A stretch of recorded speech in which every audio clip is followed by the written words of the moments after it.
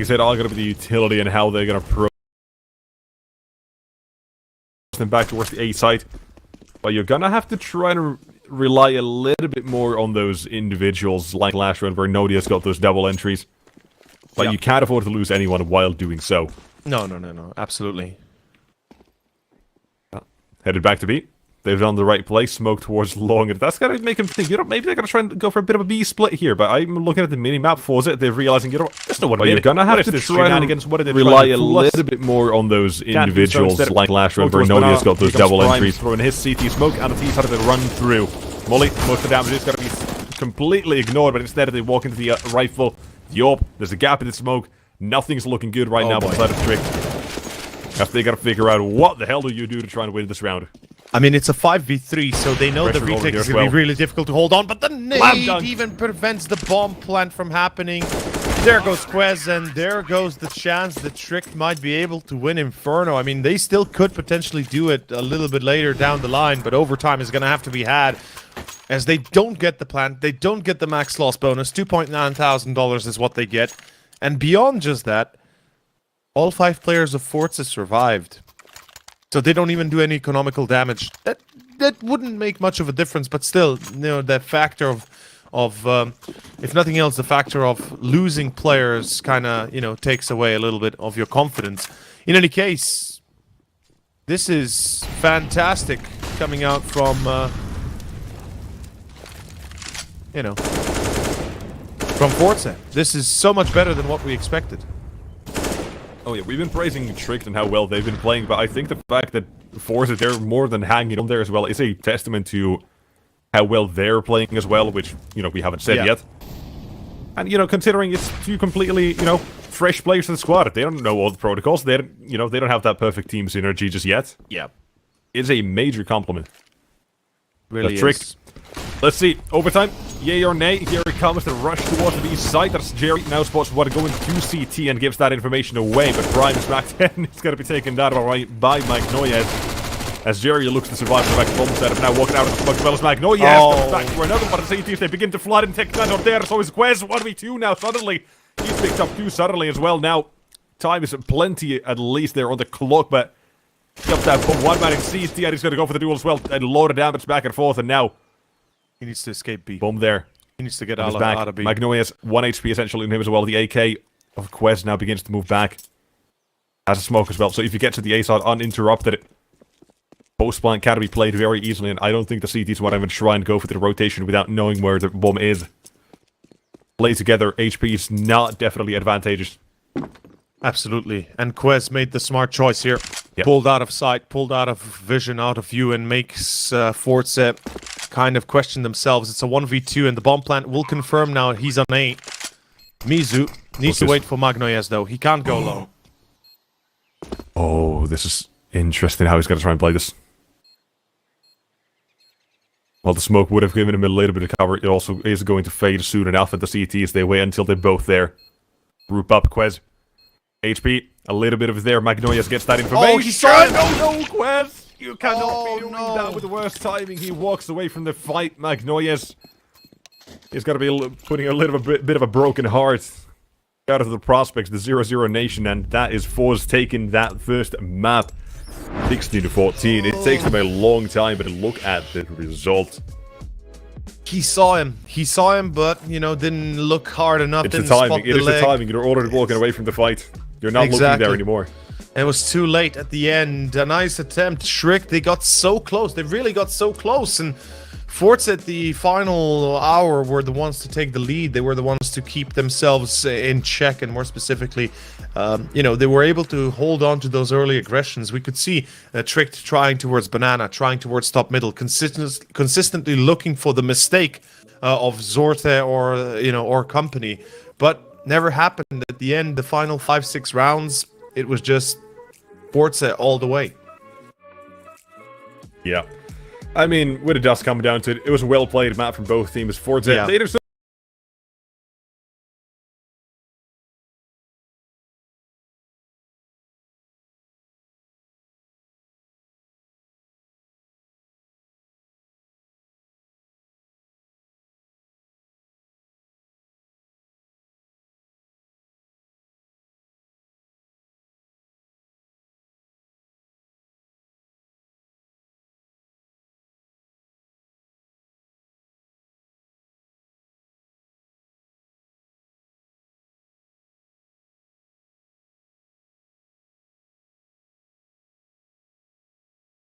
us to nuke, my dude. We're going to nuke next. The second map here. Now, of course, the choice of Tricked. So hopefully that's going to be a little bit better than what we've seen so far. But in any case, we're going to go into a short break. Myself and Nexus will be back in about 10 minutes time. Stay tuned. See you real soon.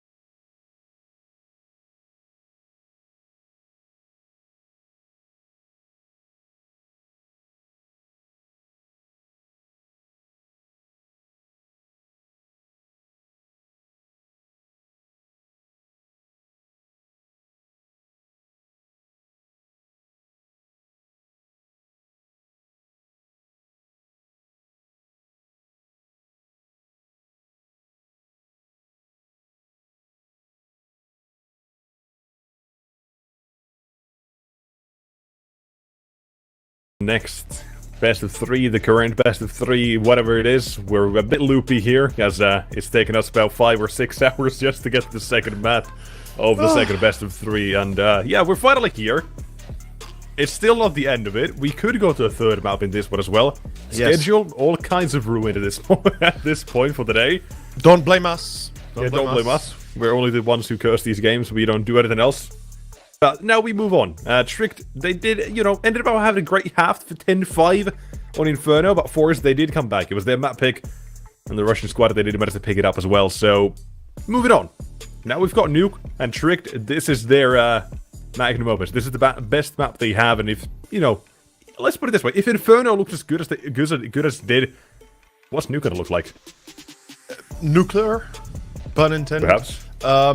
Yeah, magnum opus sounds like the right word here for Tricked. It is out of 16 maps played, 88% win ratio, so that's what, 2 maps lost in total. 14 wins, 2 losses, and so they've currently got what, a 7 map win streak on it? Yep. So I feel like this should be the golden standard for Tricked on Nuke. And as you said, a good comparison. If Inferno looked well, how well is it going to be on Nuke? We're about to find out, ladies and gents, as we start off our second map here at the CCT North European Playoffs, round of 16. This is the second of the day only. Yes, I know. It's only the second one series of the day. We've got 2 more to go. 2 times to go to bed as well. Yep, almost, almost. In any case, it is round 1. Pistol is live. Nexus, let's take it away. Yeah, Trick, they're always separating, spreading around the map, but not for long, as apparently Shelfie decided to take matters into his own hands, but he's got to be sandwiched between a rock and a hard place and a credit card all at once as Iceberg. There's a gap in his ass, and now not the only one apparently, because Mizu's taken down next. That, the A site falls, and CT's playing for the retake quest. He's going to get a little bit of contact, not the only one. Apparently, Iceberg, great map 1. He's not going to be done just yet. Still, though, 3 kills only, the pistol for him, but Zorte at 1v4. Even if he has put it down to 1v3, it is nigh impossible. Yeah, this is not going to happen. I mean, you know, he's already pulling back, obviously, so no hope there for the pistol. Zorte is looking to save the Kevlar if he can, but even that is not going to be allowed as Lucky takes his head and takes the round, confirms it for, of course, none other than Tricked. In any case, we are looking through a bit of a weird glass here, because we both thought that Tricked might win Inferno given how they started. It did look like it, yeah. But really, like, it looked so good, didn't it? Yeah, you know what? If nothing else, at least we avoided overtime. I don't think we need any more of those here. Yeah, I think we had enough overtimes for one day. I think that's the best way you can put it. Yeah. In any case, it's gonna be an A-take. Iceberg, Lucky, each for 1. Tricked continue, and this force by FORZE is not really working out at all. You know, I mean, saying at all is kind of taking a, it's maybe giving it a bit of a disservice. Yeah, a couple of kills already, and damage dealt as well. Prime, very low Iceberg. I mean, 1 shot to the scout. But now the bomb's been taken to be, it takes away any other possibilities the CT's had. From as well, yeah, Prime's gonna get the scout kill here. So Shelfie's gonna escape at least, but if anything else, I don't know. Only time will tell. I mean, they could still do some damage. Prime is tagged, and yep, there is the spot. Oh. There's the headshot. Wow.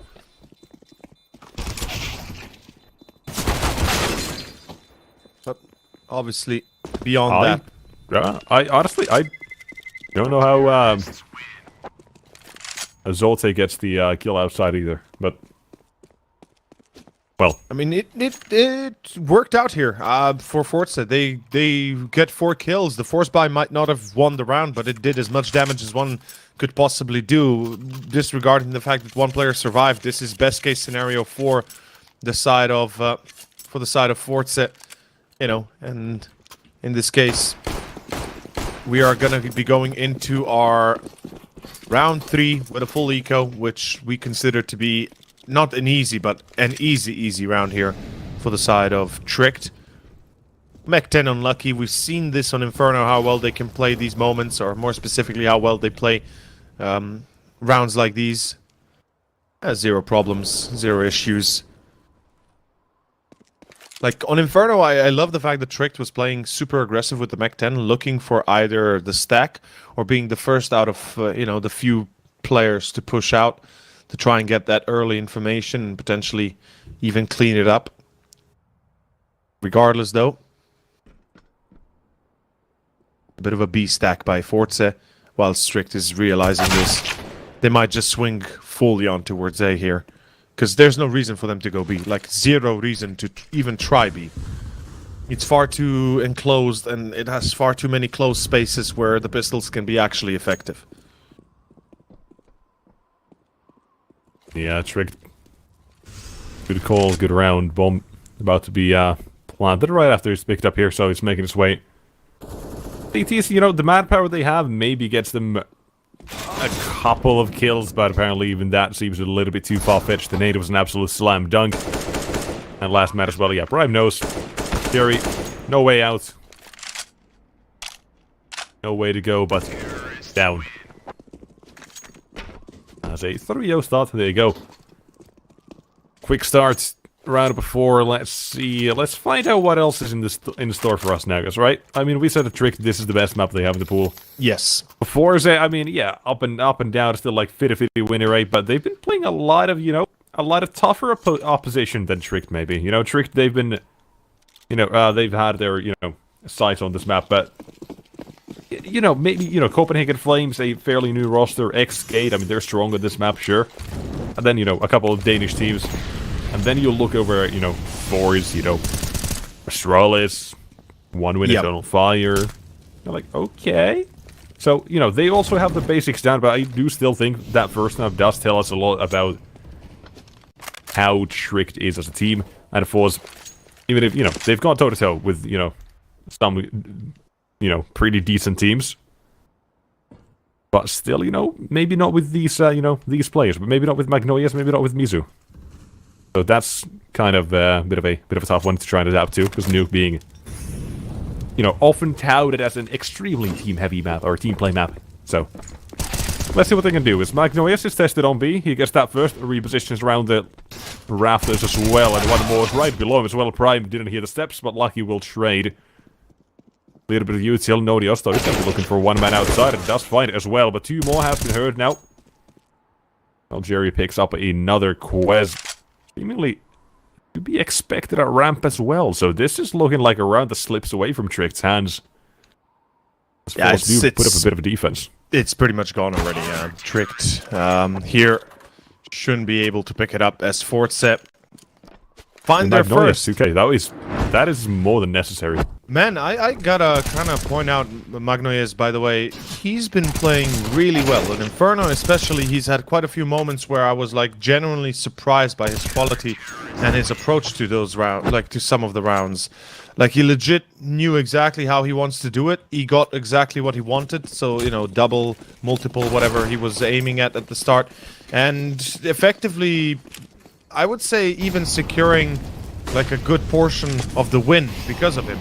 If you recall how many rounds there were where he shouldn't be even close to having a chance of winning, and then, pulling off 2-3 kills, and all of a sudden, bam, gives a golden opportunity to his team.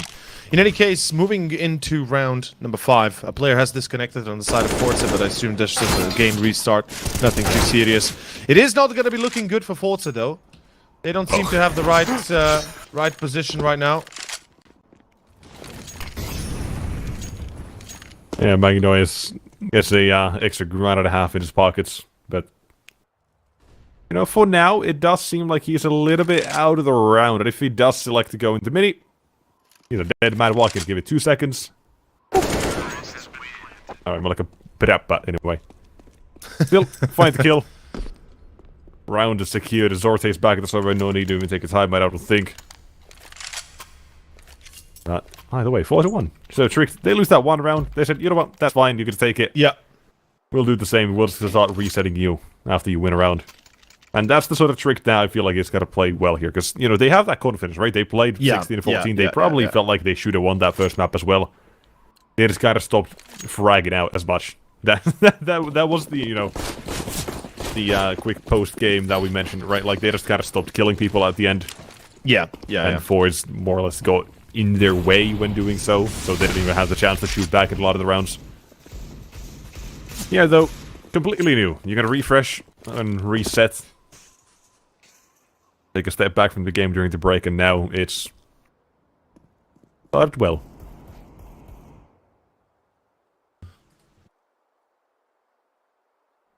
I love this slowdown by Trick. They really are taking this game, or more specifically these rounds, very seriously. You know, not messing about, not being too aggressive. Oh, nice check by Magnoyes. He actually cares to check that upper corner. Oh, what a shot by Prime, though. At the end, Magnoyes still dies. So yeah, FORZE in their attempt here, failing, unfortunately. And that will leave a bit of a bitter taste out of FORZE as we clean it up fully. Tricked without a single player lost. I mean, it's their home turf. We expected them to be dominating, and they certainly start off on a very good, how to say this, notion leg, you know. Bunch of they start off strong. Zero Nation graffitis here as well, apparently. Oh, yeah. Oh, wait. Hasn't it been already enabled that you have unlimited amount of team graffitis now during the major and for the time of the major? Because I've seen in the updates that that's the thing, right? That they're gonna allow like unlimited usage of graffitis of teams during the major. That's cool. Pretty insane. Yeah, like I really like that. Sounds like a solid plan. Now let's see though. Again, Tricked. You said last round, a nice way they did slow the pace and then, you know, get that entry. You from there, but now they don't have that same sort of map control. Iceberg is going to try and get a little bit of it. Flash in as well, but one man still above as well with Shalfie, even with that flag, able to find that kill. But that is going to put a bit of a slowing spat into Trick and what their plan might be. But it seemingly is still an A attack. Where Prime is going to try, keyword was try to get into Mini. That doesn't work. Jerry gets another one, and lucky last man standing in a 1v4. But even so, he is being flanked. Walk out to A. Oh my god, though. Okay, don't. Oh, that was him dead, but no. Jerry got nearly another one as well. Oh, ball is whizzing right past Magnoyes, but gets that kill. FORZE second round on the board, looking good now again. You know, the rounds they win, they at least are, you know, fairly good looking.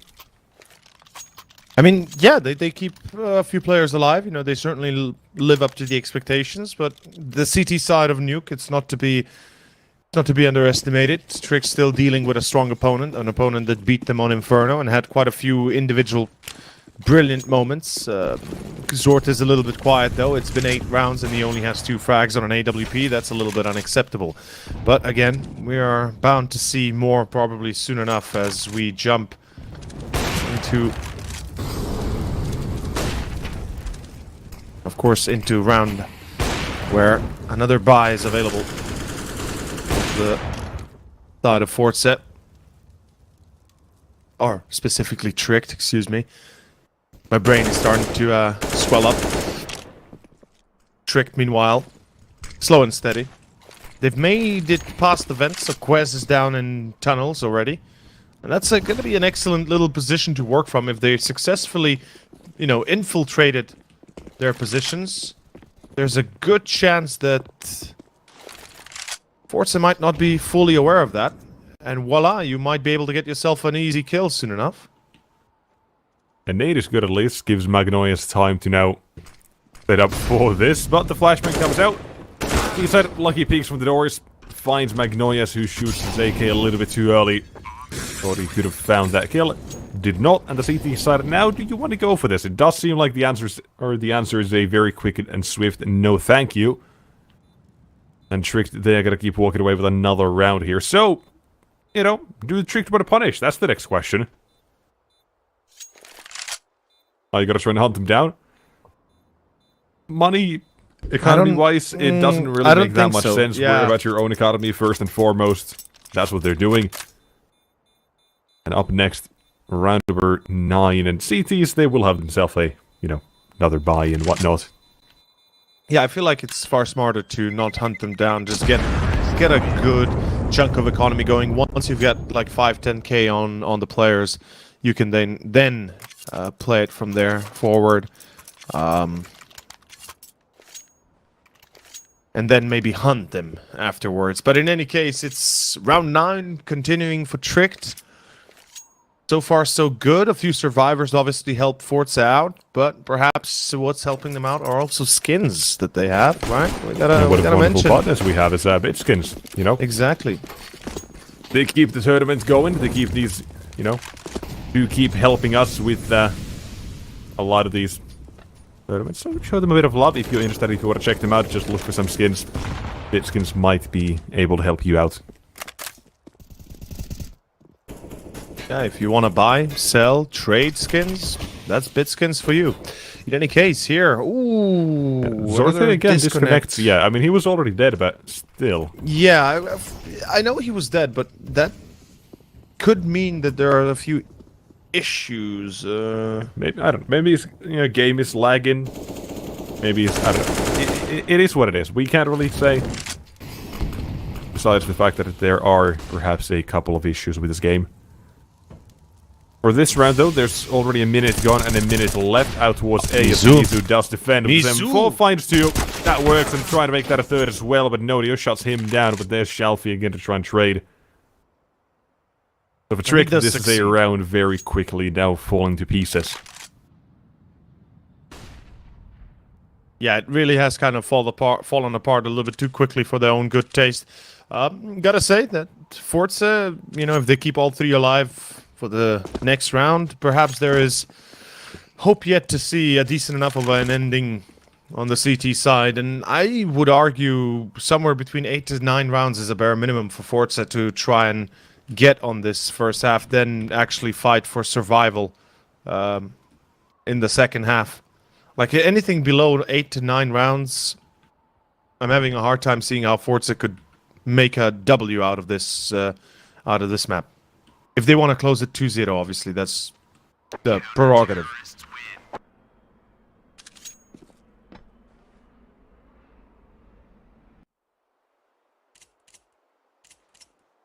Again, seemingly no timeout needed. Because Zorthe, he connected really quickly.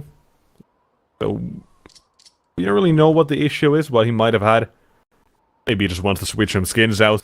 Maybe you're right. Maybe that's something that they, helps him out or doesn't. Either way, round 10, east side.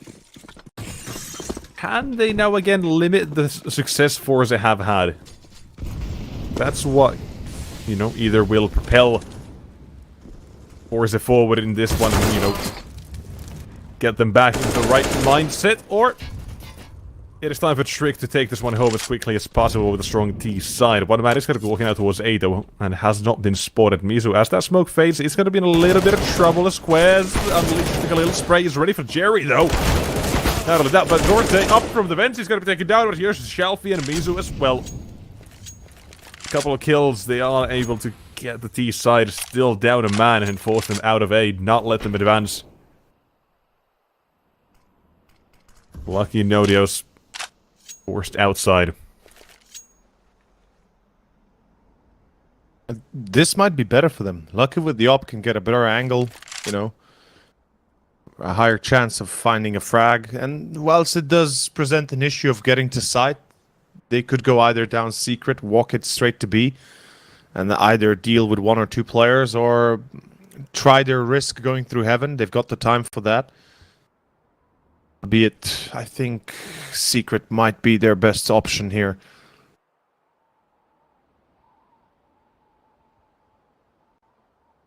I feel like that is actually their only option, but no, back towards A. Oh, the timing for Nodios.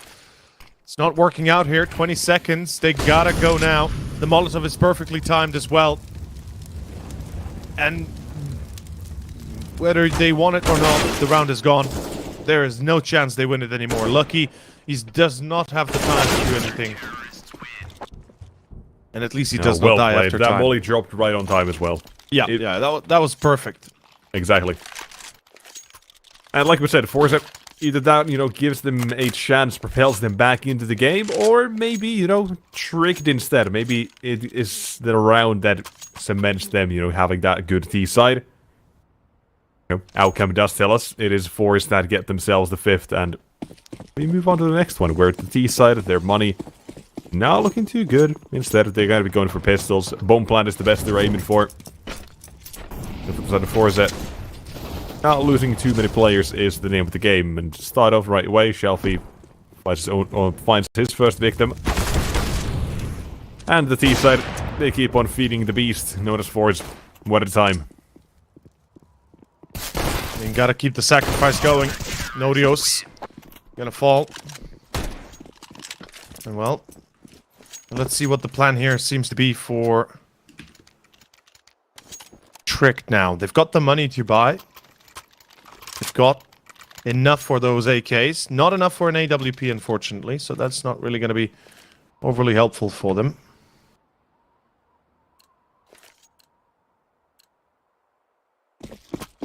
But I would love to see some outside takes.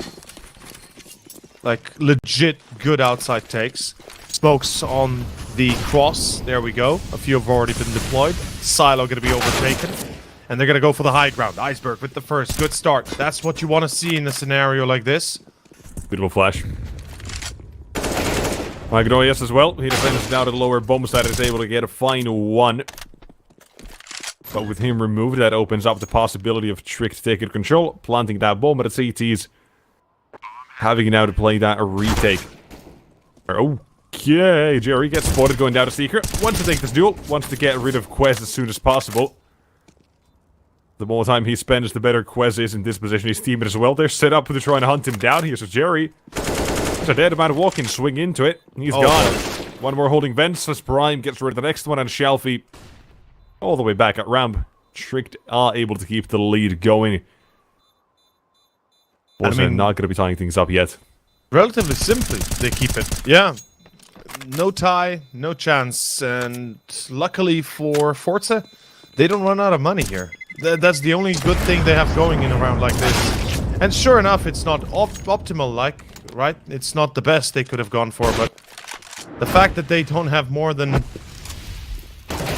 a split second to make a difference in the round tells you that they are underpowered or out of options, really. You can see how quickly Lucky and Prime then take care of the issues at hand and immediately secure a relatively quick victory, as it is. Tactical pause for Tricked, looking like they're continuing their success rate here.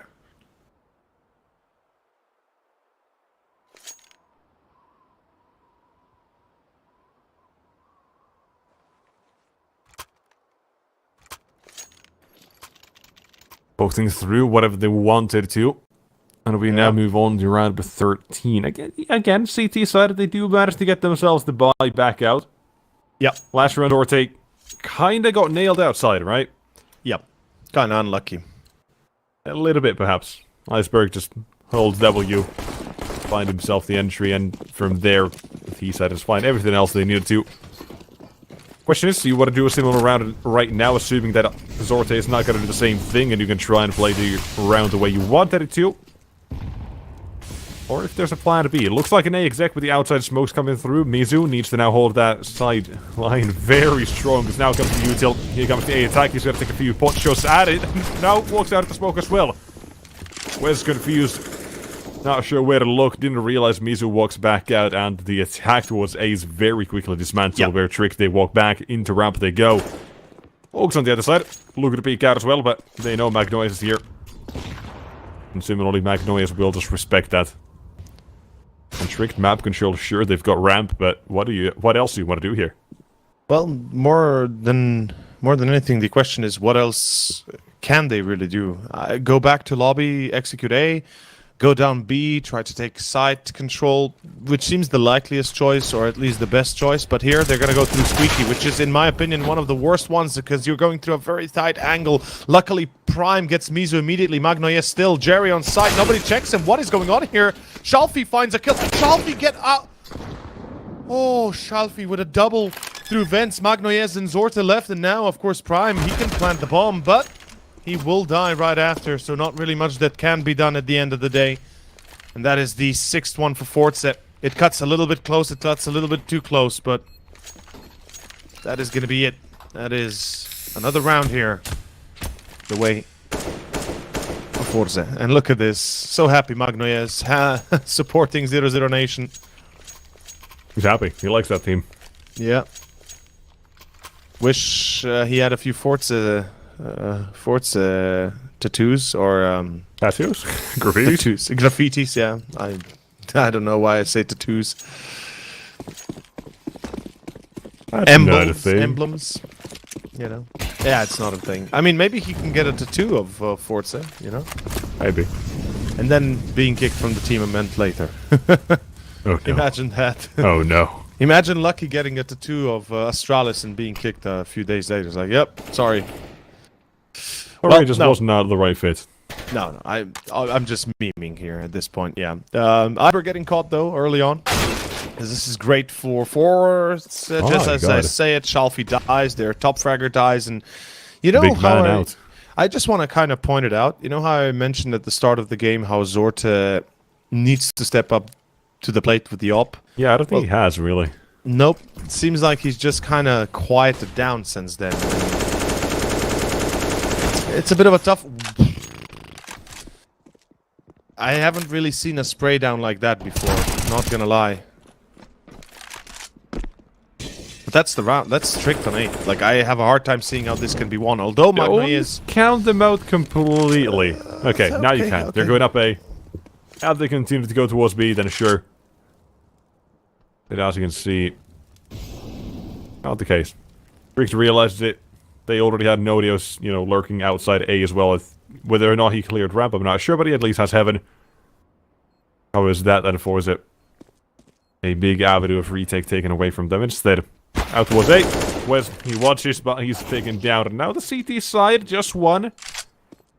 Position revealed, they know where he's at, and Zorte, he doesn't know where Nodios is, so this makes it a whole bunch harder. Again, even if he does take down Lucky. Apparently that's a big if, as 8 gets taken for Tricked instead. Whew. Like, this is not yet the end of the road. This is not yet done deal. You know, it's not all over, it's not all ogre. But it's certainly not looking too solid anymore. FORZE, again, somewhere in the vicinity of 7-8 is acceptable, so they're still possibly getting that 7th round, which I feel like is the best possible solution they could go for. I mean, it is the only solution they could go for if they really want to, but still, 7 rounds, will it be enough on the T side of Nuke? We're about to find out. Nodios will be falling to the flash of Zorta supporting Magnoyes. Mizu finds a second. Prime and Quez are left over. Well, just Prime, I guess, and Iceberg. As that seems to be kind of the way we're going here. Yet again, the cookie crumbles in a way that is not very advantageous to Tricked. Nope, not at all. You could say he might be at a bit of a disadvantage. You could say that. Even. You could say there's a lot more there that hides underneath the ocean for the iceberg. The first man is Zorte, and timing is going to get the better of him, at least with the damage. Oh. He just turns around as he gets away behind the corner. 8-7-1/2, Trick T-sided, that's a great one. And now with the second half, FORZE is on to them to try and get a better T-side to finish this game off with a 2-0. Now we said it. Okay, Tricked, their best map, their magnum opus in terms of their maps that they have is Nuke. FORZE, it's an okay map. But the question comes in the form of how much have they had practice on Nuke with the, you know, with Magnoyes, with... Exactly. Yeah, with Mizu. How prepared are they for the execution? Especially with the T side as well. So this is going to be, I would imagine, far from ideal. Map 3 feels like it probably should be on its way soon. I mean, this is the hard part. Things out just yet either, because there are times that playstyle clashes, maybe a trick do get called out here, especially. You were saying? If things like that continue to happen. Exactly, like in a split second, things go wildly wrong for Tricked, and the pistol seems to be already half gone here, as we seemingly have a conclusion, well, an answer to our questions as to how well will it go here for Forza to begin with. Pistol is effectively theirs already, and just might be a clean one as well. Additionally to that, Tricked, CT side, if I recall correctly, they had a few issues on their CT side of Inferno. They did play well, but there were a few holes in the armor that could have been utilized, that could have been exploited by anybody, really. So let's first find out what exactly the plan here seems to be to continue forward. Does Tricked force? Because I saw, like, they did force on... Yeah, on Inferno, right? Inferno, but that was T side when they got the bomb down. Yeah.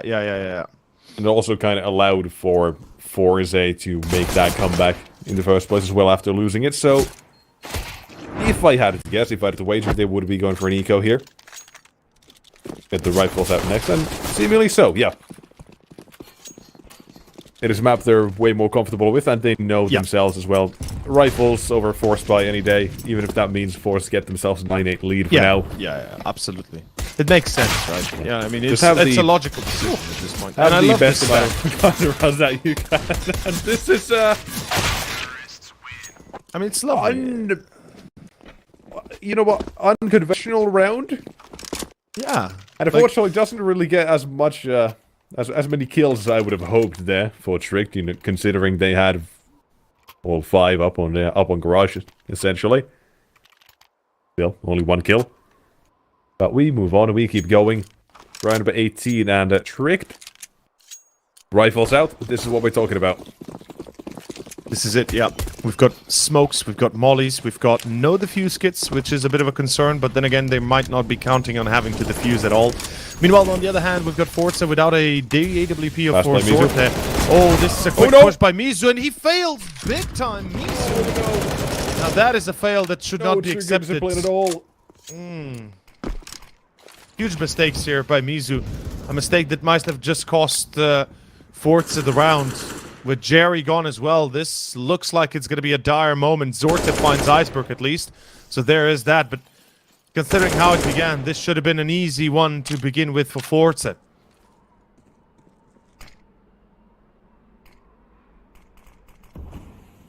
Meanwhile, kicking it off here in a minute. They'll have to make a decision. Like, they'll have to make a move. Although, they've got 2 smokes and 2 mollies. I could see some sort of a... If they really wanted to go down secret, but that's a lot of risk. Could fake, could try something like that. But again, you know, you just waste what utility you don't already have. It's a tough one. It's a very tough one. 30 seconds towards A they go. Last chance. Saloon. Magnoyes finds one. Did they check CT vents? Yes, they do. No bloody way. They've just done it. Oh, what the hell? Are you kidding me? A quick, swift turn of events leaves Forza with a man advantage. Quasi sneaking up towards the bomb site. Yeah, at least he's gonna have the drop on 1, but it's gonna be Magnolia. Yes, it is. Check the second vent, and Quez strikes for 2. Idea of where Zorte is, and now he's gonna run down his first, and here comes the second. Up above, prime opportunities. Real estate taken back onto A, and it is a round that Tricked managed to recover. But a round that never should have been this close. I mean, it really shouldn't have been close, but effectively it should have been Forces as well, given how it began. But then again, you know, Tricked, they saved themselves a lot of trouble and a lot of headache having a win like that. Oh, what a game. What a game this is coming out to be. Forza is giving it their all, and why wouldn't they after all? They've been going through quite a difficult time recently.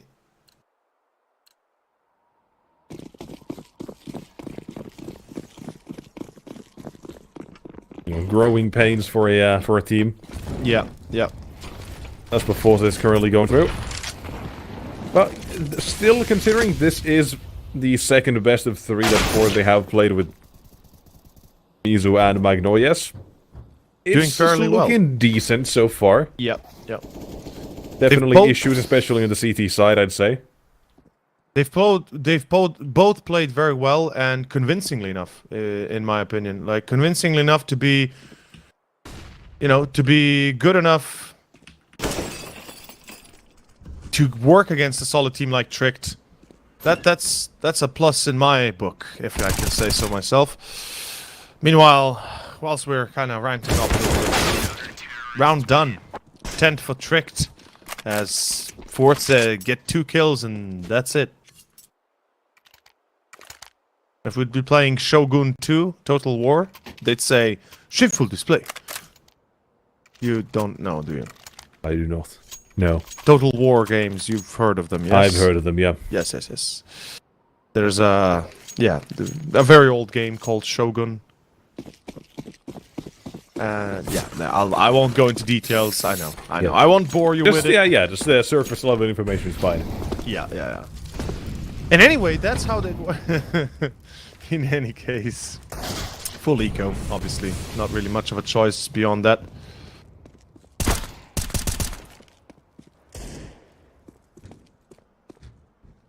I'm pretty certain that we're about to see the end of FORZE on Nuke. That's my gut intuition telling me. It does feel like the last round would have been the key to completely, Yep. not fully, but at least propel themselves forward to the position after, Tricked do get around, but still. Now if you are gonna make the comeback, I mean, obvious as it is, you have to work so much harder. Because Tricked, they're not gonna be losing many players in this round. Instead, it moves on. Maybe a kill, maybe 2 maximum. Even so, I doubt the first as well. The Jerry though does get a bit of damage, gets a few shots off. Not much damage, but still. Selfie, no matter how good he's been, even 1 is gonna be very difficult. And we move on to round of 22 next, or 21 actually. We're forcing, same as 2 rounds ago. This is their chance to get back into the swing of things here. Kind of like Inferno, right? They were down 10-5 at halftime. The pistol did propel them a little bit forward, gave them a few chances to kickstart their comeback. Here, it has to be the gun rounds, and unfortunately, leeway in terms of it, there is not much. So there's much of nothing, really. Exactly. If you lose this, you can only lose 1 more gun round. If you want to keep it a regulation, that's almost the sort of situation FORZE are in right now. Of course, pending bomb plants, pending any saved rifles and whatnot. I mean, the only reason why I have level, this, that's it. Yeah, like the only reason why I have this much doubt in FORZE is seeing, the rounds that we've seen so far. Whilst most of them weren't too good for FORZE, the ones that were still lost. We're still kind of dwindled out of existence. And lucky, Quezzy, look, that's what I'm talking about, right? It's not even lucky at the end of the day. It's Quez that's having a perfect game as well. But I just want to point out, it started off again with an entry on Iceberg. They get the first kill. All good and dandy. Then Jerry gets caught. Sure, it happens. It's a 4v4. It's all good. And then bam, a second later, Quest comes in swinging with a hat trick. I feel like they should have checked that, though. They see no one from CT, no one swinging them from the ramp either. They don't hear anyone running down. Yeah, they should have checked it. There is no excuse not to check it, and that's the end of the story there. And that's what I'm saying. That's why I feel like FORZE, while it's good enough to win, in this instance, just probably not gonna, because they're either out of focus or just not, not too careful about how they approach every single execution. They're not meticulous enough, if we can put it into perhaps better, worded better. Meanwhile, Magnoyes, yeah, like no entries. it's like they try for the A rush through hut, And yeah, the they only get a thing they bunch can of do is get dinks one off, right? kill. They do the damage. That's Yeah. it. Because they don't manage to get rid of Iceberg on the bomb side, then he gets 2. And his teammates are there, the support is there. Only so much he can do. And now we move on to the next round, and like we said 2 rounds ago, FORZE, they can only afford to lose 2 gun rounds. This is the second one. Yep. If you want to keep it in regulation, you have to win this. Gotta build up a little bit of money. I mean, you either win the gun round... A force buy. No, it's like either you win this gun round and start winning at least 4 or 5 in a row, so you put yourself at an advantage, get a bit of bank going, put your opponent, you know, in their place, try to show them that you can't be bossed around, or you lose it and that's it, and we go to a third map of Overpass. There is no in-between. There is no second chances. Tricked is not going to drop an advantage that they build up like this. Yeah, with what we're seeing so far, they deal with the half buys pretty well. They deal with the fast plays. They deal with multi-kills, getting them very well. Not to mention Lucky, man. This guy is fragging like crazy. Like on Inferno, so shall it be on Nuke, we say. And if Zorte had such a good game on the CT side of Nuke as Lucky is having right now, I do feel like that would have been a different game. Like, let's not forget, Zorte had 3 frags at the end of the half, didn't he? Or like something like that. Maybe he was at 3 and 9 at one point at least. He wasn't doing amazing. Speaking of amazing, look at these entries. A couple of them. Iceberg and Nodius fight back, but now latter of which taken down. Or former of which. And walking towards the side, Jerry finally gets rid of Nodius. Here's Quez. That smoke is going to actually work in his favor. Because as that phase, everyone's going to have their back. That's the bomb. There's one more bomb. Unfortunately, no more than just the one, as FORZE do walk away with the round number 10. Slow and steady, that smoke did catch him a bit off guard. They thought one more would have been on site. Nope. But still, they do deal with it. And okay. You said it. We said it. Tricked. Oh, excuse me. FORZE, they needed to win that round, and now they gotta start winning more. It's not just about winning that one round, because Tricked, they've won a bunch, they got money. So it doesn't end with just that one. And they need to win this one, and probably the next one to fully reset Tricked in their economy. Then we're looking at 13-13 maybe. Or 13-12, yeah. And then about 13. So it kind of goes, as you said. Nodius, though, 1Gs himself. Taking a bit of a fight with Shelfie, but you don't want to do that. Oh, man. Haven't seen that in a long time. But, you know, circumstances were a little bit different than what we used to seeing them. Quez finds himself 1. That's a good start. Lucky gets caught. Quez, though, finds a second. What is this push towards ramp with the C4 on their back?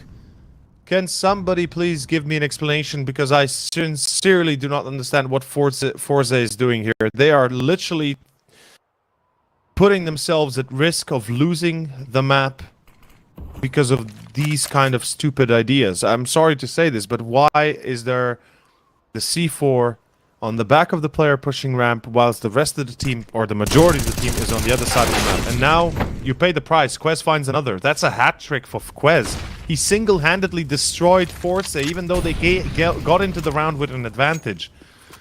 Like, this is why I don't believe. See? And Iceberg is gonna get a double here. Like, there's no doubt. Bye-bye. Like, that's what I'm talking about. These kind of rounds is why I do not believe in FORZE being able to win this map. Because that's just stupidity in essence. Yeah, most times when you play a ramp, you look for the first one, you fall back, you play the post plans, or not the post arms out, you assume they come to be, you drop a molly at your feet, and you've got a teammate making sure they move up heaven. Wes, twice in a row, or twice not in a row, but now twice towards ramp, he's just got him to 3k. So there is definitely something there. And Tricked, they're just proving why they want to pick, or why they want to pick Nuke, and why they are the better team. And I say team, as in team play. Individuals, I still am a little unsure, because we've seen good things from FORZE as well. Magnolias, he's still continuing decent form. Shelfie, I think he's just an absolute boss. Like, he's just a G. You can't really stop him. Zorte, he's kind of missing right now. But we know how good he can be as well. So, Tricked... Oh, okay, hold on. We got a little bit of lag here, apparently, from Tricked. So yeah, we'll probably restart the round. Reset, yeah. Allow me to talk a little bit more. But Tricked, you've got Iceberg, who's... Right now, he's fragging out this and the first map. He's the IGL. You can't really assume this is his everyday form. Then Nodios, first map, he was great. Him and Lucky were doing fantastic. Now, though, it's Lucky and Quez. You know, consistency, Lucky at least gets that. He's been in the team for 2 months now, or 4 months, excuse me. And so far, he's been good. He's been posted the highest ratings on this team. Makes sense, like we mentioned on the photo, right? He's got that experience now. He looks like a complete player. And overall, he's been having really good games. And if we can get him a little bit more support, and maybe Nodios is that, right? The bench gear, you pick up Nodios. If you're looking for firepower, I think he could be it. Picking him up, maybe he's not proven to be that much, but the score does reflect how well Tricked are playing. Even if a couple of the rounds have been forced overlooking some fairly obvious things. Fairly obvious. Just a couple of mistakes, unfortunately, those are the ones that have gotten the rounds. Let's put it that way. But we move on. Round of 25 soon to start. I hear a lot of chat ticks. That is kind of giving me an idea that we're getting back that we should be back in a moment. To kind of piggyback a little bit on the point as well. Yeah, they had a few unlucky rounds. I absolutely agree there. You know, FORZE definitely kind of having a few off timings, a few moments where they really had no choice but to basically lose it. But there were also quite a few moments where, simply put, the decisions they made were not only questionable, but just like, what are you doing? Like, that C4 drop on ramp, for example, is one of those. Have an advantage, and then you just decide to hand it back into your opponent's hand for some ulterior reason. So for me, those mistakes are the unacceptable ones, because everything can happen in CS, and as you said, some things you just can't set yourself up for, you can't prepare for, but some things you can prevent, and those are the ones that you can't allow to be happening in the game. And against a team like Tricked, whilst, as you said, you know, a little bit of a young, well, not a younger team, but rather still kind of getting their heading a bit here and there, generally speaking, they know what they want to do. They know how to approach this, and there is no excuse in making foolish decisions, and that's it. And again, not to get this the wrong way through, you know, a foolish decision doesn't mean rushing and dying. That's a foolish decision. It's more about, you know, making decisions that at the end cost you your round because there was no sense to it inside of, or in terms of, okay, we get the advantage, then we go one by one to die, kind of thing. In any case, besides the point now, FORZE, they lose Shalfi. Again, he tries to go down vents, gets blocked in the smoke. Mango, I like how Prime runs into that as well. Yeah, there's nothing that FORZE can do, and I think it still goes the same point as I initially said it. It's the map for Tricked. At this point, this round especially feels like a bit of a Hail Mary type of approach. Yeah. For FORZE. Yeah, maybe I mean, whether or not maybe it is completely, it still feels like Tricked. Like I said, it feels like they're the more complete team. That's being proven right here on this map. The first one as well. They kept it up like very well the entire way through, like 16-14. It's a respectable score, even if like on a map that okay, it's not their absolute best, but it still looked really good. Their retake were on point. They had a passable T side. I do think the force spice kind of ruined them a little bit, and FORZE they took advantage of that. Here, however, FORZE's T side isn't going to be as good. This is another point we mentioned. They're not going to be looking as good for good reasons. That is nearly a collab, by the way. Lucky still finishes the job, but when you don't have that practice, when you've got two plays, you're kind of just drying out. Nuke is going to be one of those maps that is going to look a little bit shaky. Unless it's the perfect fit for your team. Unless the players are the absolute best of the best fits that you could ever have once in a lifetime, and you get two of those. I think FORZE have got them right now. I'll be honest with you. Instead, they'll have to practice like the rest of us. I like that you talk about this, you know, if it fits the team as such, that's good. But unfortunately, I think we've already established that for FORZE. They're just like the rest of us. They're just like me for real. Exactly. It just doesn't. This is a complete unfit. It's like buying new pants and then finding out there are 5 numbers too small. You're like, oh, I gotta lose some weight. Exactly. Gotta work it a little bit. Gotta lose 100 kilos and then it's gonna work. This time a little bit of a whip, How though. does he still get a kill? See, this is what is insane. That Quest still gets a frag, even though he pushed into the smoke, like in front of the smoke. It's unacceptable. Bit of a whip, man. It still catches them off by surprise. It's a silencer. Oh no, Dios from Titanic. This is it. If they don't check this, I'm gonna lose my cool. I don't think the window's been broken either, so he must have gone down there earlier. Shelfie is gonna check it though. It doesn't end well for him. Magnolias is gonna try and hold it down as well, but now it's only down to Magnolias. Knows what the second man is as well, so this is gonna be a little interesting to see how he deals with this. Magnolias gets taken down. Magnolias! Hello, welcome back. FORZE 11 with a 1v2. Lightning fast. Oh, now just put it in perspective of if Quez wouldn't have gotten that kill on ramp, they probably wouldn't have had to play a 1v1. And that's a fact. Probably would not have, yeah. And already getting to the point where you're playing a 1v1 in a round where you have a distinct advantage of 2 or 3 kills early on, that's cause for concern. Like FORZE, you gotta close your ranks. You gotta put this, you know, behind you, whatever issues you might guys have. But effectively,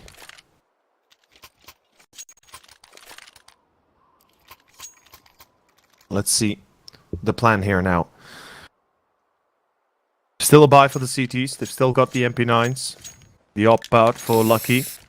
They have run out of money, though. The discussion we had earlier about how if FORZE are able to break the economy of the CTs, perhaps there is a chance.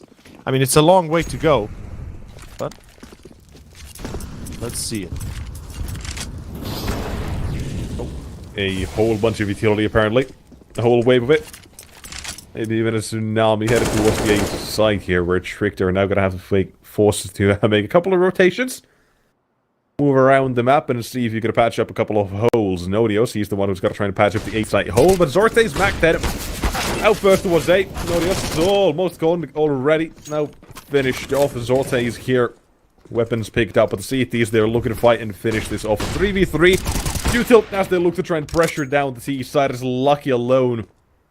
Up in heaven.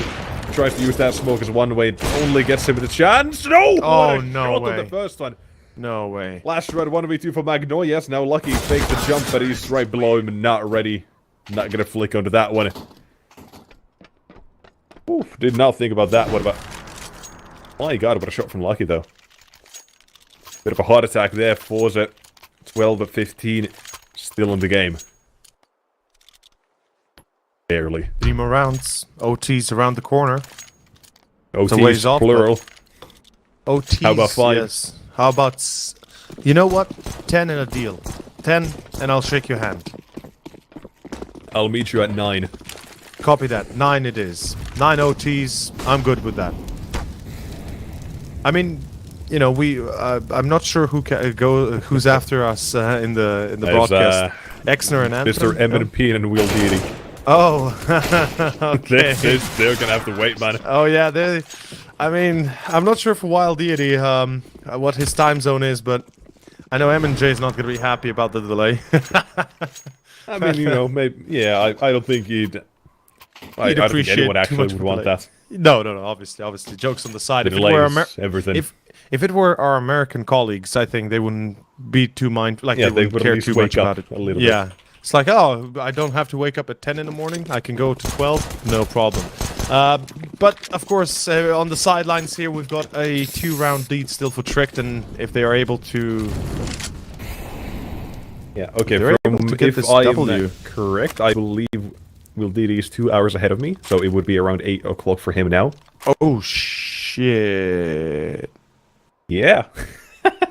Oh, that's... He's going to be going until midnight, probably even after. Or later. You mean like more like 3 in the 2 morning? a.m.? Yeah. Oh damn. Have fun. Yeah, that's gonna suck. Those late night games are always the worst. Grinder. He knows the game. He's committed. Of course. And he's got good company as well. Let's see. What sort of company is Tricked gonna get here, though? Because this is the outside smoke. So we were talking about this, right? We haven't had as much outside presence as we might have wanted earlier. That was, I think, more or less Tricked have, and then they gotta change that as well when we mentioned it a little bit.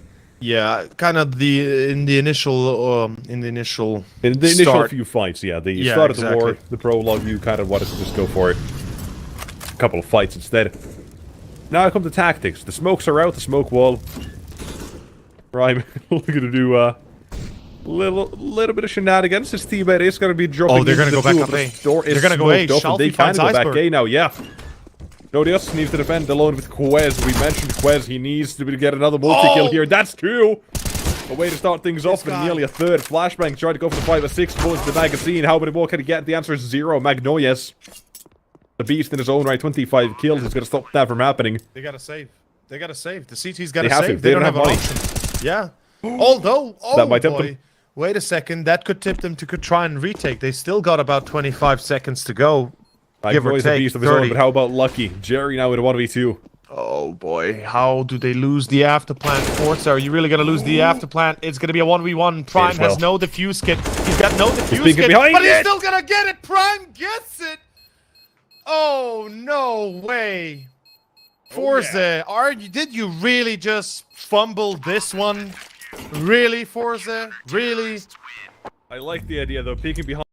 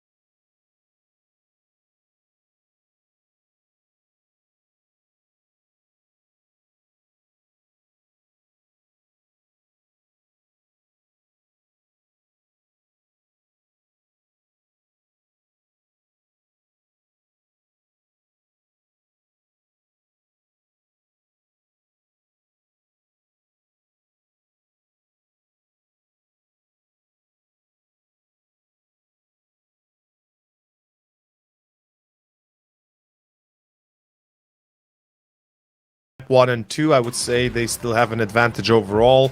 FORZE definitely coming out a little bit busted up after Nuke. And you were correct, they played well. They almost made it into overtime, and if it weren't for some of the most horrendous mistakes I've seen in their first half and second half, well, more specifically second half, I think they probably would have been able to at least pull to overtime at the very least, if not even maybe, and this is a big maybe, you know, take it away as a whole in regulation. But yeah, Overpass is the third and final. Statistically, both sides kind of do play it, you know, one more than the other. But generally speaking, I'm expecting this to be a tough map for FORZE from what we've experienced so far. And to take in consideration, Zorte had a really bad game. Like, okay, at the end, maybe not as much. But with the op, he was not hitting anything. He definitely did have a bit of a tough time. I'll agree with you there. Now, I know you also, you know, before the break, the coin, you told me not to use it. It told me that we were going to be going for a bit of a FORZE win here. You know, I think you disagreed, right? You said you think Tricked probably take this one? Yes. And is that you know, parts to Zorte, or do you think even if he does show up, it doesn't matter? Ooh, that's a good question. I feel like if Zorte shows up, it's going to be a tough one. Like, it's going to be really close, potentially even overtime, like a back and forth kind of game. Without Zorte, I think Trick just roll over them. I think that would be a legitimate expectation, because it is Overpass, right? We got to think about the map we're going to be going into. A map where the op is really going to be a big factor on the CT side. So if you're able to shut down the opponent early on, take control of Con and short B, we've seen Overpass 2 times today, and if we get to see that short control on B, that con control from the CT side early on, and keep it in their hands, the op is going to be a big factor in getting that. If not... Now, the reason I know you're talking about the short and water control or whatever is because, you know, the past couple of days we haven't seen that. Like, even in FORZE's last match against IKLA, IKLA didn't do that, like, at all. They did it once or twice. I remember watching Anthran was making a big deal out of it, and for good reason. IKLA wasn't taking it. On the other side of the FORZE, they were at least taking short control, so that was something that did help them a little bit. It made their side, you know, a lot better, a lot easier for them. So I think now that, you know, Jerry, he's still there, he knows how to play the game, he knows these maps in and out. Absolutely. So that is gonna at least help that out. It's just about ironing out the kinks from their previous match.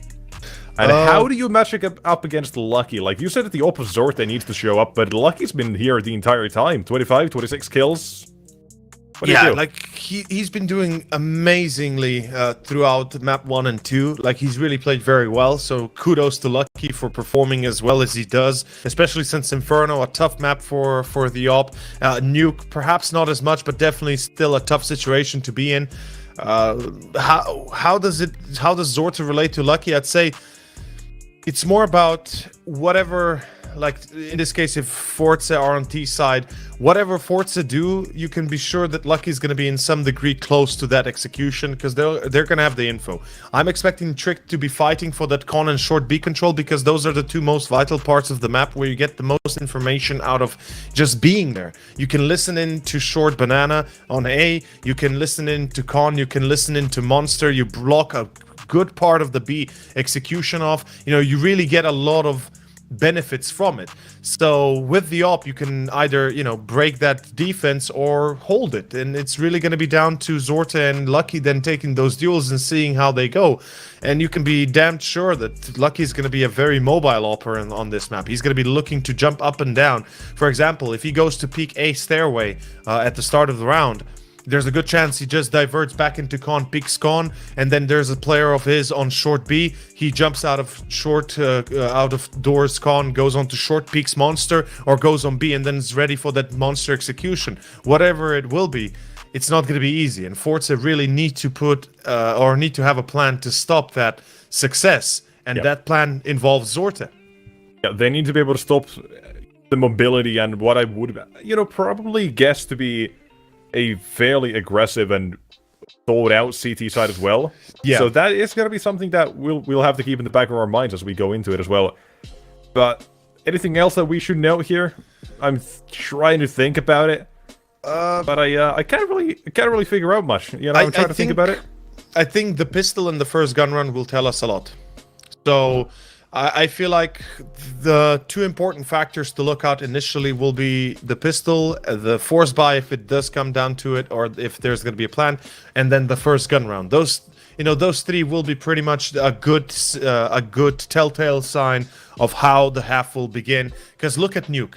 We started off with Tricked, just kind of easy breezy kind of way going through it, right? They got that initial, I think 7-8 rounds that it was, and then FORZE made a comeback of like 5 or how many, I think it was like 5 rounds that FORZE made a comeback with, then kind of tying it at 7-8 on their CT side. And then the second half started, and FORZE started off pretty well. They won the pistol, they won the second round where they prevented the force buy from succeeding, or the eco, only then to lose it like 5 in a row, and then the snowball for Tricked really kicked off. So I feel like, again, it's going to be down to those first 3 to see if FORZE are going to be holding strong, or are they going to let Tricked run away with the result again, and this time maybe not being stopped. That is a considerable concern, actually. Yeah, like I feel like if we compare both Inferno and Nuke, yep. Nuke, yeah, like the same kind of principle applies, right? Like FORZE had a really bad T side on Inferno, even though they won the pistol, but they lost the gun round. And then after they lost the gun round, everything just collapsed for the first half. And once on the second half, you recall, they won the pistol, and then everything went their way until the very end. So I feel like there is a big factor in that for them. Yeah, I think you're right. I mean, we've talked about it. We've talked about the possibilities, but you know, we are getting closer and closer. Players, at least on the server, we're getting word that we're headed into it as well. Ladies and gents, last map of this best of 3. We've got 2 more to come after this one as well. So if you're still here for Counter-Strike after, if you want to get a little bit more of your fix as well, stay tuned after this one. But Tricked vs. FORZE, last map, Overpass begins. Pistol around at FORZE on the T side, and this, it's got to tell us everything we need to know. Yes, we do. Ladies and gentlemen, it is, of course, the pistol round. We've got 2 smokes, a molly, 2 flashbangs on the side of FORZE. We've got 2 players without Kevlars, interestingly enough, but we've, on the other side, have Iceberg with the defuse and a smoke, and the rest with Kevlars themselves, looking to be pretty slick and quick about it, but controlling connector here. FORZE looking like they might want to split towards A. It's quite possible, since it is usually the easier site to take on a pistol round, because you close that gap, once you get the site, you really have a small distance between you and the opponent. And if you go B, you fight against Heaven, you fight against Graffiti. It's not as easy. In any case, round number 1, minute and 10 seconds in a slow approach, but execution about to happen. A little util, but it should be enough. I think Jerry's going to throw dumpster smoke at a Molotov towards Struck from here as well, so they are going to clear the entirety of the site. Shelfie out from long, the only player even towards A remotely is going to be caught here as well.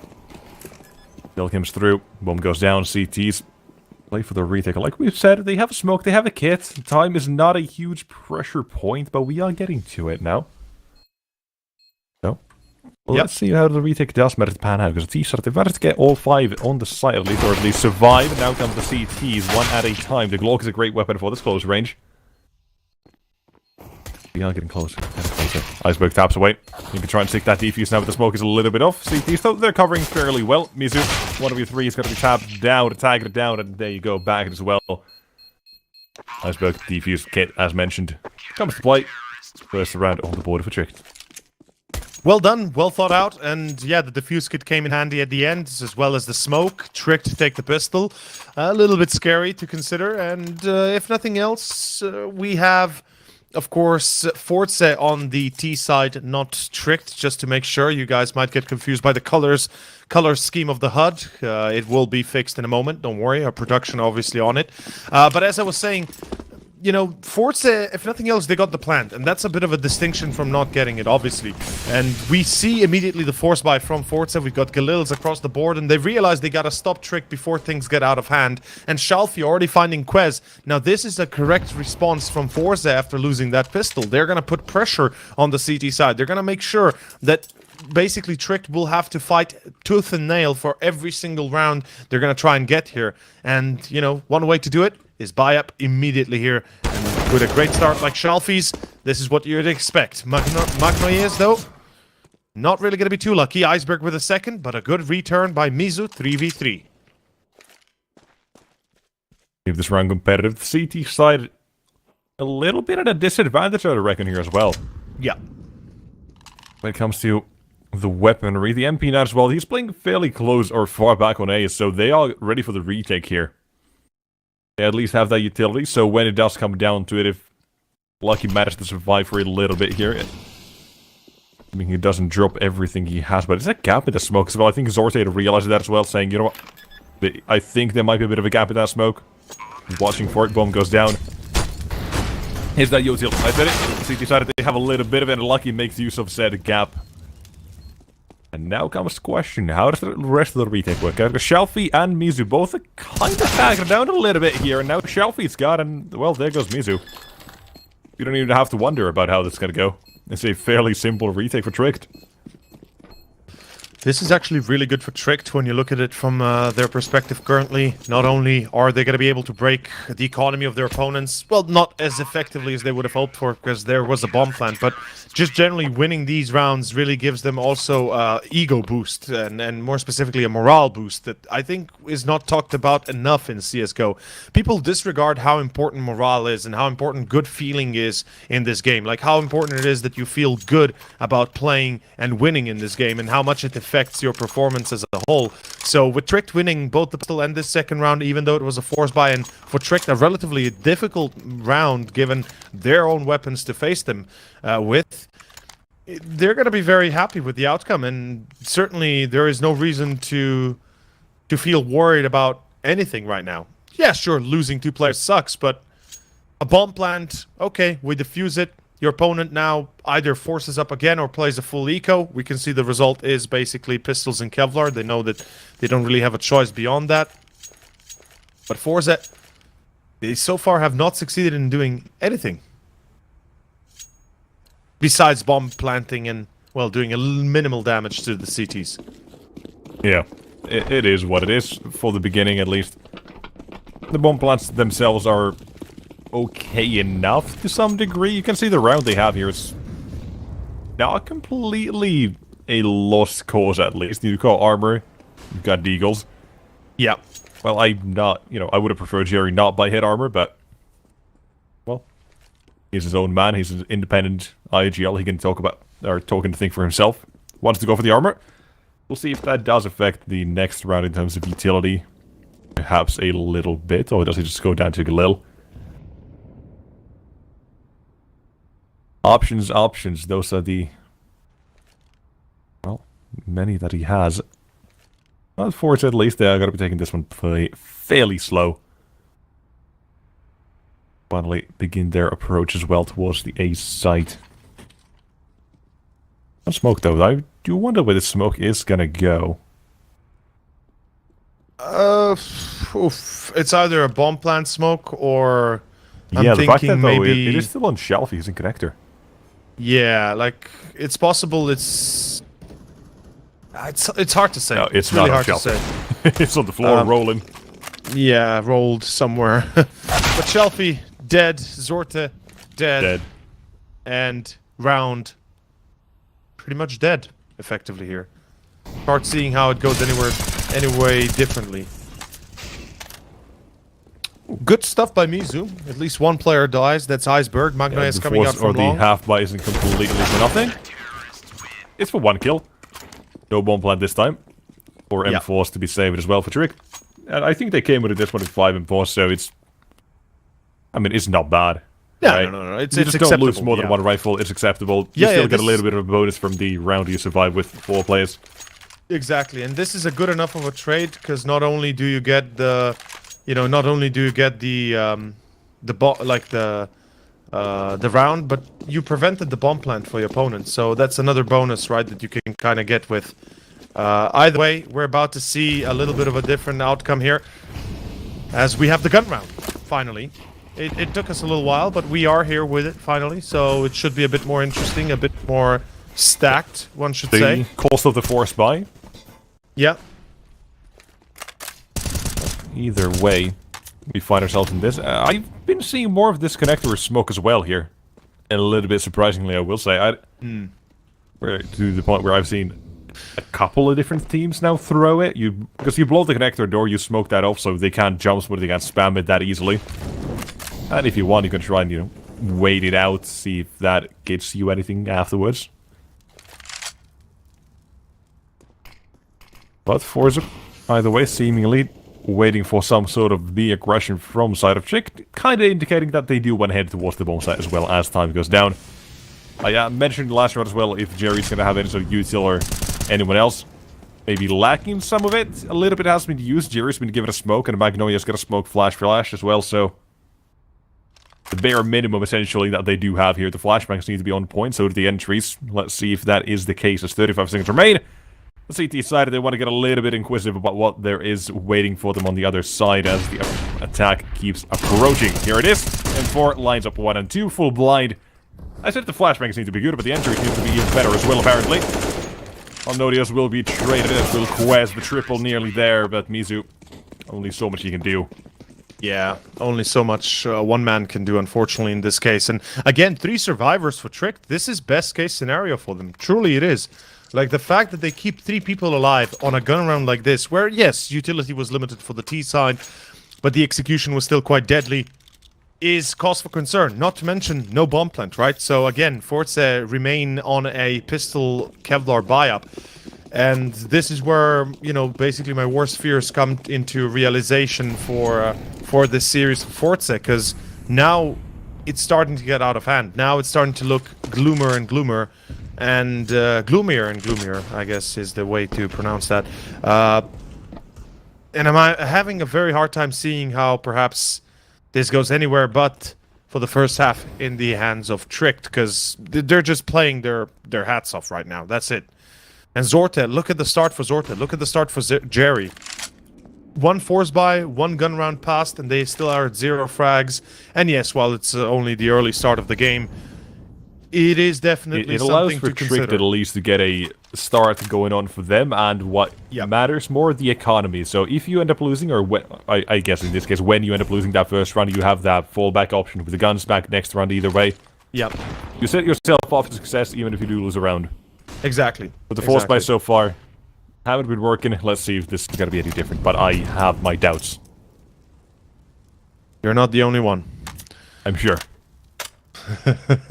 But you still don't lack another set already. They've used a lot of it.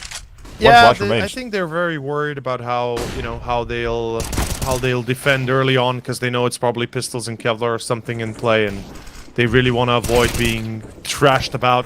Quez, by the way, dude, Quez, multi-frags, a nuke, he stepped up. Not just he's been not just solid, he's been Mr. Consistent throughout the entirety of this best of 3 so far. And yeah, on nuke especially, he's been one of the main reasons why we've seen so much success for Tricked in the rounds themselves, especially that one on ramp, if you recall, when they didn't check that upper box position, and he got a 3K. Amazing. Yep, another round, a couple rounds after, they still weren't ready for him on ramp, another 3K. Yep. A-side defense, 2 3Ks coming out every now and then when he's there as well, so definitely did his job, and here again, he's good enough to at least slow down the T side enough for the rest of Trick to arrive. Also, 5-0 bomb plant, but we move on. One thing I want to mention as well is Tricked seem to have found their vibe, and when we we were neither one of us were too convinced of the current Tricked, but Nodios seem to have slowed it in fairly well so far. Only about 4 days into this roster, officially at least. So, good change up for them. Things are working. They kind of know what they want to do, and firepower seems to be there. That was the main concern we had, or at least I did. Yeah, we both kind of have this. I think we had the same concern for that. Denmark currently seems to be having a bit of a lack of superstar talent potential. Maybe not superstar, but at least talented enough. But Shelfie, he's definitely talented, by the way. Not Danish, but I guess that still counts. Then come back to that point later on as well, because right now this is looking like the T side are looking to roll towards the A site. Exactly. Bomb picked up. Heads there. One-man connector as well. Magnolia, if he gets this kill. Lucky is going to be all alone on an island. And now I think we say goodbye to this round for Tricked. FORZE looking to get there first unless Lucky's got, you know, either a godlike performance or a very lucky one. Yeah, like, you know, I think... He's done. Okay, hold on. They may not be gone. Prime with the second kill. That's going to prompt him to go for this. Don't go through the smoke. Oh! Okay. He's okay. I don't understand. I mean, okay, I understand. Lucky flashed, but it didn't make sense. There was no plant yet. At least wait for him to start planting, then go through the smoke, because then at least it's not 3 players watching you, it's 1 or 2. It was still 1, but Mizu had a bit of a struggle. Yeah, Mizu there was like, oh, no. Well, first round for FORZE is confirmed, so there's that. So at least we have, you know, 1 round here for FORZE. But again, you know, I wanted to say for Quez, I didn't expect him to step up as much as he did, and I didn't expect much out of him at all, to be completely fair. Like, sure, great player, but or a good player, but nobody that I would immediately like single out in a you know, in a best of 3 out of a team. Now he's going to be on the top of your mind when you think about exactly, yeah. exactly. He's going to be a part of, like, he's going to be the talking topic whenever we talk about Tricked and look at their either look at the potential they have. Yep. Quez is going to be one of those that I'm definitely going to be like, okay, this guy, he knows what he's doing. He might have been the quiet person, you know, in the back of the room, but he knows exactly what he wants to do, and he does it beautifully.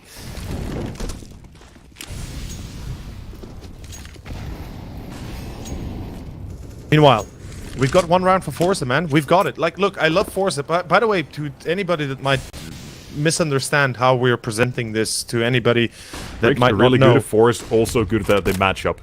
Absolutely.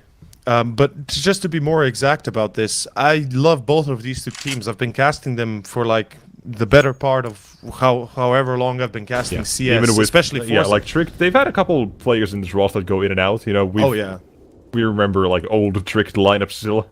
The original ones, yeah, like those were really, really something else entirely. Like they've had a bunch of players, you know, like Hunden, Nico, Yugi, S-Tag, Borb, like they've got basically everyone in Denmark having gone through this roster at one point or another.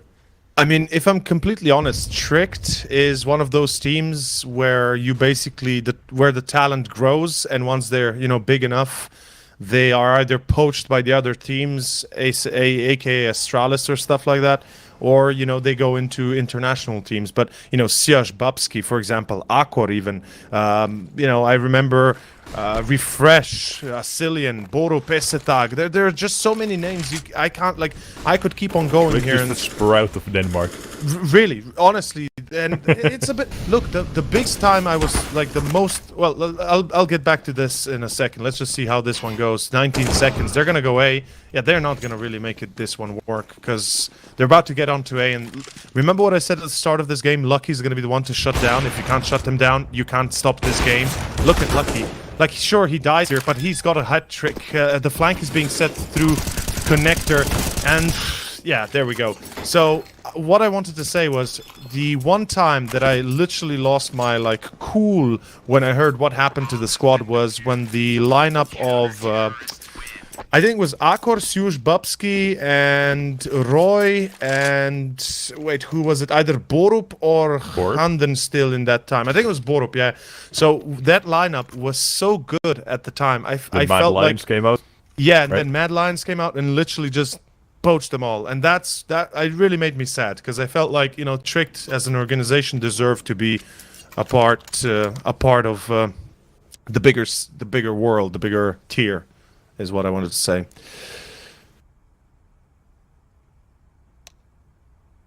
In any case, bit of a tech timeout here. Yep, makes sense. I guess that point still goes through, right? You stop Lucky, you maybe stop this game from going sideways. You don't. Yeah, maybe being what we just mentioned as well. I mean, I'll echo it once more, right? You stop Lucky, then you've got Quez. Iceberg, who's been having a really good game, right? Yeah. He's been having a good game. Nodios, he had a solid first map, and Prime, who's been there on and off during rounds. Yeah. But basically, you stop Lucky, Iceberg, and Quez, you're probably good, but at that point, it's kind of too late to be like, okay, we're probably gonna be okay. Because then you're kind of committed to the fights already. So you just find that sort of a gap, do whatever you wanted to, I guess, do and commit to that play. That sounds like a little bit of nonsense, but... No. Still, the point probably gets across either way. I'd like to set up here. Quez gets dropped to smoke. Nodius plays anti-flash. It is going to be the setup that is going to be tested as well, so this will work out. Or perhaps not. Nodius, last time we got a double from here. Re-smoking monster as well. That's a good time on that. What is the teams that look like they did want to try and walk through that? Not anymore.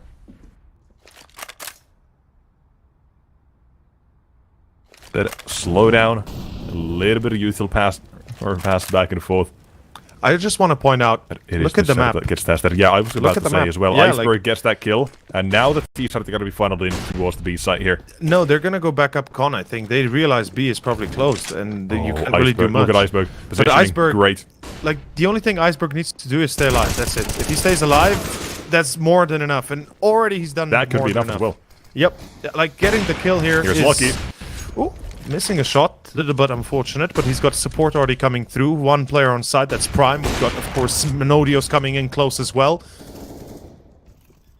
And he can wallbang. Fake it once. Okay. Zorte, good fake. Now you can try and punt that bomb again. No, they just keep faking it. Quez is in the back lines now. You fake your runs a bit of times, now you're out of time. Yeah, I mean, look, I'll be completely fair here. As I said, T-side, you really want to play for that con short control. They didn't look to take control of party, playgrounds. They didn't look to take control of toilets. FORZE know better than that. Jerry knows better than that. And just to point out, you know, when I was previously talking about Tricked, I watched FORZE for even longer than Tricked, and I've always loved the Jerry. I've always enjoyed watching his game. Yeah, a little bit of a fall off from, you know, the previous successes of the past, but couple of players, you know, from the original lineup that got taken away. Flit, outsiders now. Z-Power, for example. Yeah, Face Crack, which maybe not the best. Almazer definitely was pretty decent as well. Almazer, so you know, he's had to rebuild a little bit around these players. Some just he felt like okay, they could at least try to have a slightly better lineup. Others, those plays got taken away. Yeah, I mean, it is okay. It is a very fresh lineup right now, and so far they're at least fighting back in these games that they are playing. That's, you know, at least what you could expect from them here. Yep. This round, Zolte. That's been a little bit of an opening towards the B side. He's been so quiet, man. Like I hate to say this, Jerry but as well, man. Yeah, Jerry also having a hard time, and I get it. You know, it's not easy. It's never easy. Look at Iceberg again, man. You hate to see it, right? That's what I'm saying. You really hate to see this, as Iceberg is about to evade I think detection. He got spotted. Even if he was, he might hear. Yeah, he hears them. He hears them. They didn't see him. Like, he heard them, though. He heard them move. Yeah, they're going long. No, Iceberg, look at the though. toilets. This is all the info he needs. Oh, Wes no, wrote this from B. Mizu's dead. Like, and now they know. Yep. What do you do? I don't think they do anything. Yeah, it looks like they just want to save. Yeah, you can't do anything. Iceberg is rushing towards A, unshaked by FORZE so far.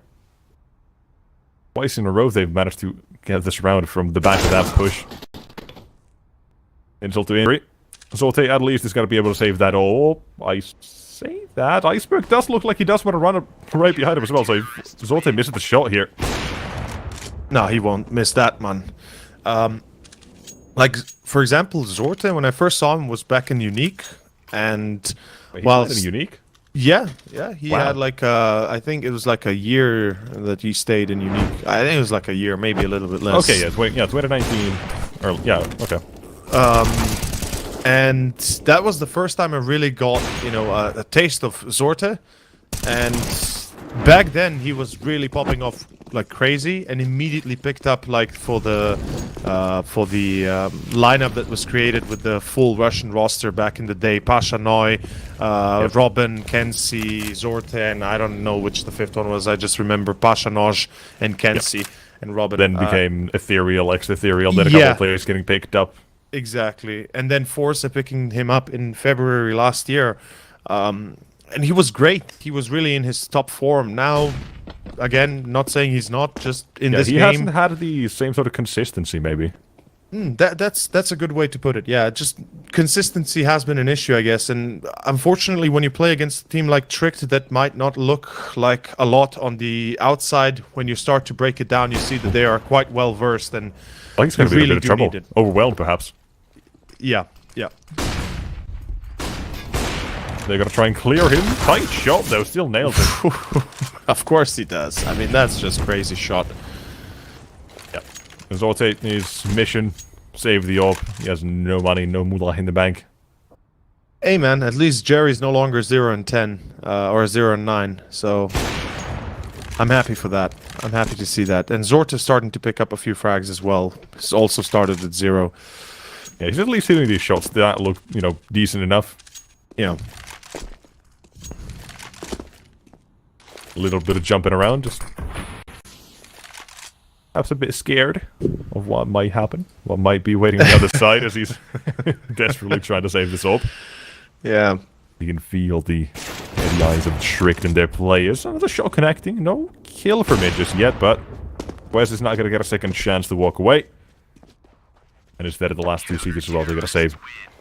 There's one more though, the score, and this...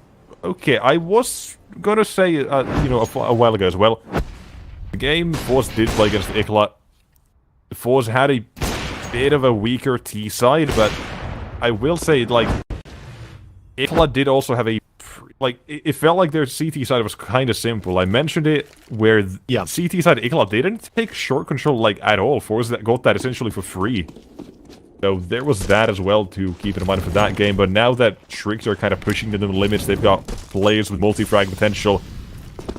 It is a bit of a tough one to handle, it seems, but not completely impossible. Magnolia, he's got 25 kills in both maps so far, nearly matching Lucky, just 1 kill behind him in terms of total score for the first two. He would definitely be the one to, or has to, step up here as well. They got rid of Lucky. Likes of Zorte. And well, apparently he does. Quez though, speak of multi-frags, and he shall appear. Double kill for him and nearly a third, but here his teammate is to try and help out and support the clutch out the round at 1v2. Flash out B, doesn't realize Zorte is already crossed though. He's going to take the long route round. The thing is, Zorte might be so panicked he could go A. Oh no, he's gonna go A. Oh no, and Zorte heard him. Did he? Yeah, he heard him. Yeah, Zorte heard him, and so did Iceberg. They heard each other. No bloody way. Oh, no. Like, Zorte was going A because he was like, okay, he's probably somewhere monster short. I gotta go A. And meanwhile, Iceberg was thinking, yeah, he's probably, you know, either gonna go plant for CT, and Iceberg gonna smoke and defuse. Oh, There's no way. There's no way he does that. It's a baller move. I mean, if he does that, that's really... It's an IGL move. You just stick it. He's gonna do it as well, Zorte. He's gonna do it. He's doing it. He's done it. What a mad lad! And he's gonna get the kill! Oh no! I'm telling you, that's what an IGL does, it sticks it. No fear. Oh, my face. If you could only see it. I wish you could see it. That hurts a little bit for FORZE thinking, okay, this is it. Zorte, not far off from the actual truth. They both heard each other, but he thought, okay, maybe he didn't hear me. Don't be ready for it, but the blind game, the brain, 10-1. Now imagine the comeback of FORZE. You can't, right? I mean, I'm trying, but right now I'm not seeing the same sort of, you know, the keys to the engine. They're just not there. Let's put it that way.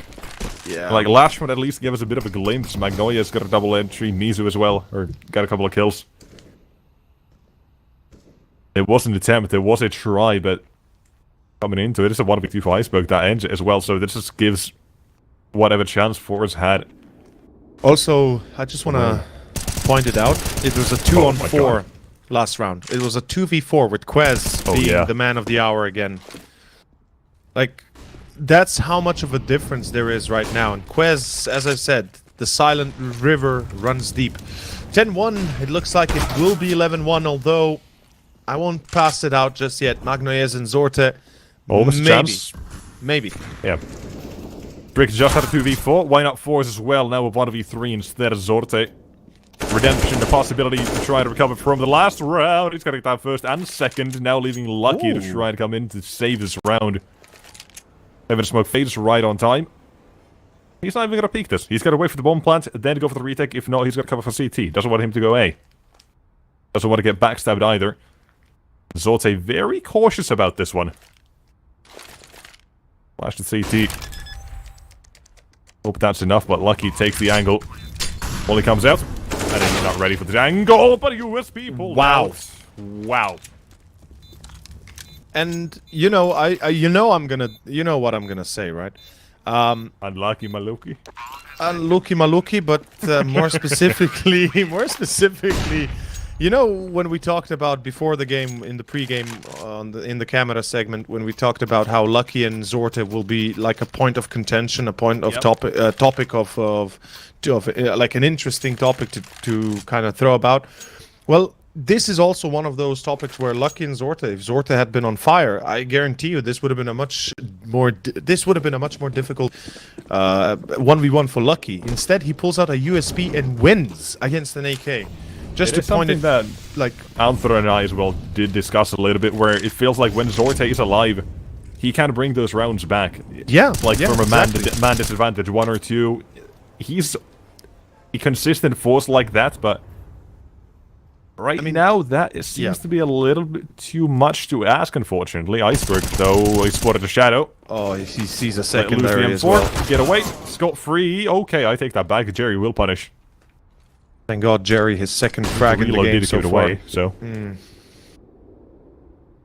I mean, yeah, Zorte, he is a powerhouse in himself. Like, he single-handedly can, you know, sometimes save things, save rounds, and, you know, 1v2s, 1v3s. Yeah. But it seems like consistency is an issue. Consistency has got to be an issue when it comes to young teams as well, right? And this is going to be FORZE, I would say, at least rebuilding themselves in a little bit here. So yeah, they've got that, you know, they've got that benefit of doubt, you know, because we know that they give them like what, 3-6 months if they want to keep this roster. Either way, it doesn't matter, because I mean, time will show improvements. This round though is already an improvement. They got to double their rounds from 1 to 2. Suddenly, yay! Yeah, I want to take actually a moment to mention, like, despite the round disadvantage, despite them being a 10-1 or a 10-round lead, there's no money.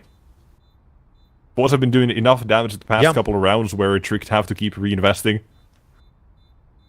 So FORZE technically could have still come back to the first half here with 11-4. Yeah, like, that's always an option. We're never gonna shut that down. Though we have to be realistic about how, you know, it's been going. And to be fair, the B entries have been at least working out the past couple of rounds. That's something that gives us a little bit of hope. But Tricked, I feel like they might realize this will be like, you know what? I feel like they just get a couple of entries on B. Let's try and change the setup around a little bit, do something funny. Maybe take a little bit more map control towards A again. You know, Iceberg hasn't been too aggressive the last couple of rounds. They maybe feel like they've been expecting it.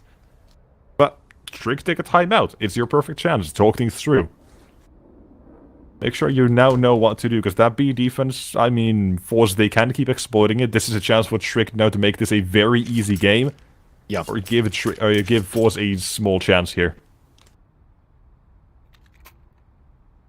And obviously for Tricked, they're going to try to make this as easy as possible for themselves as well. So, you know, I don't think that's a surprise. FORZE comes out. Shut them down. Well, or, well, what is it? 13-2 or nothing. That's kind of what they're going for. Yeah, I mean, it has to be. Or, you know, 11-4 for FORZE said the bare minimum is what they need here. If you ask me, 11-4 is the only way they succeed in picking up this map and potentially turning it back on its head. But as I was saying earlier, basically Tricked, yes, they've been paying a high price in the rounds they've been playing and winning, and that's just a testament to the skill of FORZE. Hold up, yeah? I said, Tricked, they gotta change something up when it comes to the B defense. They already do.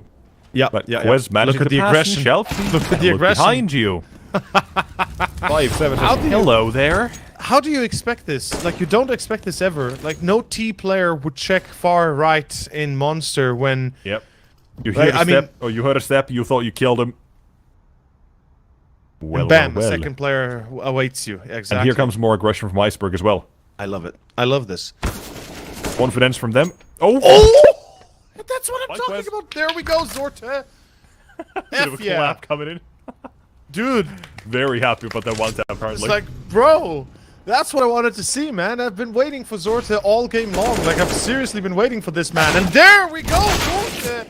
Will it be enough, though? I think it will be. Iceberg can't do really much. It's a 1v3, 40 seconds. He can go for a retake, but...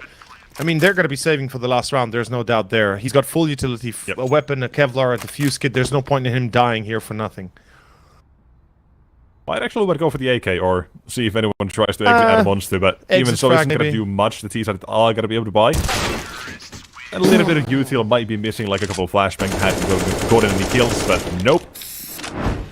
Not the case in Zorte. Let's see this again. Shelfie didn't hear this. Yep, this gave him a chance.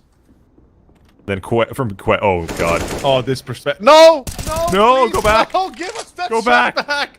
No! I want to see that perspective. Come on. Production, you cucked us. You just teased us. You teases. You tease. Oh, Zorte had such a shot on Quez. We cannot miss that. Zorte, we need to see that shot from Zorte, man. Give us both POVs, man. Yeah, just give us both. Like first Quez, no, first Zorte, then Quez, and then Zorte again. Meanwhile, last round, first half. I love what I'm seeing from Iceberg. Nova, yep, Nova that's bowling. my man. That's my man, and he's in con. I love it. Meanwhile, entry already on Quez, so they got rid of one of the troublemakers. And look at the stack in con, short, and toilets. Like, that's what I'm talking about consistently from the CT side. That's how you play it when you know, when you have good weapons, you engage a bit more. When you don't, you kind of look for just, you know, quirky engagements that are quick and easy. And Lucky, well, he certainly gets away with one. Can't even smoke himself off yet. Unless Mizu wants to try and chase him down. I mean, he will try to at least. Shame he had no support next to him. Oh, there's... Oh, Mizu. Okay. There was a slight issue there, but he at least gets that either way. 11-4. Now, let's see. Can we get a replay? Can we please get Zorte replay of that shot? Please, production. I beg you. We gotta see it. I don't care if we miss the pistol. There we go. There we go. Look at this is the part. Yeah, this is the part. Yes. Oh, so sexy. That is nasty. Oh man, I get goosebumps when I see that. Seriously, I love it. Oh yes, that is beautiful. Oh man, it looked like when I first saw it, it looked like he didn't even see what he was looking at. It's just like, you know, just whiffed it like that. But oh man, what a sick shot. Well, oh yes. We wanted to see Zorte. We've been hyping him up a little bit. Maybe that gives him the confidence, huh? Also, we talked about what FORZE need, and that is 4 rounds Zorte, for the CT half. side and opening. And Zorte, CT also, side and also open. the 4 rounds. I mean, I felt like that was a bit obvious, but yeah. Absolutely. Exactly. Yeah, yeah. I mean, this is basically... how to say this? The hardest second half FORZE will have to play ever that I could think about, because first of all, they know, you know, we got 11-4. Sure, that's good, and you don't give up on 11-4. You're like, okay, we got this, we got this, we got this. You know, you hype yourself up. Pistol will go a long way as well here. Exactly. Pistol is, in my opinion, pistol and gun round. Remember what I said at the start of the series or at the map? Like, pistol and gun round are the 2 rounds that FORZE desperately need to pick up regardless of the scoreline. So if they pick up those 2, like, the game is on. Exactly. Like they oh, actually, yeah, same as on Inferno.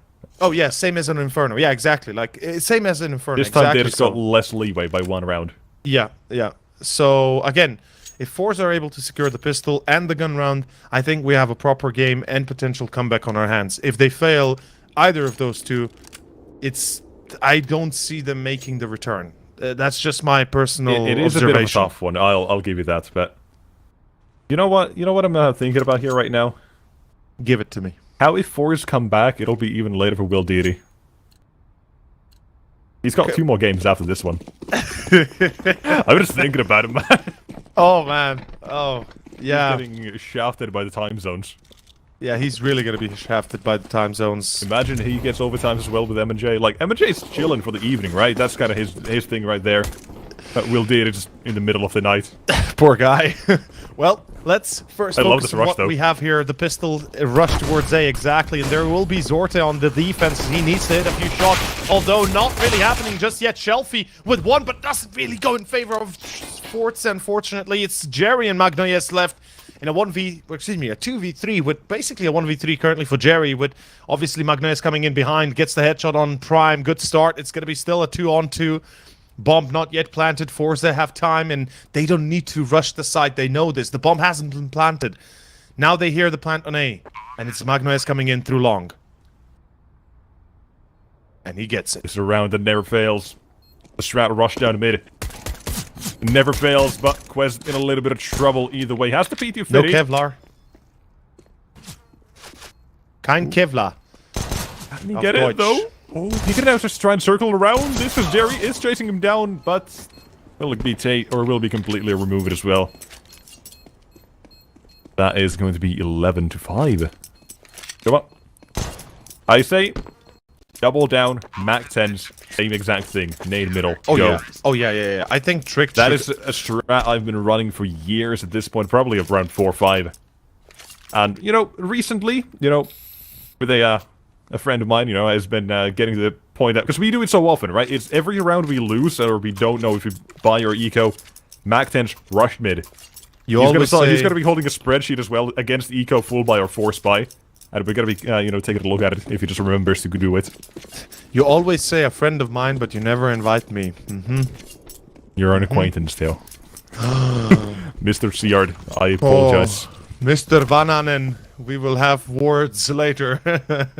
We will exchange a couple of words. We will exchange words and pleasantries.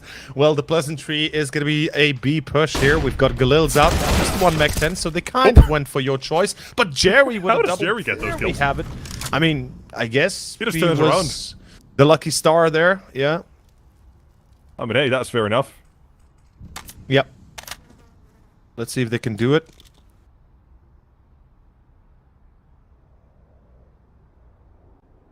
But yeah, I actually, to be more open with this, I agree with how you pointed it out that most likely the best case scenario in this would be getting those mech 10s and just go for A or B. In this case, I would go A again. Yeah, but I would to it because now you can see 3v5 down a man or any sort of disadvantages. My change would be go through con.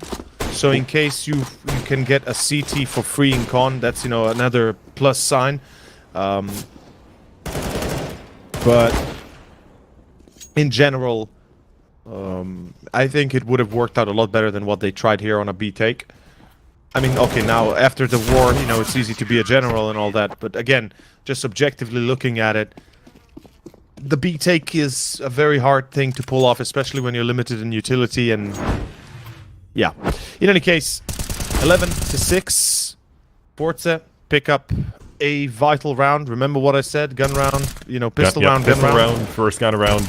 So those are going to be the ones that get them back into the game. Exactly. And this doesn't count as a gun round. This counted as a force buy round. So we've got the eco round now. If they're with a gun round, they got to be 11-8. Yeah, exactly. But let's see the plan of Tricked. They've got a few Tech 9s, a Deagle. Con control. Oh, Lucky spotted a player, I believe. Yep, there's a pixel gap. Very near impossible to check it if you're a sword, because you have to kind of let's get that exact angle. If not, there's nothing you can do. Yeah. If he goes up the ladder, he's dead, though. That would be kind of fun to see. 3 players looking at it, but I think we just missed it as well. Zolte, he's been taken down, and now Connector's opened up as a possibility for the T side to work with. Iceberg, though, I don't want him to open the door. A little bit of, okay, a little bit of noise. I think Lucky might have heard that, and he's also been spotted, so that makes things a little bit harder. The way he turns around. A little bit of ring around the door. He's like, oh, I'm gonna go push up. Never mind, I'm gonna make a little bit of noise. Nope, wait, there's one there. Let me just walk back. Oops. It's like I can already hear it in my ears. Like, nope, 180. I'm out of here. But Shalfie, of course, is not. And there goes the C4 again. Yep. Maybe that gets the CT side, you know, fighting for control of the bomb, but I don't think so. They played smart. Yeah. They don't even need that C4 control. They know that's where Trick they're gonna try and gather up and get those kills on you. So just do what you want. Play it slow. As time goes on, it's the T side that they have to push into you. Some free advice, so you don't always need to be in control of the bomb. But if you do see it, recognize the sort of map control you have now, because like now you see Trick, they got the bomb. CTs, they don't really care, do they? They still got a 2-man B sort of, now they know this push is coming, and you've got players who are more than adept at handling this as well. No problem. Jerry also starting to pick up the slack, you know, lovely to see that he's not staying at, you know, 1-2 kills, which saddens my heart quite deeply. Like I said earlier, Jerry is an amazing IGL and always has been very much a decent enough player, you know, consistent in a way. So I'm not sure if this is just this period of we've got a few new players. I would say it would be the growing pains. I would have given the benefit of the doubt. Yeah, like I think that makes kind of sense. Yeah, that, you know, they're just basically getting used to each other and still kind of finding and we don't ways to play. We also have the thing that we don't know if this is going to be permanent situation for both these players. Maybe they pick up one, maybe they don't. Yeah. They're just trying things out for now, because Kenzie and Norby, they did decide to bench him after the major run. Or no major run, I guess, in this case. No major run, yeah, more like no major run, but... That's the way we roll it around these parts of town. The majority, guys, the top 1% hockey the major. Don't forget, by the way, to anybody that's obviously watching and not knowing, FORZE played in Antwerp, on the major on Antwerp, and reached 9th to 11th spot on the major. So that in itself was an achievement. Whilst being eliminated in the Challenger Swiss stage, I believe they were 2-3 in the group stage, so they won 2 and lost 3, which is a shame, but you know, they had a good run back then in May, and I would have loved to see them again here in Sao Paulo, or actually Rio de Janeiro, Rio de Janeiro, yeah, in November, but well, actually, the end of a couple of weeks. Actually, in 9 days. 9 days. 9 days. Yeah, 31st of October is when we start. I'm quite hyped. Halloween major, let's go. Prime spooky season begins. Prime spooky mookie. Up next, smokes it down. That's going to give his Shelfie a little bit of cover. That shadow advantage will be given as well, as he's lucky to swing into this. But the M4 spray is there. It's good flashbang, allowing him lucky to get that kill. But I think he's had to walk back with Jerry being known to be on A. Lime down with nade as well, dealing nearly half his damage. 10 seconds. This is going to be a run for it, though. Jerry, drop the bomb. It's got to be round over. Good flash. Perfect flash. He jumps down. Where's headshot machine? Yeah. Yep. Well, this is where things get a little bit out of hand now. Right. This is the first round around. It was won by FORZE. Now comes this. Oh, actually, was it? Yeah. First gun round went to FORZE. It was correct. It was 11-4, FORZE won, and now, unfortunately, kind of. I was about to say.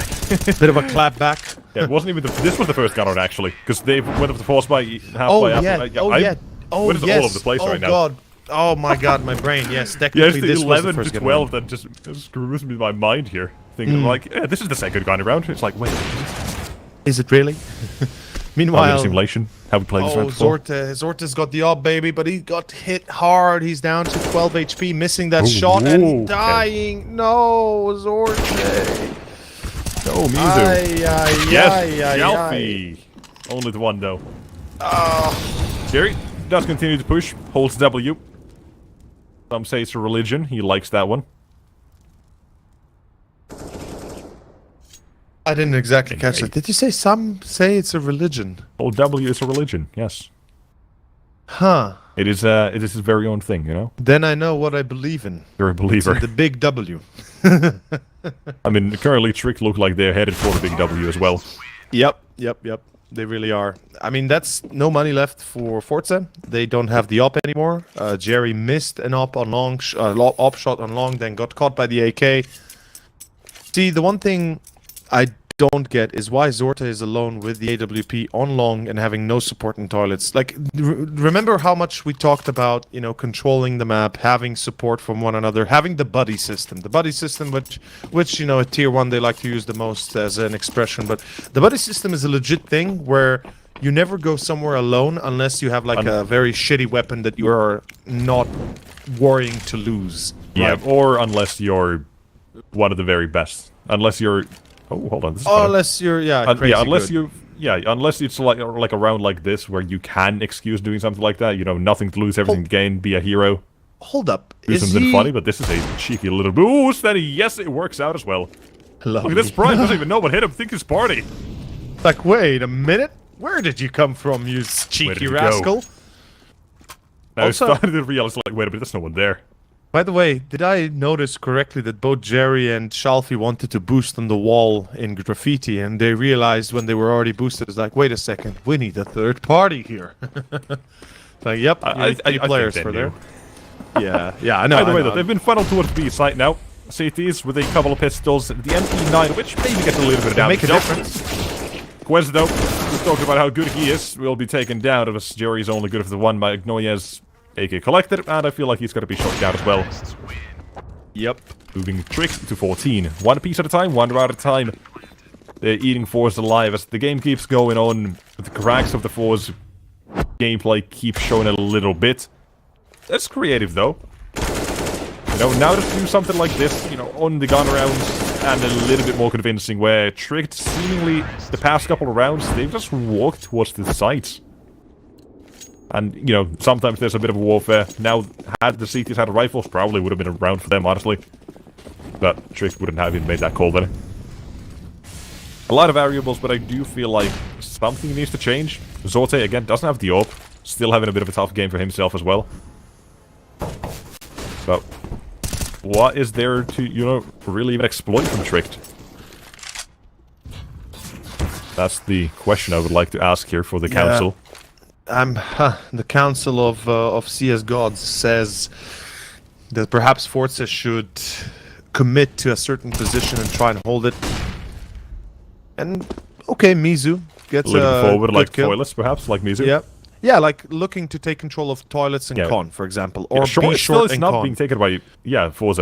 Exactly, like we've said that probably needs to be a thing as well. Exactly, and I know I'm repeating myself when I say this, but I will repeat it like like Inferno. It's the same principle, like Mirage. You know, it's the same principle. It's something that we haven't seen yet. We hope that we would have.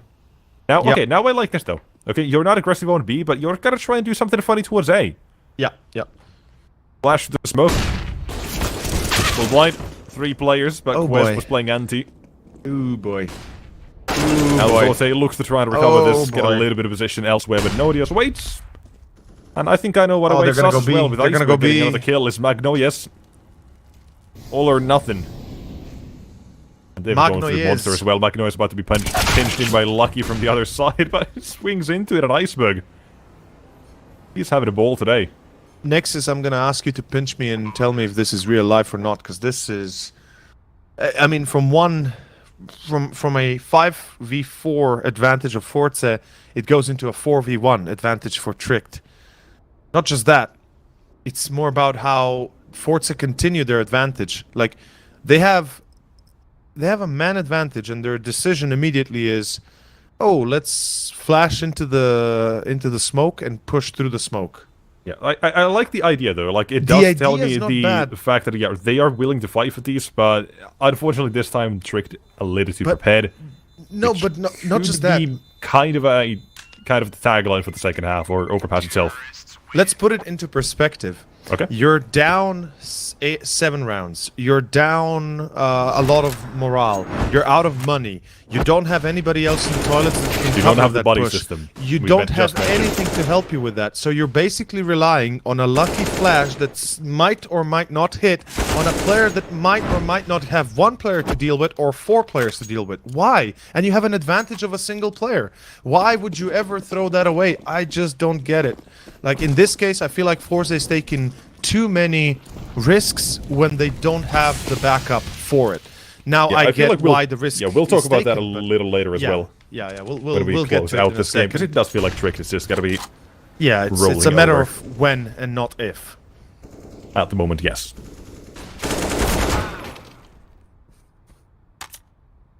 See? Now they go B short control and con control. It's so easy. Yep. Map control gained. Ooh. A little bit of a hand spotted, but owing that the open and lucky with a little bit of a miss shot there.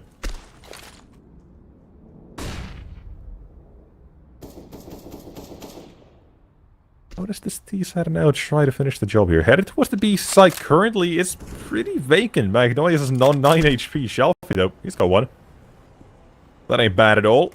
But if you take down Magnolia, yes, he's playing a bit of a headshot angle, though I'm not entirely sure if Quez... Yeah, Quez can see the head, so...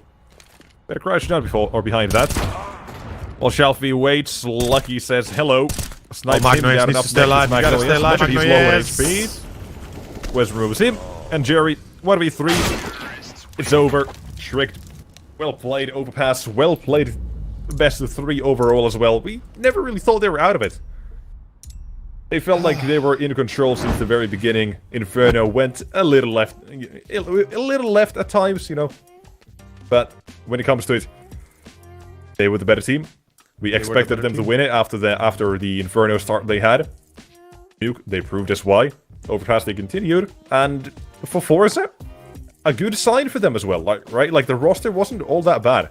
They did have a bit of inconsistency, right? Like, we mentioned Zote. Not there after map 1. Nuke, he kinda went missing. Magnolia, I thought he was fantastic for 1. I mean, then again, you want something to say as well? My only opinion here is that FORZE had taken too many risks. As soon as they get an advantage, as soon as they get something, something done, as soon as they look like, they've got something that they can hold on to, they immediately try to make out, like, it's like going to the casino, getting $100 from $10 and then saying, oh, I'm gonna put these $100 and make 1,000 out of them. Yes, you might be able to, but there's a higher chance that you make from those $100 $0 or minus dollars. The house always wins.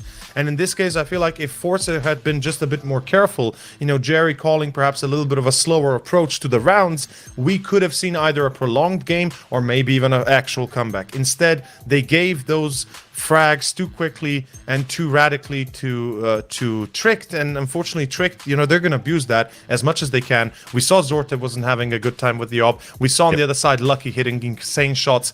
And that's just it. At the end of the day, it was the personal performance of the players of Tricked, as well as obviously the team-wise performance. But it could have been a lot better for FORZE if they had only focused more on the team and the buddy system more than just the individual part. Yeah, that's kind of what the last couple of rounds did somewhat fall down to. We wanted to mention a little bit more. I think you just did hit the nail on the coffin there.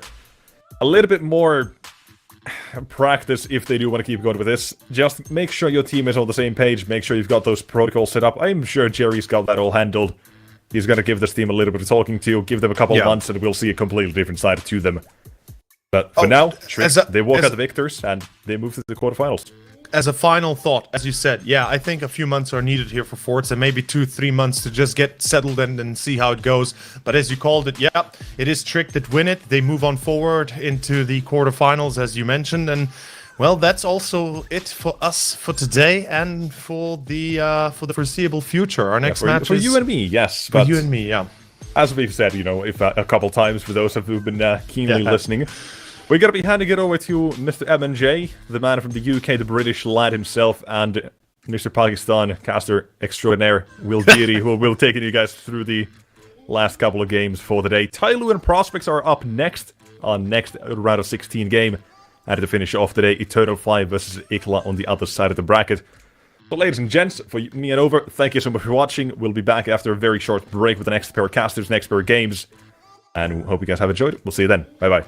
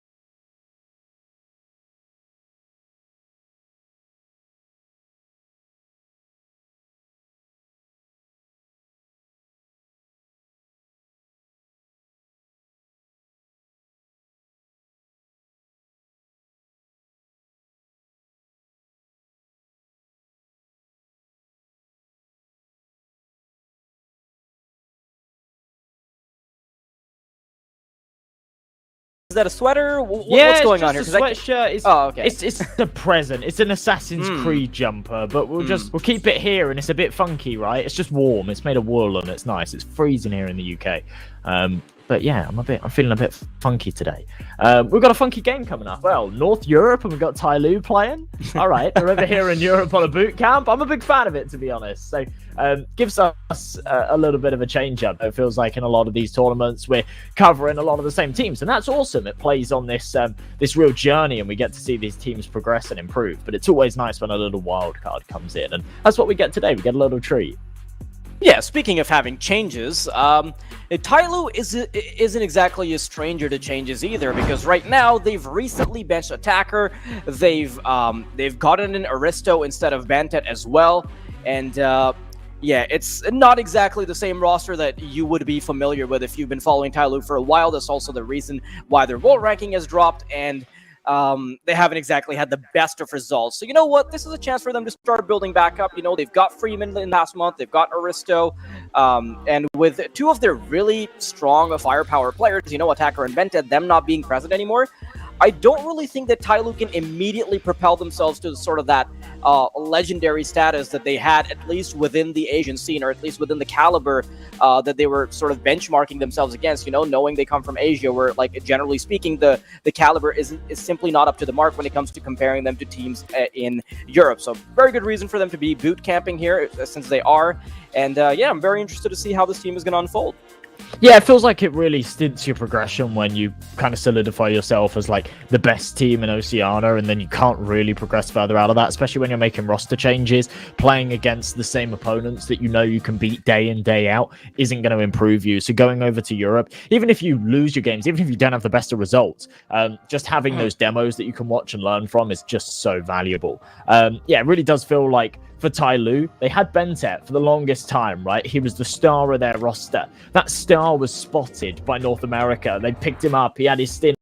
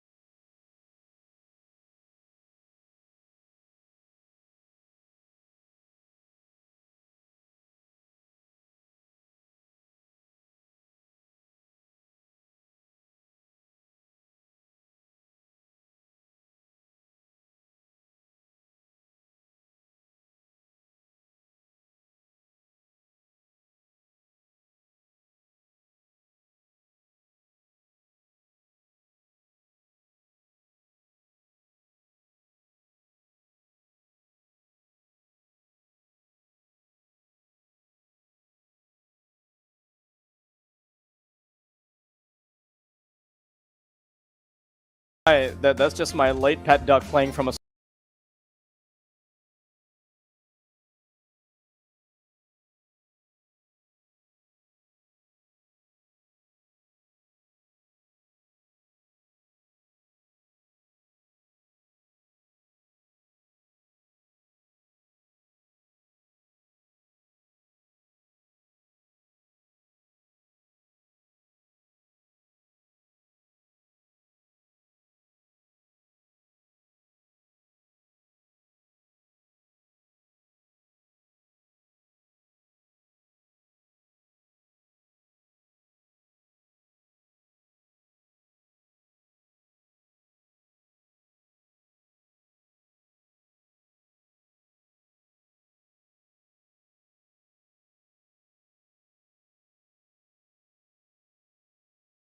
These maps, it's Inferno.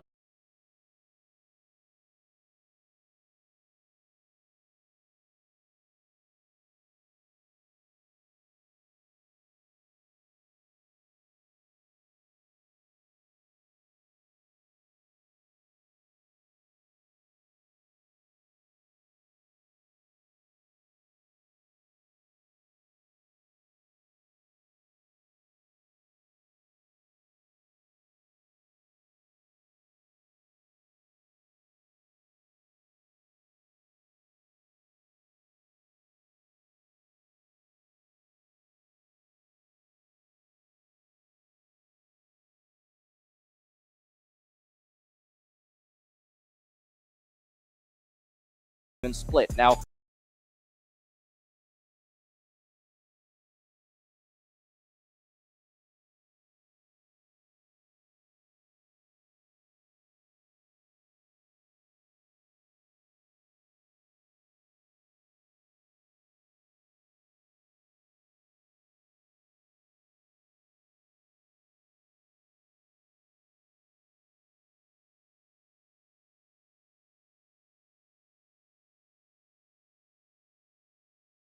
Well, here we go.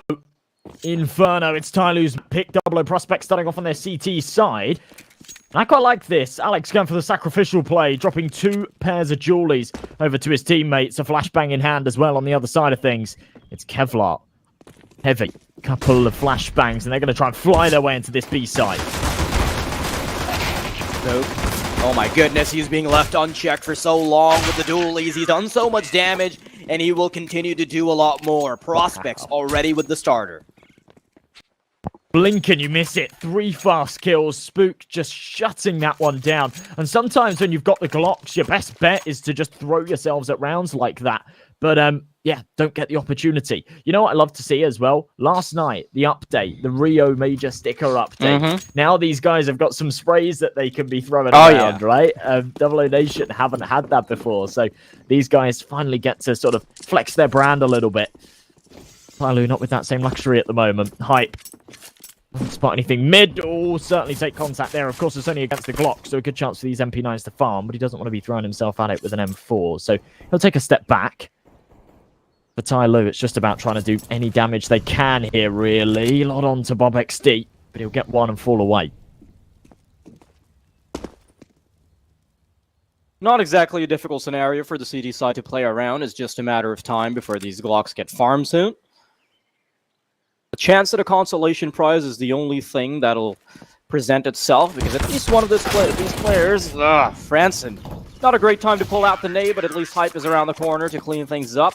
MP9 put to good use, and he gets the chance to make a little bit of money in that endeavor as well. So nice 2-0 start for prospects. And TYLOO, you know that they don't really have much comfort going into map number 2, so can't really give too many inches here. 2-0. Prospects getting off to a good start, not taking a single casualty, so that's going to work wonders for the money. Now playing a little bit of a bonus, though. 2 MP9s and a FAMAS still in play. See Franson once again, jump across the middle, won't spot anything for now. TYLOO reeling this one in a little bit. Molotov, though, doing some early ticks of damage. Summer doesn't want to play on the front side of it, doesn't want to run back through it either. A lot of pressure applied here onto TYLOO early. I mean, you look at the utility, they've been forced right into the bottom and middle. And with that deep smoke in Banana as well, Spook's able to boost up on top of the broken wall. They've got very, very good positions here. And TYLOO feel like they've lost the early game when it comes to this round.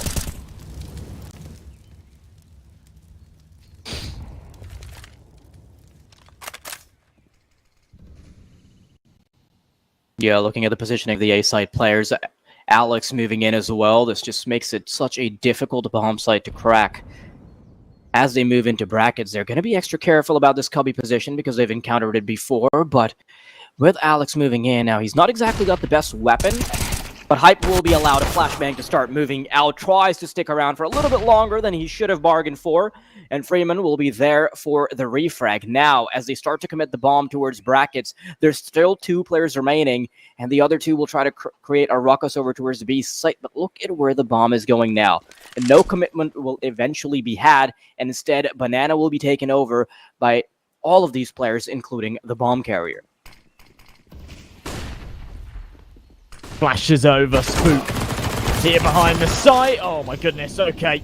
Not like this, surely a man advantage there. 2 MP9s in play here. Spook just needs to find one more without it. Now a 2v2 retake, surely one that the Double O prospects go for. And there we go, they start their rotation, but 1 kit, no utility. They might struggle to get their way back into this. They could have really done with Spook finding himself another there. No utility on any of these players, though. So it's going to be a brawl, a gunfight to try and get this one finished. Yeah, Banana and CT, they've got 2 angles they can play off of, but Freeman and Tanking, they do not want to show their positions whatsoever. They know they're playing off the disadvantage of the HP. Franson's starting to move in. He's got the angle. First kill collected, but Freeman exposes a shoulder, and that shoulder will betray him. A bullet straight through the rotator cuff, and Franson secures the kill. Yeah, huge stuff from Franson there. Getting that defuse in as well. That's a big round for them to be winning. For TYLOO, the importance is stressed a little more, to be honest. They will have the max loss bonus. They will have a little bit of money to work with because they've got that bomb plant. And, of course, they haven't won a single round in this game so far. So they get that little round advantage as well when it comes to the cash flow. But Double Prospects winning their bonus. They've got everything to work with. Rifles out, a couple of AKs upgraded into, or at least one from France. And Hype on his AWP on the other side. Just pistols, saving some money to go for a buy in the next. Going to allow Double Prospects to get off to a very good start here. And considering this is their opponent's map pick, going 4-0 early on is definitely a luxury they'll be very, very happy with. Control here towards second middle. Looks like it might be an A execution, considering they're not contesting Banana at all. I can't imagine they backtrack. We'll see how this one goes as they start to progress forward. Yeah, all the utility here is probably the biggest surprise for me, right? Because they're playing around 1 AK and they've pretty much had as much of a commitment as possible. Everybody else, they realize they've got enough of a loss bonus to fall back onto, so good decision-making from them. Now, with 3 players huddled around brackets, the CTs are going to be nigh impenetrable. And the rotation could have come through as well, but Franson has such a difficult angle to get past. Doesn't quite connect the shots over the boost, but that is information on 2 players being betrayed. Franson spraying wildly will give up his position eventually, and Bob XD will move in. Hunt from the graveyards, he will lay down the bodies. 2 players already fallen, and now suddenly the scoreboard gets lit up with the T side aggressing over the CTs. Alex and Spooky. Now, they've got to get through a 2v3 retake, which was looking very unlikely to begin with. Oh, wow. This is not ideal here for the Double O Prospects. They're not around. They should have been losing. TYLOO. And finding another flash in. Spook up close. He realizes, yeah, there's no chance in this one. He's going to cut his losses and fall away. They're low on health, so he could do a bit of damage if they hunt him. There's one onto the Deagle. Won't be too much loss there, though. I can't believe they get away with that. I mean, Freeman got 2 Tech 9 kills. Dankin gets one as well. Beautiful stuff on the side, but I'm just not sure how that ended up unfolding. I hope we get a chance to see some of their perspectives in the replay. But yeah, with the initial 2 kills being picked up by the Graveyard player, I was already thinking that the 4th round on the board for Prospects was pretty much a package deal.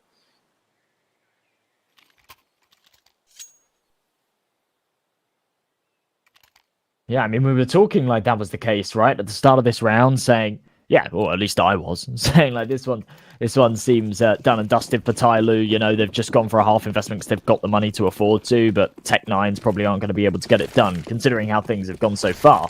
And they're actually able to convert it, and that's going to throw a real spanner in the works when it comes to the CT economy as well. Double O Prospects only keeping 1 player alive in their bonus round, then investing everything into that follow-up, the rifles, the AWP. They're actually not left with too much here. So Alex is only down to a Desert Eagle, Bob XD on the FAMAS. There's some major contingencies in play. Rifles on the rest. TYLOO going to try and send it up. Sure, this is a solid crossfire. They might struggle here. Yeah, Franson, I'm a little surprised that he wasn't able to immediately collect kills because he had the chance there in Graveyard, but slowly in Freeman. Now they'll have to try to get past this 2 versus 3. The bomb already being put down. Lots of utility for the CTs to move in, but all 3 moving in from the same angle. Smoke impeding their progress a little bit more. The presence of a flashbang makes this retake even harder, but this Molotov at least gives them the comfort of clearing out the site raw. Freeman, he's going to have to do a lot to make sure that Slowly doesn't falter here. In through the smoke, he's not moving just yet. He doesn't want to betray his position. They're still looking for him. The CTs, they are scratching their heads. Where is this player that they were looking for on the site? And somehow, Slowly not exposing himself. That's the correct play to make, and TYLOO get away with it. Oh, wow. Okay, well, another round that comes desperately close. Double O Prospects, they let it slip. That should not be a situation they should be losing either. Now they're in trouble. They've got 2k in the bank. They have to drop down to a full eco. They've only got a $2,400 loss bonus. They haven't got that same kind of cash flow as their counterparts, or at least what they did have.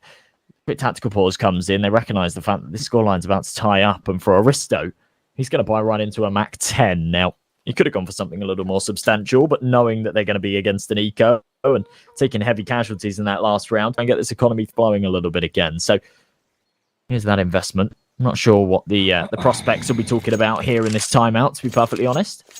Are they really going to force into this? Spook's just fully invested. I'm not sure. I'm not a fan of this. They forced here, then they have to eco again into the next. Oh, wow. Okay. They're having a crack at it.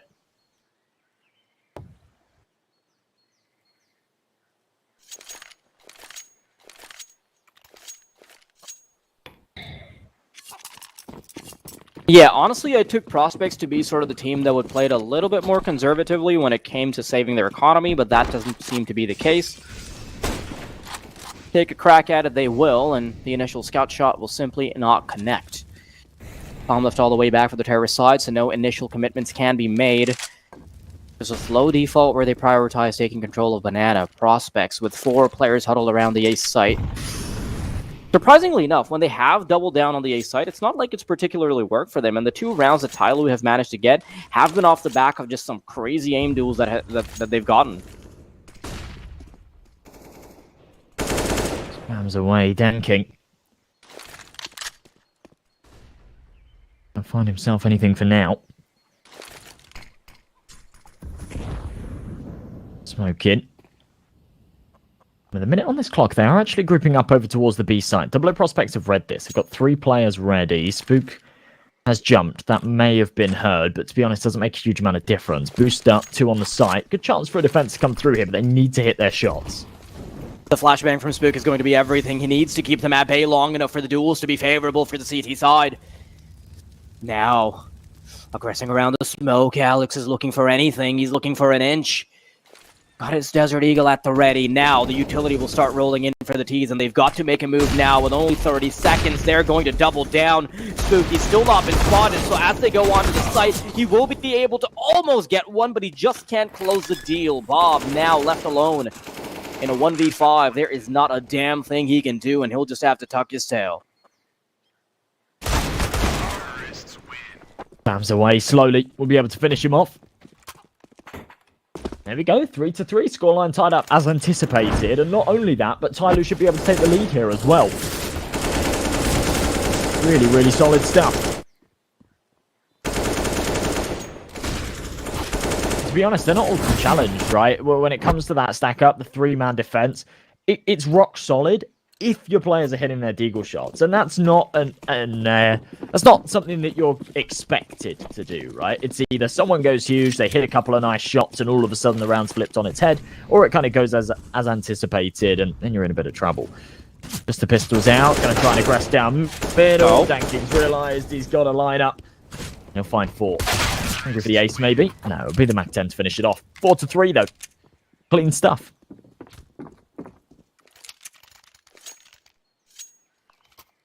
What really scares me for TYLOO is that although they are leading on the scoreboard, it is going to come down to the fact that the prospects have been making more correct moves. They've had players in the right positions, they've had better crossfire setups, and they've had more conservative utility users that they've been able to exploit until the very end of the rounds. TYLOO, 2 of their rounds have come off of some incredible aim duels that they've gotten in sort of this 3 versus 5 sort of scenario. One of their rounds has come off the back of an eco, and another one has been against a force buy. So it's not really...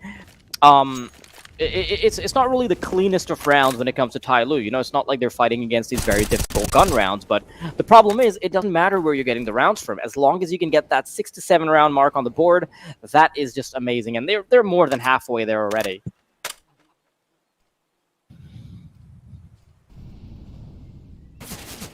Giggles. Alex does take contact. Incendiary will go down, force him back a little bit. Not sure if TYLOO were really ready to push into Banana anyway, but the car control regained does allow Spook to comfortably take a more aggressive angle. If he peeks here, though, oh, might be able to find something, especially accompanied by the flashbang. Trade there, though, and this is going to be where they pull the trigger to head over to the B site. Yeah, lots of responsibility on the shoulders of Frentzen to try to help out Alex because he'll be pressured very soon. Frentzen had a knife out and he manages to knife Freeman once, but now it all comes down to Alex. Good for 1, doesn't manage to collect the second, and the bomb will be going down very soon. The player that had been tagged up has now fallen, and in a 2v2, a very reasonable chance at getting it done. Hype falls. Bob cannot finish the job either, and TYLOO, time after time, their firepower will reign supreme. Seems so bizarre when you're taking the early advantages as they are. I mean, the banana re-aggression didn't feel completely necessary, but it merited a kill anyway, merited that early information as well, so they could pull those rotates over. But yeah, they just play it so disjointed on the retake. Now, down to the pistols again. This time they don't overinvest, so they've got money to buy into the next, but they are losing control of this. Remember, folks, our partners over at Fit Skins, if you do want to check them out, buy, sell, or trade skins, then click that banner down below and head over there. Nice early pick from Freeman. A little bit of contention here when it comes to the pistols and the Kevlar. It's not going to be a freebie for TYLOO, but should be one they should still be able to pick up.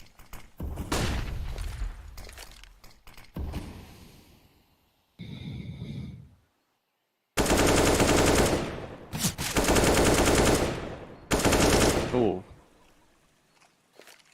Nice bit of collection there on Alex. And yeah, I think TYLOO, for the most part, they've not exactly had the most difficult scenarios when it comes to aim duels. Well, even if the circumstances have been difficult, it's not really been challenging for them. It's the good old Asian aim coming into play. Man, honestly, like, one of the anecdotes I can give you here is that, like, when you play on Asian servers, there are so many players that have just been accustomed to playing on the worst ping in the world, like, including me, by the way. And that's why you just have to, like, overcompensate by just being a better aimer. Like, you know, you can grind out aim lab till you get like a 120, 130k score, and it's still going to be, like, because your ping is much worse, it's going to translate into a much worse performance on the server than anybody else would have with just lower ping. So a lot of these players, they have like some incredible basics ingrained into their minds simply because they've had to play in like difficult circumstances when they were starting out in their careers. And I think that does carry over quite well when it comes to raw firepower potential. And I think one of the biggest examples outside of Asia was Zenteris. You know, when he started off playing, he was like, the whole idea of the Ferrari peak comes from just practicing on 100 ping and then realizing that that sort of works as a hyperbolic time chamber. It sort of just makes you extra cracked when you play on normal ping. Yeah, I suppose so. I mean, it's not really something I've ever massively thought about, but yeah, coming over to Europe and being on European servers, especially like the servers that these tournaments are played on, right? They're better than your average matchmaking servers. Yeah, I suppose that's got to feel good, isn't it? Rifles out. No AWPs again. I mean, plenty of cash for TYLOO to pull one out if they wanted to. That's not going to be the case there. They're rocking this 5-rifle setup, and they're actually looking pretty good with it, especially considering how this started, right? They didn't find a single kill in the first couple of rounds. Just demolished on pistol round, demolished in the follow-up. They've looked pretty good since that point. Good early nade damage. Summer tagged right down to 5 HP. Far from ideal start from him, but a minute 25 on this clock. Still just spread around the map on this default. He might group together and head over towards A here with that long smoke in place. Provides him a little bit of space.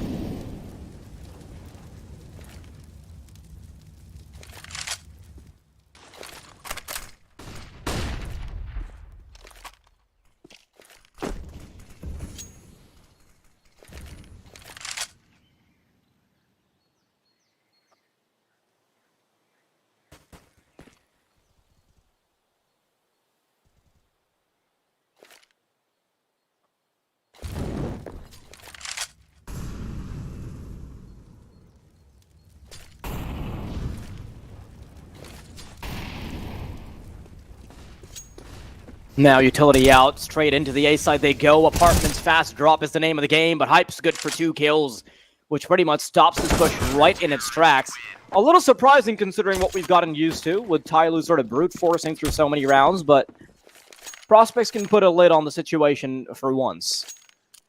4-6, and I do think they have the chance to start bringing it back together because they do have some kind of financial leverage being built up, and maybe I shouldn't call it leverage, considering the fact that TYLOO have so much money to fall back onto, but at the very least, on their own side of the camp, they do have some money to fall back onto. Yeah, I mean, they're in a position where they can rebuy, right? And interestingly, again, they don't go for an AWP, so still just rocking these 5 AKs. Double O prospects. Ooh, much faster play this time around. Oh my goodness, yeah, a lot of util here. They're just going to fly up. Oh yeah, but are they going to be expecting the second player? Franson tucked into the cubby is going to do so much damage, unanticipated. And he's been a menace now. The terrorists quickly have to reroute their efforts. They're recalibrating their prospects. Where do they end up going? Palm trying to brute force its way towards short, but now Bob has spotted him. Summer, good for the first collection, and Bob has to be playing this very carefully. If he gets picked up, the ace site is ripe for the taking, and Franson, he does at least make it a little bit more palatable for Alex to go for a 1v2 retake, but it's still not going to be easy. Information being given up. The audio cue present for Dan King, and there's the headshot through the eyes as well. TYLOO, good for 7. Okay, we continue to go back and forth, and that's the problem when you allow your opponents to take multiple rounds in a row and establish an economy as they have. As soon as you win a round, they can come right back at you with a full investment. Finally, Hype can pull out a sniper, though. AWP alongside that Kevlar. It's the first time we've seen it since round number 4, where they maybe overinvested a tad and ended up losing it, losing a spree of rounds off of the back of it. TYLOO on to 7, already in a good position for the half, to be honest. They could afford to lose the next 4 and still be able to call it a decent one. They definitely want more. Alex getting super aggressive. Oh, almost 2 through the smoke. But he's done huge damage regardless. That's very impactful. Yeah, but the problem is that it's an exchange, right? Alex has fallen, Spooky is quite low on HP as well. And an equal trade if you're the CT side isn't exactly something to write home about. The terrorists can sort of feel a little bit more comfortable knowing that whatever bomb site they go to, there's going to be a hole in the defenses. Now waiting around logs. Will soon be some kind of commitment, but with 1 minute and 5 seconds on the clock, they can very well just wait it out. Wait for those last couple of pieces of utility the CTs have yet to expend. Oh, Spooky nearly lost his life there, and he's only getting away with 3 HP, but now the pedal to the metal has been put forward. Freeman gets the kill onto Bob. Second kill is easy as well, because Spooky is already primed for the taking. Not enough HP to fight back, and prospects will once again be locked out. The half pretty much secure for TYLOO. Yeah, Hype, of course, cannot throw himself at this one with the AWP. He's have to save up so many rounds to afford it. His teammates will have a bit of lost modus behind them, but being on the CT side, they're not going to be able to go for a proper investment. So we'll see pistols come out around this AWP. A good chance for TYLOO to make it 9. Look at this. I mean, Freeman sitting above 5 figures at the end of this round. We'll see a couple of players join him as well. Really, really solid stuff. And to be honest, I'm actually really surprised by it. I wasn't expecting this scoreline to come back like this after the start that we saw. Freeman's just been an absolute beast. 17-5. One Taiwanese player amongst this Chinese roster, and he is on fire.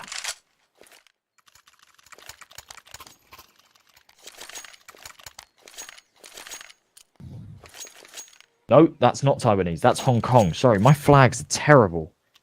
Hong Kong. Jesus. I called Marky, you know, Marky, the Mexican player who, yeah, I thought he was Italian once. I called him Italian. In my defense, the flag was really small, so I didn't see the little bit in the middle, but still. Jeez, man. From Hong Kong. There we go. Nice kill from Spook. There's that half buy around the AWP that I mentioned, and a good start.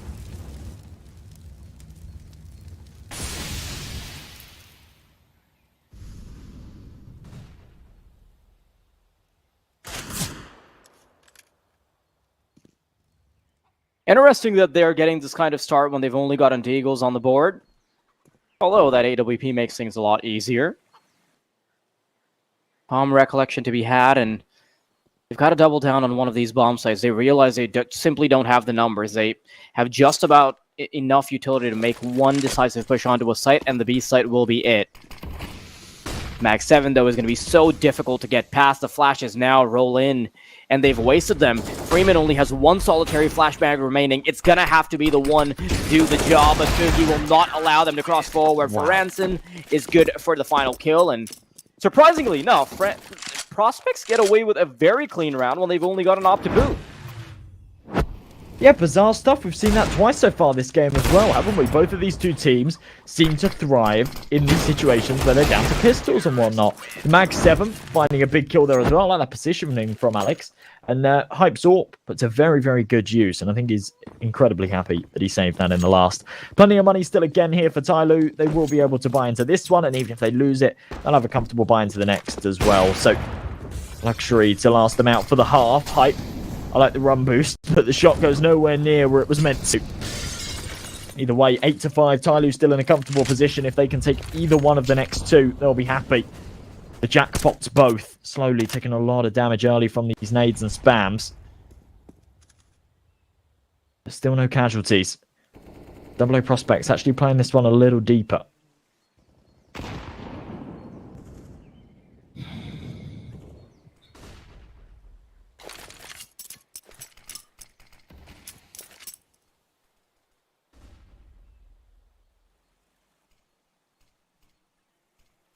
It's interesting how much Prospects' game plan has changed around. Now, this time around, they're going to be focusing a little bit more on the B site. Spooky can get a kill pretty much unscathed, follows it up with a second as well. And he wants to go for more. With supportive utility, that wouldn't exactly be the toughest thing in the world for him, because Dan King is kind of isolated here behind the logs. At the mercy of the potential of an AWP shot finding him through the wall. Time after time in these last few rounds of the first half, TYLOO are finding it very difficult to not lose a player or two before they really even make that first contest towards a site.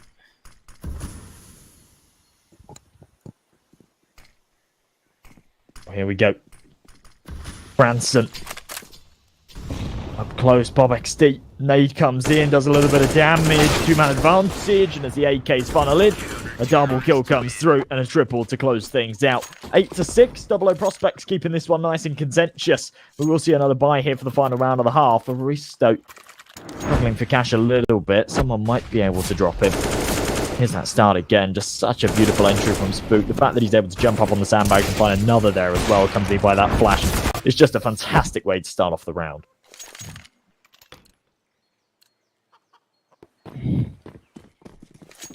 The only problem for me is that Prospects have given up so many different rounds up to TYLOO, where I honestly thought they had the better strategy. They had the advantage, they had some really nice crossfires as well, but TYLOO getting away with the half advantage is seeming a little surprising to me. Really good shot from Dan King onto Hype, and that makes this round much more difficult. If TYLOO can get to that 9th round mark, I have no doubt that they'll be able to do a lot more on their CT side, knowing that this is their own map pick.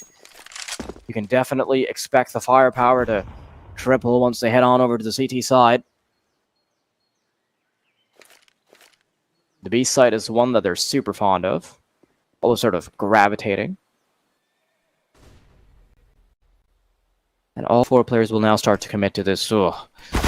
I do not want to be in Alex's shoes, because those shoes are full of blood and the B site has been given up. This is a retake they have to go for, though. Final round, and they'll try to desperately stop this attempt at a plant.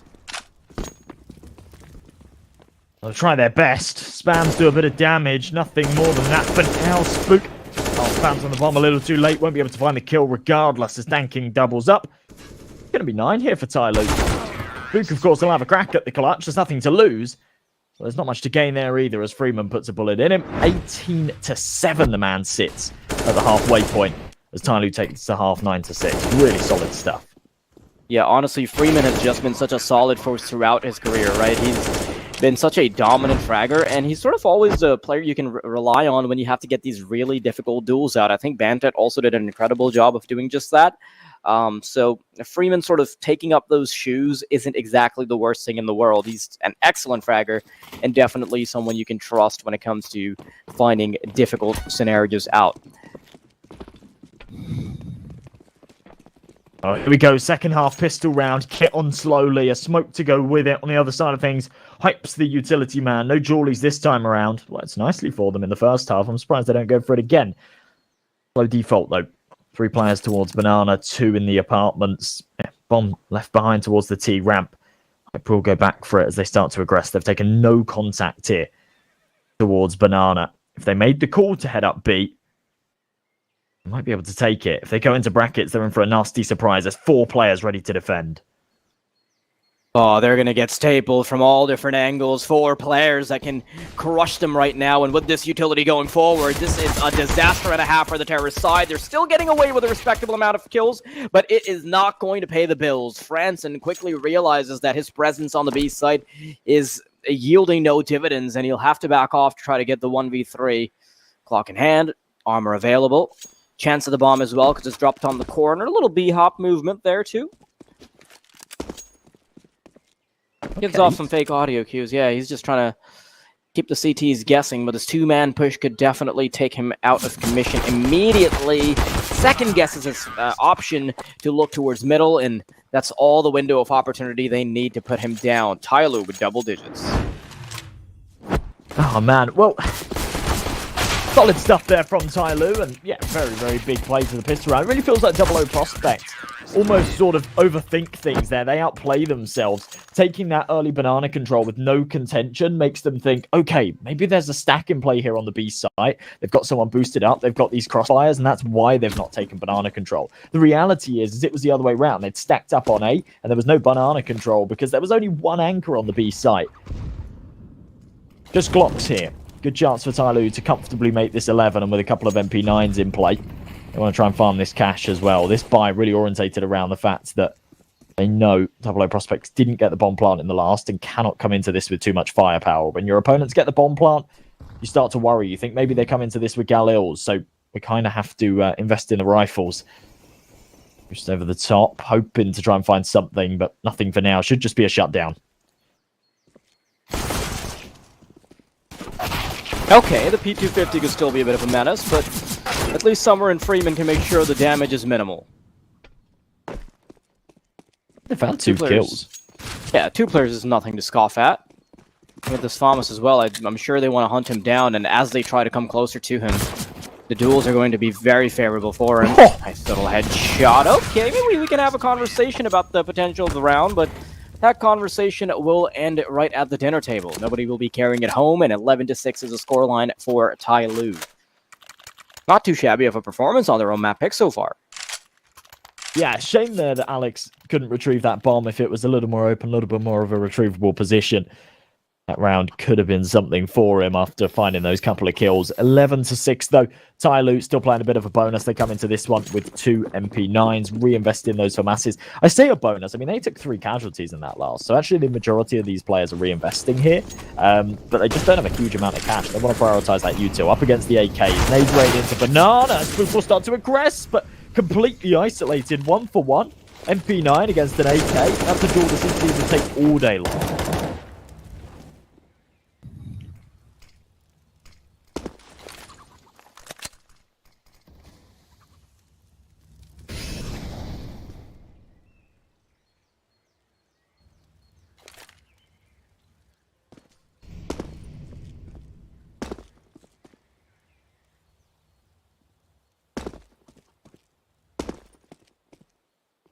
Yeah, Aristo's just waiting for the first sign of any attention, but he's allowed Bob to skip through. The jump spot is going to betray him.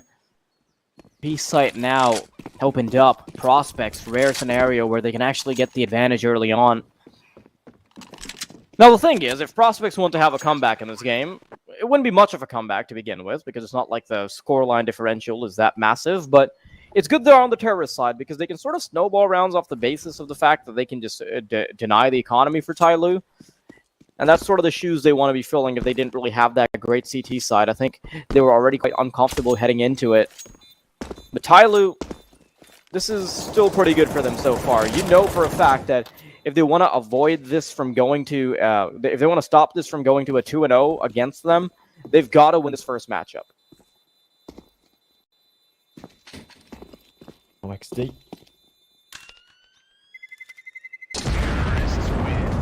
4 players staying alive, and yeah, you're right. This is a very, very important map for TYLOO, to be perfectly honest. And going into that second map of the series as well, knowing that they don't really play Overpass at all. They haven't in the last 3 months at least, and they certainly haven't with this new roster. So they're in a bit of trouble if they don't win this first map. I think this could definitely go 2-0 if that's the case. If they are able to take it, then they've got that luxury of the third, and we know that they do play Ancient, and they've got a decent chance on it. So, a lot of weight on their shoulders right now, and losing that last means they go for the reinvestments, but obviously taking so many casualties in the rounds that they did win means that there is not a huge amount of cash to work with here. Couple of FAMASs, 2 MP9s, a Deagle on slowly. Good damage early on to Spook. But if Double O Prospects make this 8, there'll be no money here in the bank for the CTs. A good chance to make it 9. And that's what the scoreline really does start to get interesting.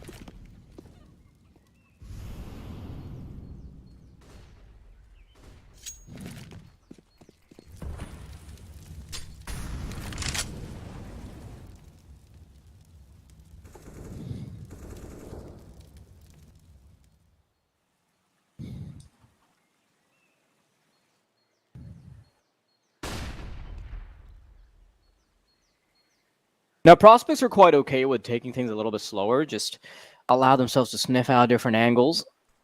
And this utility being thrown by the pair towards the A side actually starts to throw a spanner in the works of the CT side setup. They realize they've got to start aggressing towards Banana now, just to get that little bit of extra information, and this opening Deagle shot won't be making things any easier. Slowly, could have had a chance to do a little bit more damage, and Summer's tasked with the responsibility of holding them at bay. But tucked behind the fountain, he's not going to last very long. Okay, never mind. I'm going to have to bite my tongue because he somehow gets away with 2 kills off of just an MP9. Bob and Spooky now. They've got to defend against this retake. Spooky doesn't really have the best of HPs.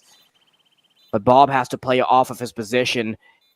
If Bob is the first contact, and Spooky has to peek out at just the right timing. They know there's going to be a crossfire setup. So the CTs have at least a little bit of advantage. Nice little shot from Bob, but he cannot quite close out Dan. There's the first kill. Spooky's not been spotted, and he's anticipating a player in Coffin, but that's not where he'll be found. Prospects, good for 8. Oh, wow. That round is a back and forth, but eventually they prevail. Summer's MP9 does so much work there, but somehow it's not enough. Prospects, as you say, able to make it 8. This should be a 9th here for them as well, of course, just up against these pistols. Can't imagine there's too much that TYLOO can bring into this one here. Any damage would definitely be valuable. There's not a huge amount of cash for the T side. Danking with that Desert Eagle. He's trying to do a bit of damage here towards middle. There's a couple of Deagles in play. You can see that. Contact, though. Oh, won't be. You can see that a lot of TYLOO's game plan has to come down to their faith in their ability to mechanically overpower their opponent. And you can see it time and time again. You know, they go for these little pushes. They set up their Desert Eagles to make a little bit more damage happen than you would initially anticipate. And it's not the worst plan in the world. I mean, if TYLOO has the equipment to go for it, why the hell not, right?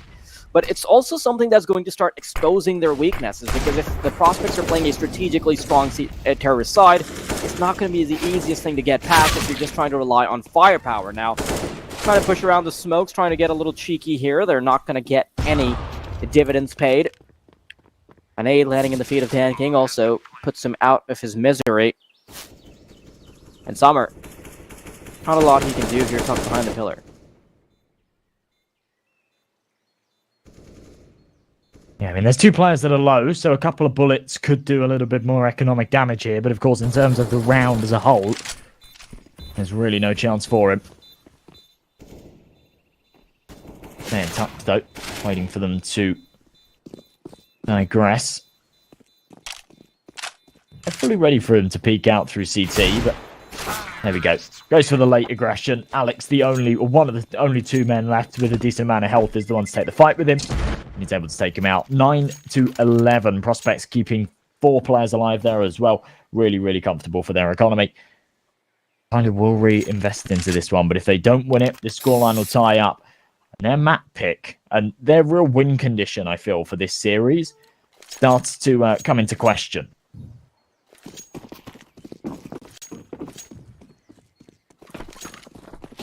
Yeah, super duper important round here for TYLOO. A little bit of lacking utility on a couple of these players, but nothing that can stop them right here. And I love Dan King's proactiveness here. He wants to go for a little bit more. Just wants to make sure he can take good use of that AWP, but in the meantime, slowly is cooking up something on his side of the map as well. Dan King has to scurry away because he's been dinked. 1 HP on the man. And Prospects have so much control already. The first player falling in Arches. Freeman has a bit of an angle as he peeks out towards long. And Bob quickly realizes that there's a hole in the defense over towards A. Freeman trying to create space courtesy of the smoke. They're going to want to push right in. They'll circle the long way around, but that's giving enough time for the Library player to start to chime in. Freeman, his position's been betrayed. He's being shot through the smoke, but he's not being picked up early enough. Molotov puts Freeman away. He's burning up. Only 1 point of health, and Alex will quickly take advantage of it. Aristo now one-on-one, knows the position of his opposition. But the pressure to plant the bomb is on Alex. 1v1, Aristo low on health. Coming in from the apartments, Alex, so many positions to clear with no information of where his opponent's coming from. Is he going to check the top side? No, he won't. Oh, Aristo, that's perfect timing. And Alex just completely oblivious to it. I'm not sure if that's just a bad read, a bad call. There it is, TYLOO, stay afloat. And they keep this lead. Yeah, a little surprising that he doesn't even bother to check apartments, and it wasn't even in the back of his head, right? It almost seemed like he had sort of a confirmed call, if anything. That could just have been a lack of communication or just poor communication on their part. But yeah, TYLOO are kind of hanging on by a thread as far as winning rounds is concerned. You know, Freeman is going wild right now, 23-11. Dan King sitting on 17-13. Everybody else kind of lagging behind, but the situation in the Prospects camp looks a little bit better. More evenly distributed kills, everybody sort of contributing to the table. And this over-reliance on some of these individual TYLOO players could be their downfall. Yeah, especially when you move over to the CT side, right? It's very easy for Freeman to just frag out when they're on the attack. He can just continuously find these entries and have that big impact. On the defense, it's not the same, right? He can be required on the wrong bomb site, and therefore, especially on a map like Inferno, if he can't get those early rotations in, and they've got a bit of a problem. Still here, though, finding these entries, having a big impact. Nice opening kill on to Franson, but it is going to be a big execution that they've got to defend from as they push it. Aristo, he's going to be the first man to get challenged, and the smoke is going to do a perfect job at covering slowly.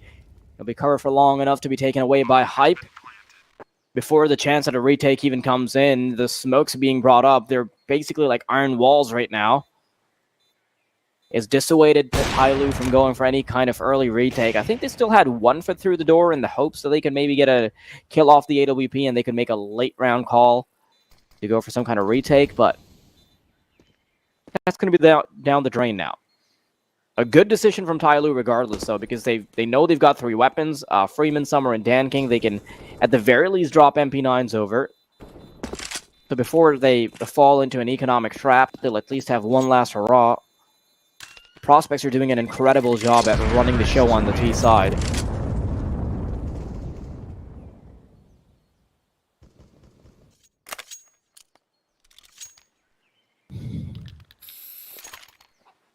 Well, 12-10, back and forth once again, and it's not going to favour the CTs when rounds are going back and forth like this. Again, a map like Inferno, you will see a lot of saves, so their economy does stay a little stronger for now. But without that max loss bonus, they are in a little bit of trouble. Full eco around those 3 saved rifles, so some real holes in their defense. They're relying on Dan King to go big with this AWP, looking for the early pick. Works very nicely for him. That man advantage gives them some more equity in this round. Bit of nade damage there towards Banana as well, but they'll fall right back off of that one. Don't want to be taking any further risks. You can see the TYLOO are trying to go for something a little bit more unorthodox, have that little boost towards the B site. Know that they want to capitalize on that 1 AK they've got, just sort of use that USB player as a footstool. But Spooky is doing such a good job at keeping these players over towards B busy, but that's an AK being dropped. I don't know if that kind of commitment was worth it, because while the 3 players are moving towards arches, I don't think they realize that they're going to be walking into 2 very powerful weapons. Freeman with an M4 and an AWP waiting as well. The head's been spotted. Freeman falls, and Dan King's got to be good for at least 1 before he falls. Actually gets a second, and maybe a chance at a no-scope. 3rd collected, and TYLOO Their individuals are looking marvelous. Oh, wow. I mean, the commitment from the AK towards the B site, as you say, felt a bit unnecessary, but also it kept those B defenders busy. So there's pros and cons, right? But it all comes down to them converting this kill onto the AWP.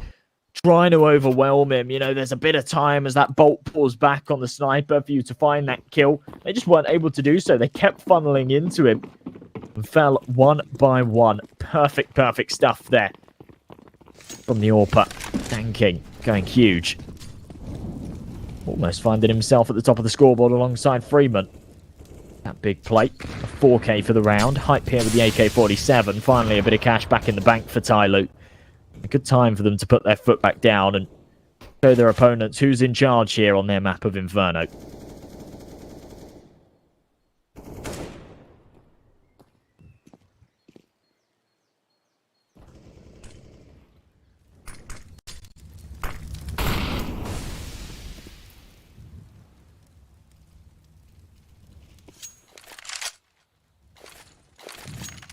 Yeah, you can see that TYLOO were trying to get a fair bit of information early on towards B. They went for a little peek. High and dry. With this peek from the A side coming through, Bob finally gets an opener. The AWP on Danking is quite low. Not going to be an easy job just hitting these shots, but he's done it before. There it is, first collection.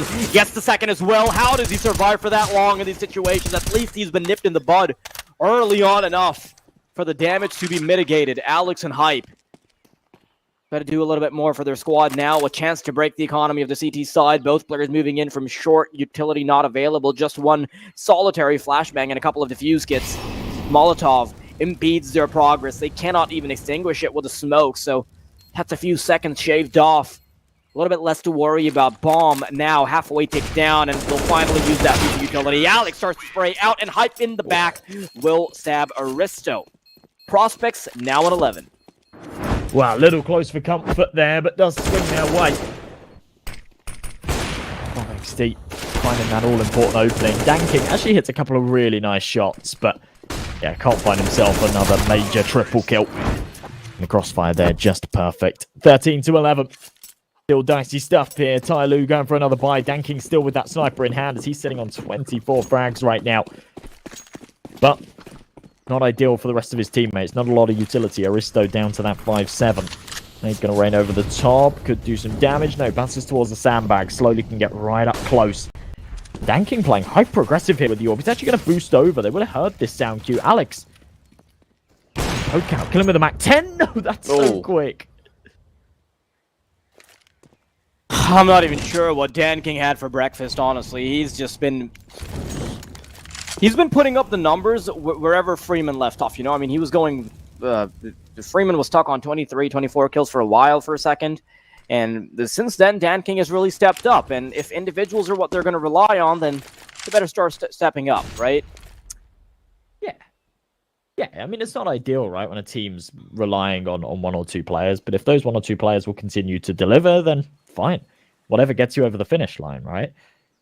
You need to just win this map. That's the important thing for this series as a whole. And in a single elimination playoff bracket, I don't think you really care how you get there. Nade's going to run over the top here on B, and slowly might be in a bit of trouble. But he does deploy his own smoke. He can play around the front of it, get into pool here.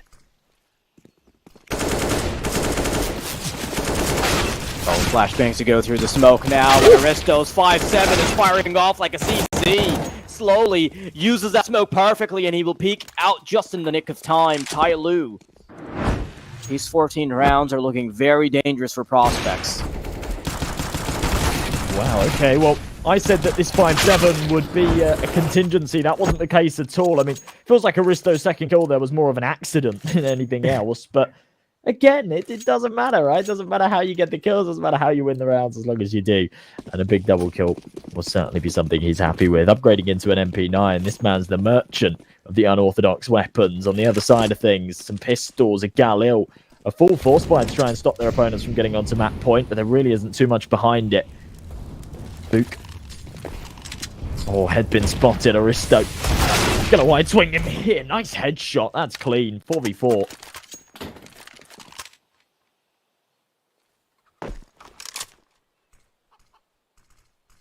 Very few chances now left for prospects to get that first opener. Now, you know for a fact that their lives would be a lot easier if they can get past the finish line on the first map. It would put TYLOO in very treacherous waters. I think TYLOO is treating this as a marathon and not a sprint, realizing that they've got to make it to map number 3. Bob suddenly putting them under some difficulty. Aristo will be the first point of contact when they do decide to head into B. Smoke is the only thing in between them now, and there's a little bit of a gap that they can exploit. But it goes both ways. Utility now at the loose. Here they come, Summer opening up the door though. I don't think it's going to be open for too long before it's slammed in their face. Oh, okay, Alex with one back. Did keep things a little interesting for a second there, but Summer recovers it. Crisis averted. 15 on the board here for TYLOO, and a similar buy will have to come into play here for the 00 prospects. They do not have a lot of money to work with. A beautiful opening deagle shot, and good little prong there towards top middle as well, but we don't see much else from it. 4 chances to close here, and this is their best one. Just up against the pistols. 3 deagles, 2 tech 9s, a bit of utility here for the attack. But I think they're going to have to change up the pace, maybe go for something a little bit quicker here. By the fact that they've split up out of spawn, indicates to me that that's not going to be the case. Oh, a nade stack. Doesn't actually do very much damage. Spook kind of dodges a bullet there.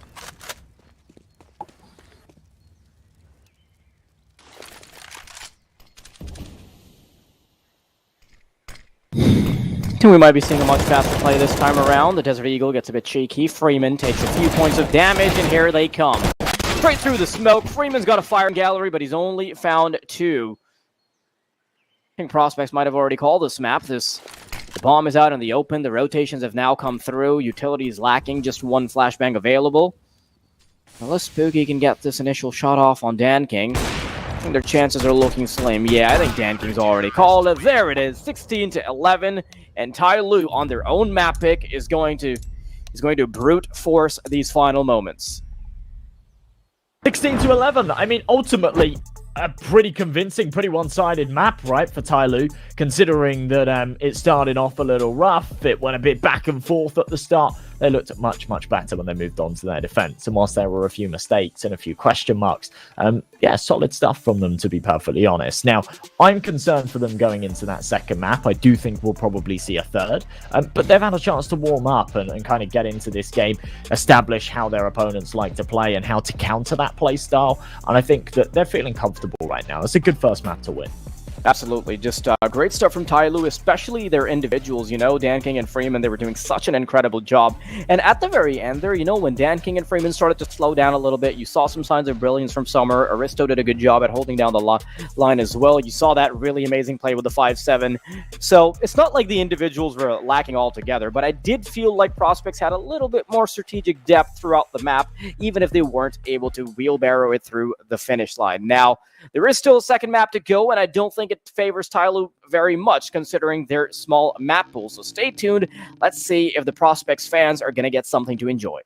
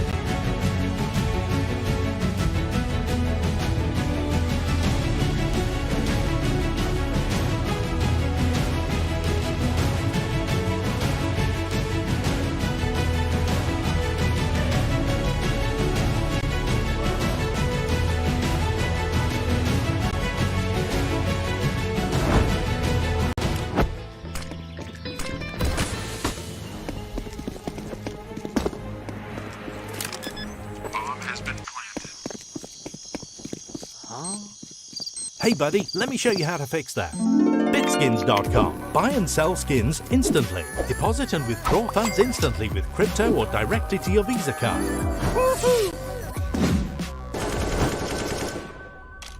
Bitskins.com. The best skin marketplace. Win up to $1 million with your CSGO esports predictions. Simply guess the kill scores of the 10 players in a CSGO match. The more you guess correctly, the bigger the prize. You'll need at least 2 correct predictions to win a prize. Guess all 10 correct and win $1 million. Experience the exciting new way to add a little prosperity when watching esports tournaments. And register now to receive a free entry ticket upon sign-up. Predict kills, win millions, prosper. Are you sick of just opening cases? Join the events.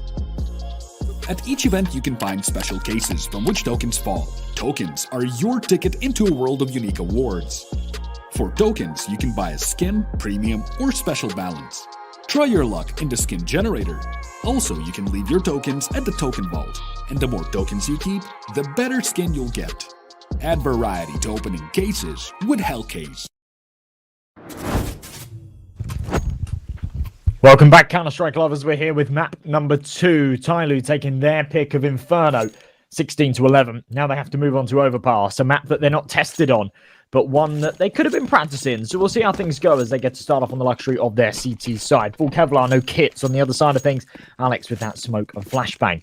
It looks like they're going to try and send this one over towards B. Yeah, and the 5 sets of Kevlar are a little bit scary for me, actually. Just not having any flashes to stop some kind of push. Give yourself a bit more of a favorable duel.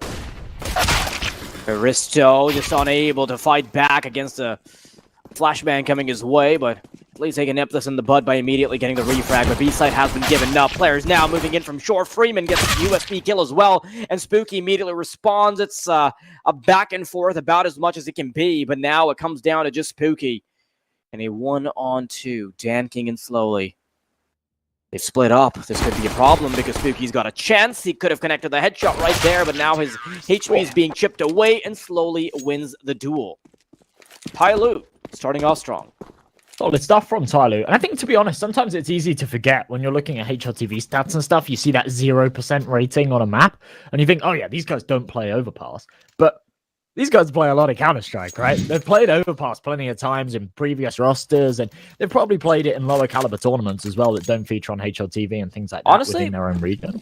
The thing for me is that they've got 2 new players, right? So they've definitely gotten some scrimmages in, and Overpass could be something that new that they're experimenting with. So if you're looking at it from the perspective of prospects, they actually have very little data to go off of, and we do too. So this can actually kind of work in your favor when you're starting to develop a new map. There's not a lot of research you can do about the opposition, and on the other hand, TYLOO did have a fair bit of time to get some work done. Exactly, yeah. Off to a good start. I mean, it feels like the Asian CS meta isn't anything too dissimilar to European CS. You know, sometimes you get South American teams that come to Europe for a boot camp, and the games are wild. That's a bit of aggression from Dan King. Dinked down to 1 HP, lucky to be alive, but let's get away with that MP9 for now. No casualties as of yet. P250 won't be able to find anything either. They're just falling one by one.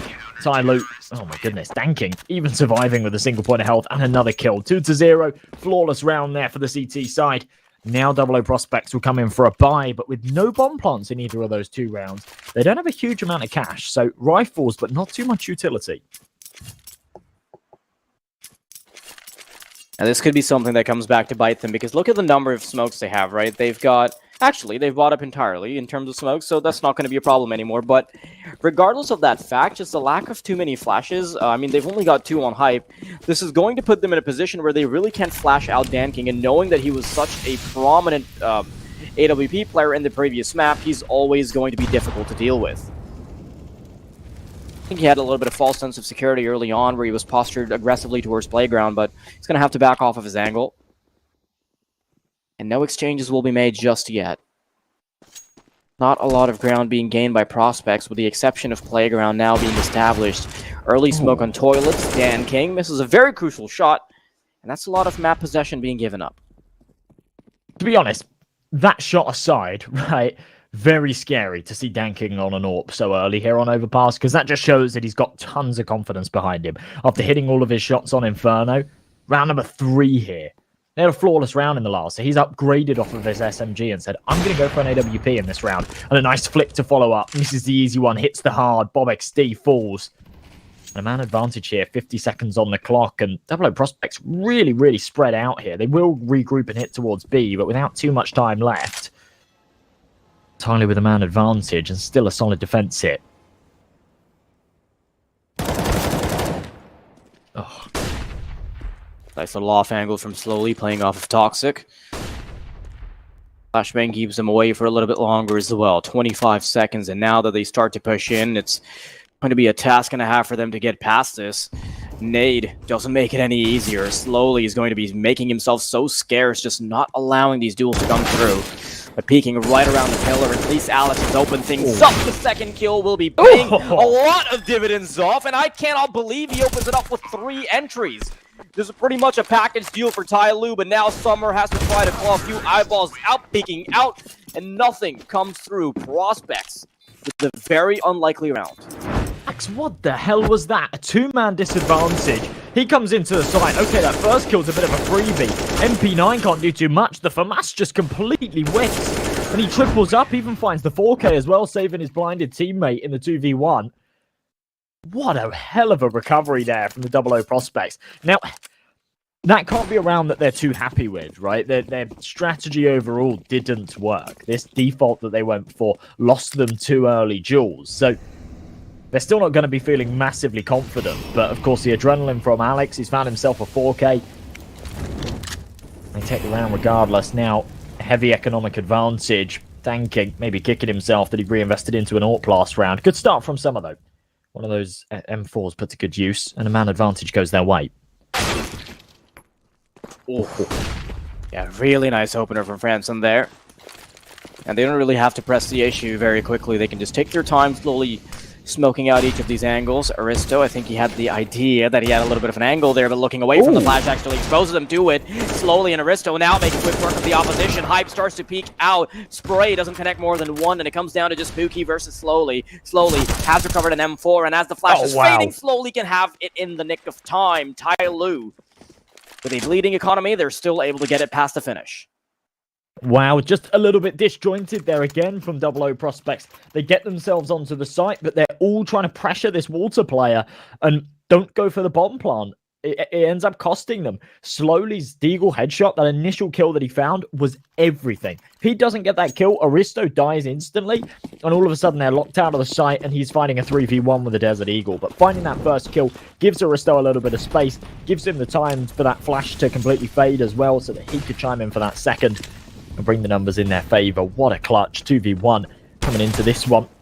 Fairly even buy for both sides. It's lackluster. SMGs, rifles, a scout here for Hype, and a man advantage will lean the way of TYLOO as Slowly opens the door up once again. He's the man that's shining, right? It's been halves. It's like everyone's taking it in turns to have like a god half. First half of Inferno, Freeman was absolutely nuts. Second half, Danking took up that carry duty. And now Slowly here going to 7-1 and consistently finding all of these opening draws towards middle.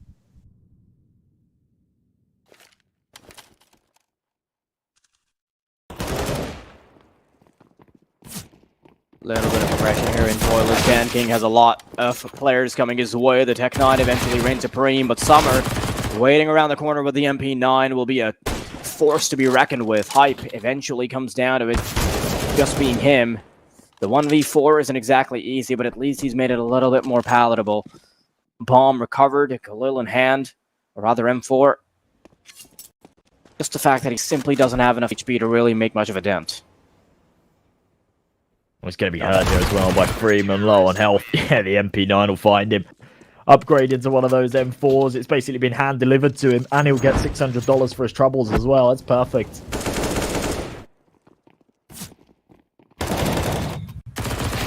Now, bear in mind that the one round that Prospects have gotten has been off the basis that Alex goes crazy on short. He gets away with 3 entries where he gets one of those random spray-down headshots as well. So, realistically speaking, Prospects haven't really shown us much other than individual ability from Alex. think we were a little too... we were sort of counting out TYLOO a little too soon when we were talking about it in the pregame, just not really thinking that they would have much metal when it came to an untested map, but it's really not proving to be the case. As I say that, these prospects can make it with a little bit more salvageable situation.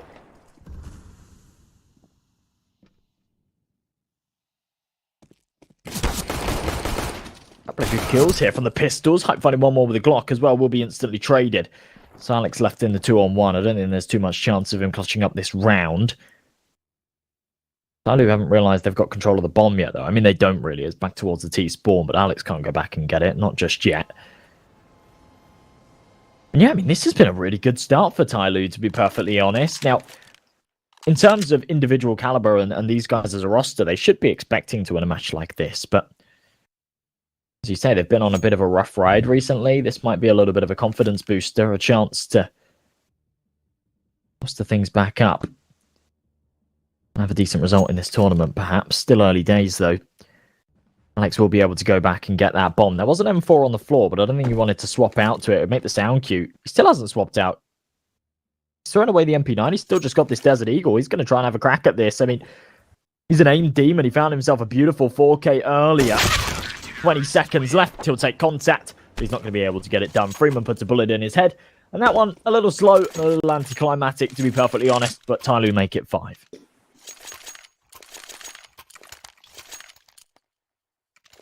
It's been a pretty smooth sailing adventure so far for TYLOO. 5 rounds have been pretty much a walk in the park.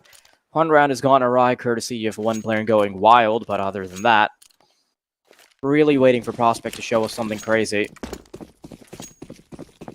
I think so far Prospects have looked a little bit disjointed, a little bit uncoordinated on a lot of these pushes. It's not really even coming down to the basic strategy, just coming down to some of these micro positionings when they actually do decide to come to a bomb site. And so far, TYLOO's mechanical dominance has been so good at shutting down Prospects. But of course, as soon as I say that, Spooky gets away with 2. Ouch. Where has this just come from? 5v2, Danking and Summer, nothing more that they want to do with this. They're just going to save these 2 weapons over towards Long. They do not have a lot of money, even though they're 5-1 up. They've really been tested in some of these rounds, so the cash flow is not healthy. And they're being hunted right now as well. Bob XD coming in from Long. Summer, you need to be aware of this. He's close to your left. He almost certainly gets timinged. Oh, yes, he does. Okay, Bob will find him. Danking now knows that he's under pressure. Rush comes in, dodges it. This is a key shot, though. Hits the hard one again. This guy's like Draken. He hits another. I feel like I've been too harsh on Draken. I made a Draken joke yesterday as well. Maybe it's too far to call this guy the Chinese Draken, but I don't know. That's the 2nd time now, though, right? Where he's missed those easy shots and then followed up with a crazy flicky one. Yeah, I mean, even if you look at his performance in the previous matchup, he had some really tight situations where he was able to claw it away with some kind of crazy antics on the B side or towards the A side. He's sort of just been doing incredible work with the AWP, but only in a pinch. Regardless, he's done well to save it. His teammates will be able to buy somewhat around him. Not a huge amount of cash there to work with, but a couple of rifles come out slowly on that Deagle, proving earlier that he's a real beast with it. So maybe not even too much of a problem. And somewhere on an MP9. Franson, in short, doesn't quite hit the headshot on the jump spot, give away the information on his position as well. Danking. Getting hyper aggressive here. He needs to be careful. And he'll reel it in a little bit. I like that. Yeah, don't over-aggress. That AWP's far too important to be losing it early.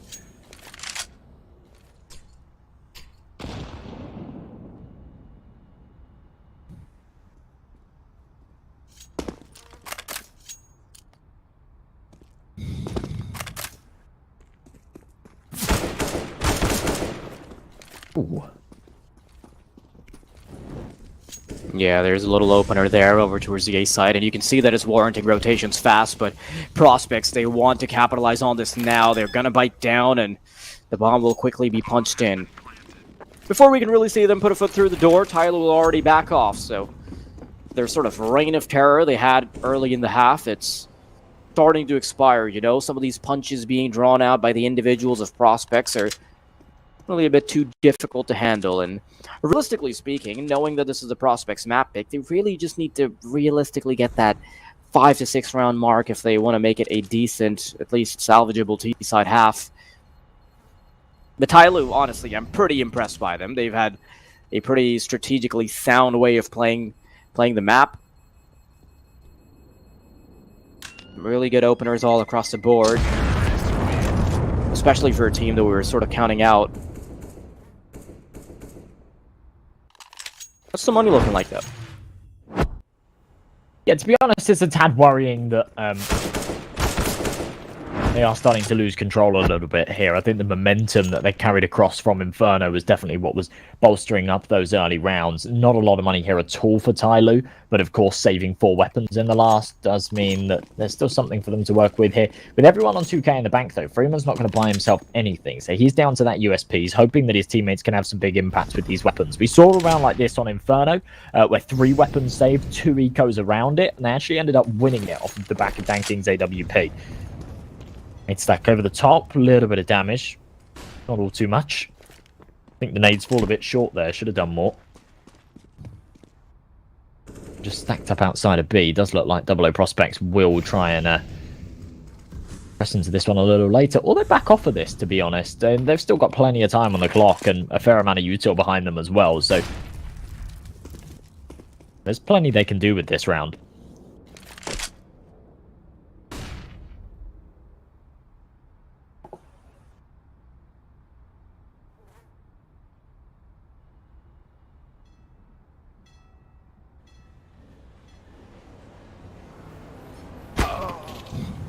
Oh man, Danking, that was the first opener they were looking for, right? Prospects, they were just looking for an inch that they can capitalize on.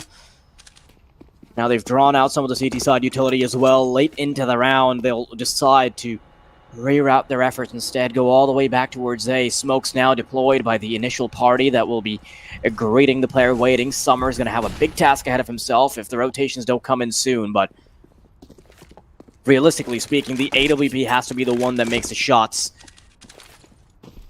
Slowly, it's time to rotate. Utility is going to be very difficult to get past. 15 seconds on the clock now as the CT side will start to feel pressure. Freeman is being baited out courtesy of the Molotov. Freeman, Summer, I mean, gets one, gets the second as well with the MP9. Now they've got to recover the bomb, and there's simply not enough time. Tucking their tail, and the T's will back off. That was beautifully played by Summer.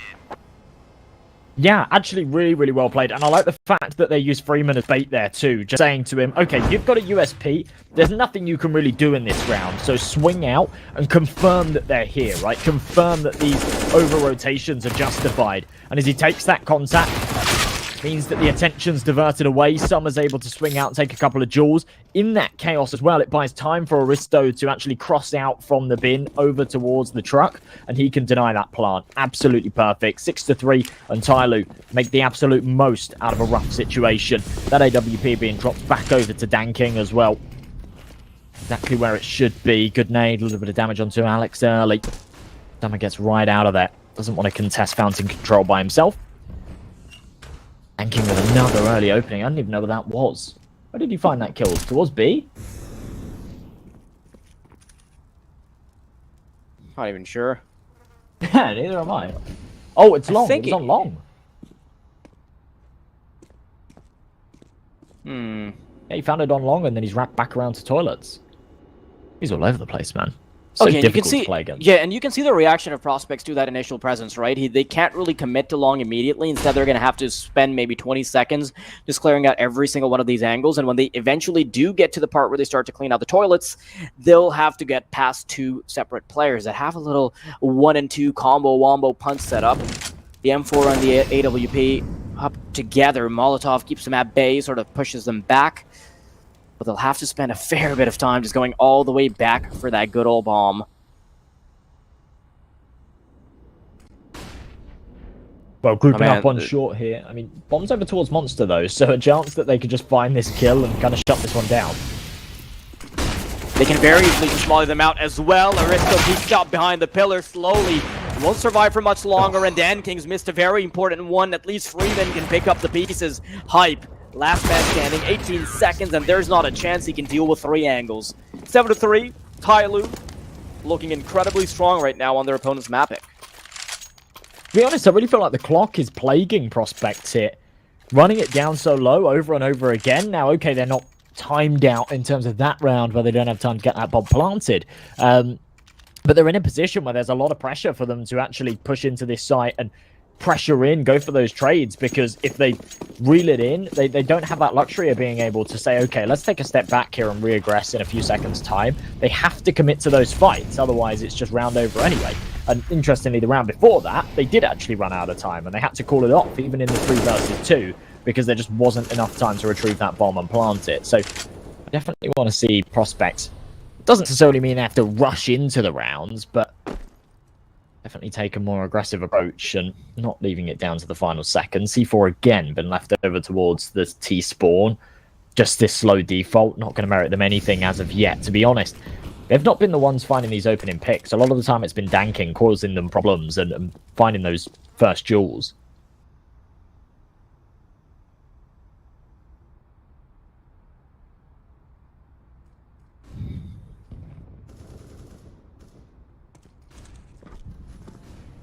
I like the fact that they're posturing a little bit more aggressively this time around. You can see that the player responsible for bringing the back over towards the fight is going to be hurrying up this time around, and with only 50 seconds on the clock, they're not going to be waiting it out all the way, and I do feel like that TYLOO expects this as well, knowing that the timer's been on their side. They're expecting their opposition to be quickening up their pace as well. Here it comes. First flashbangs to go through. Summer will be the first point of contact. There it is, the headshot connected. And he's going to be the one standing in between them and the bomb site, trying to get punished by the Tech-9 behind him. Wow. But he's quick on the trigger. He can simply spin around like his head is on a swivel and get every single duel that's coming his way. Freeman, Pels 1-2. And Hype, once again, final man responsible for saving this AWP. He is not interested in this fight whatsoever. And that is just a gorgeous hold there as well between Summer and Danking. The 2 stars of this map really so far.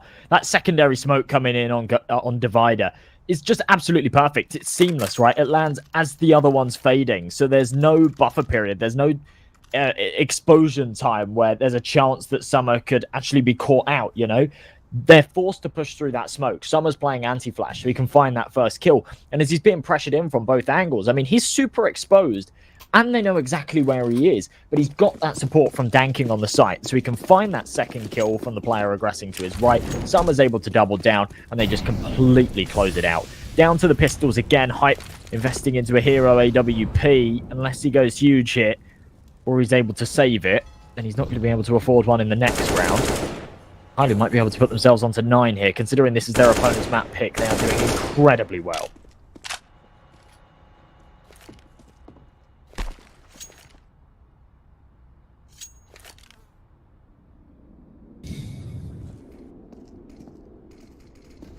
Honestly, when I started looking at the stats around this game, when I looked at the teams, I sort of had this idea going into it that this was probably going to be a 2-0 for Prospects, and if it was going to go to TYLOO, it would have to be at least 3 maps, but I'm seeing the exact opposite of any other outcome I could have thought of. A minute on the clock now, and with Desert Eagles, they want to push in. They do want to push in eventually onto the B site. Pookie, sort of the one prong that is keeping the A site players busy, will quickly be falling off the server. Hype just has to make this AWP work initially because he's the only one that can get that first shot off. Dan King holding the angle, though. Yeah, this is just a bloodbath. Well, things will be closed out as Alex left in the 1-on-5. We saw some crazy heroics from him earlier. I don't think this one's too viable. Bomb on his back. Dan King wants to get super aggressive here with the AWP. It's a dangerous game to be playing, but does connect it. The man's on 5 figures now as well as we go into the final rounds of the half, so he's not too phased. And you know, it's interesting what you say about TYLOO, yeah? But us, I feel like the sample size that we get in terms of TYLOO games that we actually get to watch are against the top level, right? Because TYLOO qualify for the majors, so we get to see them compete at the majors. we, or at least in my brain, right, I identify them, I see them as not a particularly high caliber roster, because when they compete at these majors, they just get destroyed by tier 1 European teams, right? But when they actually come over to Europe for these boot camps and they play up against teams of this caliber and in tournaments like this, you do really start to get a gauge for what kind of tier they actually play at and how good this roster really is. And you start to realize that actually these guys are a solid sort of tier 2, tier 3 team.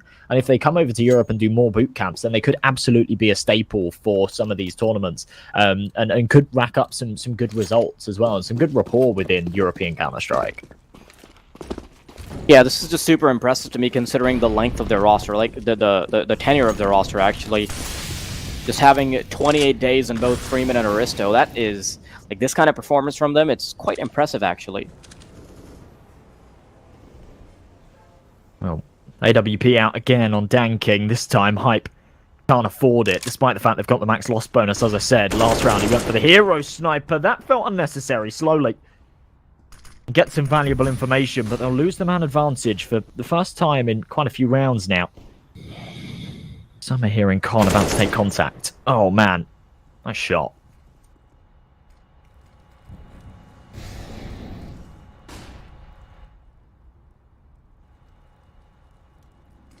One of the few circumstances where the T's might actually be able to come out on top. They've got a solid amount of utility as well. They just need to regroup their resources, and regardless of what bomb site they hit, they're at least going to have somewhat of an advantage. Danking, that could have been the one opener that can reel it back in, but he's missed a shot, and he's also betrayed his positioning.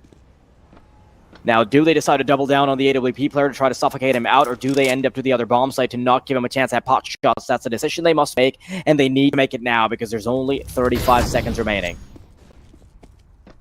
Oh no. There's a rotation. The one utility, the one piece of utility, the Molotov onto Toxic will be convincing enough. As long as Danking's here, though, there's still a chance. But Smoke and Molly, yeah, they're ready for this. The bomb will go down. Surely Danking has no chance here. I mean, maybe with the opener. Perhaps if he can get one more kill.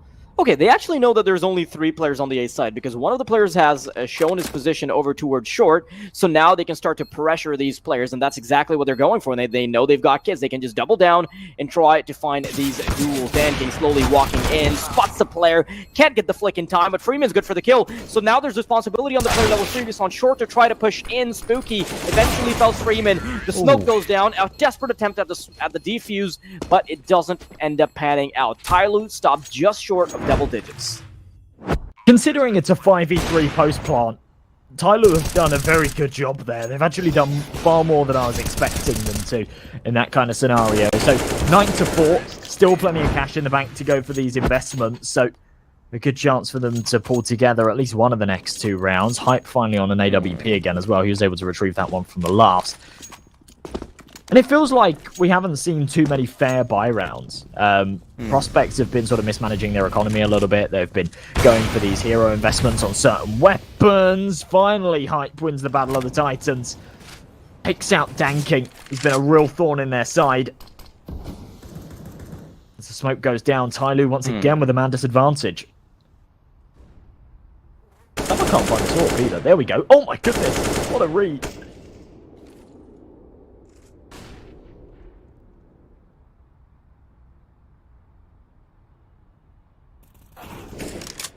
Prospects just trying to do a bit of damage before they end up on the second half. And you know what? If they get away with 6 rounds on the T side half, that is more than respectable. We know that it's their own map pick, so the CT side will be a lot more favorable. But TYLOO's dominance could be taken away slowly.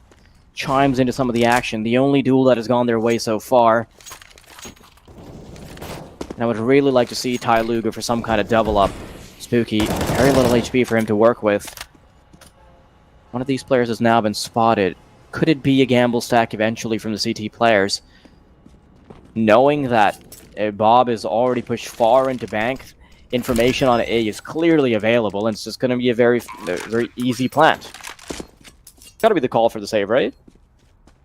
Yeah, it has to be. I mean, even though they've got a little bit of money, they haven't got that loss bonus. Saving these 2 M4s would definitely be valuable. Now, interestingly, both of these players are actually playing with the M4A4, which isn't something I've seen all too often. Okay, I'll put that on hold as Franson's found one.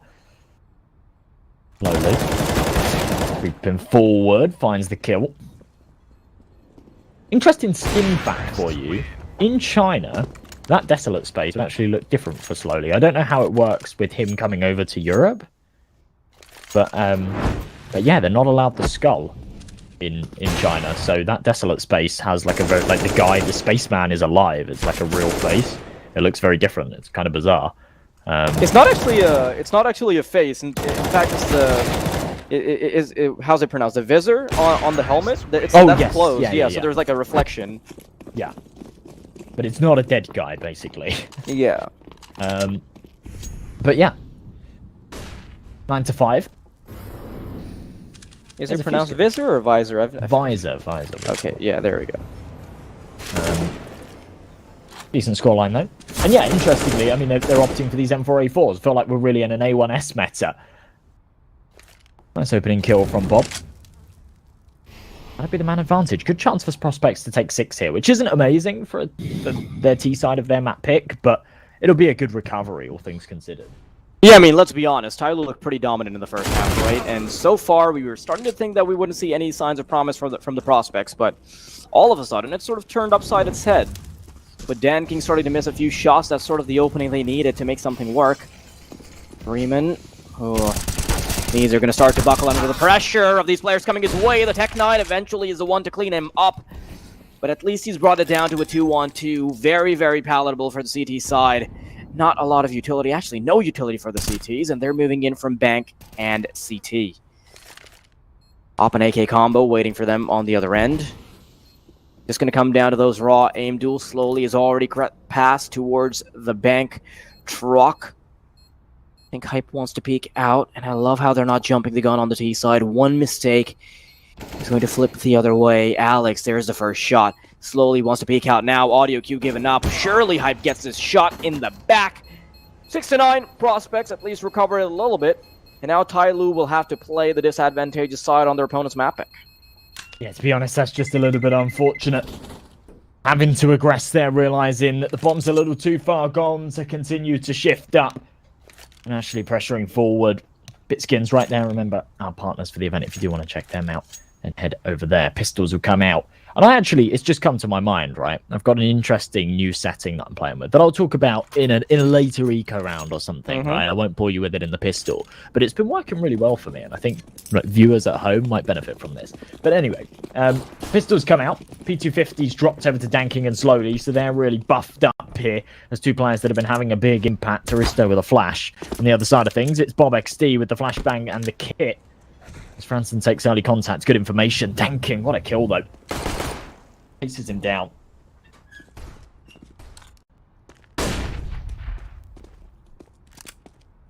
Yeah, look at how far Hype has gotten, right? That is just enough information for them to call a full-on rotation with Danking being spotted in toilets as well. That just bolsters their confidence to double down on this. But do they still keep committing to this? I don't think they realize that Hype had that level of information. Spooky, really nice shot from CT spawn, and the bomb starts to shudder a little bit. Let's not double down just yet. Hang on, guys. We can maybe have a conversation about this. Well, smoke goes out towards CT, and the bomb could be rerouted. Yeah, with a minute on the clock, they know they still have that option. Summer still wants to linger, though, to maybe get some damage done. Aristo sticks around. Bomb eventually does start to commit. So with a little back and forth, we'll finally wrap their heads around this position. Little uncomfortable duel as the Glock runs out of bullets. Freeman still very possible. 2 players within 1 headshot territory. And the bomb can be taken over towards the other side. USB recovered by Freeman. Would have to be the 1v3, the 4K clutch if he wants to get it over the line. TYLOO would benefit greatly from this. 1 shot connected, but it just can't be closed out. Prospects on a highway. Tied up. Yeah, really solid stuff. 9 to 7, no bomb plant as well. Means we'll probably see a full eco here. Does this mean I can talk about my core new setting? I'm waiting for a yes. No. He's just going to completely blank me. Yes. That's so mean. I'm going to tell you anyway, right? I have a friend. He's always into gimmicks, right? He's always into, like, trying to sort of find little advantages and things like that. And he showed me something the other day. And at first I was like, no, this sucks. But then I started to warm to it, right? It's a console command that basically, as you press the shift key, your volume goes up, right? By, like, 50%. So I have my volume at, like, its normal level. But then when I shift, my sound is massively, massively amplified, right? And at first it was really disorientating and I didn't like it. But I started to warm to it, and as somebody that's often kind of caught out by not hearing little sound cues and things like that, when you're in a position when you're shifting and you're in these kind of close quarters situations, I actually found myself a lot of the time hearing little sound cues that I wouldn't have heard before. And yeah, I actually played a lot better over the last couple of days because of it. And I've never known someone to do that before. I don't know if I've just been completely in the dark and that's something that other players do, but as someone that plays a hell of a lot of Counter-Strike, that's not something I've ever considered before. I've seen other people do this, but instead of binding it to shift, because honestly, that would just blow my brains out if I was like spamming shift, because that's something I have a habit of, like especially when I'm just like idly standing by. People have a clutch key off, and that they're gonna press immediately as soon as they get into like a clutch situation or when they want to focus. So I think it's kind of a similar concept. Might have to bind one of those to caps lock because my teammates are very loud. Yeah. Aggression in the smoke, trying to glaive it. Aristo ready, though. Oh, man. Maybe that's not the time for a gimmick play like that with a bonus round, though. Boost in play. Alex just clearing out their close angle. They now know that they've got short control. The bomb's not here towards B. All their eggs in one basket here. TYLOO. Dude might just realize that they'll be able to comfortably get this bomb planted. The A bomb site's completely empty. If you recall anything from the Inferno T side from TYLOO, you'll know that their mechanics were just incredible. They've been great on their CT side as well, but I'm a man that is very scared of a scrappy T side that is being brute force through amazing aim and mechanics. I think prospects are going to be staring right down the barrel of it. Hype, feeling pressured. Molotov's going to burn his feet up. Those shoes are not going to have a lot more resale value left in them. The bomb will be going down. No need to progress the situation. They're just going to tuck away. I know they've got a potential M4 coming out of France in the next round as well, so no reason to really fall into an economic deficit before they need to, but if they too falter after this point, it is going to give TYLOO a bit of a highway past that double digits. Yeah, Double O Prospects, of course, just completely calling this one off after they lose that A site, and obviously they lost their opening jewels as well. Massive early double from Aristo, and it really does pay off just playing a deeper defense towards Monster when you're not actually going for that B control, but just want to maintain it and just want to make sure that they don't get aggressive. If a CT pushes into short control is super valuable.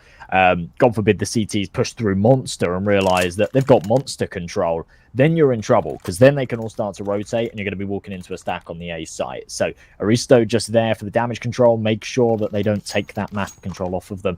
Really, really solid stuff. Buy will come in. Of course, 3 weapons being saved for the CT side means that they can reinvest around them. But a couple of problems here and there. Aristo still on that Galil, of course. He could upgrade to an AK, but he's happy with what he's got for now. Mob down to a FAMAS as well. The 10-2 scoreline. Nice little buffer here for TYLOO to work with. This is their opponent's map pick, and they're a map up. They're looking fantastic here.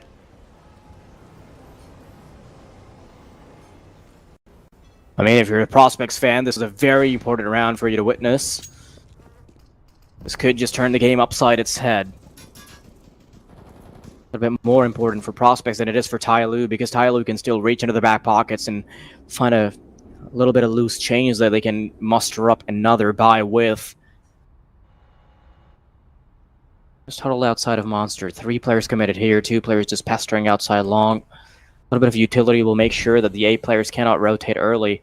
And this long smoke allows the Ts to creep behind it, so that's sort of going to pressure the CTs into trying to find a little bit more information. And Spooky's been going for these little peaks around short water, but they've crossed past him, and now he's going to have the information going into it. That's the first frag being collected by Freeman. Spooky doesn't quite falter just yet, but Dan King will eventually get him. Slowly will now be joining his comrades over here in short water, and I think Franson's quickly made the call. They know that they're a little bit locked out of B site. No reason for the CTs to commit just yet. And knowing that there's going to be just enough money on Hype and Bob, they should be able to have yet another round where they get away with rifles, where they have an MP9 in the hands of Bob, so no reason to throw your weapons away just yet. But TYLOO, man, they are creeping closer to the finish line, and Prospects, they must do something about it soon.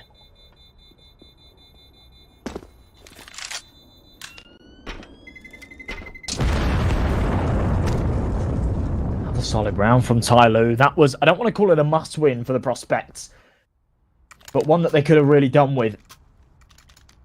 They come into this one with 3 safe rifles again. A couple of drops could come through, and they could somewhat justify buying around it, but still a far from ideal situation.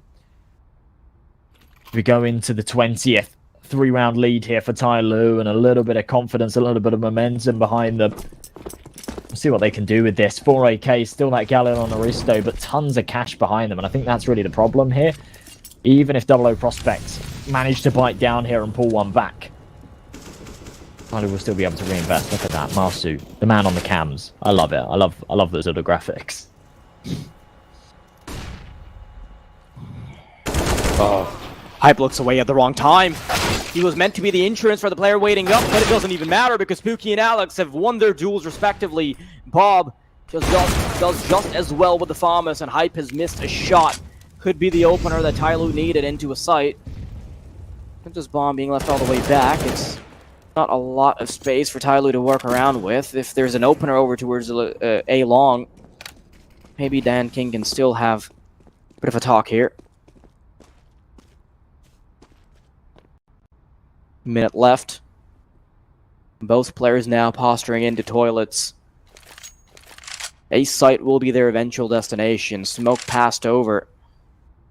Gotta smoke out at least one of these angles. Give themselves a bit more favorable of a duel. Peeking out. Dan King could have ended it right there, but there's a second player that should be able to finish the job. No, Dan King's the one to commence it. And Alex, he's stuck behind the truck. If he falls without allowing his teammates to rotate over, it would be very problematic, and he doesn't choose to go for the duel. Instead, he wants to make it a decisive 3v2, doesn't want to give up a very easy advantage. Spooky is very low, so that's a good call to be made. No utility on the T side, and this Molly and Flash combo could be deadly.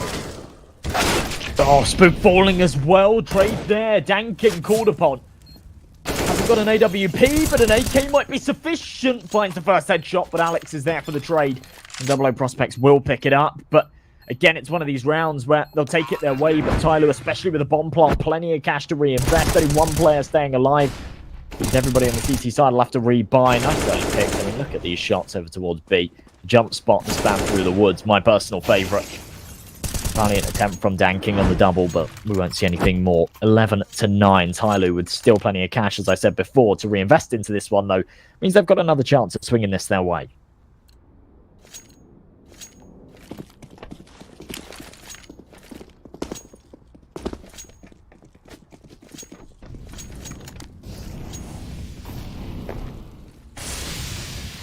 The amount of damage that the CT side has suffered, right? It makes it so difficult for them to really snowball off of any victory they've gotten. Now, Bob does make it a little bit more salvageable. A kill through the smoke definitely does them a bit of a favor. Early attention around middle. They still have a prong over towards long. One player coming in from connector as well. So just slow crawl approach of just clearing the first half of the map. So that's just step one. Step 2 is getting past the combo of 2 of these players in a site. There's a jump spot that'll be happening by Franson. And Hype is sort of the first point of contact. He's meant to be the distraction. And he's meant to be a little exploratory around toilets. Just holding an angle that acts as a small one-way for him. Dan King trying to peek over one of his teammates' heads.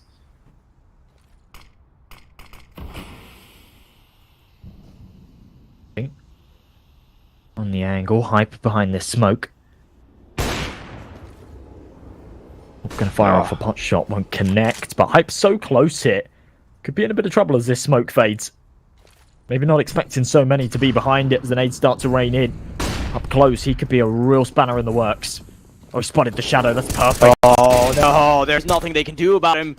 They had a knife out, Hype is left unchecked, that's the bomb being dropped. And DanKing, the initial shot that he missed, that's the one that's going to come back to bite him. I mean, he's got a decent number of kills, but he's been missing quite a few openers. Oh.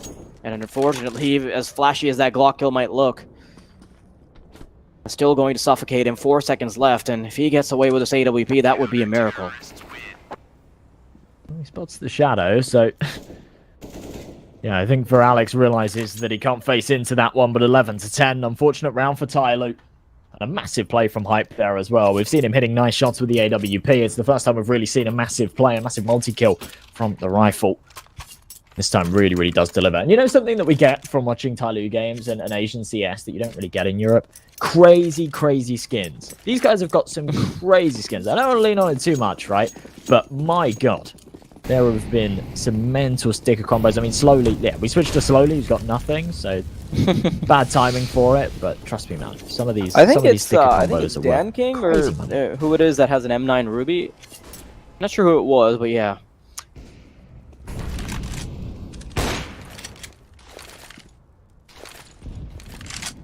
The Chinese skin buff, man. That's what it is.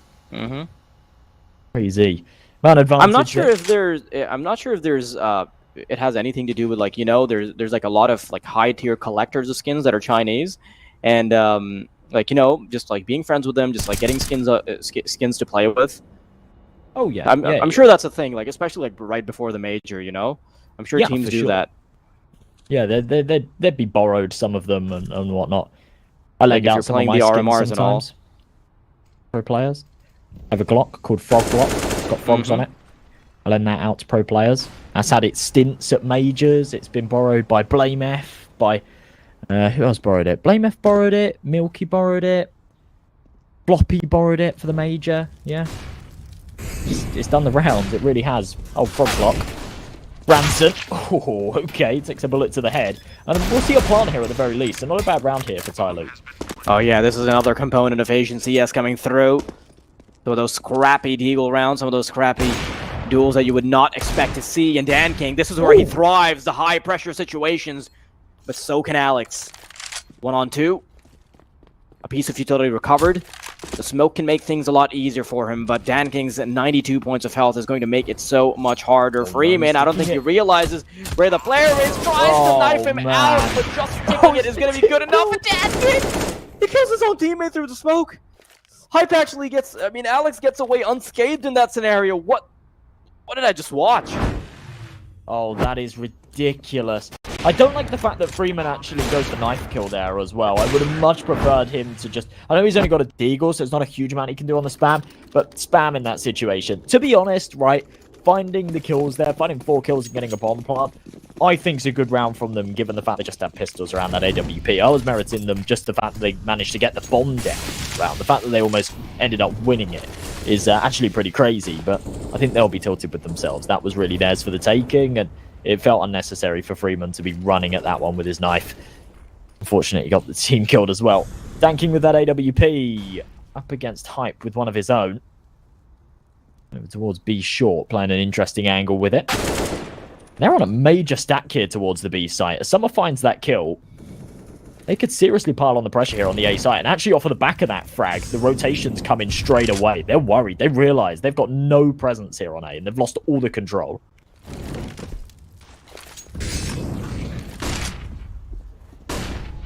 Oh, there's going to be one player that pushes up forward. He's sort of selling a massive fake here. Lots of damage delivered to Alex as well. And as Bob is trying to rotate over from connector, DanKing will catch him with his pants down.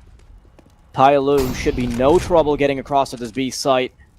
Hype still trying to wiggle one foot through the door. Perhaps have an opener. Perhaps still make it palatable. But Alex simply doesn't have the HP for a clutch.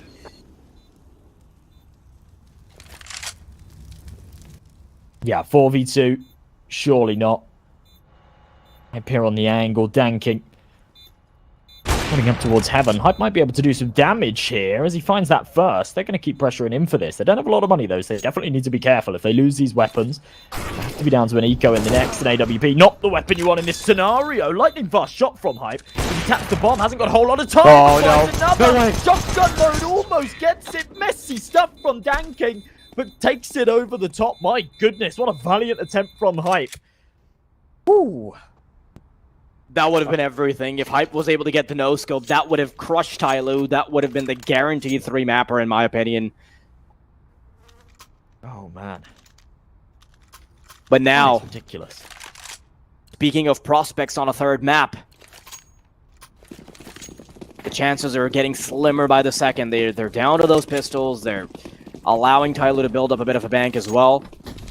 Just going to have some utility they can play off of.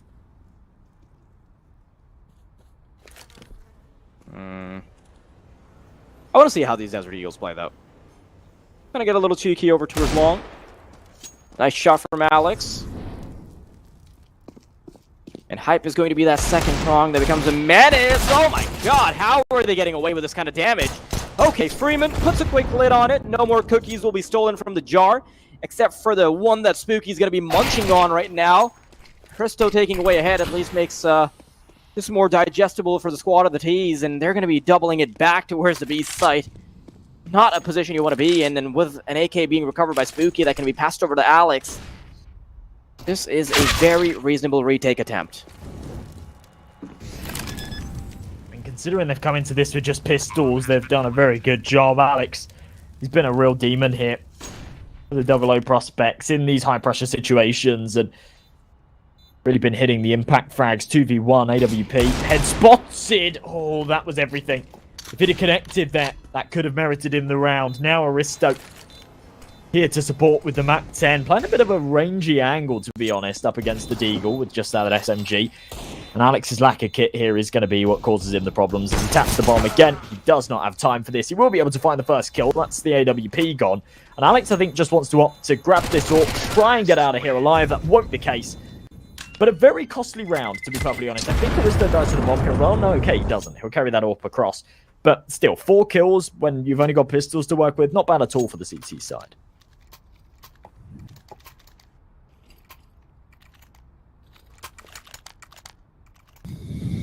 I mean, yeah, damage is never something you can scoff at, but come on. Do prospects really have the margin of only getting away with damage, even if, you know, they're down to the pistols? When you've made that kind of investment, you got to get away with something that is a bit more than just that. This should be a nice little cleanup round for TYLOO, though. Just to lay out the red carpet for them. Slowly, nice way to start things off. The AK is just going to be farming kills left and right. And Alex's time on Earth is dwindling as well, to say the least. 14-11. Yeah, that is not a great round, of course, for prospects in terms of like the mentality stuff. Like, they're just trying to get it over with. They're on a full eco, so they'll just sort of shrug it off. But, you know, 14-11 down, you throw yourself at them with pistols, you just get completely mowed down. I think sort of when you think about like confidence and morale and things like that, doesn't do any favors. Quick tactical pause here from them. This is really their last chance to stay afloat in this series. If they lose this round, they've got no money. They'll have to go for a sketchy force buy to try and keep themselves from losing. And that'll be to try and get themselves into overtime as well. So no AWP, 4 M4s, no helmets, but that's fine. You're on the CT side, you're against the AKs. Utility out. 3 incendiaries, smokes all round, few flashes. The only thing that's really lacking is those HE grenades, but that's okay. That's kind of the one thing that you don't really need, especially on the CT side of Overpass. Round number 26 could be where TYLOO put the final nail in the coffin as they come into this fully equipped. AWP on Danking, he's been fantastic as well, been hitting his shots consistently throughout the series, and he looks to do so here again. Blows it over the top, nade blown off though, the door. Alex, good frag.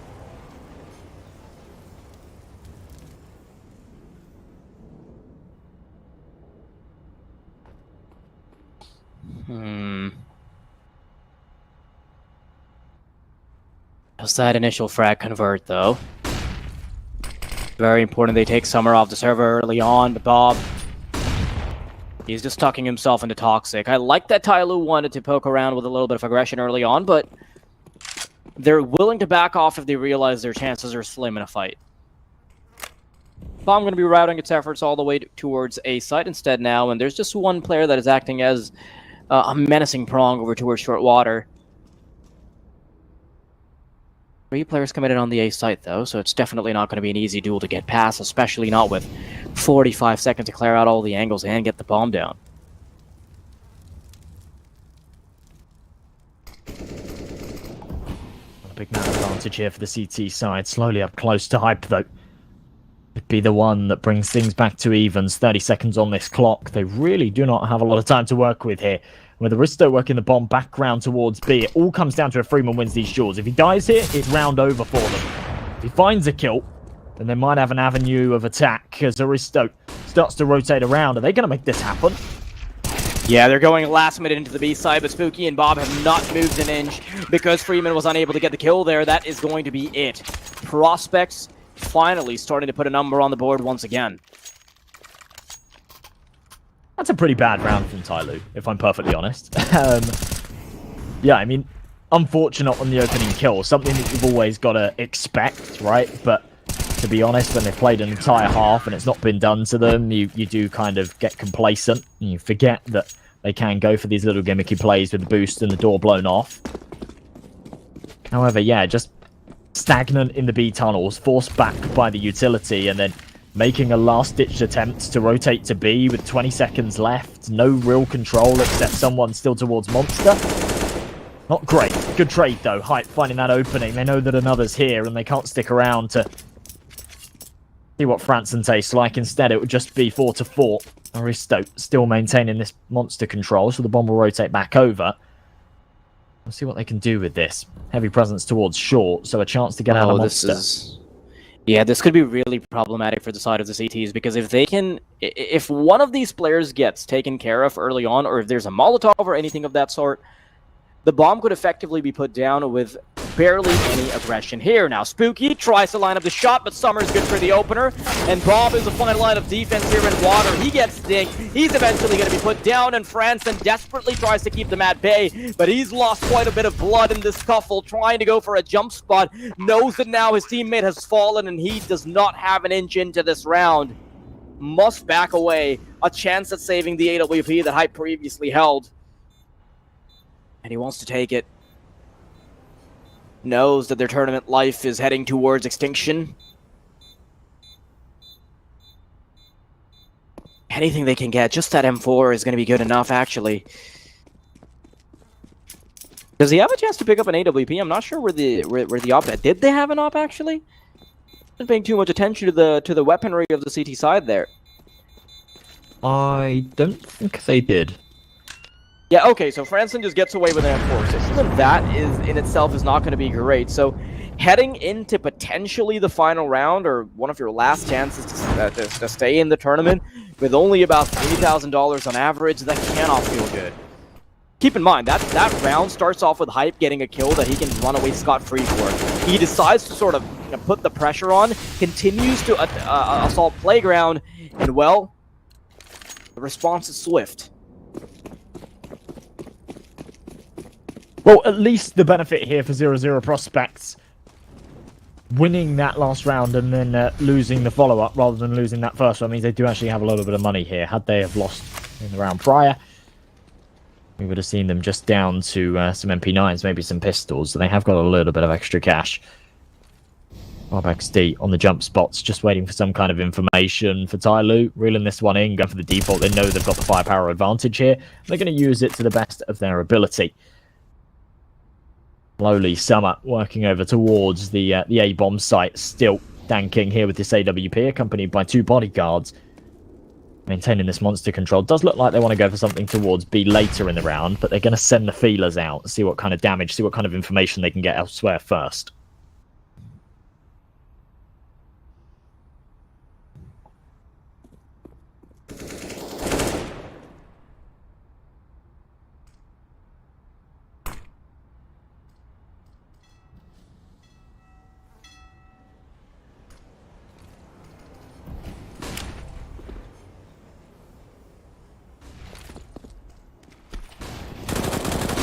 Yeah, TYLOO have gotten quite a bit of space here towards Monster, but Bob will immediately deny it. The FAMAS is swift and the FAMAS is cruel. Slowly in summer, though, they're immediately going to respond. Bob, he was the potential last line of defense there towards Monster. He could have stopped it right there, and Dan King, he's not going to succumb to the greed that is going to flash before his eyes. Instead, just mollies it out, gives himself a fighting chance, but Hype, he could have just done the job. Drops the bomb. Molotov to coax the player out of the corner. It's just Hype remaining now, and he's up against an op and M4 combo. Summer falls, and he's got to get the bomb down. Dan King, he gets desperate, just can't get on the site in time, and all Hype has to do is wait it out. Nice little 1v2 clutch there by Hype at the end, recognizing that all he had to do was take that damn bomb away from the final member. What the hell has just happened there? My brain completely just didn't realize that the bomb hadn't been planted. When the first man jumped into water, I was like, okay, the bomb's down. He's trying to take a better position, right? That wasn't the case. They hadn't planted. It makes absolutely zero sense. Why? The problem is that they hadn't... Oh, the bomb is down in water. That's why. That's why Summer goes for it. Right, okay. Yeah, I was confused as to why he's jumping in. I thought he had the bomb on his back, but... yeah, it'd been dropped. Okay, that's really unfortunate for them. Now they haven't got a lot of money either, so a chance for this to go 15-14. Overtime, definitely on the cards here. Definitely can't play it too chill, though, from the side of Prospects. I like that Spooky is still willing to grow for aggression, especially against pistols. I mean, they would have still won out the aim duels if they played it conservatively, but don't want to give TYLOO too much space. You know how devastating some of these Eagles can be in the hands of such talented players, and they just want to book it all the way to long. Hype will be the first man to start speaking into the walkie-talkie, bring the reinforcements over. But quite a bit of space has been granted to TYLOO. Granted, it is going to come with the caveat of calling the rotations in as well. Not too much attention on the B side, and that's for good reason. Dan King looking for the opener. Dan King aggressing up. Respond to his left as he spots the man towards the truck. Knows that that window isn't actually wallbangable at all, so won't even attempt to fire off the shot. Hype jamming in a little bit of damage. We'll give the information there's one close toilets. He's going to regroup with his teammates on long and try and get this done there. The pistols have to have an impact here. Oh, Freeman could have had a bit more done there initially, but Franson and Alex are going to do a good job at just mowing them down. And Prospects, they're still not out of their map pick just yet. Still have to get past the final hurdle of TYLOO still having a buy-up. But at least they've made it a little bit more difficult for Dan King because an AWP will not be present. Yeah, I mean, Prospects have definitely looked better here on the CT side of their map pick. Especially in these last few rounds, as you say, no AWP on Dan King definitely could cause them some problems. We'll see. This 5-rifle setup might actually give them a little bit more maneuverability. Hype. Aggressive into middle, won't spot anything early. No one's actually there. They've just flashed him off. Give that presence, that false sense of it at least. Keep him busy. As the real pressure's headed over towards B short, and Alex not spotted anything for now. Spam's come a little bit premature as well, so won't do any damage either.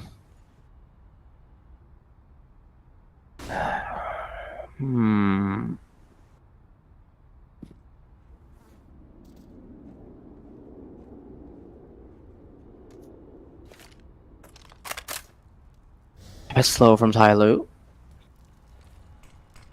Slow aggression into water. They'll be heading into 3 B-side players. Nice little trifecta of a setup now that they're going to be walking into. Flashbang to go through. Summer is flashed out of his mind. The team flash will work against him. And the smoke is going to take Franson out of the fight for a second. Bob gets a kill of his own now, and Dan King now in a 1v2. Could this man get it done with just an AK? He's the one that's known for an AWP. He wants to grant himself a little bit of space with that smoke, but he wants to peek out now. Nope. An elbow is good enough for Hype. And Prospects, we could be seeing them now battling it out on their own map pick in overtime. Well, overtime will now do this series a little bit of justice, and it really does bring your mind back to a couple of these rounds that have come desperately close, especially since TYLOO put themselves onto 15 a few rounds ago. Makes you think, what could they have done differently in those situations? I mean, maybe in that 2 versus 1 with the player on Heaven, it would have been the play to just peek it together. They haven't got the bomb.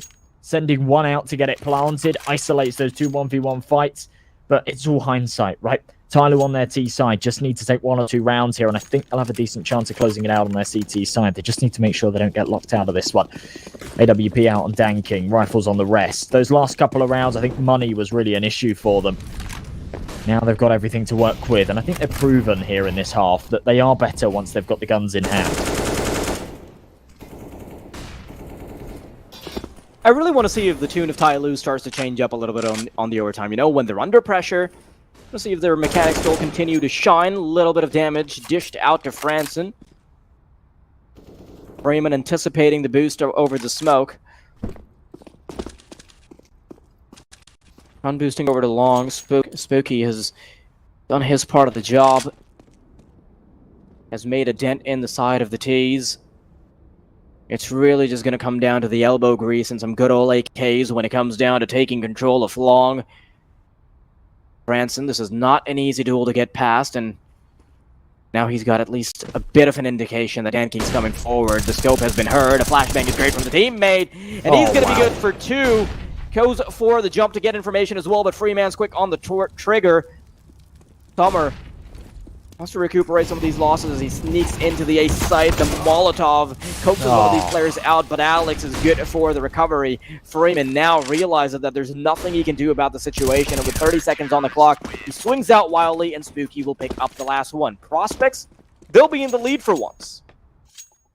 A little bit of a breakdown of communication there as they execute onto the site as well. If Freeman is just left to take the kill on towards the back of Dice, accompanied by that flash, Summer can divert his attention elsewhere, watch for the bin cross, and they might have actually been able to get that one done. But yeah, trying to crunch in, play that angle together is not going to do them any favours. 16-15, Prospects get off to a good start here. Interestingly, Danking doesn't go for an AWP as well. In overtime, you buy 2 AWPs, then in that third round, you're not going to have very much money. They're taking a calculated risk. Slowly tagged up by the sniper early on, but no kill, so he'll be able to rush that one off as he re-aggresses, and a nice headshot onto Franson. Man advantage their way. Oh, he was holding for that boost. Oh, no. Oh, no. Oh, no, indeed.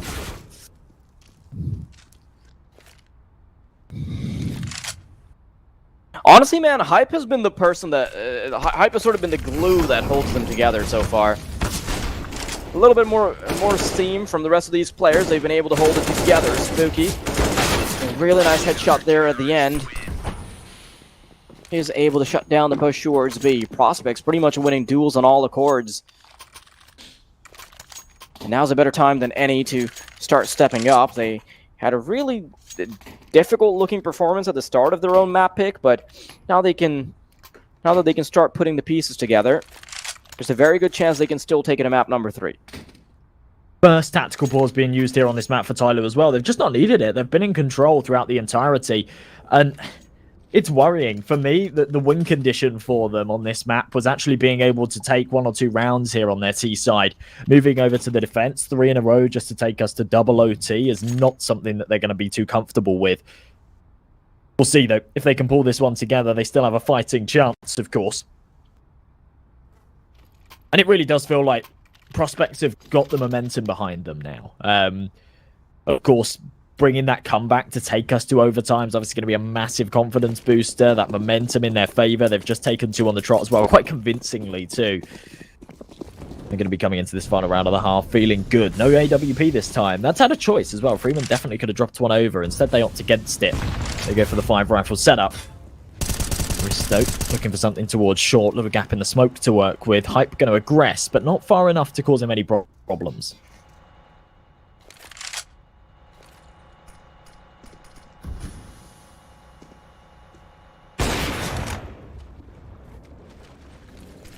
A very rare scenario where Hype has actually missed a shot, because so far he's been hitting so many of them without question. Utility being sprung out on the B site. The A-long player is sort of being burdened with the responsibility of conveying the audio information so they can call rotations in over.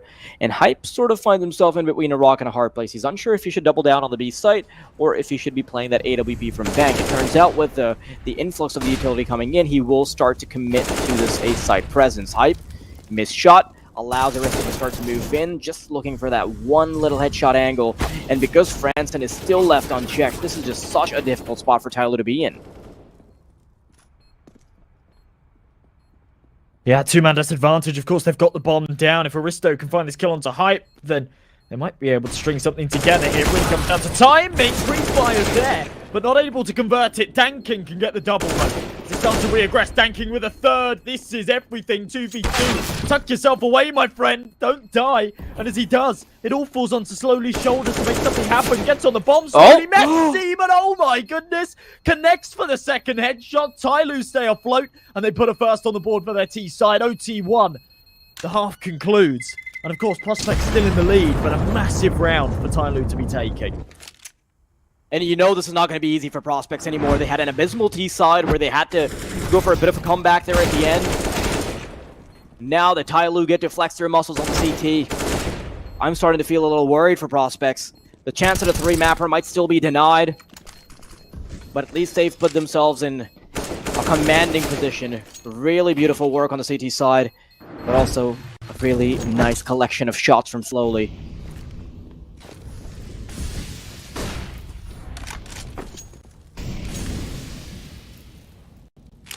Now Prospects a lot of the time... Yeah, go on. I was just... Nothing, go on. Make your point. Yeah, like Prospects, a lot of the time when they were playing the CT side, you would see them... the T side, you would see them get betrayed by the timer quite a lot. They would play down to the last timer, they would get punished for it, and I wouldn't be surprised if now they start to go for something a little bit more aggressive. TYLOO was very good at capitalizing on them running down the timer before, so there could be that recognition by their coach. Oh. Hype aggressing up with this AWP. Constantly the man looking for these entries. He spots the suppressor. Could have been something if the smoke hadn't landed right in front of him, but now they go for the execution. Bomb's working its way back, so this isn't actually going to be a B-site take. Franson just going to be left here to find one, and he will. He'll now go and help his team. Good advantage, and they've now got a bit of control towards toilets as well to head up towards A, and it'll just be Danking to defend. That just creates a lot of panic in the camp of TYLOO because now they're not sure if they can double down on the A side at all. In fact, Danking is the man to watch right now because his AWP will change everything, or it could change nothing for the side of the CTs. He's been locked out now. 23 points of health for the man, but Summer has fallen. Alex is doing such a good job at the openers once again. Freeman coming in from the back line. Franson could not be checking this. Just needs to be hurrying up for a second. Prospect slowly inching in towards that 18th round mark. TYLOO, Danking had to hit those shots for it to be done. But now they're just going to have to back off. What can they even do? Oh, man. To be honest, such a brutal start to that. Such a nice boost from Franson, puts him in a very advantageous position. Unfortunately, off of the back of that, we'll actually see a disconnect as well, so a quick technical pause before we can get back underway here. 2 rounds in a row required for TYLOO to bring us to double OT. Now, it was done by their opponents to actually take us to overtime in the first place, so never say never. Aristo having a bit of a slow game. The rest of his teammates actually all above the 20 kill mark, so everyone putting in a big performance. On the trot, of course, a tall order against 2 maximum fall buyers as well from your opponents. This is overtime. They've got all the cash in the world, and winning the first round of it too gives them even more money to work with.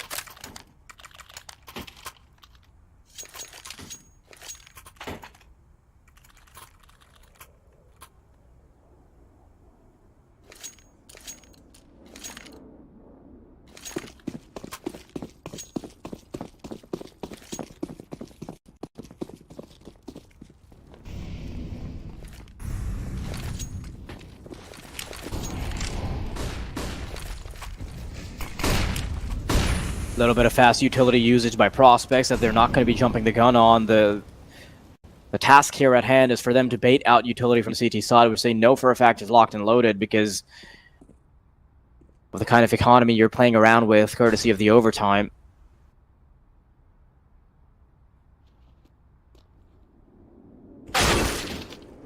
The opening from Franson was amazing in the previous round. This time around is going to be Bob that gets it done. Freeman reacts to this information. Franson gets yet another one, and Prospects could be bringing it over the wire now. TYLOO, what a valiant effort to make things tough. They could be losing out their opponent's map pick. Last hurrah. Bob spots one in the sliver of the smoke, has managed to route himself behind the one, and it's all falling apart for TYLOO. What an incredible game so far, and slowly still wants to hold on to it by the skin of his teeth. Eventually falls Aristo in a 1v4, nigh impossible. The last few bullets are going to be exchanged very soon as the bomb goes down. 45 seconds for him to try and make a dent, but I think we all know how the story ends, or at least how the next chapter starts. It's going to be a chapter written on map number 3 as TYLOO dropped the ball even after a solid advantage. I cannot believe Prospects are able to not fumble the bag there in the second map. It's going all over the place. Yeah, just crazy stuff. The fact that TYLOO aren't able to close that one out is really, really unfortunate. I think that's going to plague them as well. Sort of winning out that first map, having a brilliant time on Overpass 2. It's a good first time that they've played it on HLTV, right? They've clearly been doing their preparations, and all things considered, not bad at all, but definitely things to come away from, definitely things to learn from. And to be honest, I think it'd be very frustrating for them to watch that demo back and realize some of those rounds towards the end that they could have very, very easily closed out, but they just fell short, just made the wrong call at the wrong moment. We're going to be going to a third map, though, to decide the winner of these two teams, and we've had a day full of 3 mappers, right? We've had a day full of contentious series. And to be honest, I expect nothing less in the playoffs. So we'll be going to a short 10-minute break, folks. When we return, we'll be back with the action. So don't go anywhere, because we're going to be concluding this series very shortly and crowning a winner.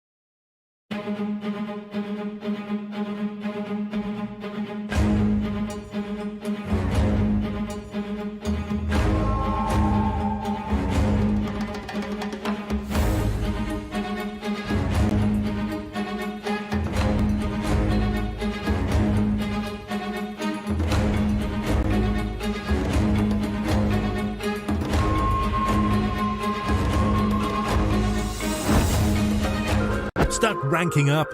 Lost the motivation to grind? Bored of clicking heads on aim maps? Get some colour into your game. Bitskins.com. Buying and selling skins made easy. Tons of payment methods and instant cash outs. Just choose your dream skins, select your preferred payment method, and start grinding again. If you want to play like the pros, you gotta look like the pros.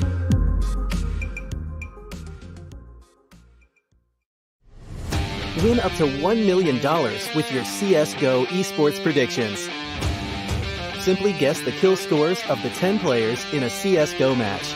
The more you guess correctly, the bigger the prize.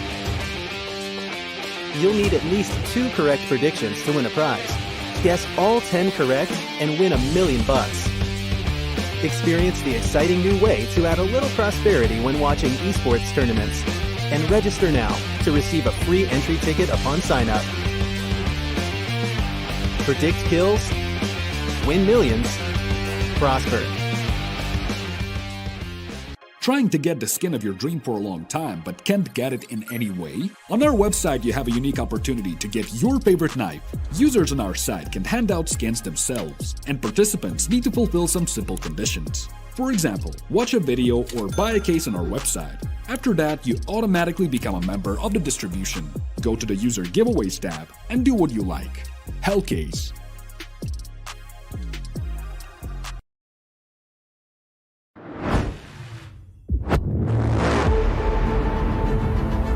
The hunger for glory feeds the desire, the courage to look for a challenge, to feed your ambitions.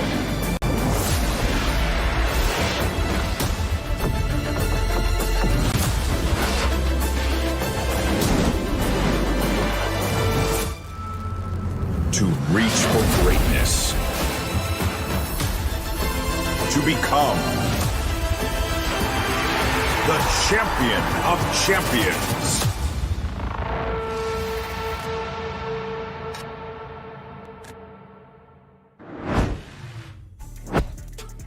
Welcome back, everybody. We just saw a fantastic second map that ended up going to overtime. TYLOO were in the lead on their opponent's pick, and they were a map up. They had 4 chances to close it, and they could not take them. And in overtime, they got pretty destroyed, to be honest. So I really do feel that Double Prospects have got this momentum behind them, got this confidence, and moving on to the third and final of Ancient might have a little bit of an advantage. Now, Ancient's a map that is quite heavily CT-sided statistically, so considering the knife round will decide the sides, it'll be interesting to see who ends up where and how they fare on it. Honestly, there's a couple ways of looking at the situation, right? On one hand, you could think that maybe TYLOO sort of had a situation where they should have been able to close it out, but they didn't, and they could have lost momentum off the top of that. But you know what?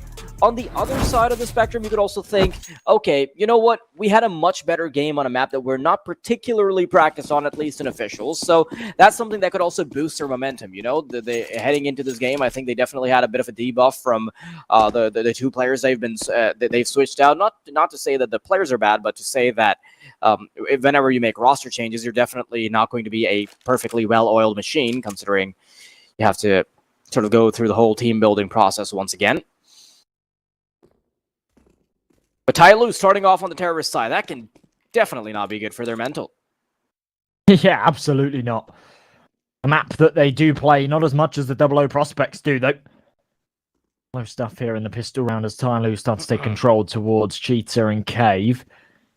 Book does aggress in, won't spot anybody for now, but as the smokes rain over the top, I think they are confident that this will be a B hit. They're rotating players over. It's all a bit of a bamboozle. TYLOO going elsewhere. Not a single tool has been found just yet. A site's the way to go, and CT starts betraying their positions a little bit through the smoke. 2 players now fall. Slowly's done an incredible job of making this Glock work. Now the CTs are still trying to find an end. Summer just makes this damage even more devastating. Pretty much locked out here and only just trying to get consolation prizes here, but slowly will simply put his foot down. Yeah, felt like he was doing everything there. Might even be able to finish it off with a 4K. No, it'll only be a 3. But fantastic from him, and fantastic initiative as well to be clearing out A main when they come in from Donut. Hype had a brilliant position, just tucking himself into main, trying to sort of stay alive, maybe try and find 1 or 2 on the initial prod for his teammates to have a better chance at the retake. But yeah, read like a book from Slowly there, going for that early control, pushing in with that Glock and taking that close fight. Absolutely perfect. 1 on the board here for TYLOO, a good start, and to be honest, I think that's going to do a lot for them here. Taking a rough loss in that last map, only having 10 minutes to sort of mentally reset from that. Getting off to a good start here on Ancient is an absolute priority for them. Force by here for the CT side, not too much behind it. Massive whiff from the MP9 as well. That was a good chance to find an opening kill, and it's out the window now.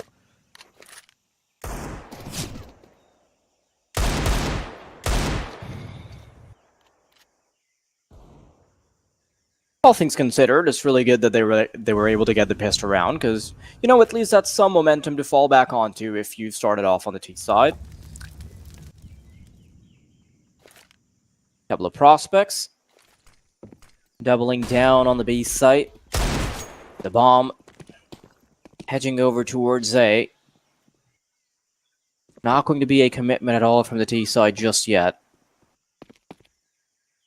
The problem is that TYLOO can very easily just send out a MAC-10, sort of sniff out these players, and then decide to go to another bomb site. And considering how long these rotations take, they can very easily just route themselves in from middle and get a free bomb plant at A. Just exchange 1 player for it, pretty much. Able to go out. MP9 is very powerful on that angle. Franson gets the first. Alex makes his Desert Eagle very spicy for a second. And now the A site is being challenged, but they're already there. The reinforcements have arrived. This smoke is not going to be keeping them at bay for very long. Alex, yet another kill for the man, just keeps on adding to the tally. Slowly wants to try to deny this, but prospects have done such an incredible job with a shoddy buy. Oh, biting right back. I mean, TYLOO, they've found double bomb plants, so there will be a little bit of cash, but to be honest, not too much. I think they might want to force into this next one as well. We'll see how things go. A tough decision to be making. With the cash that's there, 1,900 would be sufficient for the AKs. The fact no one's bought yet might indicate that we will see them just kind of take the hit here, allow the prospects to take the lead, but what a good recovery.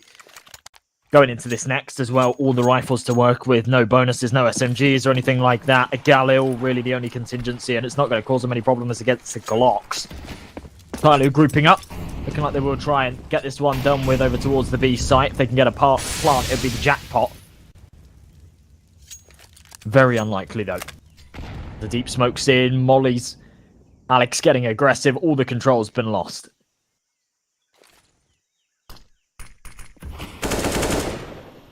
I'm not a really big fan of how Ancient is played out around this door, to be honest. It's just sort of this contest about who can get closer to the door first, and then it's just a waiting game by the smoke. I really do wish there were some changes around it, but here it comes. Firing range. Spooky's only good for 1 before he will drop.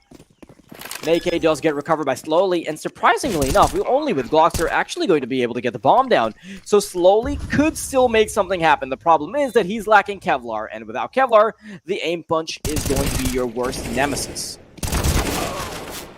Yeah, well, there it is. Perfect example of it. Only taking 1 casualty, but as I say, bomb plant a bit of a jackpot there, considering it's just the Glocks. And I do agree with you around that door area. Obviously, anytime a map's been out for a little while, teams start to pioneer smokes that they can throw to take early map control.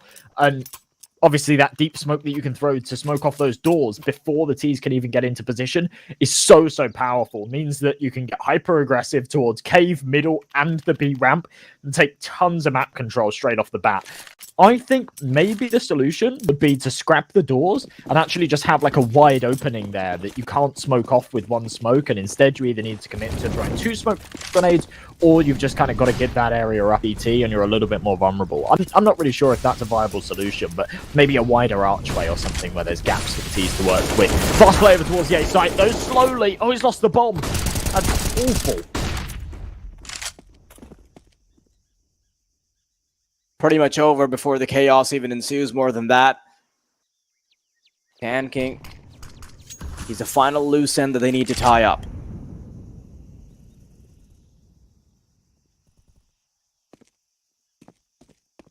Do you think this is going to be a lot more convincing from prospects now? Possibly. I do see a world where they do actually just stomp this, to be honest. But I don't know. I mean, statistically speaking, TYLOO are quite good on Ancient. Starting off on the ST side, though, I don't know. To be honest, my answer is I don't know. I could waffle on all day long and kind of weigh up the pros and cons, but I think there is a chance that prospects could just run away with this and, yeah, make this really one-sided. To be honest, the way I'm thinking about this, right, is that when we were talking about Overpass, we discussed how TYLOO didn't really have any practice on it, but knowing how new the this iteration of the roster is, any samples we have of how they play on the map is actually Ancient from 2 months ago, so that really doesn't have much of a bearing. So this could be very similar to Overpass, but this time around, instead of sort of just having like the sneaky advantage that they did the last time, it could just instead be a stomp from prospects. You know, they started off on the CT side. They're comfortable playing this map. They're playing against a team that has a new iteration of a roster that hasn't played Ancient. So all of those win conditions combined, this could very well just be a one-sided affair. It absolutely could be, and they're really proving that right now as back-to-back rounds where they're finding 4 kills.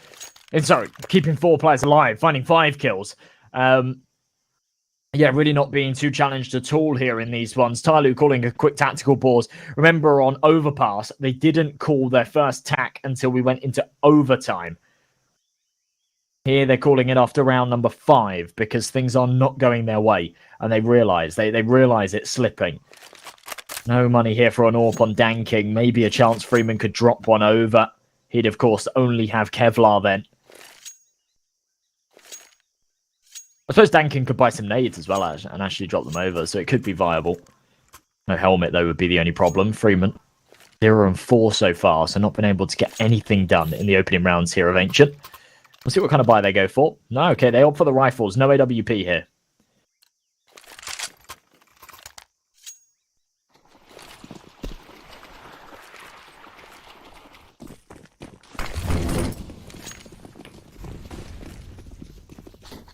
Always a commitment with the Molotovs for the CTs to take early control on, and I love how Hype is very okay with peeking directly into Alley, just fight that Jaguar position.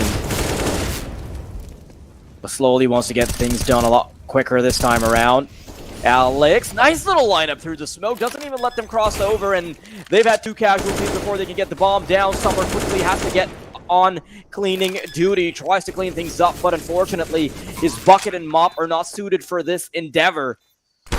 Find 3 duels, tries to tuck himself in behind, but Hype is waiting to sink his fangs into his neck.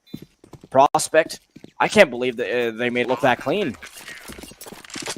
Yeah, they're actually coming into these buy rounds at this point, making them look like they're against pistols, right? TYLOO just hardly able to get anything done, and I said this the other day as well when we came onto a match on Ancient. It's so easy to get onto this B bomb site and get that bomb planted. The hard part is actually maintaining that control and winning the round. Again, like another example of it. They get onto the site, they find a kill or 2, but that's all we really see.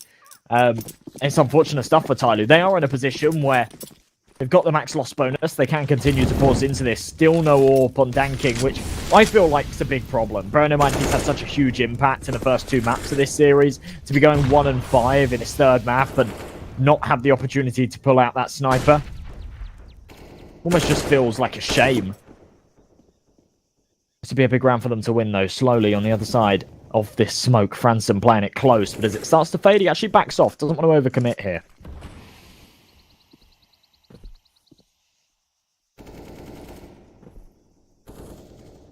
Always a lot of suffocation for TYLOO where they can't quite get into that cheated position without taking casualties, and even when they do get onto a bomb site, it seems like prospects just have everything in order in terms of winning aim duels. Alex is getting a little cheeky with it.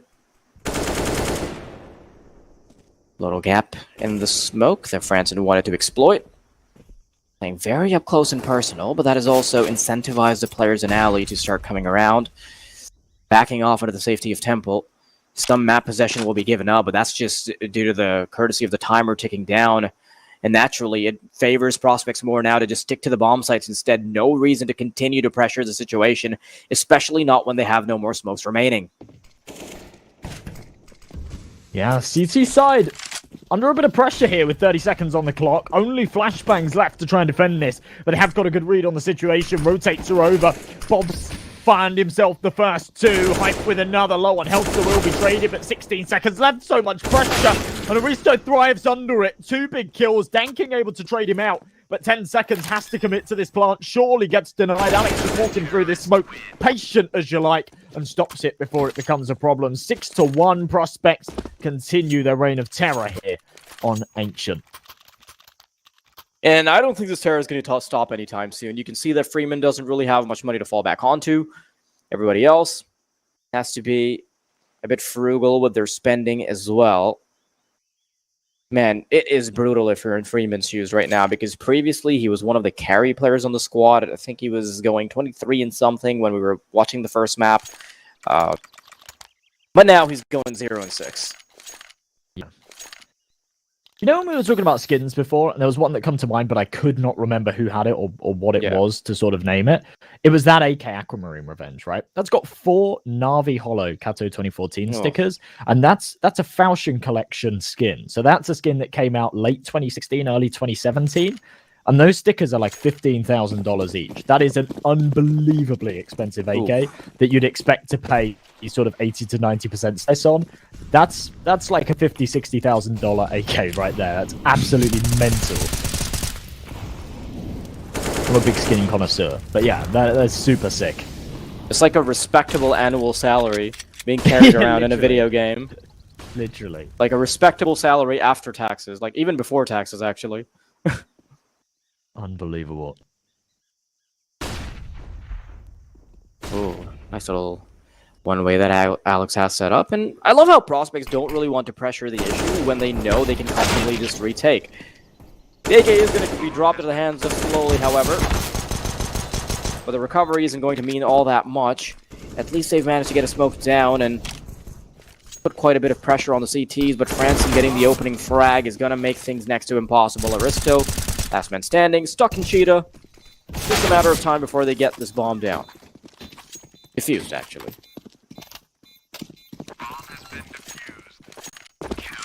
Let's just keep it coming, right? And I actually really like the fact that they're super comfortable with giving up these bomb sites. It's the right way to play the CT side of Ancient.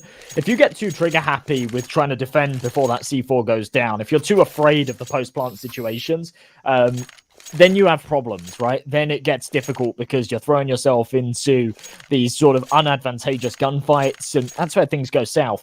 But they're so comfortable with taking the early duels, the ones that they've got the advantages in, absolutely. But as soon as they feel the round sort of slipping a little bit, they're happy to take their foot off the gas, tap the brakes a little bit, allow that bomb to go down, and they consistently, every single round, comfortably get it done in the retake. Yeah, no reason to really pressure it when you know you're up against pistols or shoddy buys. Does Summer actually have any sightline here whatsoever if the smoke kind of moves around a little bit? Just pull the trigger, man. Just do it for the funsies. Do it for the Vine. Mm-hmm. Man, I wish Vine. I miss Vine. TikTok Do feels you, so though? lame. I do, because Vine didn't seem as lame as TikTok, even though it's the same thing. Mm-hmm. Maybe it's because I was just younger. Maybe I was just a TikTok kid, but pre-TikTok. I tend to stay away from like all sorts of like short form social media now. Oh yeah, So, me too. It's I don't just like touch brain, TikTok. yeah, just like brain poisoning when you keep looking at things that only last like 10 seconds.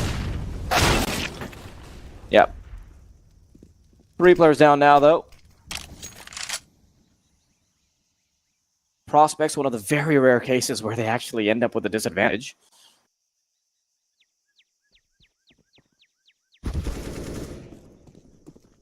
And Alex is just trying to stick to his guns there, tucked into the cubby. Only good for 1, and that's probably about the best deal he can get in that scenario. At least TYLOO have put something on the board, you know? Speaking of skins, by the way, which we've been talking about all game, we've been talking about collector skins and all that. If you want a chance to buy, I mean, if you want to look for stickers, you want to buy skins, any of that sort, or you want to trade with players even, because of Bitskin's new feature, you should go ahead and check out our partners. Click on the banner below. Get all the juicy details. Absolutely. You know, I've got a bit of a theory, a bit of a conspiracy theory about TikTok, but I feel like this is the one broadcast I'm not allowed to talk about it. So we'll just, I'm gonna reel it in, right? I'm gonna restrain myself. I'll talk about it another time. But yeah, no, I stay far away from that stuff. Nice opening kills from prospects again, just putting their foot right back in the door. They let the last round slip a little bit. But I like the fact that they keep the pressure applied here. Every single round in middle, TYLOO just haven't been allowed any control. That deep smoke comes in. And this is the right way to play mid as a CT as well, especially with that box being removed on shelf. You can just take so much early control from having that smoke in, 2 players getting aggressive. You have one holding it. You have one looking over towards shelf. And yeah, so powerful on the defense. And that's exactly what they do. Man advantage here, minute on this clock. TYLOO quite split up, Danking very isolated, bomb on his back, he's got an AWP to work with as well, and under no pressure just yet, no one's getting aggressive towards this B site. They're not in the best of positions, Nate to go over the top, Branson in a bit of trouble, but the Nate does a fair amount of damage, and he finds a headshot to go with it. Maybe the second round from TYLOO was a flash in the pan, because so far TYLOO are being pressured. Danking, nice little recovery there, because he's managed to take a player down. 30 seconds on the clock. Bomb must head to the B site. No other avenues can be taken. Not an easy plant by any means. Headshot dissuades lineup from hype.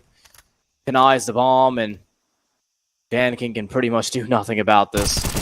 Trying to play around the smoke is not really going to pay any dividends. Round comes to fruition. Prospects have sort of just been putting their foot down time after time.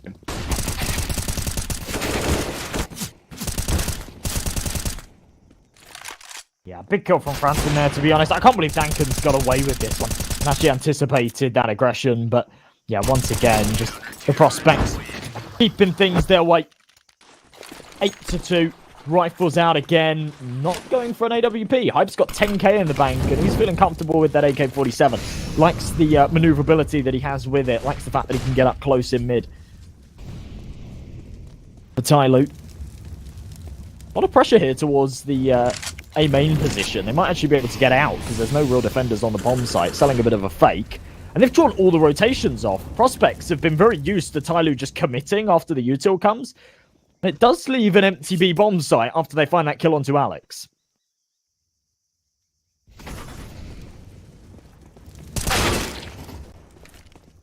Nice opener again from prospects. And yeah, for a second there I thought the Danking might have some space to work off of, but now the bomb is dropped and suddenly the prospects are aware of the potential of a flank, so they're just quickly going to nip this in the bud. Aristo now, last man remaining. 55 seconds. Not exactly an easy situation to get past 2. Smoke takes away 1 point of contact as well. So it looks a little bot, so there might be some space for final player to work around with.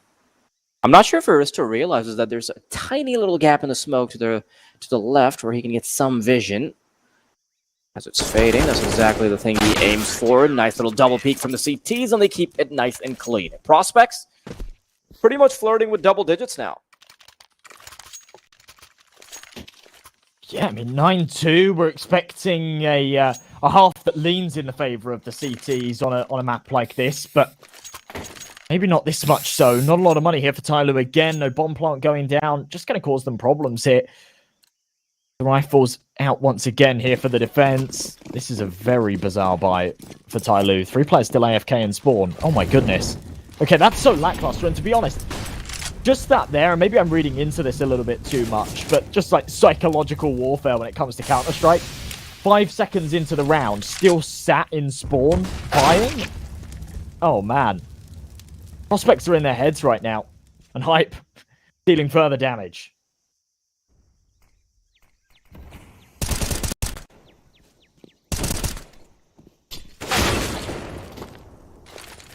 Oh god, that is bait. Like how he tries to go the weapon on the ground for a second. Yeah, I honestly can't believe how suffocated TYLOO are. I mean, there's not a lot you can say about a game where prospects are just putting their foot down time and time again. Punching below their weight, if anything. At least that's what it seems like right now, and TYLOO are looking a little lost. This round is showing promise, though. It's only Bob on the A site. That's where their efforts will be directed. One player coming through Donuts, 3 in main. Not going to be an easy hold for Bob at all. I wouldn't be surprised if he starts to call in the reinforcements soon. He does have a grenade to dish out a little bit of damage before the eventual push starts to come in, but no, he's just going to try to stick to his guns. Wants to make himself scarce until the actual reinforcements start to arrive. No. All right, well, 20 seconds on this clock. Opportunity for the bomb to go down, of course. Latest update means that Bob can't see the bomb site from Temple, so tucked away, danking with one, slowly catching out Franson, not with his gun out on the rotation. A major mistake that cost him his life, and possibly the round winner. Slowly takes another. Aristo swings wide, will fall. But with no smoke, Bob has to tap this bomb. Knows there's one towards Donut. Doesn't know for now that there's actually 2 here. Has a HE. Could do some big damage. She's just going to hold this, though. They're jiggling, not going to clear him. Okay, that got scary for a moment. But slowly going to swing wide and take 3 to convert the round. Obviously, this is still not decisively a bad half for TYLOO just yet, but they only have 3 rounds. A couple more conversions, just get to that 5-round mark, knowing you've got the super side advantage once you switch over. But then maybe we can start to have that talk. But at least double digits have been denied so far by TYLOO.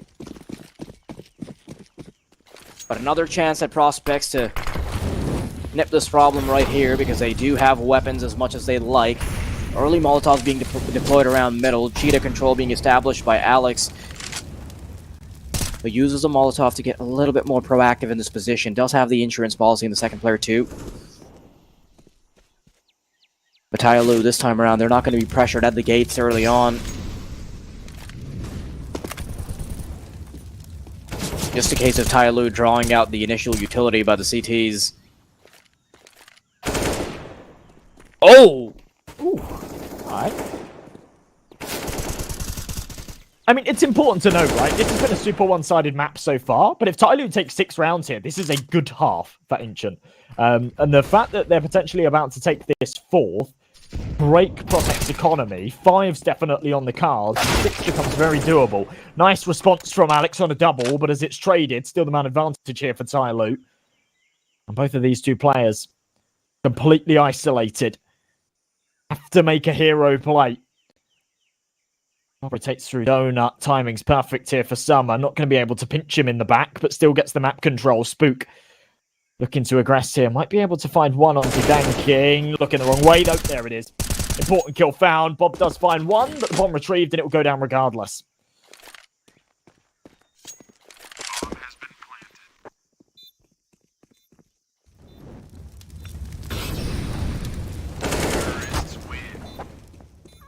Nice and easy cleanup there from Dan King.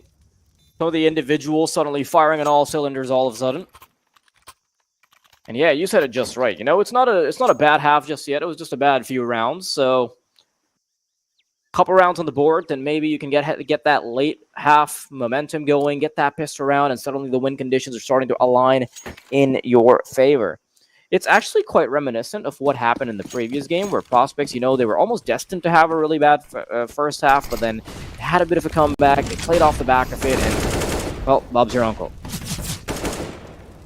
Yeah, it feels like just almost Counter-Strike in a nutshell, and especially at this caliber and these tournaments, right?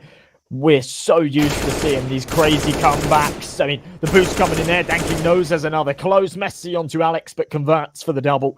Freeman with another elsewhere as well. That's in middle. Of course, just up against the pistols. But yeah, as I say, we are so susceptible, so prone to major comebacks, big upsets. See him so often here in the CCT, the Champion of Champions tour. Round number 14, about to swing TYLOO's way. So 5 rounds is a decent half. Not great, but decent. 6 is a good half if they can take the follow-up as well. And Prospects will have money into the next round, but they won't be rolling in it. So, yeah, chance that this could swing back the TYLOO team's way.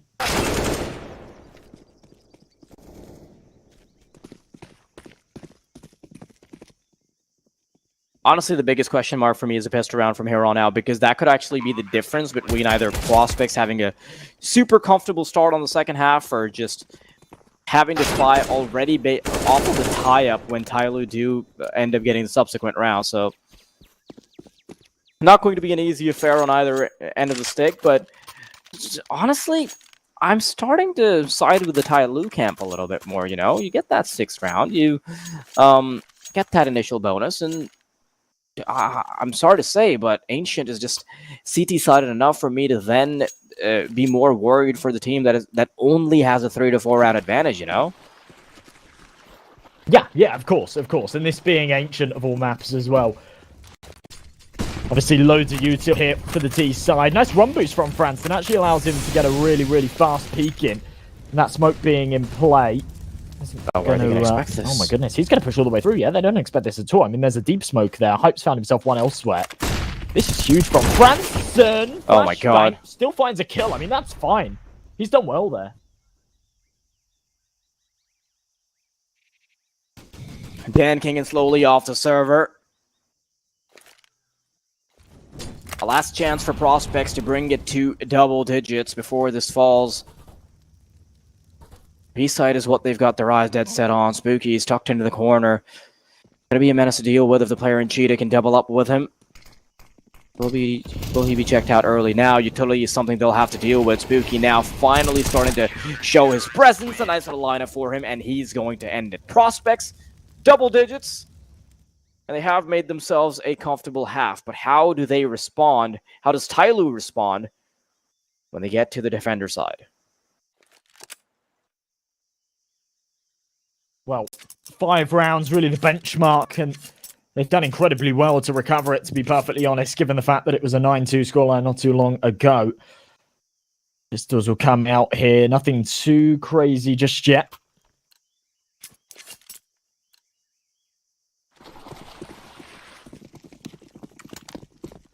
There we go. Okay, they buy up a little last minute. TYLOO has done that a couple of times this map. But there we go. Weapons out. Yeah, no jewelries or anything like that. Somewhere with that kid and the smoke for Freeman. Another smoke grenade and a HE.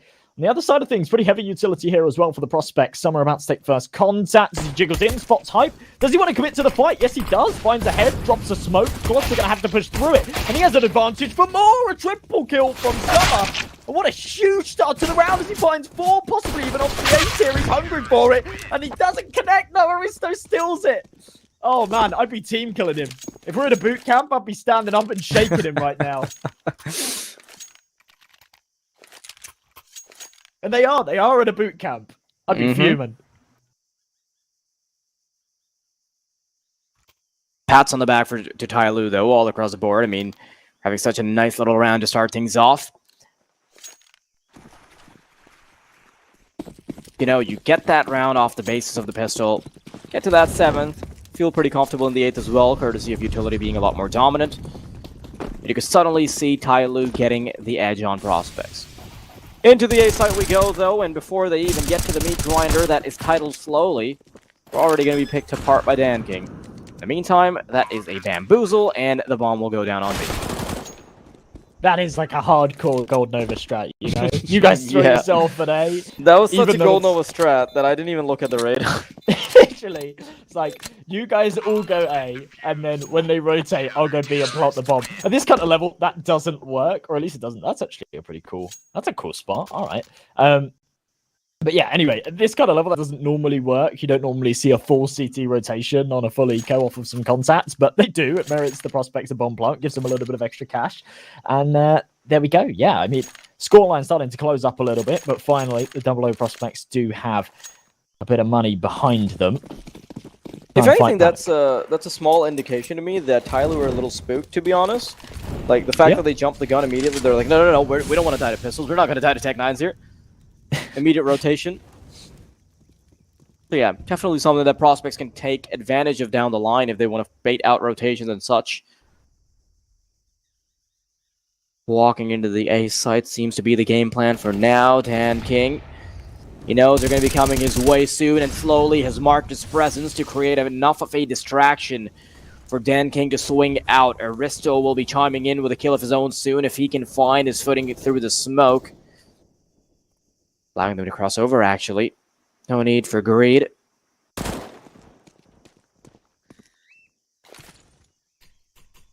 I just love the composure from the TYLOO players right now. You saw that Aristo for a second, he was tapping his foot. He's like, do I push in here? But no, just backs off instead. But it seems like Spook will just chase him down back home. Now 50 seconds on the clock. Prospects now want to jump the gun towards the B side. Man advantage for TYLOO once again. Make that 2 as Summer finds another. Freeman up close. Okay, taken out by the AK-47. Still needs to find Summer here, though. And he's just got a huge off angle right out in the open on the site. Dan King still uncleared here. Playing with that tiny gap in the smoke. Does do a lot of damage, but doesn't find the kill.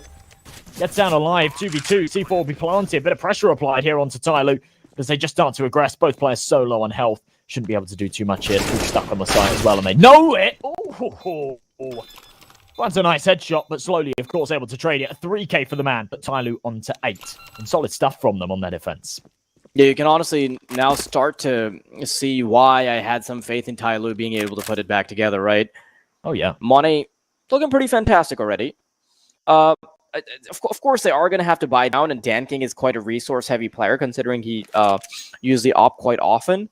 But the thing is, they're going to have the buffer of potentially one more round. I'm not sure if prospects go for the full buy-up. Do they buy around this AK? Does everybody else buy up? That's going to be a bit of a question mark for me, honestly. But even if they do, it's not like utility is going to be... it's not like utility is going to be perfect, right? You can see that Alex is already missing a couple pieces. There's not going to be an AK on Franson. Instead, we're seeing a Galil. Bob shouldn't have full utility either.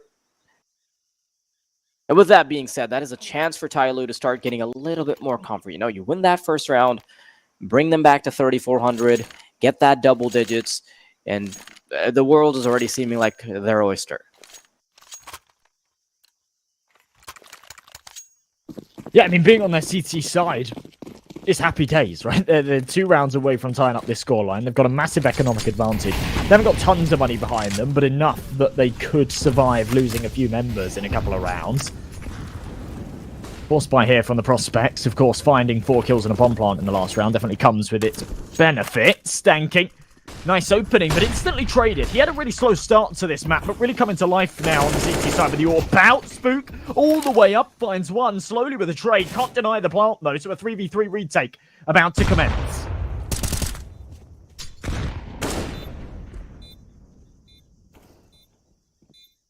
Oh, nice little shot from Freeman. Aristo catches one behind the boxes as well, and with Franson being the last man standing, tries to go for the 1v3, but he's just being barraged from all different positions. TYLOO, yeah, go on. I'm just going to say I'm really surprised that TYLOO actually pulled that one back, to be honest. Spook's positioning there felt fantastic. He got perfect timing out onto the bomb site, found that opening and the bomb plant, and it felt like that was going to merit them the round, to be honest. But again, it's just that kind of typical ancient fallacy where you get onto the B site, the bomb goes down, and you think you got more of a chance than you really do. The retakes are quite easy there for the CT side. Lots of angles of approach and a very high skybox to deploy lots of util. Realistically speaking, they can come in from 4 different angles. So if 4 CTs are alive, they can effectively just shut you down. Like it's like a crossfire that's just set up for them. But now, TYLOO is flirting with the double digits. Lots of economic damage on the CT side as well, so you can see exactly why prospects went for the buy-up. They want a chance to chip this damage out. Hype, even through the flashbang, he will continue to press the issue, and Summer will fall. Bob gets taken care of all the way around middle. And once again, it's a good old ancient B-site retake being set up. Now here it is again. Audacity's 4-man crossfire principle about to come into action as, yeah, we do actually see Freeman working his way into the cave. Aristo coming up slowly as well. And you can see it's just a crunch. All angles, too many to hold. Alex finds one. It's a nice frag, but yeah, they're coming in from everywhere. There's not a lot you can do about that one. 10 to 10, another bomb plant goes down. But the prospects need to be careful not to fall into this trap of getting onto this B bomb site. TYLOO are very clearly playing a retake setup, right? Well, they'll put one player on the site. They're happy to let him trade 1-for-1 and fall off of that. So if 00 prospects just keep throwing themselves at this B site, think that they're coming close to winning the rounds because they're getting the entries and the bomb planted, they're going to just fall into this trap that's so easy to fall into as a T side on Ancient. Honestly, You need to try and mix things up a little bit. I'm quite okay with them going towards the B site, but I would really like them to commit to one of these angles and actually pressure CT, pressure Jaguar, something of that sort. Yeah, of course, yeah. You need to take control. That's kind of the biggest thing on that B site. Once you've actually got that initial prong, you've got the bomb down. Oh, okay, nice opening kill from Aristo. Good damage as well. But yeah, you need to be taking cave or CT or something, or at least the ramp control to be able to make sure there's no kind of flanks in place. That cuts off 2 of the angles, right? But when you just sit stagnant on the site, you're screwed.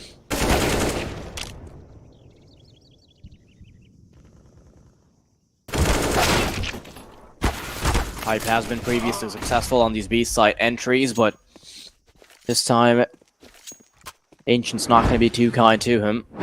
What are we looking at? Yeah. Yeah, my producer's mic was actually so loud that if you guys heard something through my mic, I wouldn't be surprised at all, but we're just going to brush it under the rug. It sounded like fudge and rhymed with duck. But yeah, Bob and Spook, very, very little HP remaining on them. At least they're going to get the A site down, but unfortunately for Ancient, both bomb sites are plagued with the issue where you can get assaulted from 4 different angles. Slowly. Has to work his way up. I don't think he realizes just how close Bob is to this one with the man advantage, though, on both of these. T's low on health. A good chance. Bob, though. Oh, no. Weird little angle there. Takes out Freeman. Danking will drop that smoke on the bomb. Molly lands in. Good placement. And forces him out. Does a bit of damage, but it's not going to be enough. Bob finds himself a 3k to close it out. Picks up an AWP. Prospects back in the lead. That's a very, very nice round for them to pick up.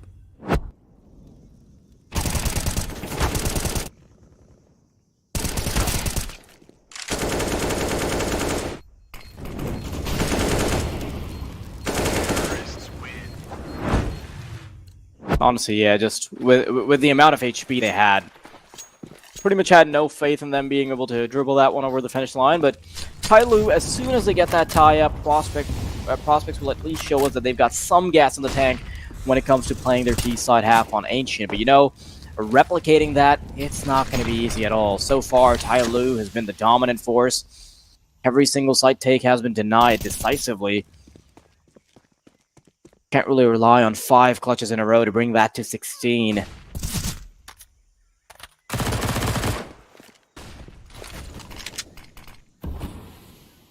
Yeah, I mean, it's pretty scary right now. The fact that they won that last round and they've got a Galil and a Mac-10 here. Not a lot of utility to work with in their follow-up.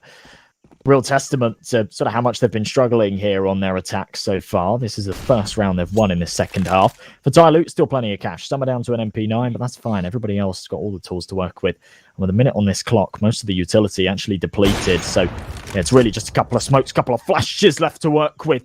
Danking finding that opening. Worth its weight in gold here for the defenders.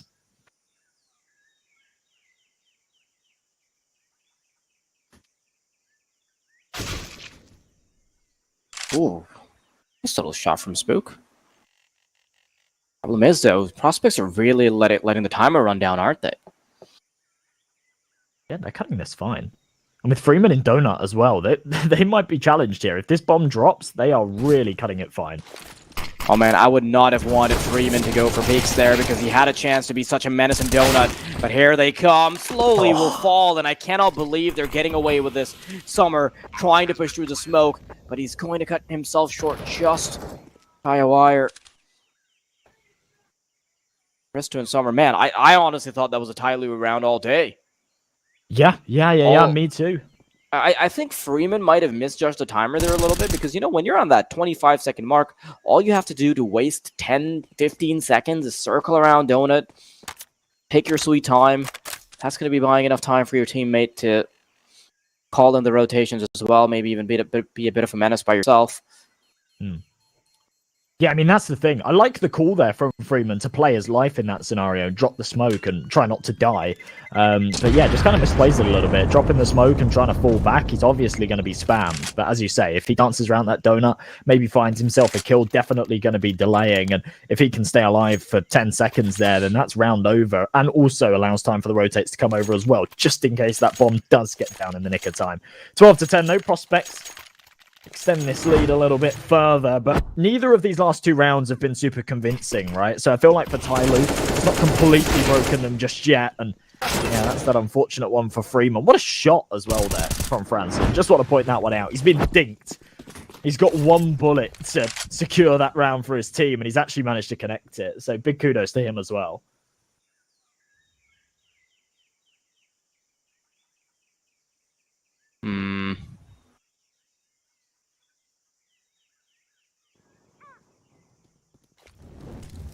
Yeah, the finances is probably the one thing that TYLOO can be pressured on, but tanking still has a massive weapon he can work off of.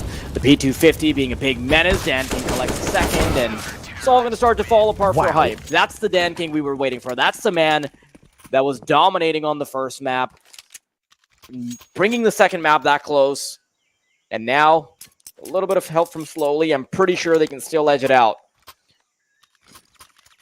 Yeah, and that's huge from Dan King. He's been having a good map, right? But only good. And I don't think you can call it any more than that.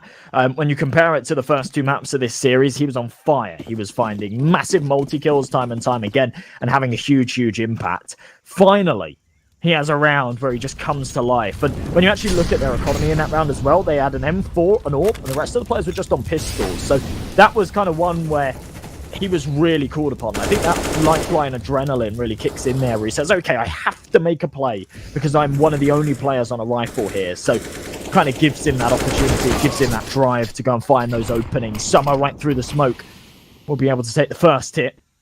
TYLOO a good chance to tie this one up 12-12. Freeman doing damage through smoke as well. These guys don't even need to see. Does take the controller candles though.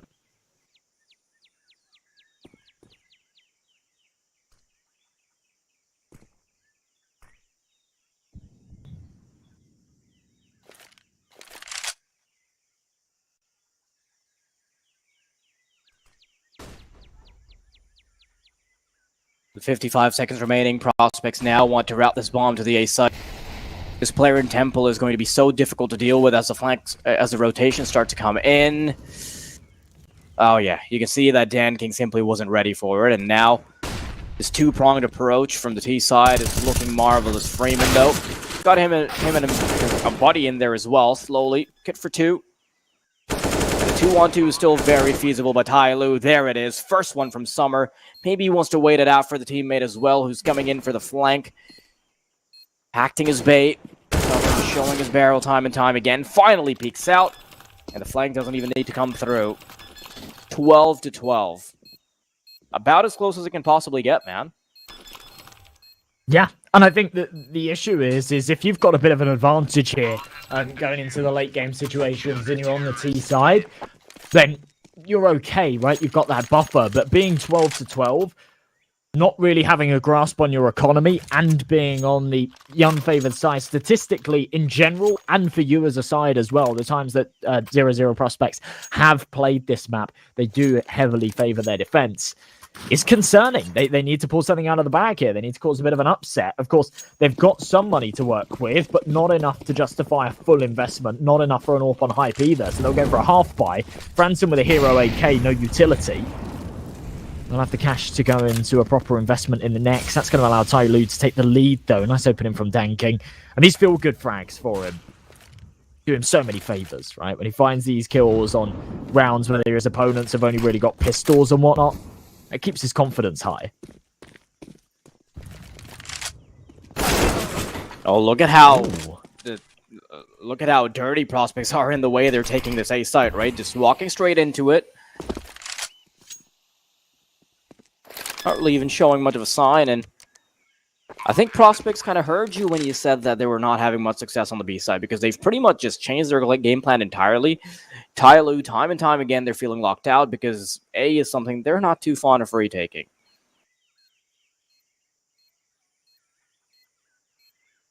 Tanking, creeping up with an AWP. Why is he even doing that? Ooh. I honestly don't get it, because if he gets away with the safe call. Yeah. I think he might have had the idea that there's a player coming in for the flank, because there was a player in Red Room in the previous round in a very similar strategy. So, you know, just not wanting to go for a save and not even getting a chance to get a kill if you get flanked. Maybe that's sort of the idea he's going for, but unfortunately overextends a little bit. And you gotta feel for Slowly right now, because he's going 27 and 17 just as a rifler on Ancient. Yeah. Yeah, and I know the guy's having a crazy impact, and his teammates just aren't really outputting the same kind of damage. We've seen previously players step up. Freeman in that first map was a beast. Here he's just been pretty absent. He's hitting 9 and 17. I mean, 3 of him make up for 1 Slowly. Interestingly, Franson doesn't pick up that AWP in the last round either. He had the opportunity to opt against it. They go for this 5 rifle setup, even with Bob XD on just a Galil here. So, interesting decision making. Regardless, they've got the round advantage. For TYLOO, no money to put Dan King back on an AWP, so really putting stress on the fact that he probably should have fallen away to save with his teammates in the last. Good bit of damage onto Aristo early. It's actually going to be the kill and a second, as well as Summer just peeks in dry for the trade.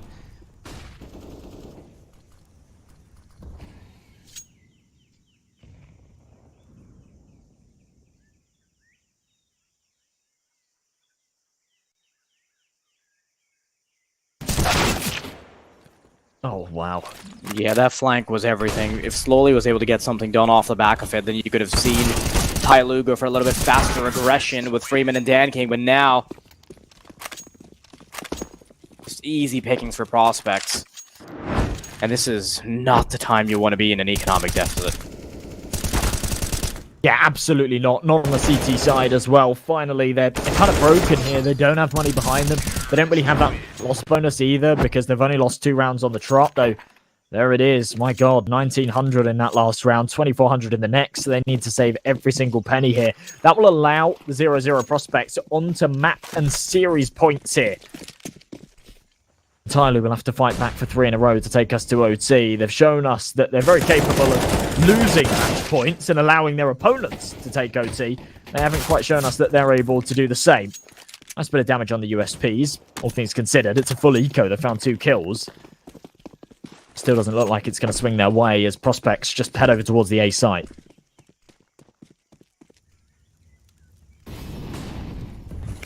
Just a matter of punching the numbers in. TYLOO looking at the face of extinction right now.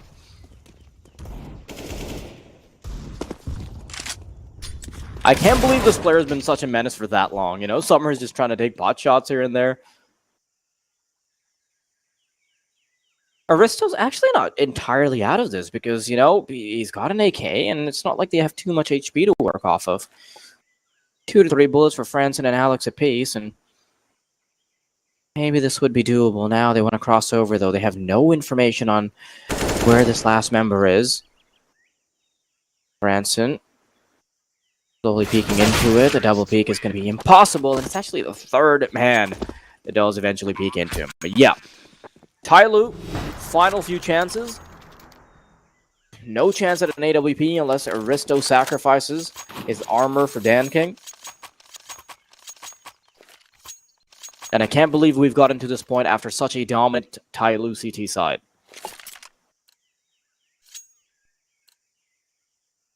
Yeah, it's really surprising that it's actually swung this way in the final moments of this series.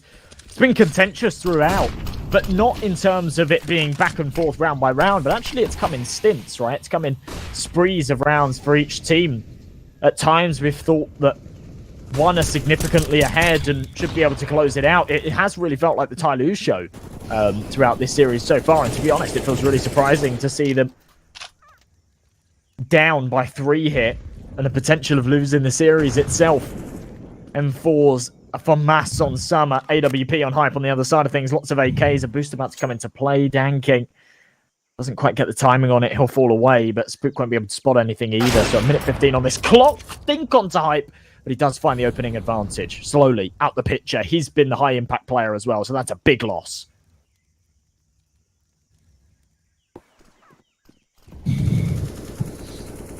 Can't let these numbers trickle away. Tournament life slowly slipping out of the fingers of TYLOO. You can see desperate attempts from Hotshot now, but Danking might have just found an in. You can see their hands trembling as Danking misses a couple shots. Summer at least brings it back closer into contention. Perhaps a chance. But this red room control that's been given up to Alex is going to be the difference maker. Perhaps he can go all the way around. He's got a choice to make. He can still go for the wraparound and get the player in CT spawn. There it is. Alex. Oh, the timing! Oh my god, this is just so uncomfortable to watch because Spook is kind of waiting for a teammate, but he's not, and then Alex finally starts to chime in. And you can see that Alex is desperately just trying to get the bomb down, which is a comfort that will not be granted.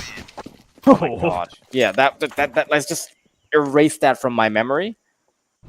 Yeah, okay. Yeah, that was really awkward. A bit of a shame there for the prospects. Maybe a little bit more time on the clock. Maybe even a second more on the clock, and Alex could have committed to that plant, and maybe we would have seen a heroic clutch to close things out. Actually hits a knife there onto Freeman, but he's not low enough. 15-13 tactical balls here for the T side. Just to be honest, lucky that he doesn't die after the timer. I don't think. Did he die after the timer? I feel like he died on 1 second. Either way, he's got plenty of money, so not really an issue. But yeah, as the buy comes out, AK's in hand. AWP could come out on Hype. Instead, he opts against it. AK, the 5-rifle setup. TYLOO, similar affair. Instead of FAMAS on Aristo. We'll see what they can do with it.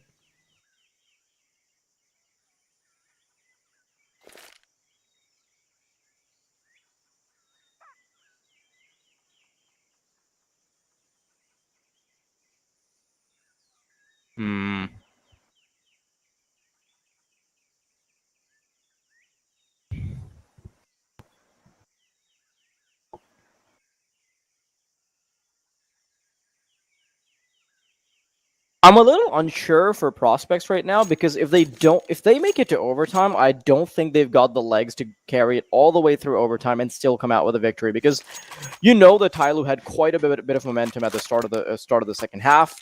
I think once they can be in a spot where they start off on the CT side with about as much money as they'd like, they might just have a chance at making it a landslide victory. So, you know, prospects, they looked like they were very close to closing it out, but they're not out of the woodworks just yet. TYLOO can very easily threaten their economy late game, bring it to that 15-15 point, and pretty much close things out for prospects. But they want to go for something much faster. Audio cues are coming their way, and Alex, the first man in. Oh, does spot one, but I don't think he realises it. Slowly, Toasty Toes burns alive. Does find a headshot before he falls, though. And with one right smoke, Danking, that's a huge frag. 2v2. A chance to get this done, but as Freeman denies the plant, it wasn't a 2v2. Aristo was just so low, I hadn't even noticed him. A 3v2, now a 3v1. And Hype has it all cut out for him. Freeman's going to pull a bullet right into his noggin and a follow-up into the chest to allow TYLOO on to 14. No bomb plant there. There's not too much cash here for the T side. And TYLOO have got a good chance of taking us to another overtime here. These two teams just inseparable.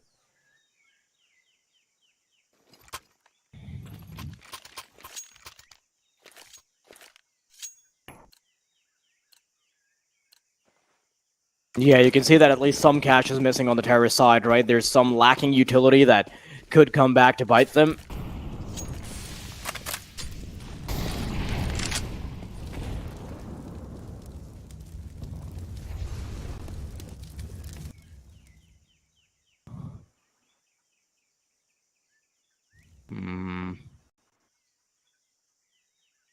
Here it comes. Prospects now trying to brute force this. TYLOO wanted to force this to overtime slowly. He could have just done enough for his teammates to come back into this. you know for a fact that the retake is very difficult to get past if you're the T side. Numbers, Punch Jin, 3v4. Utility very present for the CT side. Freeman delivers with 2. And now Spook, there is very little he can do. There it is, defuse for TYLOO, and I'm not sure if Prospects have the longevity to carry it in overtime. I mean, 2 maps in a row, right, where each one of these teams have been on the cusp of winning. They've had multiple map points, and actually series points as well. And they've not been able to close it out. Remember, TYLOO 15-11 on Overpass. That was their chance to close it out 2-0. They choked it, and now ended up being in overtime. Now ended up going on to a 3rd map. They give their opponents a taste of their own medicine. Being on the CT side as well, I think they've got a good chance of actually bringing this one together and making it a very solid OT1. They could put themselves into 17-18 rounds here, sorry. And yeah, might be able to convert this one off of the back of that momentum.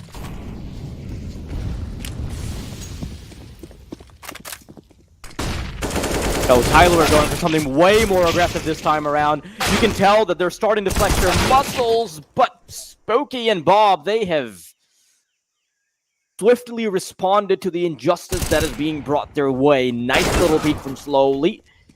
2 incredible shoulder peeks that he will continue forward with. And Prospects now quickly feel the pressure to head onto a bomb site. They've got the bomb.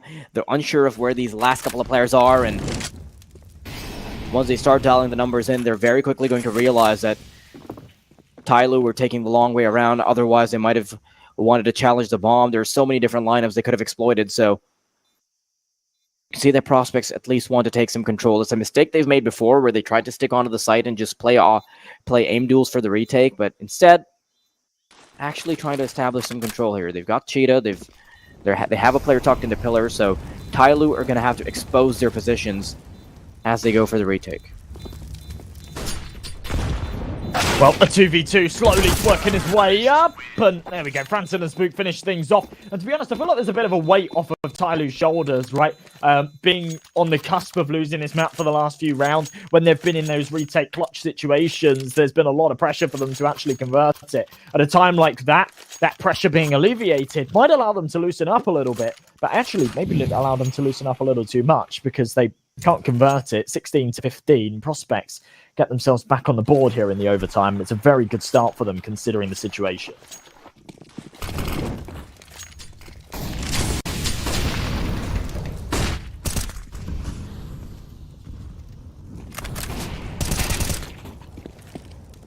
Aristo, he's found plenty of success here in this position. This time around, Summer's going to be doubling up with him as well. Ooh, nice shot from Spooky. And Aristo's just continuing to deliver. I honestly wouldn't be surprised if this is a game that goes to double overtime because these teams have just kept it so competitive. Can't really ever count them out just yet. And honestly, the big question mark for me is personally just TYLOO's T side. I don't think they themselves have the longevity to make it through that either.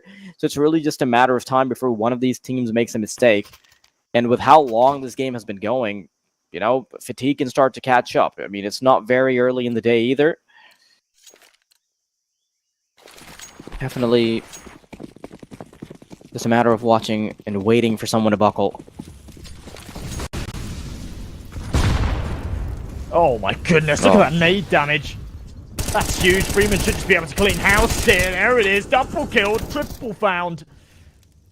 And that's round done and dusted, pretty much just like that. Final round of the half. So of course, Prospects will throw themselves at it. There's nothing to save, but with Freeman finding another, he's on for the ace again. He finds himself one more, gives away the position. About to be walking into Freeman hit. Back behind the box. Oh, what a nade. Slam dunk. 2v1. Could retrieve the bomb. No, Summer takes care of him. 17-16. And yeah, you're right. I mean, TYLOO moving on to their T side, they're not going to be feeling super confident considering both of these two teams had a 10-5 half on their attack. But they did kind of find the magic recipe towards the end, didn't they? They sort of found the Achilles heel of the Prospects and how to break them on their attack. So we could see that continue. We'll see how things go on their attack. 4 AKs and AWP. Same stuff on the CT side.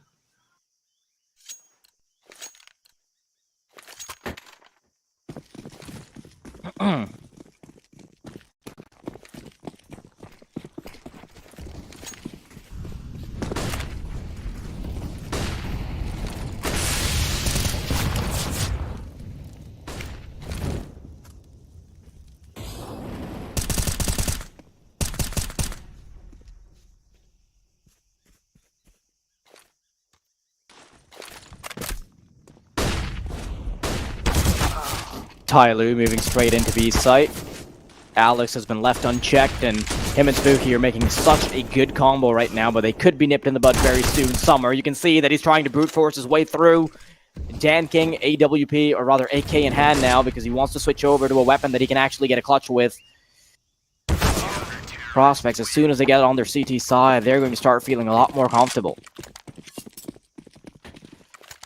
Tied up again. TYLOO, of course, being on their T side, couldn't get off to the good start they needed. And now 1 round apiece from these two teams will take us to double OT. 2 required from either to actually pull this one ahead. So still neck and neck, bouncing back and forth. TYLOO with that AWP again out on Dan King. He's 25-21 right now. I don't even want to look at slowly scoreline. 33 frags the man sitting on. He's just absolutely cracked here on Ancient. Francine gets aggressive here in middle. Won't spot anything out, but applies the pressure. Dan King waiting for the A main aggression. And actually the AWP on the other side on Bob is doing the same. Interestingly, it's on Bob, not on Hype as well. Maybe spawn-based, maybe just wanting that AWP on the A site. But could have some impact here as they peek into the angle. There's the first.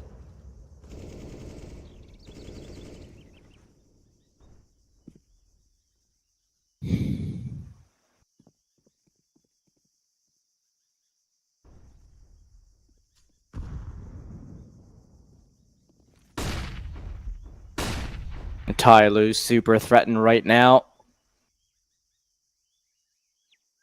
Eventual destination for the bomb could be the B site. And you can see that Prospects might have a bit of a read on this. They're rotating one of these players over. Hype will be joining his buddies here. And this double Jaguar presence. Oh no, they're setting up for a boost. And that's information being given up as well. Spook simply goes for a smoke. He doesn't want to press the issue anymore. And they've realized that this is a chink in their armor that they needed. They're going to want to pressure now. Summer falls. Spooky is still trying to play around Cheetah. Instead tucks himself into the corner, relying on Hype to be able to cover his back. Slowly looking around, looking for info. Gets attacked through the smoke. Spooky is yet to reveal himself. Bob coming in on the retake with the AWP as well. So 3 angles they can pressure from. And slowly wants to at least cut this down to 2. Branson. First man to aggress. Bob falls. Dan King responds. Dan King needs to find 2. TYLOO. They're relying on Dan King to be able to hit those, but Bob will reign supreme. 18-17, and Prospects are just 1 round away from calling it a day. That's so beautifully played there from Spooky as well, even though he only finds himself 1 kill, as the solo anchor has a lot of weight on his shoulders. If he dies here to Summer, or to the second man aggressing, then he's in trouble, but finds that opening, tucks himself into cave, waits for his teammate to come in from long and provide that support so that he can hold that defuse. It's absolutely perfect. Bob's XD on that AWP as well, having a big impact, and he keeps it into this next 28-21. He's top fragging on his side right now, so why not? They've got the luxury of not being able to lose here in OT1. Worst case scenario, it goes to a second. Franson tagged down low early. Molly going in as well. Hype, man advantage, slowly falling early. Feels like because he's having such a big impact, because he's got so many frags, he's desperate to find those entries, and he just can't in these last couple.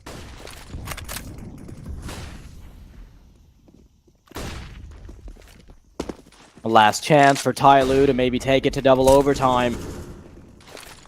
Freeman makes that possibility a lot more palatable, but look at this. The bomb's been dropped. And now TYLOO have to go on this recovery mission. Alex swings out. He's only good for 1. And here it is again. Overtime number 2, ladies and gentlemen. TYLOO have mustered up the longevity to continue marching forward. Wow. Couple of weird spanners in that round that kept things possible there for the Prospects. as they're able to cut it out. TYLOO hitting their trades, playing together as well. Really nice, just kind of doubling up on a lot of those gunfights, not allowing any chance for the round to go south. 18-18, we continue this one. And for TYLOO, scrapping it out. They only found one in that last half for the T side. If they can find two here, I actually think they've got a really good chance of closing this one out on their defense. Both of these two teams really heavily favoring their CT side. France improving that. Nice opening headshot. Spooky with another as well. What a start to the round for them.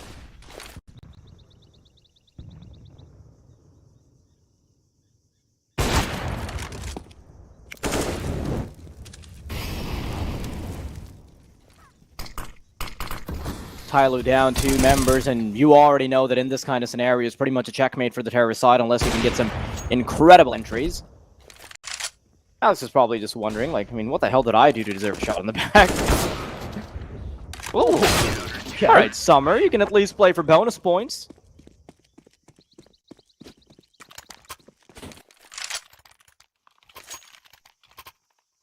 I mean, it's got to be rough for TYLOO. I mean, you know, they've had to play 3 rounds in a row on the terrorist side, and they immediately have to play the second half as the T's as well. Yeah. But, to be honest, that comes with a little bit of a comfort on the basis that they know that they only really need 1 round here on this T side to be able to call it a good half. So, there's not masses of pressure on them, but at the same time, yeah, it is difficult. They clearly do seem to struggle here on their attack. Pipe falling early, though. This might be the opening they needed. Aristo finding that entry off the back of Slowly's flashbang. He's here to support him as well. Franson aggressing behind this smoke. Need to come in. Should do good damage. Actually hits him. Lands right at him. 40 HP. Franson here walked through the smoke on the angle as well. Secondary HE will finish him off. They heard the sound cue. And that's one hell of a way to get a trade.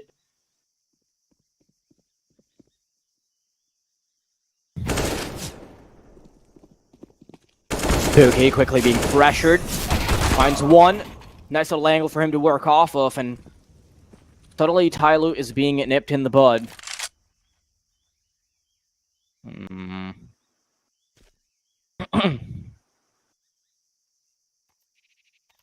Pro's running a little parsed, honestly. Slowly again. Stuck between a rock and a hard place, and with the bomb out in the open, won't be able to do much with it. So 20-18. Now, we saw this in the first half of OT, right, where the prospects were able to pull ahead by 2. TYLOO clawed 1 back on their T side, and then we saw the comeback on their defense. So we'll see how things go here. They can pull this one together. I actually still fancy their chances of either bringing us to a third OT or maybe even closing it out when they move over to their CT side. If they can't, then they're certainly in trouble. Then they need 3 on the trot just to stay afloat in this one. And this isn't a Swiss stage game. This isn't one that you can just bow your head out of without contention. This is a single elimination playoffs match. They're out of this one.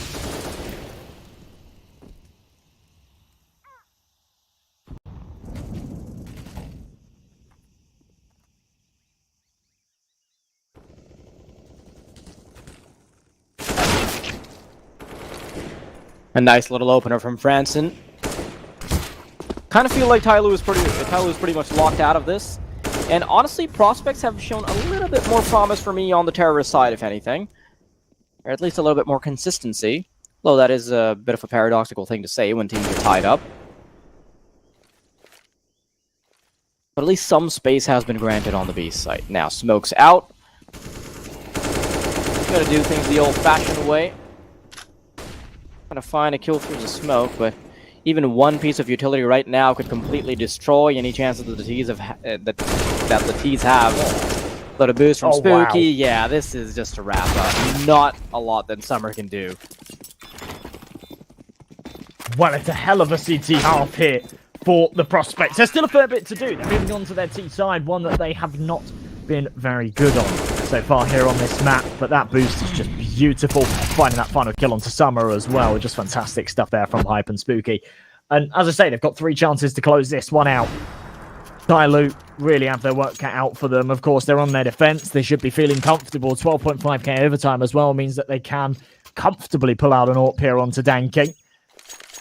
I do fancy their chances at taking a round or 2 here, but yeah, 3 in a row, really a tall order. Neither one of these 2 sides have been able to do it so far here in OT.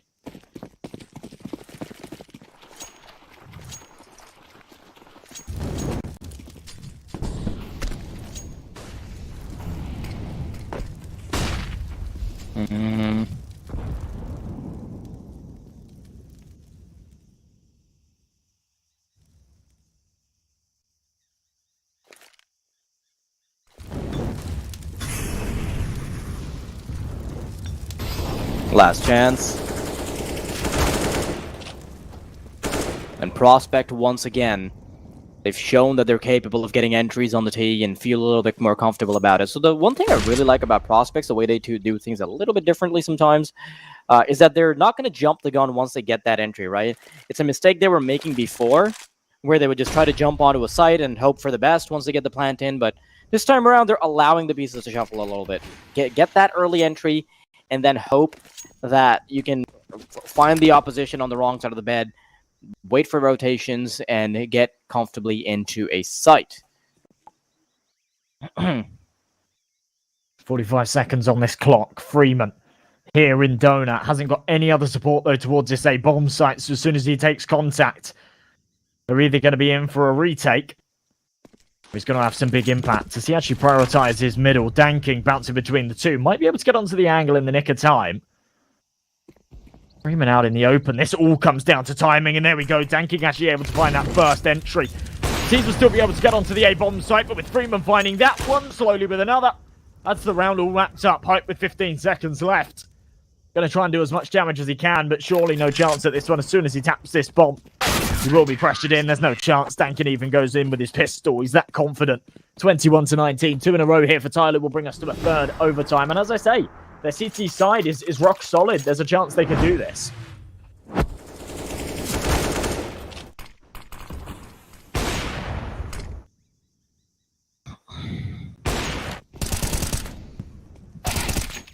It's honestly feeling more like an endurance matchup rather than a more strategic one now. You can see that it's just a matter of any of these teams buckling under the pressure, and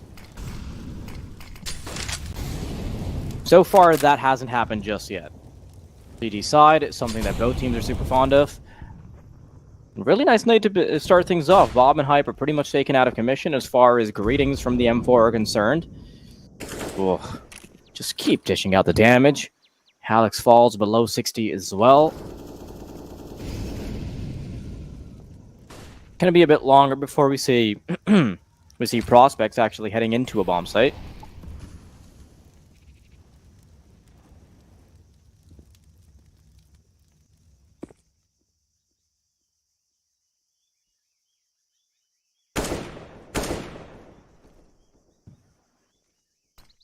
Good early damage, to be honest, though. When you look at Bob XD, Alex, Hype, all at the halfway point, and with M4s on the other side, that one-hit headshot potential on 3 of your opponents is definitely a luxury. Bob aggressing forward, AK versus AK. Someone needs to win this duel. He's done a hell of a lot of damage. Bob only on 20 HP, but as Summer swings wide, he can't connect the final bullet required. Slowly. Oh my goodness, this position is absolutely insane. He's got the timing and everything. Alex spotted him, though, and they're going to funnel into this A site where Freeman, the only man to defend. They're not going to anticipate him, but he's only good for one. Traded. Man advantage here for Prospects and a chance for them to close out this map and this series with it. The problem is that they simply don't have enough HP to go with it, and there's a nade on Aristo as well. If he can chuck it out at the right angle, he could have done a bit more. Hype will stick to his life, and now TYLOO are at the mercy of Aristo being able to clutch it out. Still, they're very well within one spray, but they're all playing off of different angles. This could be it, ladies and gentlemen. The endurance smash that would not end. Hype will finally close it out, and it's going to be 22-19 in the third map. What a valiant effort by TYLOO to keep things fresh. I didn't think that overpass was going to go the distance that it did, but at the end of the day, we see 3 separate overtimes and a very, very close game. Yeah, I didn't think that would go the distance that it did overall, to be honest. Double OT in the third map. That's exactly what you want from your playoffs. Maybe not 3 of those series in a row, because then it throws us right off schedule, right? But yeah, I mean, what more can you ask from playoff games? These teams battling it out, showing that they all want a share of that prize money. Of course, in this first stage, losing the match doesn't merit you anything, but winning it does then put you into that prize pool contention. And okay, it's only $2,000, but a chance to progress further into the tournament and win a whole lot more. And for some of these guys, that's a big feat, especially for the 0-0 prospects as well. Like, these guys are a roster that have been around for a little bit of time now as an academy team, but they haven't had many like massive results in their favor. So having a good playoffs run in a tournament like this would be awesome for them, and I think would do a lot for their project. Absolutely, but I do think we are a little bit behind schedule now, so we are going to be wrapping this up because the next game that's coming up is going to be a good one as well. ETERNALFIRE versus IKLA. So we'll be right back after a short break, and we'll see you in the last game of the day.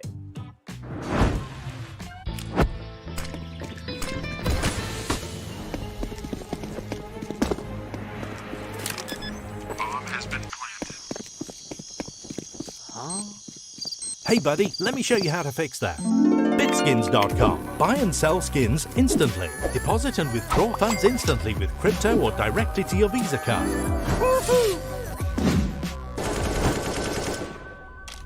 Bitskins.com. The best skin marketplace. Win up to $1 million with your CSGO esports predictions. Simply guess the kill scores of the 10 players in a CSGO match. The more you guess correctly, the bigger the prize. You'll need at least 2 correct predictions to win a prize. Guess all 10 correct and win $1 million. Experience the exciting new way to add a little prosperity when watching esports tournaments. And register now to receive a free entry ticket upon sign-up. Predict kills, win millions, prosper. Tired of boring case openings? Do you always get only cheap skins? The Hellcase website has tons of options to upgrade your inventory. It's up to you to participate in giveaways, events, or compete with other players in opening cases. Hellcase, your world of expensive skins.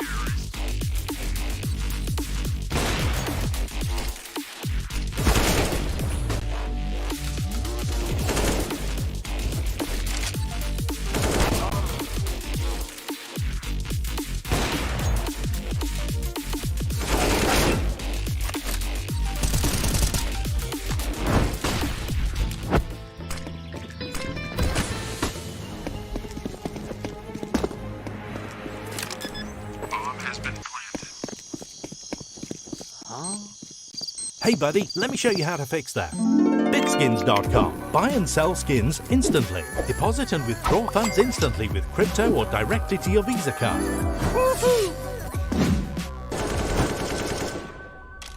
Bitskins.com. The best skin marketplace.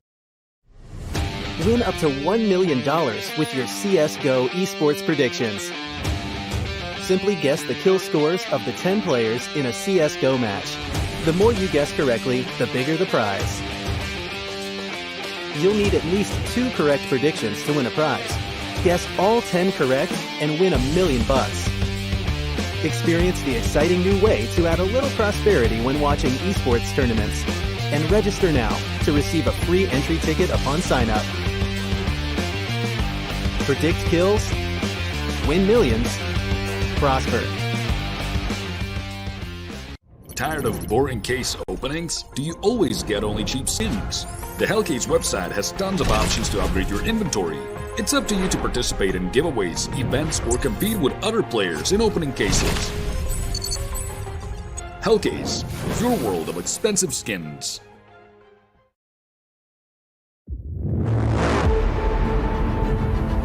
The hunger for glory feeds the desire, the courage to look for a challenge, to feed your ambitions.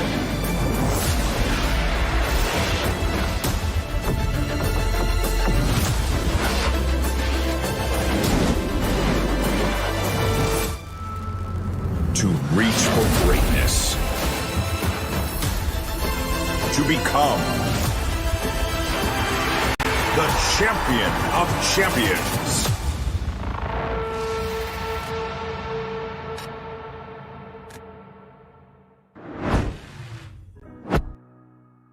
Welcome back, everybody. We've had a doozy of a game in the previous one, and all of the best of threes we've seen today in the playoffs have been incredibly competitive.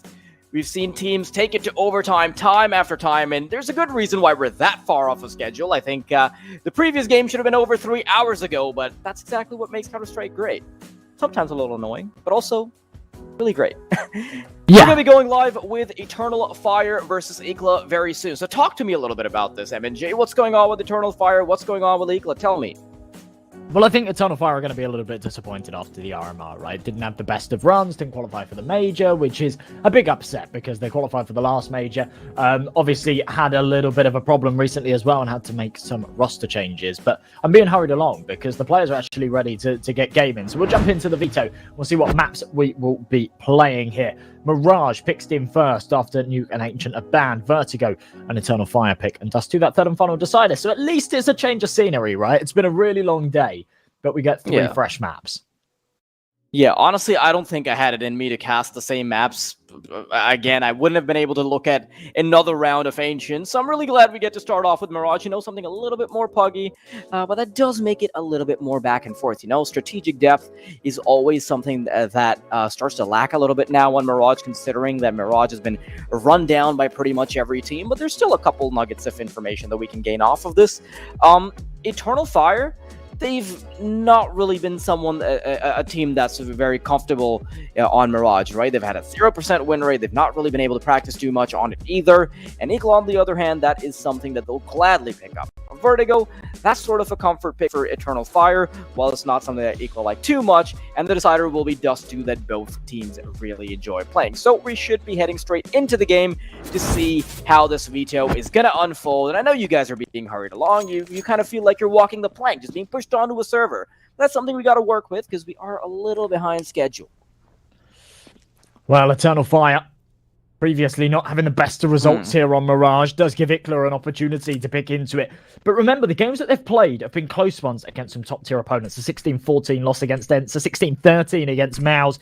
IKLA may be the team that they need to play against, slightly on a lower caliber, to be able to bump up their stat line a little bit here on this map. Zantara's creeping his way towards window. Flame's going to be jumping up. We'll take contact and an easy kill for him, but Jackie's on the sideline to trade. And a man advantage going the Ukrainians' way straight off the bat. Oh.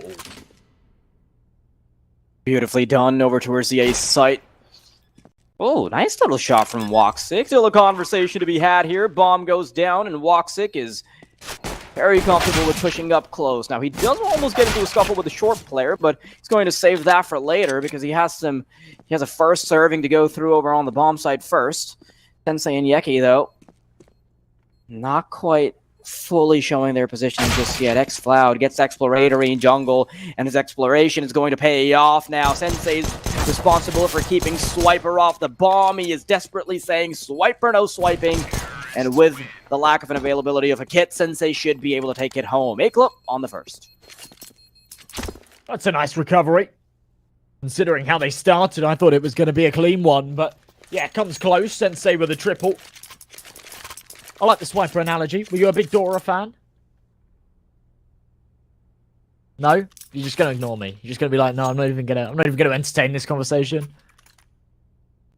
I'm sorry, like, I would have liked to make a fun joke about how, like, there's a very good reason for me ignoring you or all that, or, like, that was a setup or something, but my brain was just a little fried there, to be honest. Like, I'm a little too saturated with Counter-Strike for today. Man, I was going to get all in depth about Dora. Ask you for your favorite characters, what you thought of Map. I was a big fan of Map. I mean, cool. we are looking at a Deagle round, right? So yes, now that my brain is back in action, Map. That's my last brain cell trying to hold it together. That's it. It's over. Oh man, it's been a long day. All right, well, there's a place you want to go. Come on. I don't know the rest of the song, man. I'm sorry. I don't know. I'm the map. He's the map. I'm the map. He's the map. I'm the map. Oh, shoot me.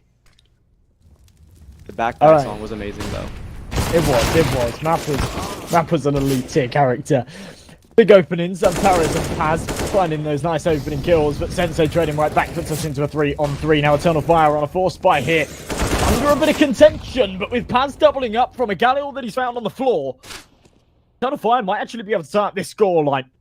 Byron left in a 1 versus 3. HP on him, bomb on his back, smoke in hand. 25 seconds, though, is really the problem. No one coming in from his backside just yet, but he will have to worry about Paz a little bit later. He starts to creep his way forward. Nice to see a little recovery there from EternalFire. Just the immediate turnaround, and Byron wants to try to deny it, but it simply won't happen. EternalFire, now they've put IKLA in a bit of a tough economic spot. You know what, MNJ? I think we need to have a bit of a tier list for Dora characters. So, Swiper, let's get at it. What tier are you putting him on? Swiper, I don't know, what, as a character or like... Yeah, no, actually, Swiper was elite. I'm going to say A tier. You think he's an A tier? I think he's an A tier. I think Swiper's elite. Like, I don't know about that. I think he's like more leaning towards S tier because he's like basically the main villain of the show, you know? He's in every single episode, and he's got like such a nice design, and like, okay, maybe I will put him down to A tier simply because like he's a bit too much of a loser. Like, he barely ever gets any wins against a goddamn preschooler. Yeah, exactly. Doesn't seem like he has many friends either. And, right, I was thinking S tier as well, but that then takes away from Boots being S tier, and Boots is worlds above everybody else. So unless you're doing S+, right, then Boots has got to be S. Speaking of Boots, seems like IKLA are actually putting their foot down, because they've gotten quite a bit of damage done with the Desert Eagles. Voltovsky is continuing to dish out the damage into jungle. He goes. Hexflout anymore. They're feeling very threatened right now. They know that they've got to go for at least a little bit of control, and this player that's looking around for Voltovsky must get a kill, but no. Just the sheer numbers of IKLA are going to be a massive problem to deal with. Seeing if Hexflout is checking for it. No. What just happened? Nice back and forth. Yeah. The same kind that you would see in an episode of Dora. Yeah, I mean, just crazy stuff here, because the thing is, right, is it... Oh, those two shots are just so crisp. And yeah, I mean... Yeah. it's the sort of thing where you see it go back the other way after the pistol round, right? Because both teams don't have a huge amount of money. But then losing that follow-up, Eternalfire had rifles on pretty much everyone there. And they were up against Eagles. And IKLA just showing off that they have these young, talented aimers that can just pull these rounds together. Krem hitting 2 masterful shots. Now they've got a major advantage when it comes to the economic side of things. Soltovsky, even on 2 HP, just tucks himself into a corner, prays for the 50-50, and yeah, comes up ready. He wins it. Soltovsky, nice opening once again. And of course, with the Eternalfire forcing into this one, this is a chance for IKLA to actually establish a decent lead here. Yeah, and they're pretty much going to be uncontested here on the B-bomb site, right? Straight into... For a second there, I thought that Byron might have actually gone for the jump down, but instead they'll just be taking their sweet time. They realize there's no point to committing one of these members down into the B site when they don't quite have the bomb. Just like leaving him there lingering just sort of presents the opportunity for the AK being picked up, courtesy of them sandwiching him. Instead, they'll be taking the long way around, just waiting their sweet time. And could be that eventual A push, a little pincer that comes in 2 prongs. Through connector and through ramp. Emor, of course, still trying to make it very expensive before it eventually unfolds. Nice couple of crispy shots with the Desert Eagle. Still not counting these players out just yet. The back and forth could still continue to rock on, but Emor misses a very crucial shot that could have changed the outcome of the round here. Jackie, good for the double. Zentaris now 1-on-3, bomb denied, 20 seconds. He can do a lot more off of this. And you can see that there's a bit of discoordination in between these 2 players. If Zentaris his first shot, it could have been over, but Sensei will keep this player in check. Nice 3rd round from IKLA, but it did get very close. Yeah, Sensei just so quick there, and it's so important that he's as quick as he is to find that frag. Emor with the big openings. He's really grown his hair out, hasn't he? I feel like I've seen Emor's hair grow throughout the last couple of years. Every time I cast him and his profile picture just changes a little bit. Anyway, they do well. They do well. A good recovery. Zantaris, when he drops a bomb there with 20 seconds left, you really do start to fear for the T side. But of course, converting that round does force Eternalfire onto a full eco. So, USPs all round. The P250, a flashbang in play. Kill or 2 is really what they're hoping for here. For IKLA, an opportunity for them to get this one done without too many casualties. And yeah, it's a firing range in middle, but Paz does find 1.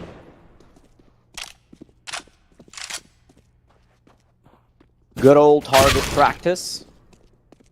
A point for Soltovsky. Just Paz remaining now.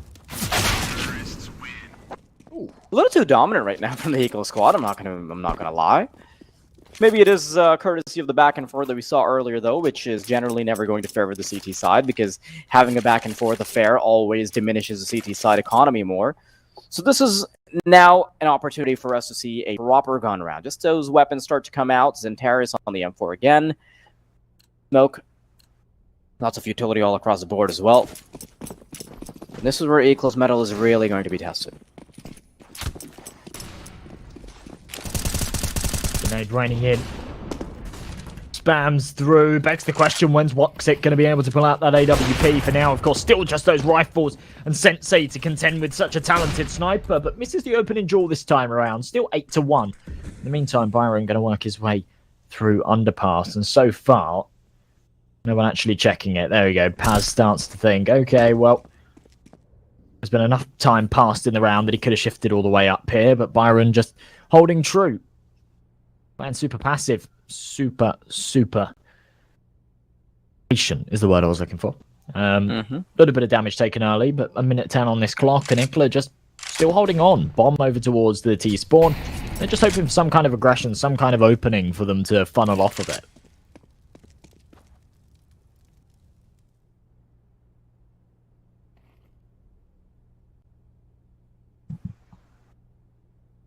Bit of a slower approach all the way from IKLA. And I think they might have realized that they're going to have to jump the gun a little bit more in terms of map possession. They do have mid control, but they've not really gotten too much space or damage as far as actually getting onto a bomb site is concerned, and this peek from Zentaris just makes it so much harder. Double kill actually collected, with the bomb being dropped 25 seconds. It's simply not going to pay the bills. Jackie trying to salvage. Rescue operations coming through, but don't think they've got a ladder big enough to bring this cat out of the tree. Maybe a comfortable round for ETERNALFIRE as they keep all 5 players alive, but that's also an op and two AKs and 2 sets of utility being saved up. I mean, IKLA have got the luxury that they do have money to buy around this, but of course those 3 players staying alive does mean that they don't get any kind of loss bonus or anything, so it is going to mess with the economy a little bit. You'll see some players still around that 4 or 5k mark, and others, like Soltovsky, with no cash to spare in the bank. But regardless, 4-2 scoreline, IKLA still looking pretty solid right now. A good response from ETERNALFIRE, though. Round number 7 comes with still just 5 rifle setup here for the CT side. Woxic yet to pull out that AWP. Sensei still with one to work with, and oh no, his teammates blocked the bullet. I don't know whether that would have connected otherwise, but Ben takes a shot to the leg. Byron able to catch out Zentaris from underpass, though, so still a good entry.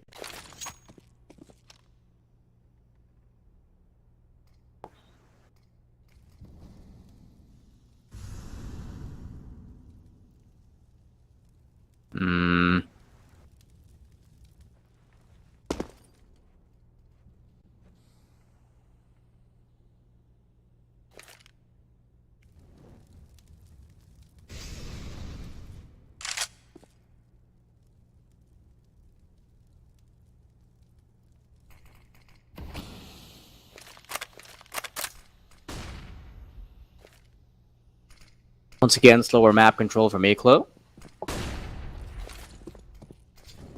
Just trying to get slow short presence, but Paz is going to be the one sticking point that they'll have to face. And oh my god, the shot from Paz is just lightning fast. The coordination simply wasn't there in between Sensei and the first player to peek out, missing the first AWP shot, and I think that's the only luxury he's going to be afforded. Does get battered down by Emor, who peeks all the way out in middle now. Jackie and Soltovsky once again up to their rescue operations, but simply not enough time for them to do anything about it. The bomb always being left out of the open. Just recoveries are going to be very difficult. And again, they'll want to stick to these AKs. Even if they do try to go for a last-ditch effort to die for the loss bonus, you can expect the CTs to sort of have the vigilance to wait for the timer to go out. So, not something that we see unfold on the server. Speaking of tier lists, man, go on. Liking boots is such an NPC opinion. I'm sorry, MJ. You know, like I thought we would have a very fruitful casting career together as a duo, but this is where you draw the line. That's it. Yeah, this is honestly where I draw the line. Like Boots was hands down the most annoying character ever. Like, just put him straight into the meat grinder, honestly. And boots included, like the actual shoes included. Okay, I feel like that's a bit harsh. I feel like Dora was the most annoying.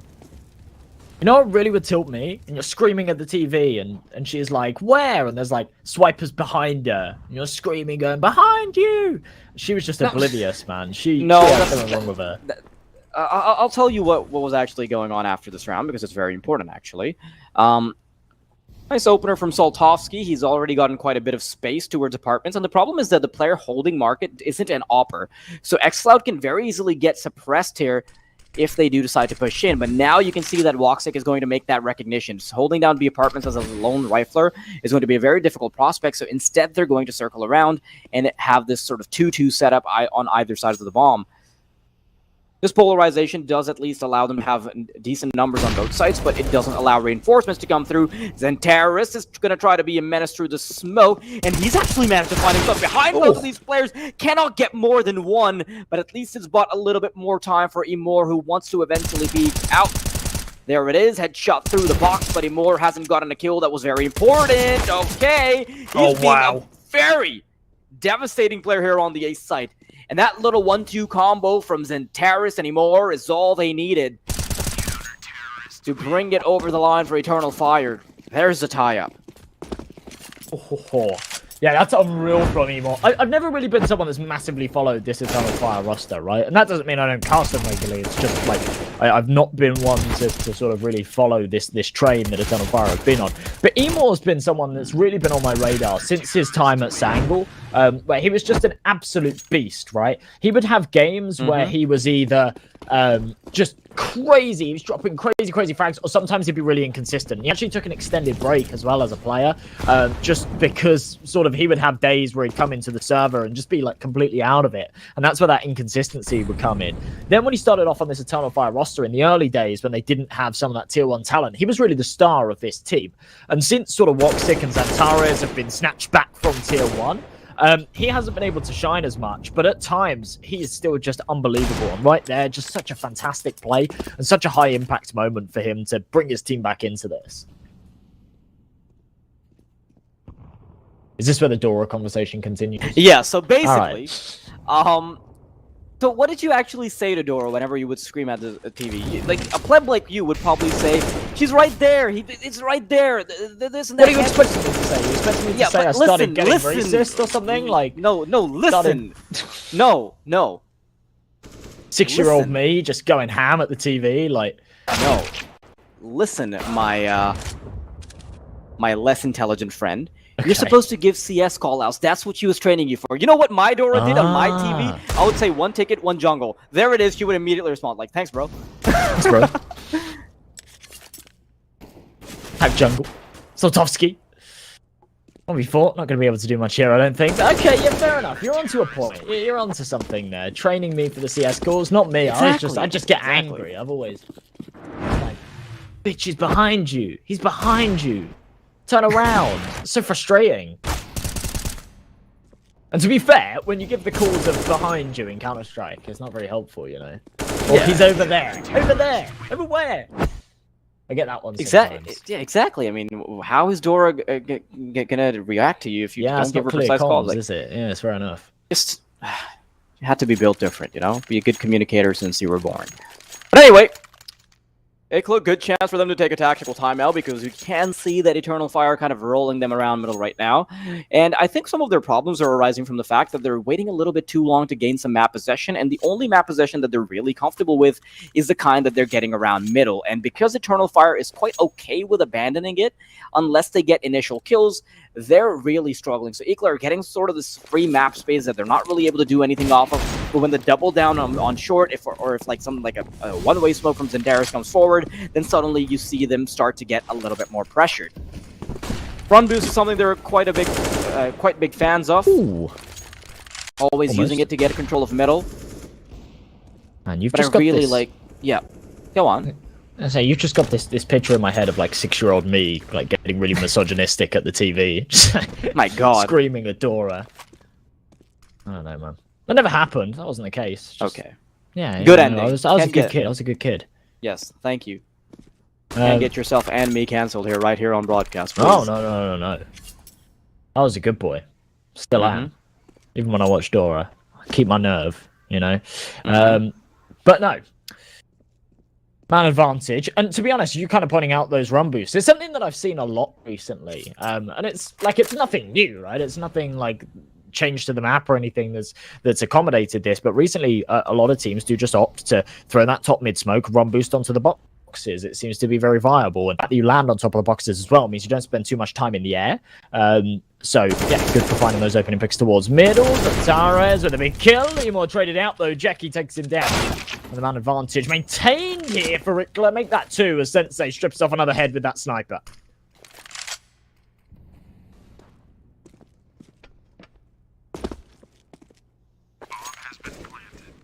Seems like the timeout might have actually worked out for them just fine. Eternalfire.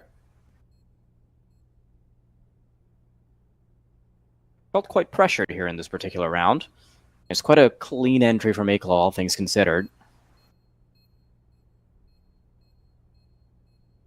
Now, I think if somebody just went on, you know, like this is something we didn't really talk about too much in the pre-game because we didn't have a chance. We're kind of rushed off of schedule.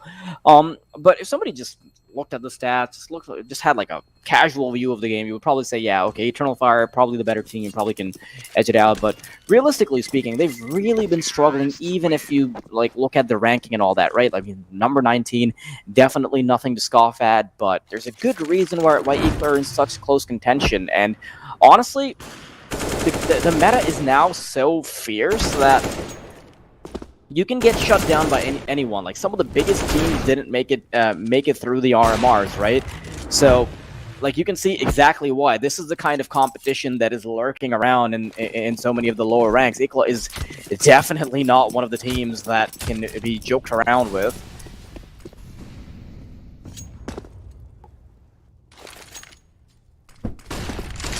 Yeah, EternalFire sort of had the mercy of the economy right now if they end up losing.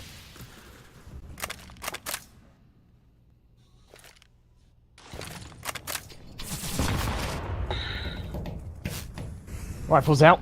AWP on Woxic. And same with the sniper as well, and it feels like, yeah, first time in a while. It's been a long time coming for Woxic to actually be able to have this sniper accompanied by some rifles from his teammates. Quen with a nice opening headshot. That will give them the man advantage as Paz starts to work his way up. Knows that Soltovsky is to his close left. Sensei still able to find one more, but Paz can have a big impact here. Massive headshot, drops the smoke to buy himself a bit of space. Now he's in trouble, but he can use that smoke for cover. And the fact he's still alive here is just insane, buying so much time for rotates on the 3-on-3 retake. Oh. They done here?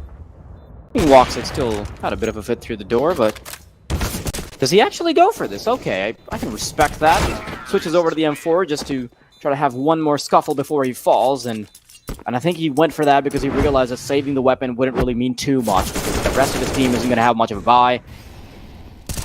But I would have really still liked to see that AWP in action in the next round, even if it's just being supplemented by the Desert Eagles around him.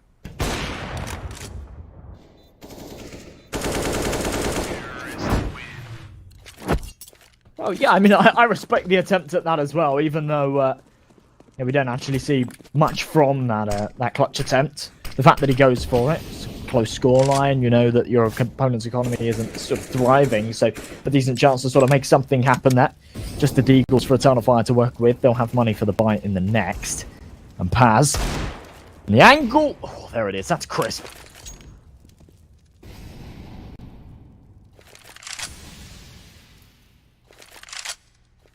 I like that.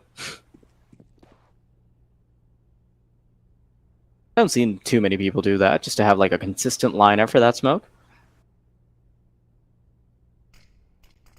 Because otherwise, like if you don't do it from behind the bricks, you would be exposed.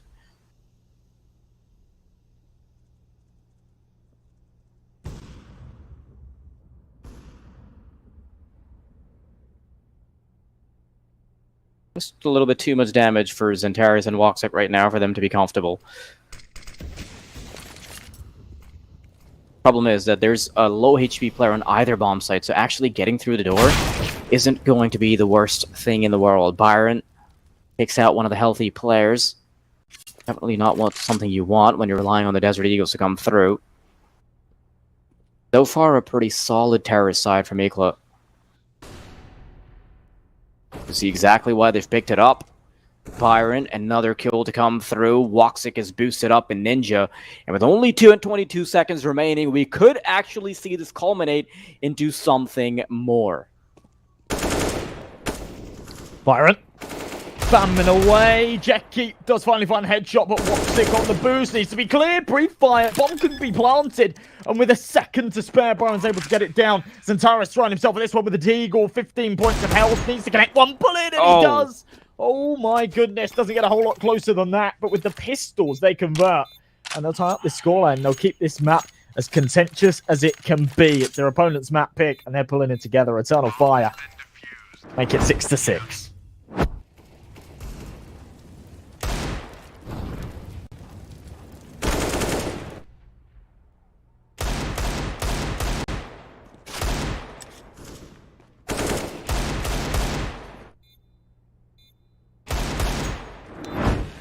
Pretty surprising that they can get past that line with just Desert Eagles and A little bit of elbow grease to boot it off.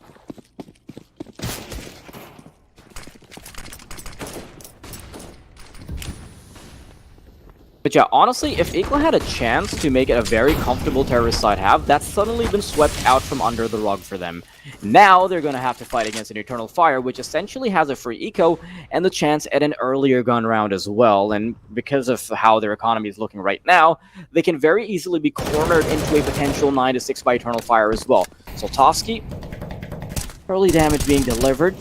If you look at the setup from the CT side, it's a pretty basic 3-2 setup, and that's something that Eternal Fire have kind of leaned towards. Not really the kind of team that tries to go for aggressive mid-presence, because it sort of leaves the extremities of the bomb sites less contested, and it's a less orthodox way of playing, where you sort of turtle up on the bomb sites, but it's something that does work quite well against IKLA, who are willing to go for mid-aggression and then sort of have trouble getting past that sticking point. Absolutely, yeah. I mean, you're taking a massive risk playing for mid-control as the Eternal Fire, right, on the defense. So they're having a lot more success here, just kind of reeling it in. And yeah, I don't blame them in this scenario. Soltovsky just down to a Galil here, and as Byron falls, a two-man advantage. Paz is taking care of that prong as well. So this A split becomes less and less viable as the seconds pass. Xfloud does fall to the molly, though, so gives them an avenue up short if they choose it. Emor tags, Sven finishing him off. Soltovsky with a headshot, and all of a sudden, IKLA have equity in this round as Quev. Oh my goodness, what the hell is that? Oh no. Oh, Woxic, he's been such a menace.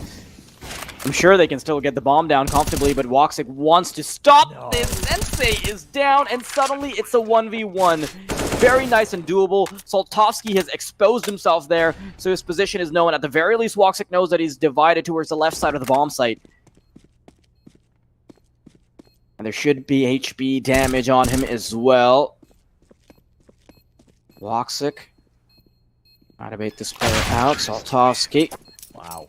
Doesn't quite panic, though, and IKLA will be able to pull it across the line. Ooh. Soltovsky plays such a dangerous game there, actually taking that fight on short. Does some damage, and yeah, that merits him it later on. Paz with a beautiful double here, and I'm very surprised they don't get away with this. This was a 5v3 in Kvem. I called it something else, can't even remember, in the heat of the moment. Just an absolute beast. Woxic, a really valiant attempt on that clutch, but yeah, can't pull it off in the 1v1, and I don't think you can really expect it to. 7-6, the scoreline will go. IKLA stay ahead and might be able to actually pull this half their way. As Eternal Fire are forced into this, they don't have a lot of money. If they lose it, IKLA could really take 9 here.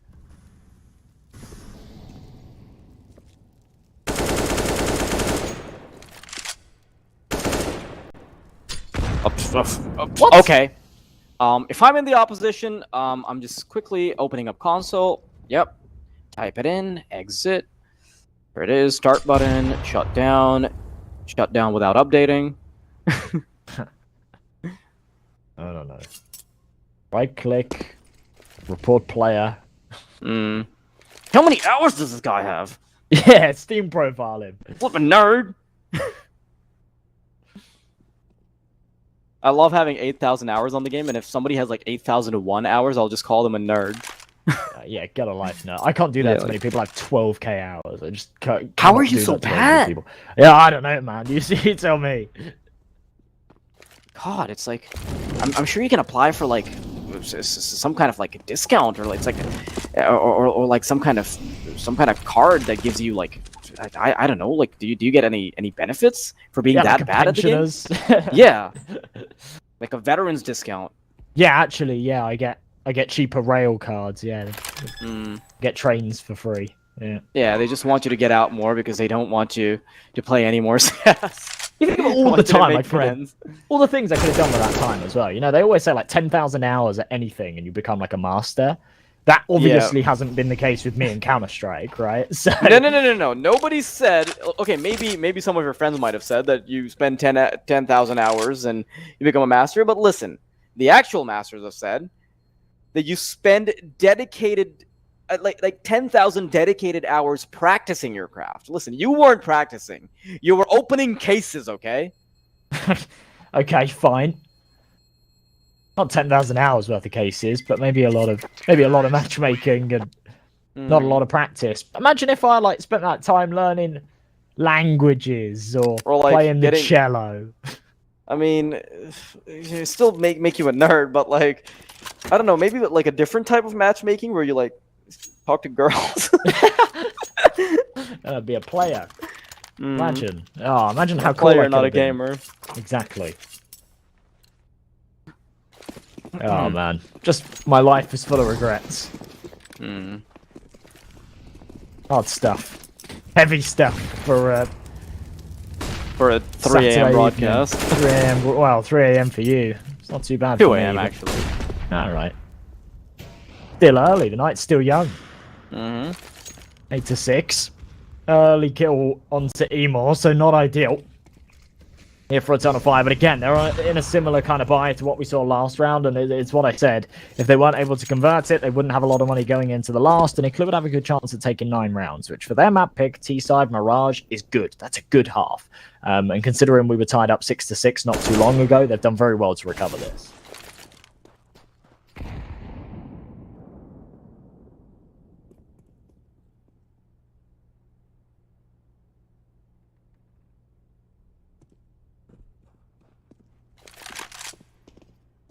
Crazily enough, I mean, this could have been even more convincing for IKLA, right? I mean, you just said it right.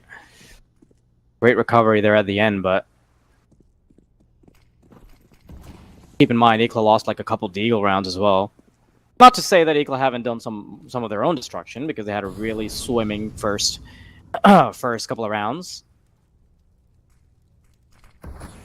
But time after time, we'll see them draw down the timer before they commit to a bomb site. The bomb finally making a move just now. Player tucked into the corner. Second time to the charm. They're going to be catching him this time around. And Paz, last man standing. The Desert Eagle doesn't really reign supreme against 2 players watching him. 9 to 6. IKLA. A solid performance on the terrorist side of their own map pick. And now they get to play with even more of an advantage. Well, yeah, I mean, solid stuff. To be honest, talking about rounds that maybe should have gone the other way, I think IKLA have had really their fair share of these crazy rounds that they've pulled together out of nowhere, right? 2 that come to mind. Round number 3, where they got it done with the pistols. Krem just went crazy and hit a couple of 1-digs. And then actually Krem going huge again in that 5 versus 3 situation where he was low on health. So, admittedly, yeah, they're in a good position, right? They can take this pistol round as well. It'll be happy days. Byron on a kit. Soltovsky with a smoke grenade dropped over to him. A bit of a stack here towards the A site. Eternalfire about to execute. As soon as they pull the trigger, the CTs could be in a bit of trouble. There's a smoke molly and a flash about to be deployed. Yeah, utility out, Paz first man in, trying to clear every single angle, but now Kvem will eventually get overpowered. Jackie is continuing to weave in and out of triple box. He's good for the 4th, and he might even be able to get the ace, but the job is already done. He's just putting the icing on a chocolate cake. Not much of a baker, to be honest, but 4K is good enough. Why? Why does it always happen? The 5th kill's always choked. That was so crisp from Jackie. Zantares, the fact that he's still alive here is actually pretty insane. Of course, the round not really in contention. He's 43 points of health. He has got a P250. Might be able to catch out one more, but as soon as he does actually find the kill, the rest will flood in on his locations. Zantares still here, still making his presence known. And they're not giving him anything. There we go. They'll just periodically jiggle peek and fire off a couple of shots. Sensei will be able to finish things off. And there it is, 10 to 6. IKLA hitting double digits and winning that all-important follow-up off of the pistol. Yeah, you get a chance to see it in the replay. And you can see how careful Jackie was with placing his shots, and it's just icing on the cake that they're that crisp, right? He never had to go for like a repeak or anything for like an additional shot on the same player. No, he's just getting it done the first time around. And it's really about keeping that distance as well with the USP. I always find in pistol round, I say I always find, it's just like fact, right? If you're playing the A site, you're playing triple, you're playing CT. If you're crisp enough to hit those shots at a distance, you've got a massive advantage, obviously. But if you whiff a little bit, you miss those opening shots, the Glocks get up close and personal, you're then at a huge disadvantage. Their fire rate's higher, they've got more bullets, and you're really in a bit of trouble. So the fact that Jackie's just been able to deliver there and just peek out one by one, find him at a distance, keep that advantage, absolutely flawless. Eternal Fire, a little bit of presence towards the B apartments. They don't actually take any contact or anything, but they decide to call it off. They head elsewhere. And just with Glocks, I don't think they're really expecting to get much done here. Zantaro's with a P250 again, big fan of the weapon. What can you do here?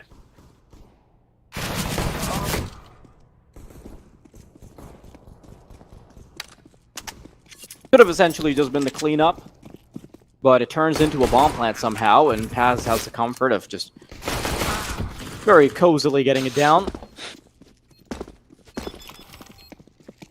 But yeah, I mean, IKLA being on the CT side, knowing it's their own map pick, it's not going to be any surprise if it just continues to be a bit of domination here, although Eternal Fire, just knowing the kind of caliber they are, I wouldn't expect them to allow it.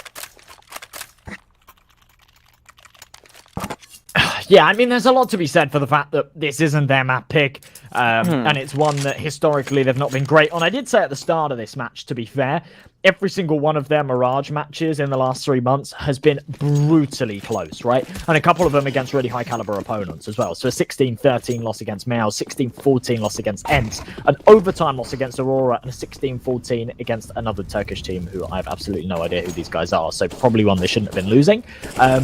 But I think that that's a real testament to the fact that they keep things contentious here on Mirage, but maybe have trouble closing it out. And on their T side, they have a horrendous win percentage as well. They're actually rocking like a real 64% win rate on their CT side, only a 35 on their attack. So that does kind of show that often they're not the ones to pick into it, and they are actually often starting off on that CT side, but still not ideal.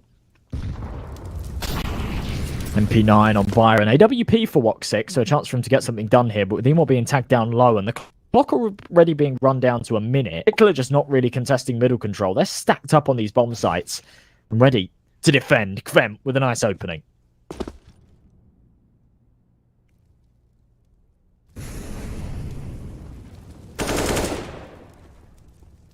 It seems like Eternal Fire can't really gain too much space here. Kvem's initial 2 kills have pretty much locked him out already. You can see that they're desperately trying to get into jungle, but by the time they do, Jackie's already waiting. This IKLA squad is something else when it comes to aim, and even better right now with positioning. 2-player spotted at jungle. Saltovsky knows exactly what they're trying to go for. A couple of shots on the back of Paz's head. And Woxic being the last one standing is bit of a rock and hard place. 15 seconds remaining is going to pretty much guarantee that he has to try to go for something fast or risk being killed after the timer. So IKLA pretty much smooth sailing throughout. There's very little you can say about a game where one team has just decided they want to end it early, you know? I suppose. I mean, Eternal Fire have just kind of lost it here, haven't they? They've just lost 6 on the trot. They were keeping this one really close, and it feels like these last few rounds have been completely absent. Back down to the pistols again. As I say, it's early days here in this series, and it not being their map pick means that they've still got plenty of equity in this. But IKLA have been on a bit of a spree recently. We didn't get a huge amount of time to talk about it in the pre-game because we were sort of so rushed into this one. But series wins against Havu, Copenhagen Flames, are static. Maps taken off of teams like FORZE as well. IKLA have really been on fire, and the same definitely can't be said for Eternal Fire. They've had some rough matches recently, admittedly against a high caliber of opponent, but yeah, in the last month, they've actually had a really tough time. Prior to that, they had some great results. But trying to get things done here, they're certainly struggling. Throwing themselves to the B site with the Tech 9, having 0 success. Saltovsky with a triple. Finally traded, a chance to maybe get this bomb down. Has to be recovered first. And as Zantaro's takes it, Byron should be able to close it now. Yeah, I had a little bit of faith there for Woxic to be able to get a kill off the Tech 9. And if Byron had been taken out, this could have very well been a 2v2. But now Zantaros has got to do something all by his lonesome. 55 seconds. Quickly turned to naught as Jackie picks up the final headshot. 3 rounds in between them and the finish line, and Eternal Fire simply seem like they've got no gas in the tank right now. The advantageous side really reigning supreme for IKLA. If you thought you were seeing a bit of domination from IKLA when it came to their T side, you've seen nothing just yet.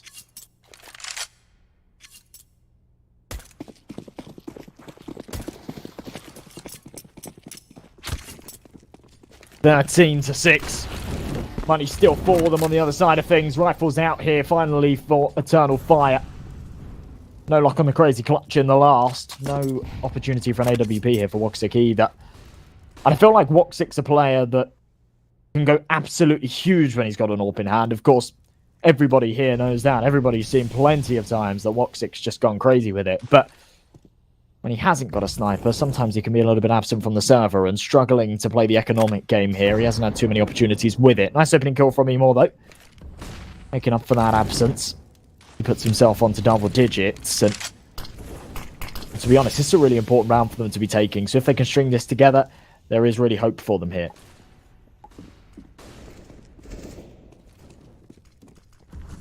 Emor straight through short. 3 players coming in from apartments. Yeah, one of the really rare cases where IKLA have actually been feeling somewhat shut down.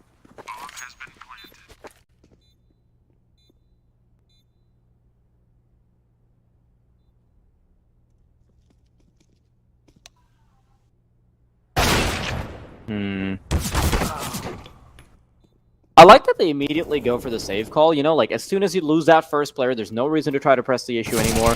That is still 4 guns you can save up. And granted, it's not really going to be an easy save at all. It's going to be players coming after them. But at least the attempt is there. And considering their economy is looking actually pretty good on Sensei and Byron, and it's going to be bolstered even further after the loss bonus, they're going to have a very solid buy-up in the next round. So, gotta respect that. Not really going for any big risks at all.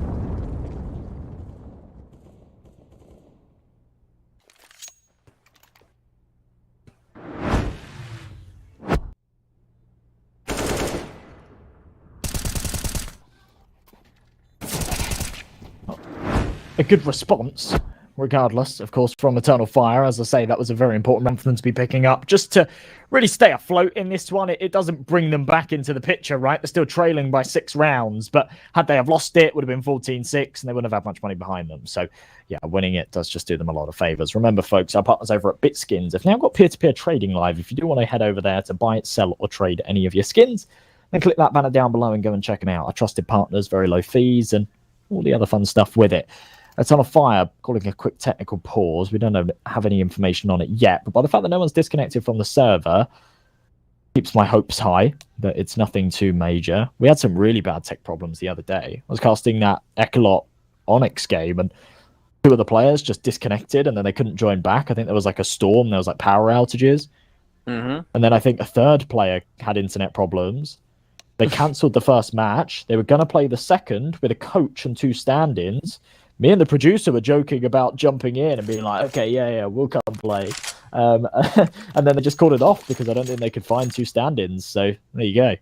That story would have been a lot nicer if they said, yeah, come on in. Come on in, come on, yeah. We'll play with you second map. I mean, that would have been like, maybe not highlight of my life, but that would have been cool. That would have been I love that, you know. I'll cast while playing. Okay, guys, I'm about to peek mid. Huge headshot. In fact, not a huge headshot. I'd finish with 0 kills. God, I'm terrible.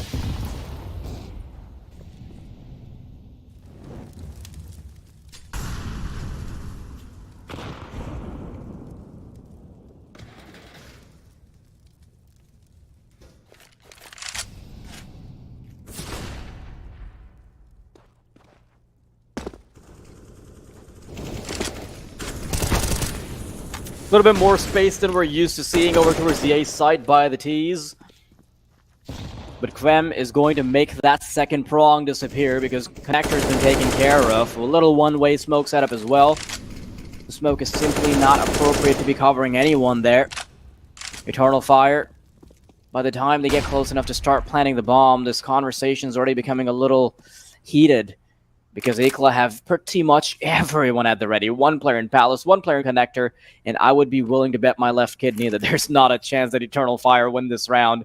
As many different options as you can get. There it comes, flash ready. 3 players should be swinging out from CT, and yeah, it's about as clean as it can be. Paz being rained down with nades. Just a matter of time before he catches a stray bullet in the leg. There it is. Alright, well, I don't have to cut out your kidneys then, I suppose. I wouldn't mind them. Mine have caused me all sorts of problems over the years. Of all the things I'd wager, I wouldn't mind a fresh pair of kidneys, but 14-7. Round number 22. EternalFire really do need to claw this one together. I mean, they've got some money behind them, right? They won the round prior. They didn't have to reinvest too many weapons, and getting the bomb plan there as well. Do give them plenty of weapons. We'll see, yeah, of course, 4 AKs and AWP on Woxic, utility all round as well. Zantara's lacking with it, but that's fine. You can afford to have one player without. There's actually no HEs here for the T side, which is interesting. Opting for the double flashes on every single man instead. But IKLA, a 7-round lead and a very good chance of closing this one out. Brilliant HE, does tons of damage. Incredible. What a headshot onto Woxic. All out of commission straight away.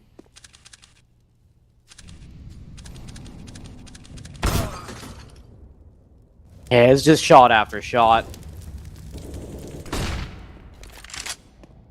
You can see that IKLA are just starting to look a little bit like they're smurfing now, the way they're jumping down into underpass to Sensei, just having a grand old time. EternalFire not even looking like difficult competition for them right now. Mirage is pretty much down under lock and key. IKLA could not make it look any easier.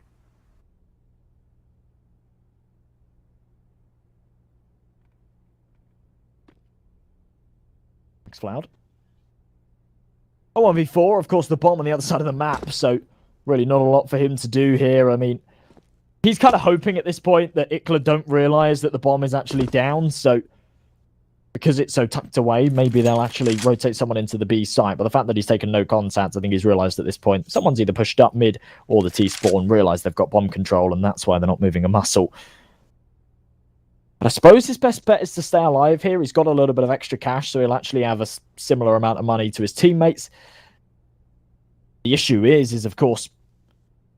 Yeah, I mean, actually, the call here is absolutely to save this AK. With IKLA being on map point, they're going to be buying whatever they can anyway, and he absolutely won't be able to afford an AK and utility as well. So, yeah, just save this AK, please. Any economic damage you do will be completely negligible. It will be completely irrelevant because IKLA have got money anyway. Counter-terrorists win. Certainly don't die after time, though. That would be worst case scenario. Okay, gets away with it. 15-7. 8 chances to close here on Mirage. Look at this again. A little bit messy. It seemed crisper when you saw it from the other angle, but yeah, still really nice entries.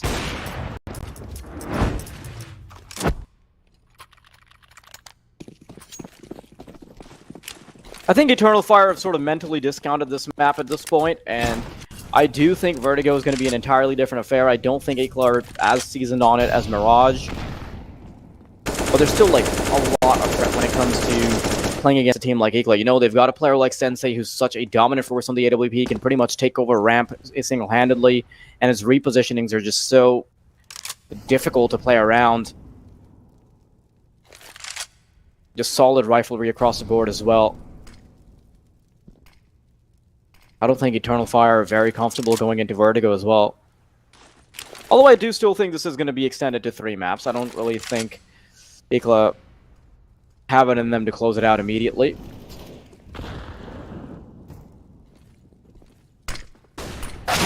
Final round, though. Immort. There's a kill onto Byron. A chance to stop it from ending right here. Saltovsky and Sensei, they're feeling pretty threatened, but Saltovsky will eventually fall. Sensei lurking around market, knows there's a potential flank coming through. And a chance to becoming a problem is taken away, so I'm gonna have to bite my tongue on the idea that that was the last round, because there's still 7 more to go, potentially. Possibly, yeah. I mean, EternalFire, still a chance to pull some rounds together in this one. Still money here on the CT side, so we will see the rifles and the AWP come out again. They've got enough to maybe go for one more buy after this as well, if needs be. But then it could be a chance for EternalFire to pull together a few freebies. And I do agree with you. I think if IKLA are going to get this done, it probably will be in a 3rd map. But at the same time, I mean, they've taken the most convincing map so far, at least. Assuming that they close it out in the next couple, they will have taken the most convincing map that we've ever seen of this EternalFire roster, of this core 5 at least. Because, yeah, the other matches that they've played over the last 3 months have been very close games against very high-tier opponents. So this kind of domination, definitely something that really raises my eyebrows. 2 opening kills. I think this probably will be the last round. As Zoltovsky should be able to swing and finish this off, but Byron finds it instead, and it leaves it all down to Paz. Jackie on the perfect angle. Paz is going to walk into his death, and there it is, 16-8. And a pretty one-sided first map. Far from what I was expecting. I don't think either of us really expected IKLA to be that dominant of a force on a map that is as buggy as Mirage, but you know, they've got the pieces for it. You know, they've got an amazing Opper, they've got some incredible riflers. You can really see that Pug style of play come into full force. Ends up turning out to be a pretty easy affair for them, but it is not over yet because Vertigo is Eternalfire's map pick. So map number 2 is going to be very exciting, and there's a very good chance we take this to map number 3. So stay tuned. The Eternalfire fans still have some copium to hold on to.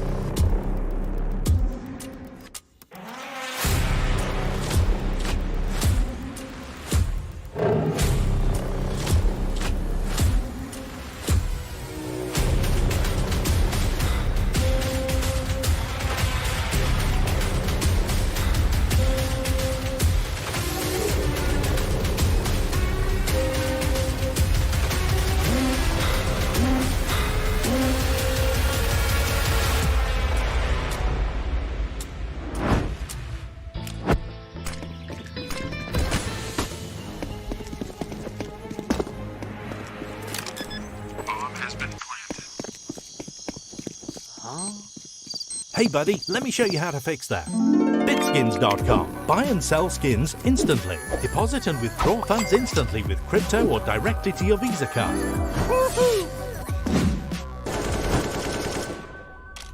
Bitskins.com. The best skin marketplace. Win up to $1 million with your CSGO esports predictions. Simply guess the kill scores of the 10 players in a CSGO match. The more you guess correctly, the bigger the prize. You'll need at least 2 correct predictions to win a prize. Guess all 10 correct and win $1 million.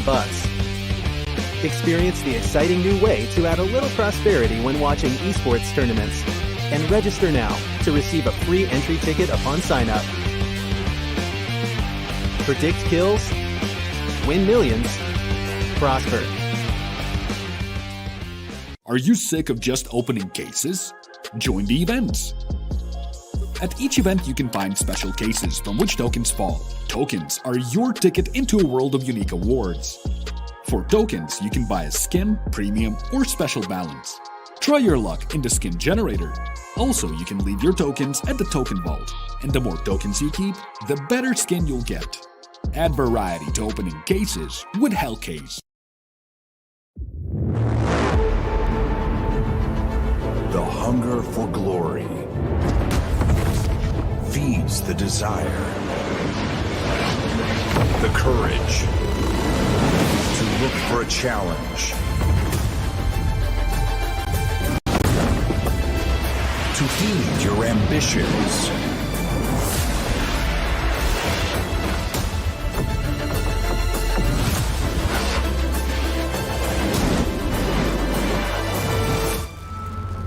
To reach for greatness. To become the champion of champions.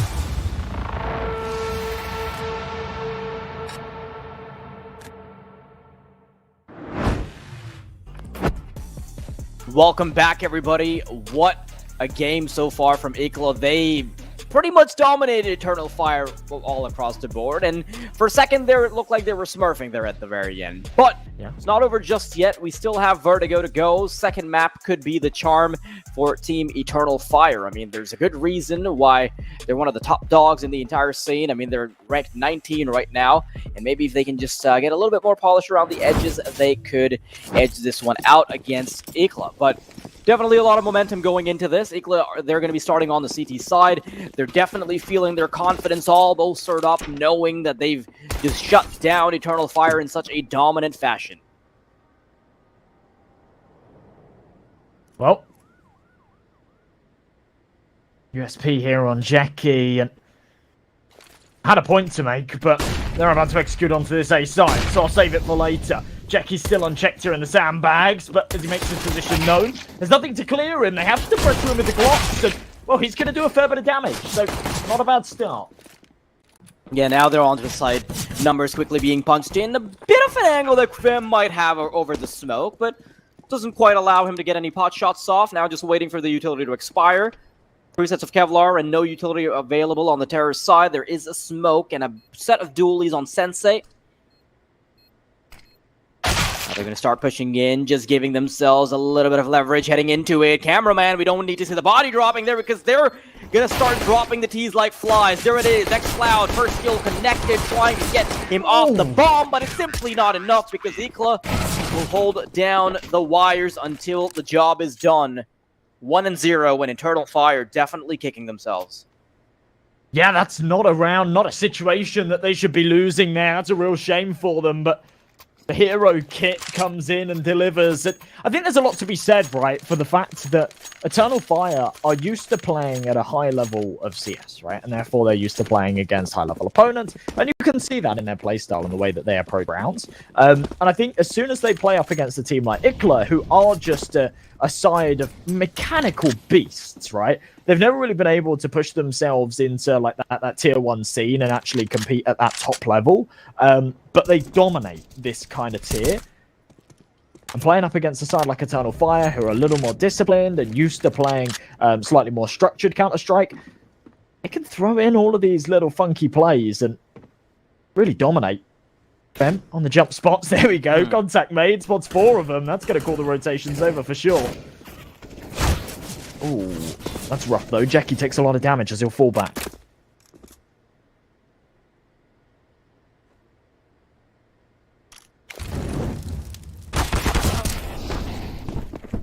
Bam, nice little boost that he can capitalize off of. Paz not allowed to transgress onto the bomb site, and they're going to have to expend a fair bit of time in utility just trying to get closer, and they've pretty much spent all that they had. Just that solitary smoke there at the end, desperately trying to get the bomb down, and the CTs, they still have a couple flashes to go, so with 5 players alive, they should have no trouble getting this retake done unless their numbers start getting chipped even further. Bomb taken down though, and the pressure is still going to be on the CTs to start to make a move. Just a matter of time before the first kill starts to take place. Flash should be primed. Pyron opts to not throw it immediately. Xantaris is going to suffer because Saltovsky is trying to chase him down. They need to start acting a little bit faster. The CTs have wasted quite a bit of time. He more falls. Byron gets a kill. Fem as well. xFlow is the last one standing. And now, with no kits available, they can't... Do they? Oh, yeah, he's got it! Barely. Wow, barely. Close. The bar actually didn't look like it would beat the defusal, you know? Yeah. The ticker or whatever. Yeah, I don't know. I feel like these guys have been in those situations so many times that they kind of know when they've got it or not, and presumably they've got the 10-second timer on as well, so I feel like they would have fallen away if they hadn't. I just kind of assumed that they'd got the timing perfect, but sometimes it's hard to tell. Yeah, I was a little bit worried for IKLA there. With Sensei and Jackie so low on health, I thought that one could go south. But as soon as they started applying the pressure on short, EternalFire were kind of stuck. Without the short control, they were just suffocated on ramp. There wasn't a lot they could do about it. Smoke dropped over to Xantara. It's just the pistols here to work with. xCloud with a Glock and Kevlar. It's a bit of a weird one. He's kind of the utility man, but Not sure of the point in the armor if he's not got a pistol behind it. We'll see what he can do, though. Run boost to clear the close angles. No one here. IKLA playing this a lot deeper. No way they're going to be getting up close and personal with rifles against Tech 9s. But they are about to be under fire here on the B side.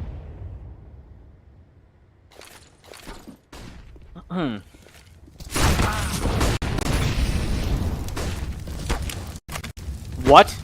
Oh, no! What? No! For a second, Soltovsky thought that he had some kind of boost protecting him from molten lava. He's out here playing Terraria, but it took him a little longer to realize that he would eventually start burning up. I mean, I know I just skipped over. Switch moment. It's a quick switch moment. He's pulled out the smoke and then not thrown it and switched back. You have the situation read entirely wrong. Listen, if you actually look at what he did there, he switches over to the smoke, and then he doesn't actually throw it because he thinks that he's not going to burn. He thought that he had like a little glitch going for him. He wasn't losing HP. I'm not sure if we can see the replay on that, but he second guesses himself, and then he starts burning with a delay. Ah, okay. Fair enough then. Yeah, to be fair, it doesn't pull the pin on it, so...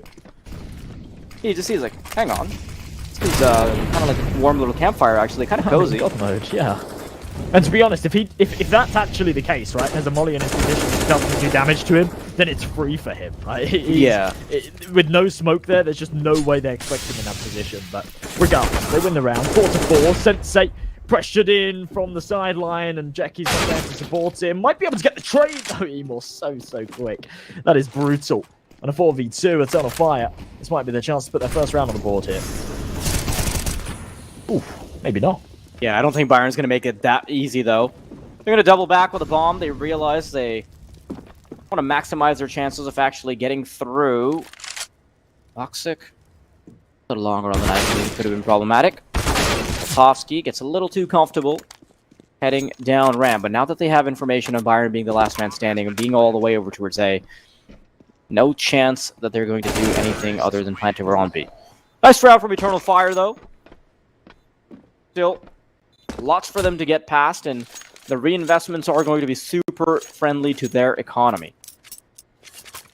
Good positioning there from Woxic and Paz as well, just not sort of turtling down and heading over to that B-bomb site, giving the opportunity for the clutch. Just, yeah, splitting up, tucking themselves in these corners. If he checks one, then fine, he certainly won't check the other. 3-1. ETERNALFIRE on the board here for the CT side. They have still got all the tools to work with. Of course, no longer with those AK-47s, but enough money to buy into the M4s and that AWP. If they lose this one, ETERNALFIRE are right back in the picture. Considering this is... Well, this is interesting. Have they opted to start off on their... No, okay, ignore me. Yeah, considering this is their Mac pick, this would be important. Sorry, my brain's just completely gone. I thought IKLA started on the CT side of Mirage as well, but that wasn't the case. It's okay, you can let those last two brain cells rest. Oh, it's been a really long day. But yeah, here comes the action on the B site. We're not already out of commission for IKLA.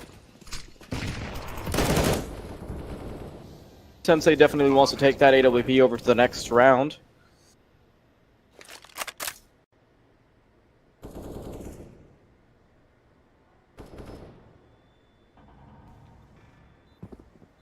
And yeah, back to the Dora tier list actually. So Boots definitely. Oh my God! Did you break a plate, a glass? No, or something? No. It was a cat. It was a cat. I have a plate. I have a couple of plates stacked up from lunch. And the cat just jumped on it and then panicked, ran off, and it's fine. Everything's fine. I'll clean it up afterwards. Okay, are the plates broken? Carry on. Dora tier list. Are the plates broken though? That's very important. No, it's fine. It's just a couple of things fell on the floor, but that's fine. Okay. Yeah, so, anyway. Let's be honest, you know, I totally disagree with your opinion about Boots, so, and this is my tier list, so, like, whatever. Get the hell out of here. I'll just Map listen. is definitely, like, a solid A tier. He's, like, super reliable, but he's not, like, that funny or anything. Yeah, alright, his script's pretty limited. I feel like if the writers had given Map more creative freedom, then maybe Map could have been a better character, but yeah, okay, I agree with that.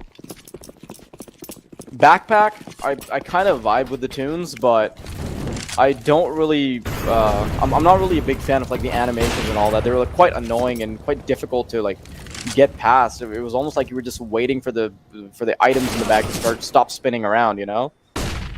I suppose, but at the same time, he was only a little backpack and he could carry some serious shit, right? It was like proper Harry Potter tier stuff.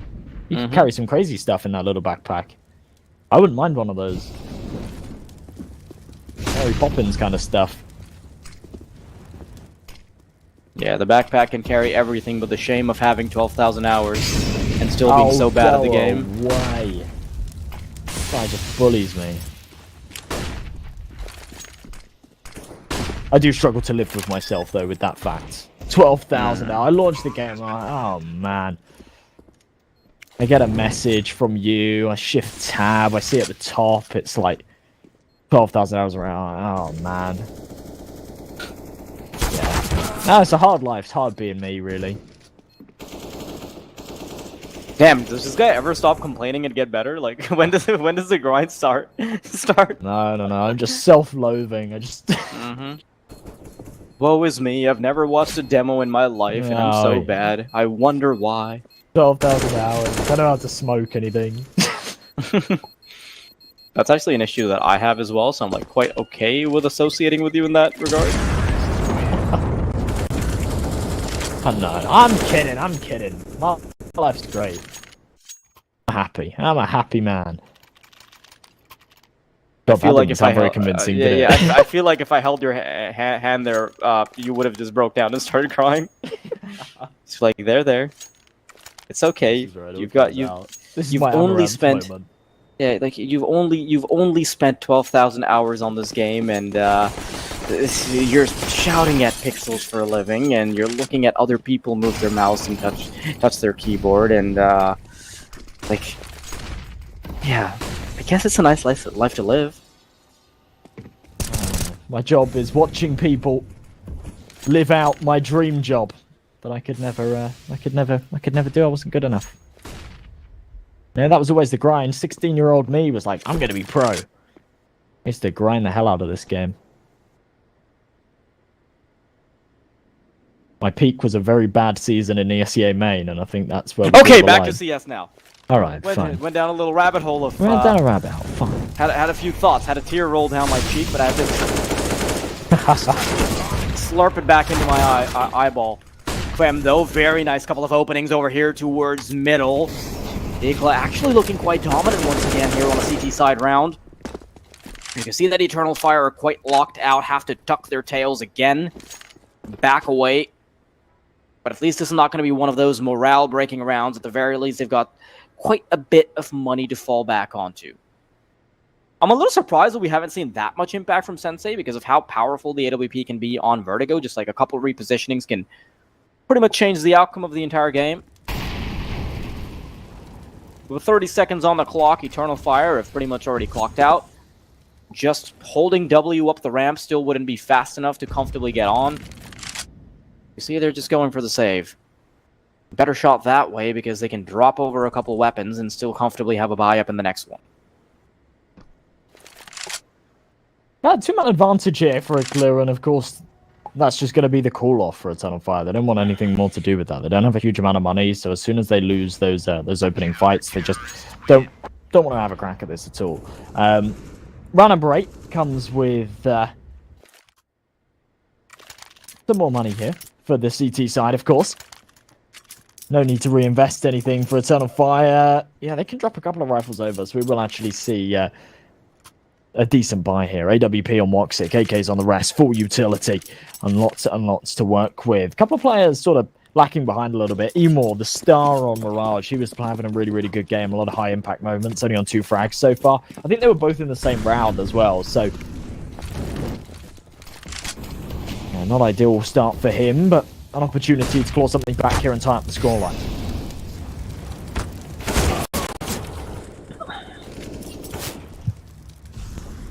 Decent opener there from Zinteras. Doesn't even take too much damage off of that engagement.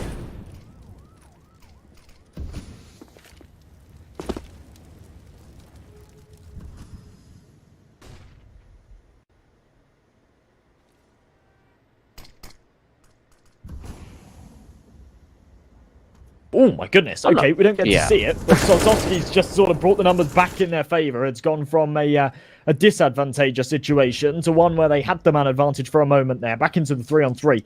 Paz is in a brilliant position. Well, should expect this. Comes down to timing, or maybe just a fast flick from the man. A man advantage here for the defense again.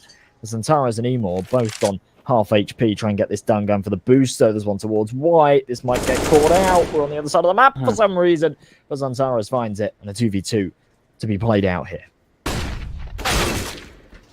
Oh.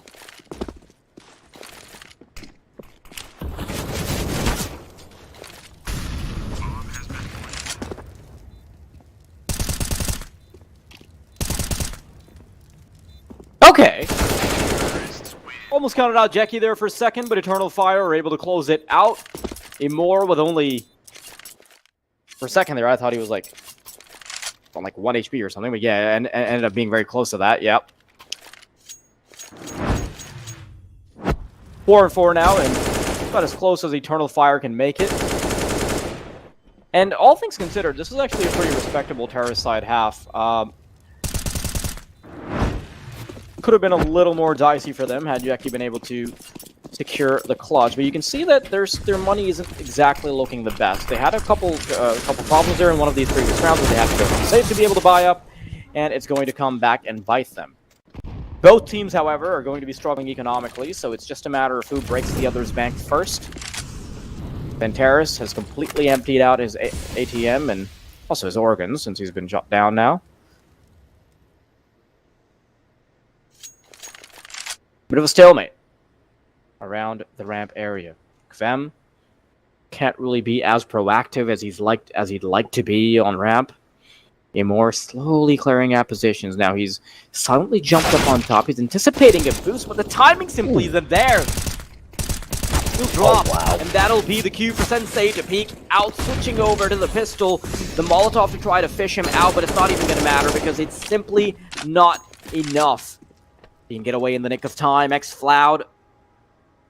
The name of the game was to try to get damage done before he falls, and the chance of that has quickly slipped out of his fingers. A long way around now. If he goes through alley, it's a pretty easy shot for Kvem to just nail one through the head. That's exactly what happens. IKLA, they got on their 5th round, and the money for Eternal Fire just gets eternally doomed there. Yeah, as soon as they draw the attention away from that boost, Eternal Fire just lost there on the ramp. Not really a lot that they can do about it. 5-4, IKLA. We're able to swing that one. Bitskins. Remember our partners for this event. If you do want to go check them out to buy, sell, or trade skins, then click that banner down below. They've got the lowest fees, and they are very, very trusted. They've been around forever. Not forever, but for a very long time. Today starts to rain in. A lot of pressure here again over towards the A ramp area. Eternal Fire not taking too much damage from it, but definitely held at an arm's length.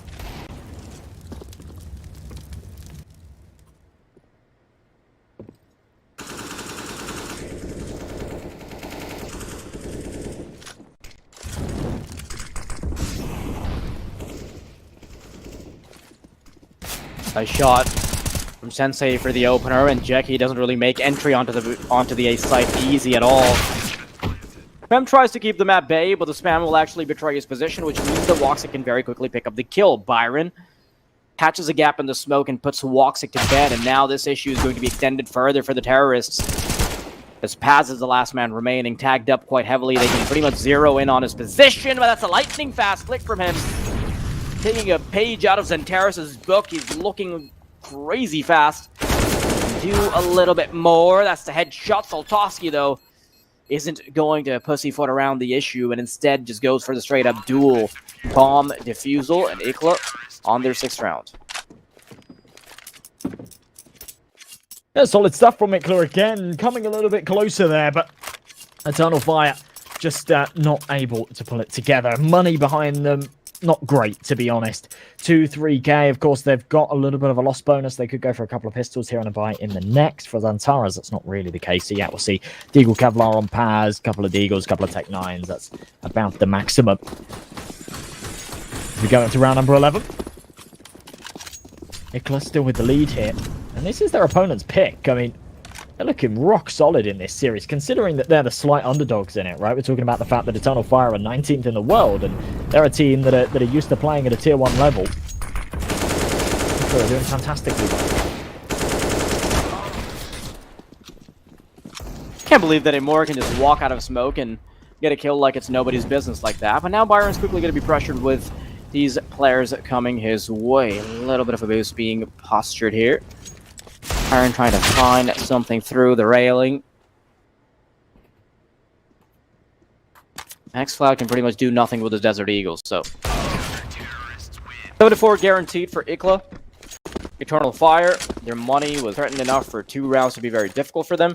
And if IKLA can just continue this kind of presence, I would be very scared for EternalFire's longevity in the series.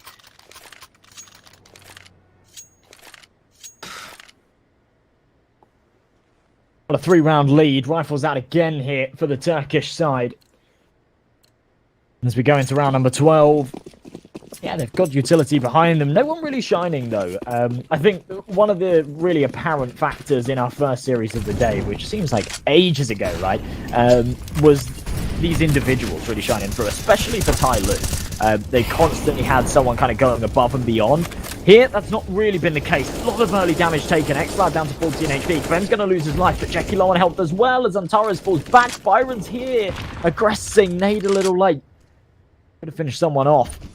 They will back off of ramp, but the smoke going down, they will somewhat be able to regain control of it, so they can start to re-aggress and maybe pull a rotation elsewhere. Sensei holding middle, Paz still yet to peak. So patient as Sensei will fall away.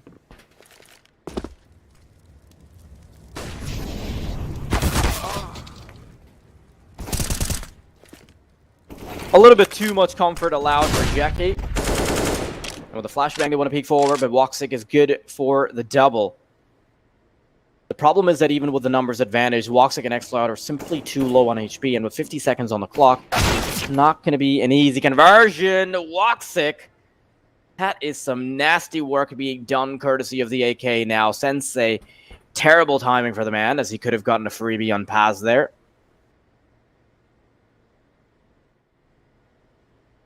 But his barrel's been spotted in the meantime.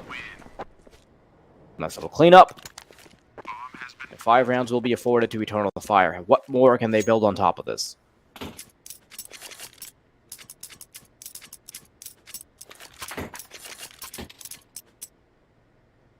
Well, 7-5. Tactical pause here from EternalFire because things haven't really been going their way, but taking that last round does put them in a position where they've got a little bit of money behind them. They've got maybe a little bit of momentum to go with it either. I mean, momentum feels like a bit of an overstatement, right? But finally, they've broken that curse. Finally, they're able to put a round on the board. And for their T side of Vertigo, they're not looking to have some crazy dominant half or anything like that, considering they lost the first map 16-8. I think they're actually doing pretty well here to keep this contentious. But they do need a decent half. They need 6-7 rounds, and that's absolutely what they're looking for. And they're on track for it. They do need to convert here. For IKLA, not a huge amount of cash, so a decent chance this will be a half bite. And as long as the Deagles don't cause any crazy upset, then EternalFire should be able to pull something together. We've seen our fair share of crazy Deagle rounds so far this match. Certainly on Mirage, we saw a couple of them. Clem just going absolutely crazy in the Palace with a double Deagle headshot. We'll see what he can do here. Round number 13, EternalFire. A little bit slower here as they split into their default. Smokes will buy them a little bit of space towards ramp, but look at this booster triple map to get that deep sight line, and Zantares doesn't know what's hit him.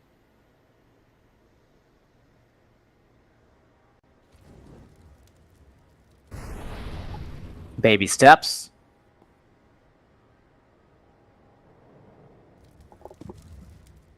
First kill collected. The problem is that there's still quite a bit of time for EternalFire to work around this issue. It's just 1 kill. But at least Clem and Saltovsky actually have Kevlar that they can convert a little bit more off of if they can get their hands on a weapon.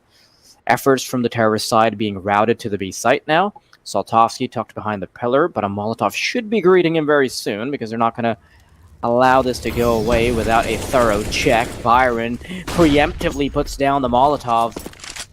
It takes him a little bit of time. This push is going to be disjointed because one of the players has fallen.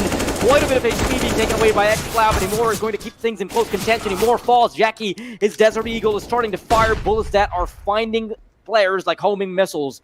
And Sensei, one of these players is primed up for the taking, but XCloud will narrowly stick to his life, courtesy of Woxic being his defender.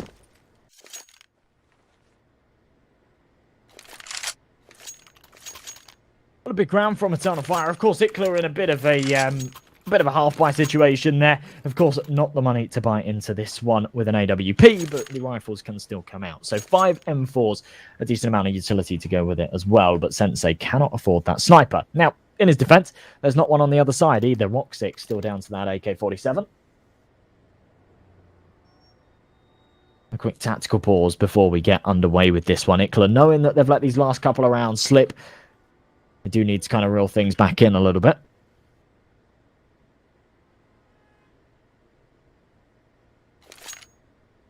But these last couple of rounds, I feel, are really, really important for either one of these sides, right? Either EternalFire win them and they secure themselves a good half, or if IKLA take both, then they're in a very, very solid position to take this map on the basis that they've taken a 9-6 first half and their opponent's pick, right? And they've continued that momentum from Mirage.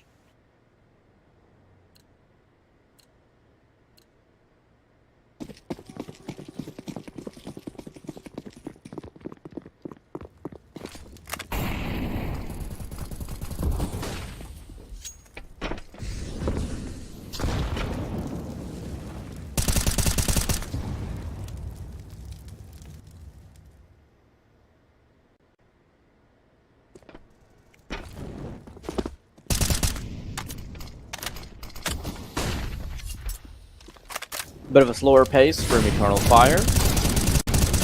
Losing that initial player just doesn't grant them the amount of space that they would need to try to double down. I think they were really banking on that first player being able to get a kill, and honestly, just mad props to Jackie because he's done so much work on this ramp, right? And he's been doing a really good job on the previous map as well. So far, IKLA have really found a gem in the form of Jackie.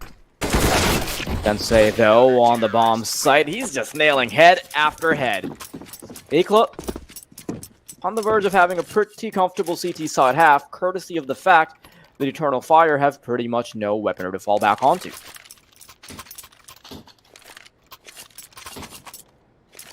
A big round for IKLA to be taking. Still a little bit of cash for EternalFire to work with, but it doesn't come without contingencies. 2 AKs, a MAC-10. The Galil Zantara's really just down to a Tech 9. That's not great, to be honest, considering XCloud's having a really, really rocky start here on Vertigo. I wouldn't be surprised if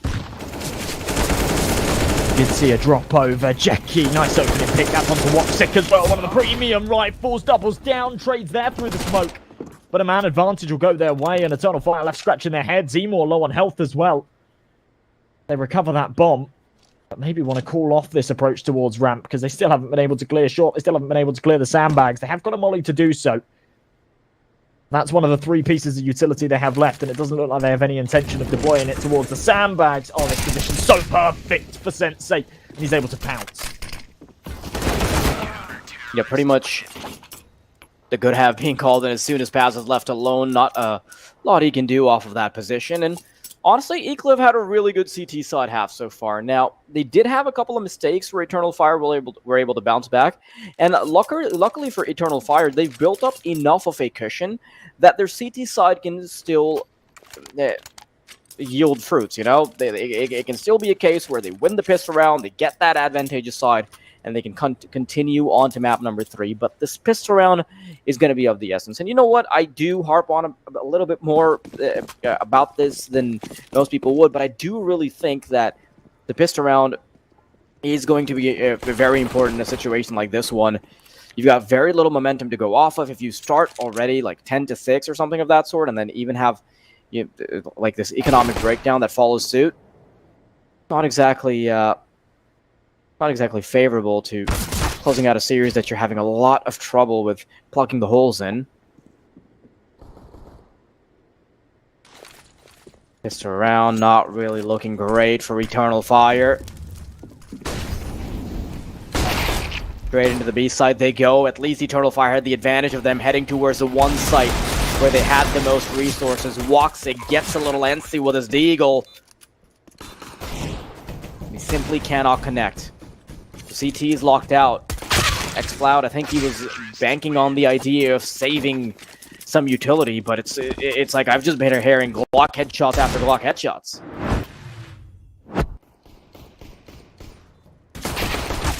Well, it's just kind of IKLA things, you know. When they've got the Glocks in hand, so good at just taking those hyper-aggressive fights and winning them. And as soon as they get up in their opponent's faces, they're in a brilliant position to close things out. A 4-round lead. Just pistols here for Eternal Fire, a single MP9, a little bit of util, but not much else around it. The rifle's out, Mac 10 on Soltovsky. A decent amount behind them. Made a run over the top here for Zantares. Oh no! It was well timed as well. Should have done a bit of damage onto Dex, but bounces back. Won't be able to do anything. This bound's coming through a little more close. Should go 1-for-1 with the MP9. Almost a second. Sensei trades it. The man advantage goes Eternal Fire's way.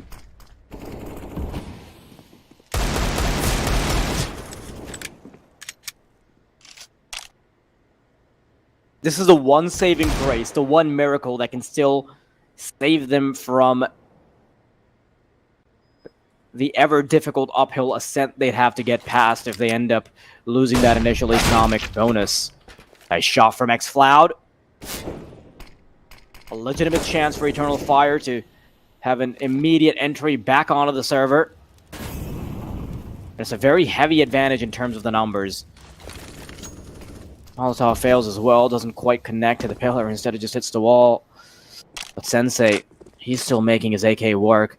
They're still not quite sure if Rem is still lurking around the shadows. Perhaps it was a smoke that was just meant to be a red herring for them to double back down towards the A site. But 25 seconds remaining. Kvem, he's on the solo mission where he's got to get the bomb down.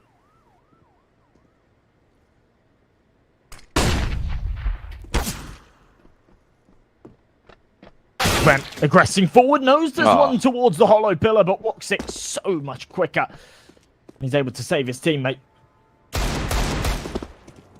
Spamming away, Paz secures control of the bomb. Sensei's having to fall away and save Eternal Fire. Slowly but surely start to claw back this scoreline as we sit 10-7. 3 rounds away from tying this one up. This becomes very, very doable.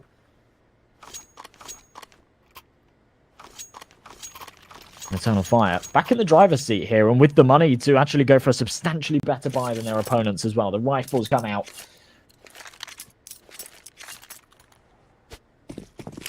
IKLA. Yeah, an AK. Hero Deagles, if they don't win this. Eternal Fire have got a pretty decent chance of tying up this scoreline.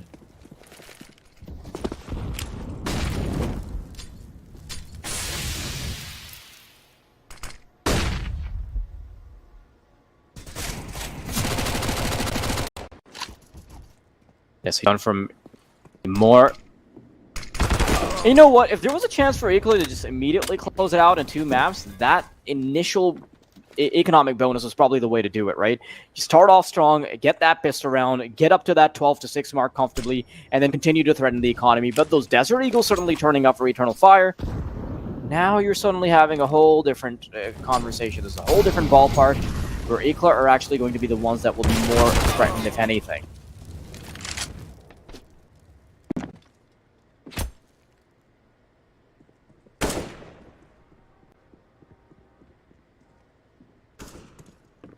An advantage here for the CTs again, of course, to be expected, to be honest. There really wasn't too much behind the buy here for IKLA. Nice goal from Zantares, but under a lot of pressure, 12 HP. Does do a fair amount of damage onto Soltovsky as Byron starts to join the party. Spams through the wall. Won't connect? Okay, yes they will. Woxic finishes him off. And it all falls onto Byron. 1 versus 3 situation. Paz coming in from the flank as well. 30 seconds on this clock. Timing does just about bless him. He gets around the corner. But Eternal Fire surely don't give him any opportunity in this. He has got the bomb on his back, so Eternal Fire sort of left questioning where this C4 is. Byron hasn't been spotted for almost the entirety of this one. Woxic did see the barrel, doesn't react to it. Byron's timing's been completely impeccable. He should be able to find himself a kill there. There we go. C4 will go down as well. No, denied by Woxic. Through the edges of the box. Eternal Fire will make it 8. And with no money in the bank, no bomb plant either, IKLA don't have much hope in this next one regardless.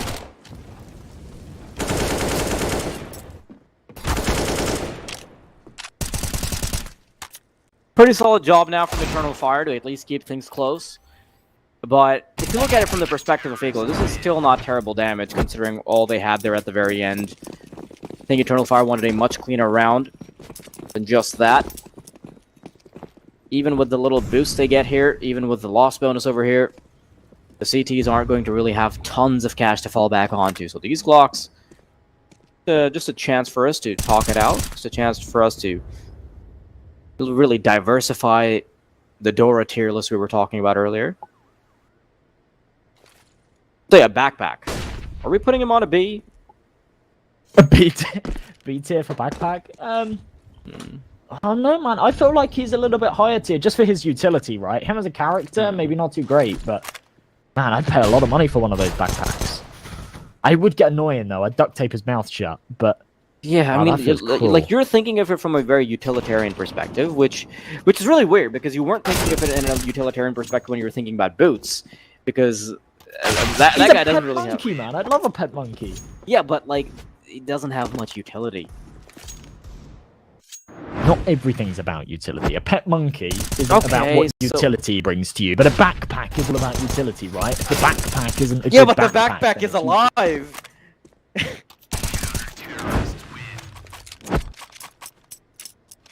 Well, fine. Swiper definitely S tier, though, right? I think we both can agree on that. Okay, you're just gonna do me dirty like that, then okay. Yeah, sorry that you have the wrong opinion, I don't know where to put him. Maybe B. I think he's an A tier. Speaking of A tier, a ramp is what's going to be contested very soon by the IKLA side.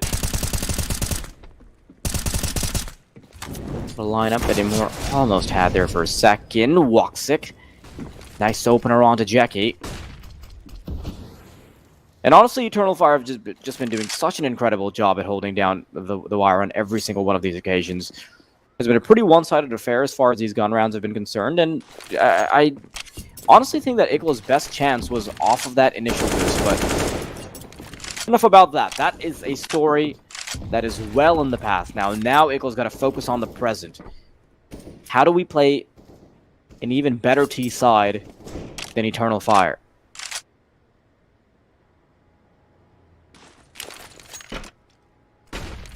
Flash over the top. Man advantage. In fact, it was a two-man for a moment there as Sensei able to trade it back. Kvem creeping up, and Eternalfire have done a really good job at actually just kind of pulling this scoreline back. They can take this one. We'll see things tie up at 10-10. Zintares spamming away. Kvem down to 10 HP, but does get out alive. In the meantime, Sikorsky trying to get out on the B site. Crisp headshot onto Xflow. That's going to open things up and a chance for the bomb to cross. Paz fully blinded. Lucky to still be afloat here. Soldovsky just spamming away, desperate to find Zantares, and he does. Man advantage swings in their favor. Paz can trade it, but the C4's down. Space. Oh, Sensei spotted his feet. That's perfect. Man advantage in their favor. Can't believe they've gotten away with this, and Woxic, I think he might have already made the mental decision to take this AWP home. Oh, actually, he wants to linger around for a little bit longer, which is a little questionable if you ask me, considering where their money's headed. They've only got a 1,400 loss bonus, and now he's a little too far committed. Nice shot by the Deagle. Woxic, get another tap of the bomb, but now it's ticked all the way down. Sensei finally reveals his position, but I think Woxic might be able to have his cake and eat it too. Gets away with the kill, gets away with the up.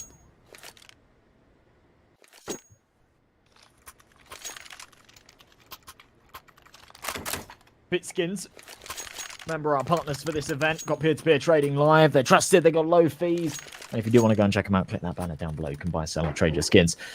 11-9, IKLA with the lead here. Bearing in mind this is their opponent's map pick, this could be our chance for a 2-0. The first one of the day. These playoffs have been super contentious, but Eternalfire just not showing us their 100% here. They have been decent on their CT side, though. They've been bringing back a fairly convincing comeback. Galil in play here for Kvem. Interesting one-way smoke as well. We've seen this a couple of times. You can kind of throw it underneath the wood. Gives you a nice sight line, and Emor just not ready for it at all. That's absolutely perfect.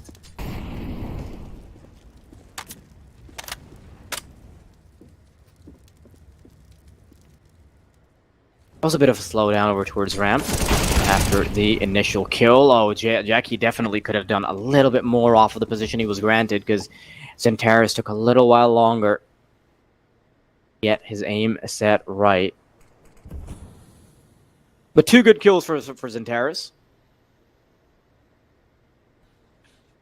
Ramp has been pretty dominant for Eternal Fire, and most of the success that IKLA have been able to find have been off of around the mid position, perhaps B, maybe a haphazard couple of kills on A ramp. But actually getting close to the site has been a very difficult endeavor.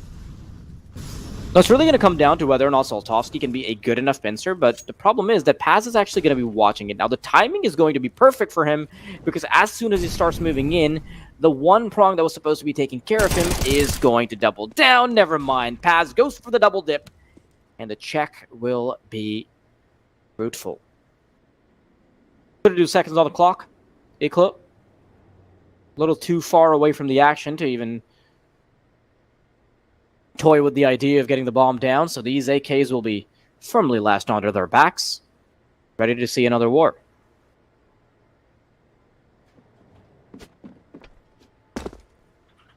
They're just going to go for a hard save here. It does mean that they do kind of have to force into this next round, which is a little interesting considering they don't have money, right? They've got these 2 weapons, the AK and the Galil, and yeah, if they don't buy anything around it, then these 2 players won't be able to actually invest in the next buy round. If they do, then they're going to have to eco in the next, and they're not going to be able to invest all too much. There we go. Jackie goes for an AK, only a single smoke grenade in terms of util. A couple of deagles, of course, to accompany those 2 safe weapons. So to be honest, I actually really don't think they have a lot of equity in this round. I think there's a decent chance that Eternal Fire take the lead here. We could absolutely see a 3rd map. We'll see.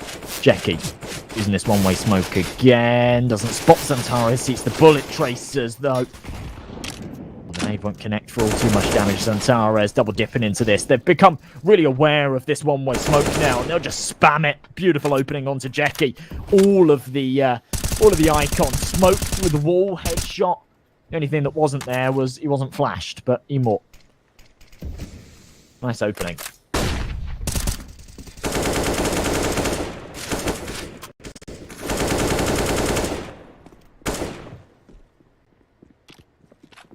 So surprising that Sensei is able to get that one. Xantares is generally very careful.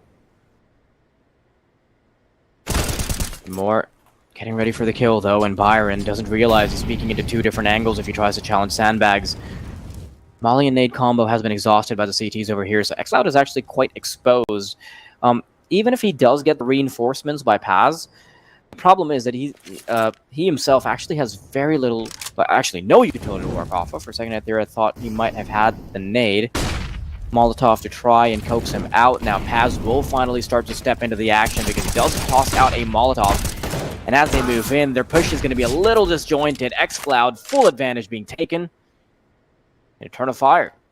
Good to live another day.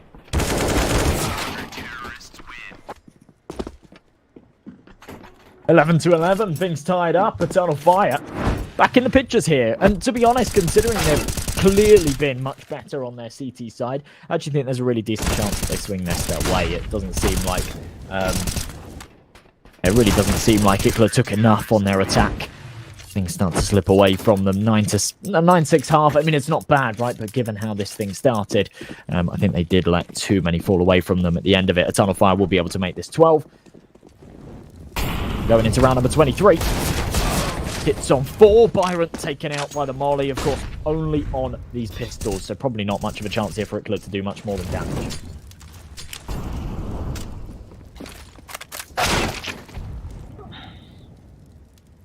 Can't really ever peak IKLA with when they've got Desert Eagles. It's just something that's never going to pay dividends. There it is again. Jackie with a second shot off with the Deagle.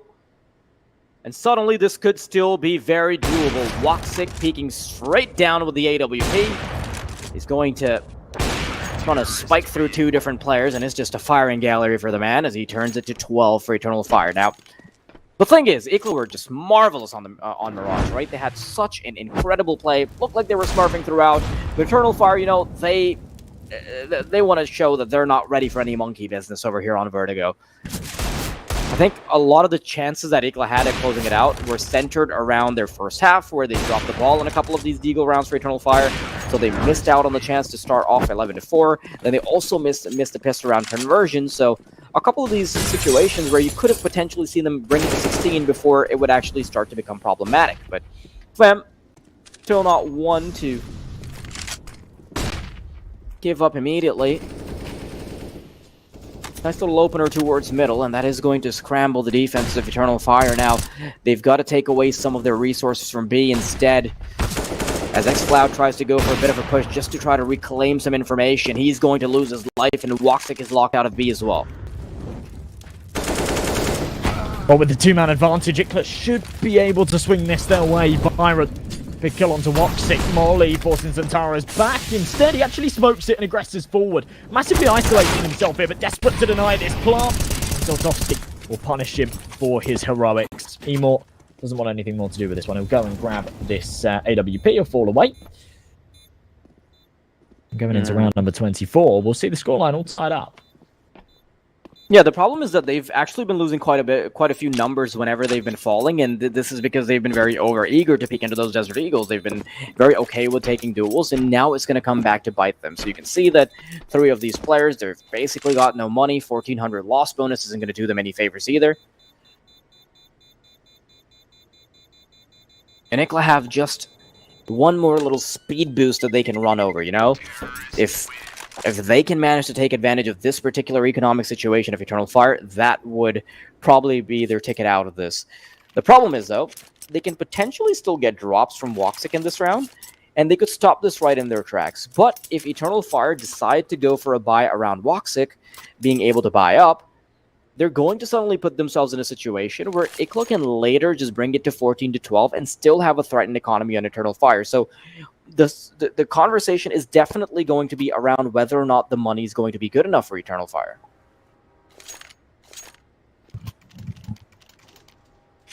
Yeah, this is almost breaking point here. For both of these teams, if I'm honest, this is a real swing round, and I think they realize this. That's why Eternal Fire call a bit of a timeout in this one, because they recognize the fact that whilst they have got money coming into this, they've had a really, really good CT half. If they're not able to pull this together, then they'll be in a position where IKLA should just be able to close this one out. They're on the CT side, everything's a little more expensive. They won't be able to reinvest. 25 will be where things start to get dicey. Neither one of these teams have got a massive loss bonus either. AK's out here for IKLA. No AWP. They have an opportunity to buy one, but they opt against it. They like the maneuverability of these 5 rifles. On the other side of things, Eternal Fire with an AWP on Woxic. Emor down to an MP9. That's out of necessity as well, just so we can pull out a little bit of util. They continue to apply pressure here towards the ramp. But nothing too crazy for IKLA. Previously, they've been going for that one-way smoke and really applying pressure on this ramp area, trying to find those opening picks onto the CT. This time, they reel it in a little bit.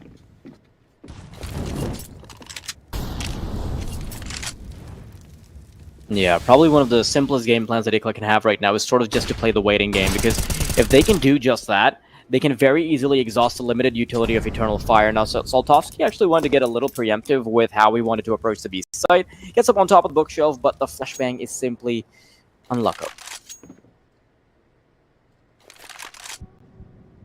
35 seconds on the clock, though, and ramp aggression seems to be the game plan for the T's that are posturing heavily towards this area. Woxic tries to peek out, and he does manage to get a kill on Kvem. They've simply not gotten enough space for Josh.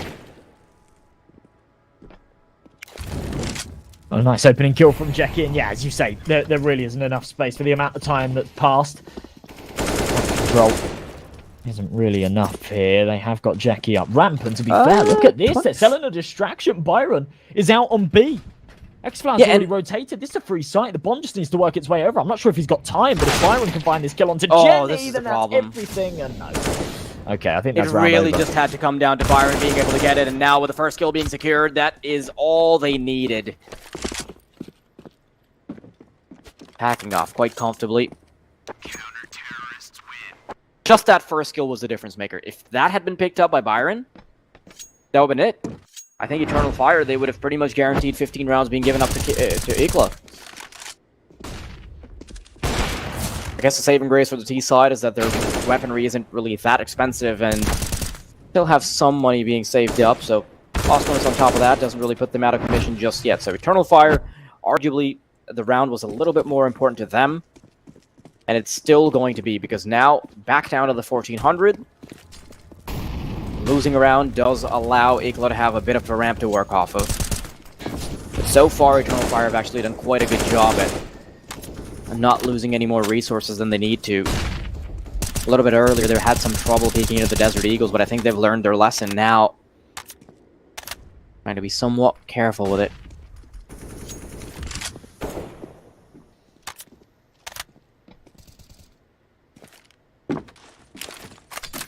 Full bounty utility, Woxic with that AWP.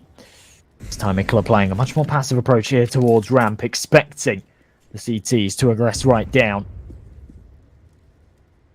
Eternal Fire really fighting for their lives here. This is just to take them to a third map, right? For IKLA, this is to close it out, to back themselves the win and to go into the next stage of the playoffs. A couple of £1,000 prize money guaranteed as well for the winner of this game. So, fair bit to play for here. Emor jiggling on the angle. Not going to take contact yet. Flashbang will get him off of it as well. Won't deploy his incendiary before falling away. They'll save that for a little bit later, but it does mean that they can aggress. 40 seconds on this clock. IKLA have been no stranger to running down this timer, but they haven't had the most success with it. Xantara's aggressive, doesn't check his hard right. Byron on the crane, able to find the entry. Could just be the difference maker needed for IKLA, but now there's two players postured and waiting for the CT side. Just two pieces of utility and a flashbang that Kvem can use. I think IKLA are struggling. They're hesitating. They're not willing to commit fully just yet, and this disjointed approach is going to be met with full force. Imor backs into the safety of Ali, and Soltovsky desperately tries to get the bomb down, and I think there was a communication breakdown there, because where they could have committed, where they could have won out the game duels, instead, they'll take a bit too much time heading onto the site. And Eternal Fire got just enough time to bring in the reinforcements. Map number 3 now becoming more of a reality as time goes on. Yeah, that actually felt really poor from IKLA, to be honest. After finding that opening pick, they still had lots of util. They should have just deployed it and committed there. But as you say, they were almost scared to actually push into that bomb site, and it meant that they were very disjointed, taking those fights one by one and ultimately losing them 14-12. IKLA going for a bit of a half investment, desperate to try and stop Eternal Fire from getting onto map point. Going to be able to get off to a good start here as Woxic doubles down. Head spotted, Byron not able to connect. Woxic does lose his life, but Emor can trade it. Nice headshot from the Deagle. But a 4v2. I think Eternal Fire should be able to make this 15. Almost no question about it. It's just, for IKLA is just about whether or not they can cheekily get the bomb down, if anything. I like how Zoltovsky's just unwilling to give up his position. He's just waiting it out, waiting for anything he can get, and more out of the corner of his eye, he spots something and he will react. That's a falls as well. And now, Eternal Fire are flirting with map number 3. IKLA still have a chance to bring it to overtime. Definitely a chance. We've seen our fair share of it today, right? We saw, 15-11 come back to take us to OT earlier on Inferno. And then, similar overtime affair as well on Ancient.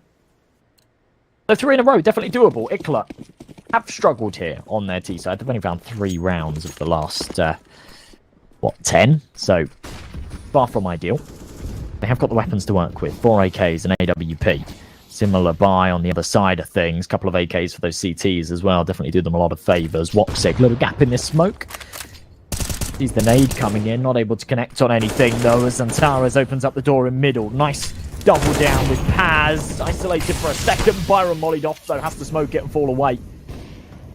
There's not a lot more they can do to try and trade this one out. It's going to be the man advantage for Eternal Fire as they'll drop off of mid. It's a very good start from them.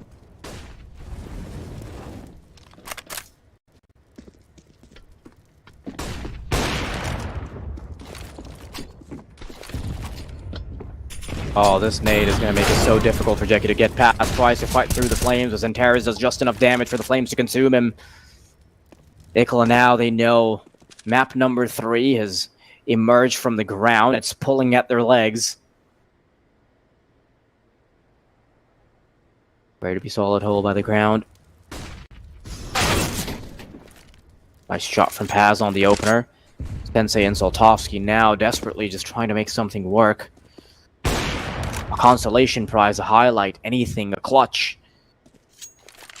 At least Sensei's gotten his foot through the door, but the problem is that the bomb is out in the open. Soltovsky tasked with the responsibility of getting it up front, and Soltovsky's going to peek out. There still could be a chance, but it's Sensei's responsibility to get something done fast. Soltovsky is trying to book it as quickly as possible. I don't even think he has enough time if he just holds down W. And Woxic is going to be the difference maker. There's nothing they can do about this. Woxic finally peeks out, the bomb drops, and it's going to be 16-12 to Eternal Fire in map number 2. Well, solid stuff from them, and to be honest, just a really, really solid CT side from everything that they pulled together. The rounds just start to flow, right?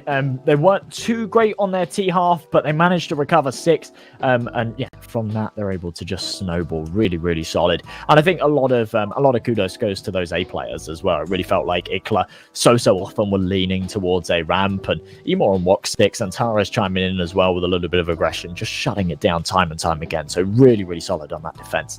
And I'm excited to see what they can do on this third map, to be honest, because now it feels like they've got a bit of momentum behind them. Absolutely. I think it's going to be a banger of a last game, to be honest, because that's sort of what we expected, right? For both of these teams to sort of be great on their own map picks. I did expect a little bit more from IKLA on Vertigo, to be honest. Some of these situations that did feel like it was a little too disjointed for my taste, and they could have actually inched this game out, maybe even 2-0. But now Eternal Fire get a chance to show us why they are that top-rated team. Let's see how that rolls out on map number 3. We'll be going to a break soon.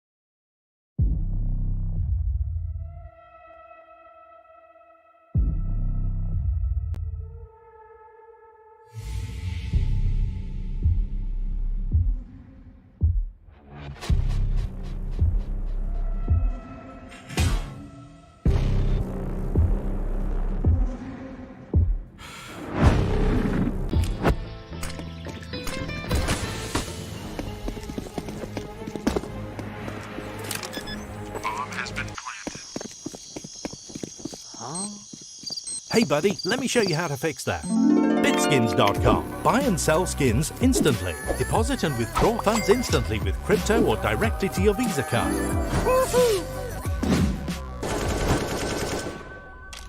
Bitskins.com. The best skin marketplace. Win up to $1 million with your CSGO esports predictions.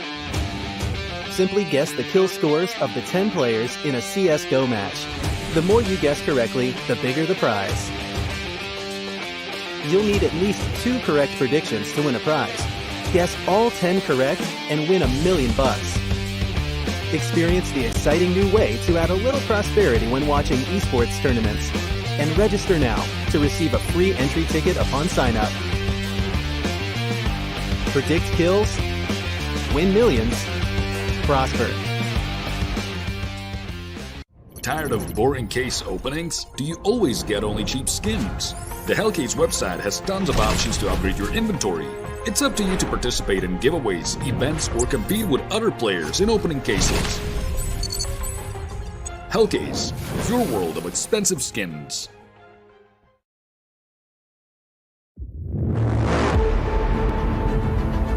The hunger for glory feeds the desire,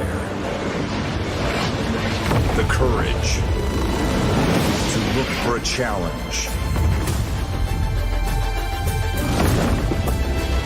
to feed your ambitions.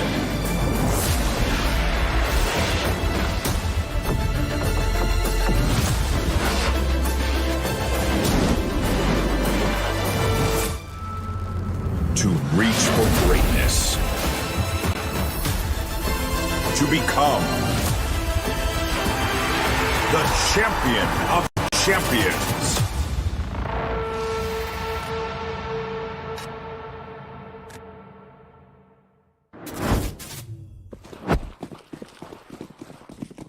Welcome back, everybody. It's knife round here in the third and final map. IKLA and ETERNALFIRE. It's been an absolutely brutal brawl between these two sides. IKLA quite convincingly taking their map pick of Mirage. It was 16-8. ETERNALFIRE biting right back after having a bit of a shaky first half. They really do get things done quite nicely there on their CT side. And now we come into this Decider of Dust 2. IKLA winning the knife round, start off on their CT side. Interesting stuff.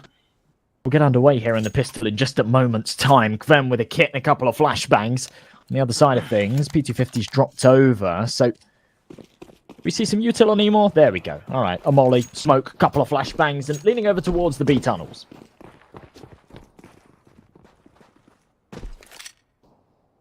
The fact that IKLA has started on the CT side is actually already ringing a few alarm bells for me. ETERNALFIRE starting to get mowed down. Soltovsky and Clem making quick work of the first two players that try to transgress on their territory. The terrorist trying to make something work with the P250, but he will be given no meals. You already know how dominant IKLA was on their CT side on Mirage, right? And when you're playing a map like Dust 2, which is sort of puggy, but puggy in a way where it's more heavily favored towards the CT side, I'm really scared if I'm in the shoes of ETERNALFIRE. You know for a fact that you're going to see Sensei get up to his shenanigans, go for all sorts of little cheeky plays with the scoped rifles.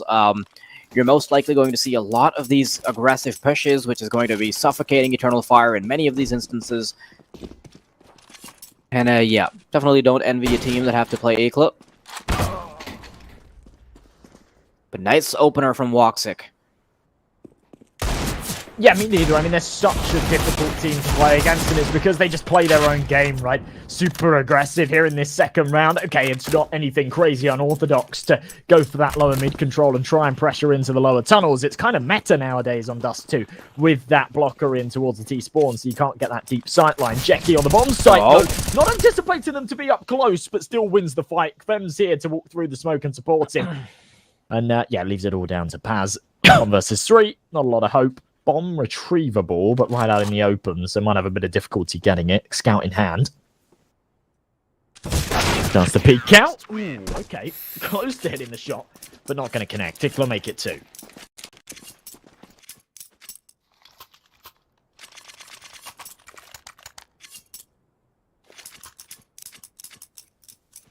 Not exactly a tough round coming up, so just sort of anticipating that IKLA get away with those 3 comfortable rounds at the start on the CT side, and that's quite important because if you're playing the CT side, you already know that you're going to have a massive advantage. If you can add the pistol round and the bonus rounds on top of that, you're really leaving ETERNALFIRE with very little wiggle room. You know, it could be the difference between a 9-6 half and a 12-3. Just those 3 initial rounds you can get off the top of the pistol. So. Ooh. All right, I got a question for you. Go on. What's your opinion on omelets? Now, this seems completely bizarre, but I'll explain. What's your opinion on omelets? How you like your eggs? I actually don't like eggs at all, but I'll just eat them for the macros. You suck. Yeah, I'll just eat them because like they have nice macronutrients, you know, and they're like an easy meal to make. So you're not one of these crazy bodybuilders that just drinks raw eggs. You do actually cook them.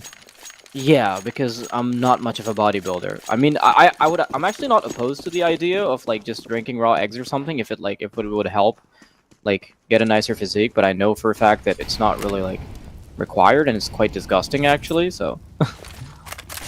Fair enough. Alright, well, back into the game. Rifles pushing in. I'll explain the relevance in a moment. Jackie doubling down. Brilliant flashbang. Paz. Oh, Molly spreads on the final tick. Has to smoke it off. That's another one. In fact, that's the final smoke grenade deployed. So if they do want to regress onto this A-bomb site a little bit later, they have no smokes for the cross. Becky, that felt unnecessary, but alright, that's fine. That advantage lost, but Krem's able to trade it right back. X-Cloud finds a little gap in the smoke as it's fading, but despite the chip damage that he's able to dish out, Kvem will limit it to just that HP damage and not a man down. So yeah, omelets. Right, yeah, no omelets. Right, there's chaos ensuing in the chat, right? And it's just like every now and again I just check it, right? I've got it open. It's late. Just chipping in, seeing if anyone's offering some insights. You know, sometimes people in the chat are actually interesting and they introduce some really big insight. And there's a few people that are just part of this like weird omelet mafia. There's a guy making omelets and he's just getting everyone riled up about omelets. There's like 4 or 5 people that are just like well excited about omelets right now. So shout out to them. I'm a big fan of the omelet mafia. I like omelets. I'm a big omelet guy. What does the omelet mafia do? Does it like cartelize the production of eggs, or does it like specifically limit the cooking process that converts eggs into omelets? I have no idea, man. Yeah, I what like is to the picture Omelette them Mafia? as like a cartel that smuggled Yeah, drugs yeah. through eggshells. Oh, okay, that makes sense. But then, like, what does it have to do with omelets? It's okay. So they make the omelets and they eat them, and then they smuggle through the eggshells. Okay, that's kind of smart. Let me just write that down for a side hustle. Save the eggshells, break them like carefully, so you save them, smuggle the drugs through it, and then you just live off of omelets. That's perfect. Quem, by the way, is 11-0. This guy is just on fire right now. Considering Byron's not found himself a single kill, he's not died yet either, to be fair. But yeah, it's almost like lack of opportunity for the rest of the teammates because Quem's just been going crazy. Unfortunately, a bit of a technical timeout here for Eternal Fire, but we should be back into the action hopefully very, very soon. Yet to have any info on what's up here. Yeah, look, they're at it again. Omelette time, baby. They love it. They love it. This guy used all of his channel points to highlight his omelette messages, and then he ran out, and I tried to see if I could give him more, but there isn't an option. Even as a moderator, I can't give the omelette man more channel points. I can't believe it. I'm so upset.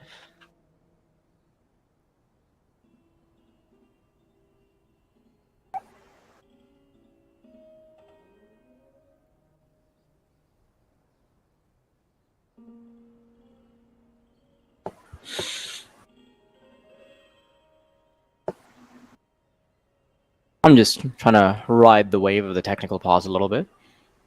Unsure how long it's going to take until the final player is back on the server. I believe it is Xantaris that is timed out.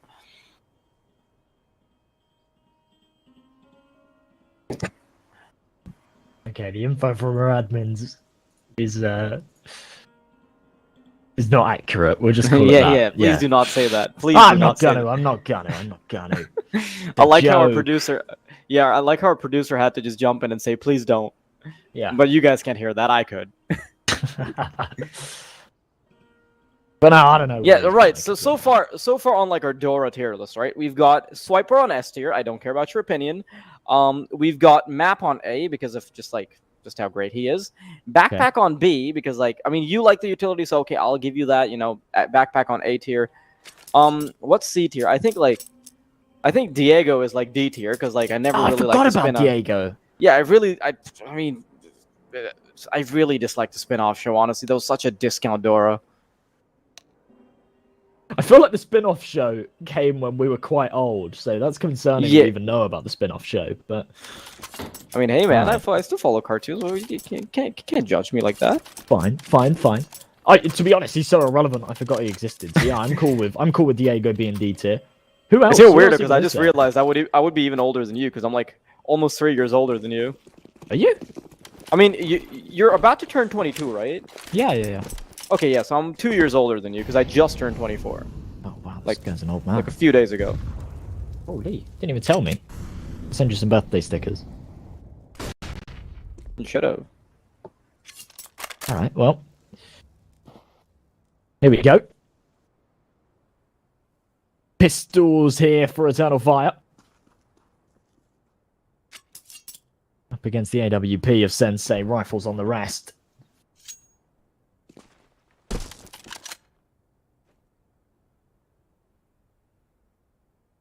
Retake 9's P250, Deagle on Paz. Slow stuff here as they start to work up short, but about to execute in. Krem's in for a bit of a nasty surprise, perhaps.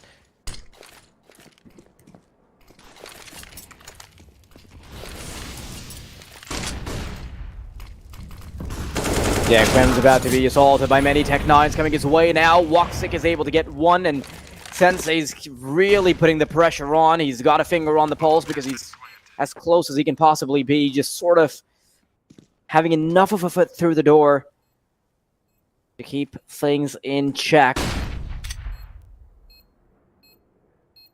Just waiting for the reinforcements to arrive now. Secondary player coming in from long. Byron will be the first man to aggress. Sensei's responsibility is just to make sure they don't cross over. When they do try to do just that, when they try to aggress ramp, they'll be losing a life. Eternal Fire pretty much locked out right now. Paz, he's trying to keep them off the bomb. They're still not on the bomb, though. I mean, do they have a kit? Yeah, I mean, they've got time, but they've cut that ridiculously close. Yeah, I mean... I do like the fact that they commit to the fight before just throwing themselves on the bomb. I feel like that's where things get messy, right? When it's planted in the open for short, throwing someone onto the bomb means that Paz can just play super defensive and then just poke up and try and deny that defuse, and that can be enough to win the round. So I do think they've played that correctly, but yeah, they just cut it really, really close. And just up against pistols, I think that one comes a little close for comfort. 5-0, though, really, really good start here for the CT side of Dust 2. As we move into round number 6, Eternalfire with some money behind them again. AWP, 4 AKs. Next Cloud just jump spotting into middle. Won't see anything for now, as actually IKLA have got quite aggressive here into lower tunnels. Eternalfire expecting the push, but I don't think they're going to aggress themselves.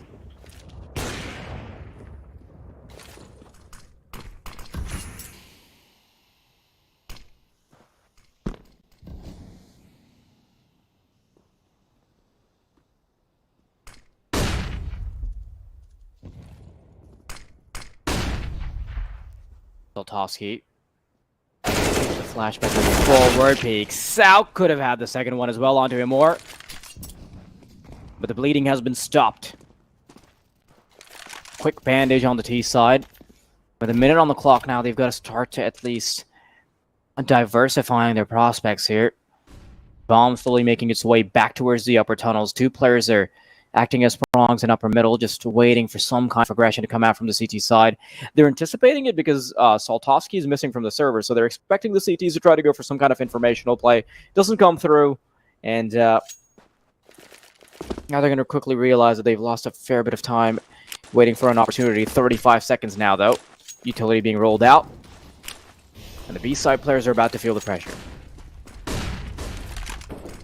Well, a 4v4, AK's pushing up. Jackie tucks in behind the car, provides him with a huge amount of cover, and Sensei's able to time in for more. Woxic, oh, that's a huge miss.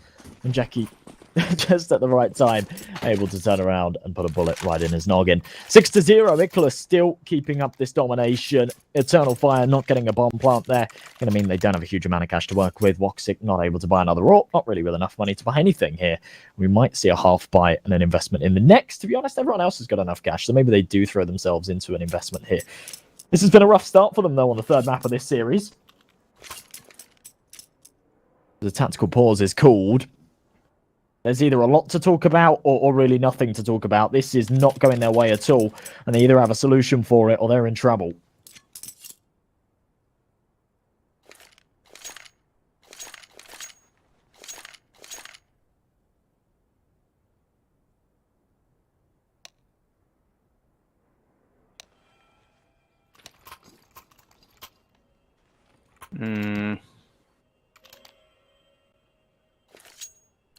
That's something I was really worried about, you know, with IKLA starting on the CT side. You know, Sensei's always going to be such a menace. You can't really enter a bomb site without running into him. And if you have one of the riflers like Fem just being absolutely nutty, especially in the early rounds, you can build up such a bank. Eternalfire not being able to win the pistol round as well robs them of the opportunity of getting a comfortable start. Byron is flashed out of his mind. I think that flash lingered around for like 7 seconds with how devastating it was. They've got a pretty solid long control now. But still, limited utility will be had as they move through.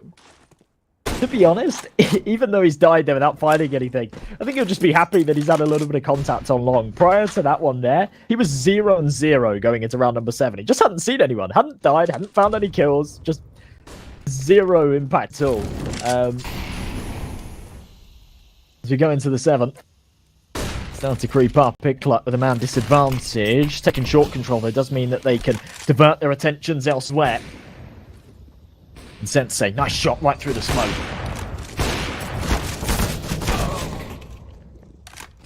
Imor picks up Soltovsky. Now Sensei was supposed to be the man that keeps the A site in charge, but since he's dropped over into CT, he's going to be allowing a lot more control than we initially anticipated. Into the A site we go from short.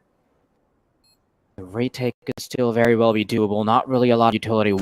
Couple smokes. They can deploy. Fem, he's going raw with the AK once again. Could have had a bit more, but that would be ambitious. Jackie gets X Cloud now. Walks stick in a 1 versus 2. He's got the AWP. They want to keep him off the bomb, but it's not going to be easy. Actually, he's only got a scout. Peeking out. Sensei wants to stop him, but the defuse kid's going to be too quick. IKLA don't even have to press the issue anymore. 7-0. That is just too strong of an early lead. Was the bomb even planted for long there? Because I'm thinking, why is he not spamming through the smoke? But I think it was actually on the other side of the box. So I don't think he had any chance at that round. His post-plant position was just completely wrong. I think his whole plan was, okay, I've got a scout, hope that my teammates can survive on the site, and I'm just here to sort of tag up anyone that comes in from the CT spawn. That just, yeah, didn't happen for him. Brilliant shot there from Woxic. Does hit the leg of Soltovsky. Not a kill for him, though. Byron. Looks for something here towards Long. Once again, just zero presence from Eternal Fire. And it's interesting because Long is normally a really contentious point for the T side of Dust 2. It's normally the kind of strong space.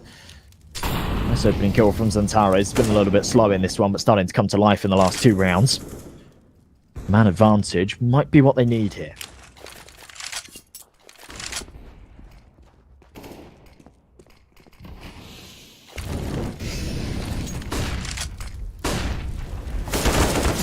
The Terrors finally know they've opened things up. It's really nice to see a change of pace because so far it was just us waiting out the rounds, right? IKLA were looking absolutely dominant. Fem is still alive and kicking out. Two really strong players on the IKLA squad have been taken out. Sensei is generally the one prong that is very difficult to take care of, and Jackie can still be a menace. One player falls in the window, another in tunnels, and as he's dropping down, Paz will be defeated as well. So where I thought that Eternal Fire's embers would have suddenly uproared, Jackie will quickly stomp the campfire and bring them back down to 0 now. Desperation from Woxic unveils itself. A missed spray down from Jackie still betrays the possibility of IKLA losing a round. Heavily tagged up, very little that Woxic can do. Byron will fall, and Woxic, in a very precarious spot, could have allowed his team to get around, but Eternal Fire have gotten nothing off of that conversion. It's just ridiculous. They're finding these opening picks. They're putting themselves in these really advantageous positions. And they just choke out the rounds. Woxic, he's done so much work there, but still can't close it out. 8-0, IKLA running away with this third and final map. But I don't know if fatigue comes into play here. I think it definitely would. The amount of focus that's required to play a match at this kind of caliber, you're definitely running out of steam as you go into the third map, especially after really close matches as well. But they're just absent here on Dust 2, and this is supposed to be a good map for Eternal Fire. Opening duel, trades out Soltovsky. That is lightning fast. Brings the numbers back in their favor and negates the fact that he was tagged down at the start of this round. He's tucked in the head angle and they've got a man advantage.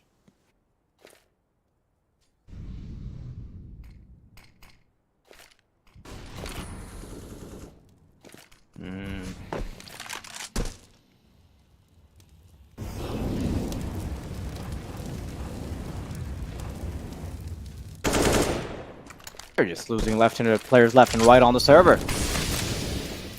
IKLA are successful in suffocating Eternal Fire on all fronts before they can even get onto a site. There's so many different styles of aggression that IKLA have showcased. Even when they've turtled up into bomb sites, they've simply been winning out the aim duels, and there's really not a lot that Eternal Fire can do. But I think this could be a chance at a clutch. Kvem very quickly posturing forward. The run boost actually ends up costing him. Imor quickly goes for the tap on the bomb. He totally comes out. Imor, anticipating the door push, goes for yet another tap of the bomb. And I love how carefully Kvem is playing this, you know. He knows that Imor isn't going to stick anytime soon. Sensei is just watching the back angle. And now Imor knows that he's got just enough room to get this bomb down. Sensei 1v1. Is Imor finally going to put the first round on the board for Eternal Fire? Possibly so. 1v1. Sensei here with the AWP. He needs to be aware there could be one just below him. And no, peeks out Imor. That was a little bit messy as the AWP started to turn around. I worried for a second there. But he does put that first down. A 3K. 3K? I was going to say kills, and then I was going to say K, and just kind of met in the middle. Yeah, 3 kills, though, to make it happen. And an important round for Eternal Fire to be taken. I mean, they need to string together a whole lot more than just the one, but it's a start, isn't it? For the CT side, still a decent amount of money for them to reinvest. Considering they've won 8 rounds in a row, they don't actually have as much money as you'd expect because so many of them have come quite close. But still, of course, enough to go for an investment here and probably one more afterwards as well. So a decent position for them to be in. Flash over the top. Kvem. Here's the AWP rattle off. He'll start to aggress forward, but the sniper will fall away. Still a chance of making it a palatable half. Sensei gets super aggressive in lower tunnels. His position's now been given up. Doesn't quite make anything happen off the back of it, though. ETERNALFIRE is quite okay with just going for a slow style of play. They're allowing a prong on every extremity of the map. When they're coming in from lower tunnels, the bomb collected and going towards short. And they've slowly gained enough space where they can start climbing towards short.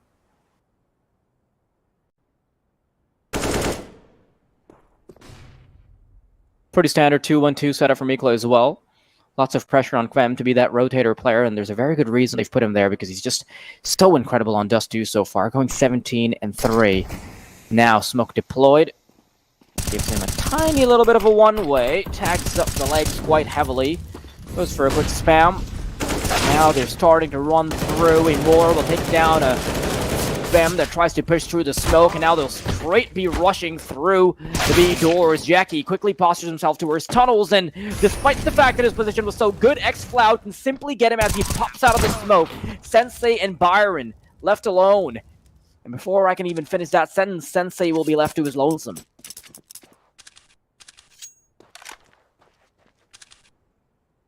Yeah, I think no real option here but to save this AWP. He has got a little bit of money, but not a huge amount of cash. So important for that to be carried across into the next round.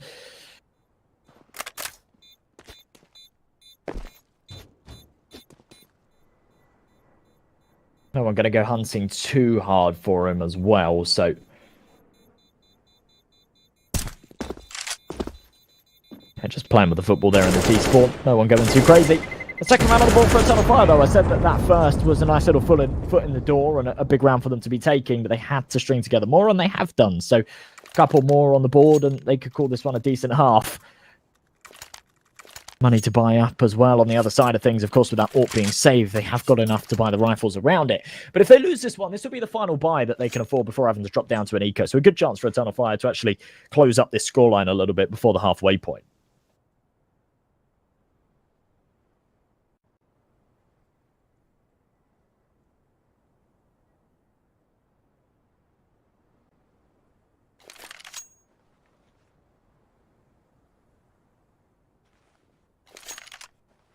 I'm just looking at the stark contrast in kills on the CT side right now. 17 kills for Kvem, and Byron is still looking around to see if he can still scrape that first one by.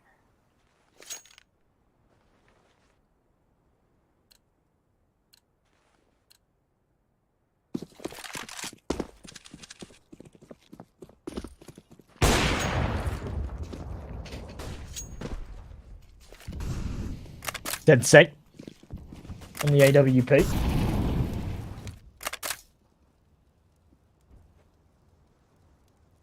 Done with the rifle.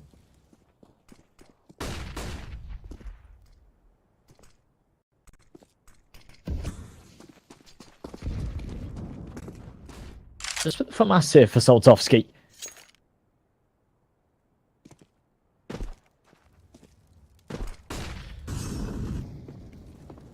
Just jump spotting with this nade. If he deploys it, should do some good damage onto Zantares. Actually goes a little too deep, but the AWP will be able to see him on the boost. Secondary HE going in, won't do much either. But a good amount of information gained here for IKLA earlier on, so they can kind of roll this one in a little bit.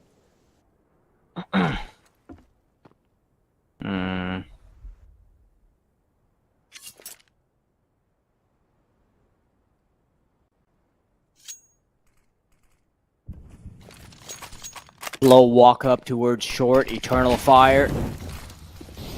Nice and slow strategy to start taking control of short now. This time around, their plays are looking a lot more calculated. Sensei gets picked up through the smoke, and Kvem will fall to Zantares as well. That's what we were waiting for. We wanted those 8Ks to start shining, and Byron finally puts his first on the board. Could have been a little bit more off the back of it because he was able to headshot Imor as well all across the map.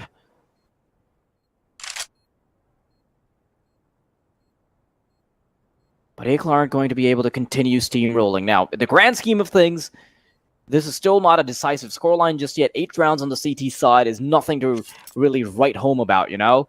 So EternalFire, they can very well still bring it back from that 8-0 and still end it on map number 3. Very good chance for them. It's just that they need to start pulling their strings together. And keep in mind, if they won the pistol round, we would be seeing a much closer scoreline. Maybe we see something like a 6-6 right now. Potentially so, yeah. I think that's really the main point here. EternalFire have actually started to string some together before things have got too far. A 7-8-0 scoreline is absolutely huge if you can keep it up and if you can actually close it out to end up being a one-sided affair. But like in the position that they're in right now, it doesn't really mean anything because 3 rounds have come back for EternalFire. There's no money here for IKLA, so a 4th round should definitely go down for EternalFire. They've got a good chance of making this 5, 6, maybe even 7. So as long as they find their footing and string together something here, then they'll be fine. Jacky's hero M4 trying to be put to good work. But Soltovsky pressure down, overwhelmed on the B site, and I don't even know if they go for this retake. Maybe they just save these rifles.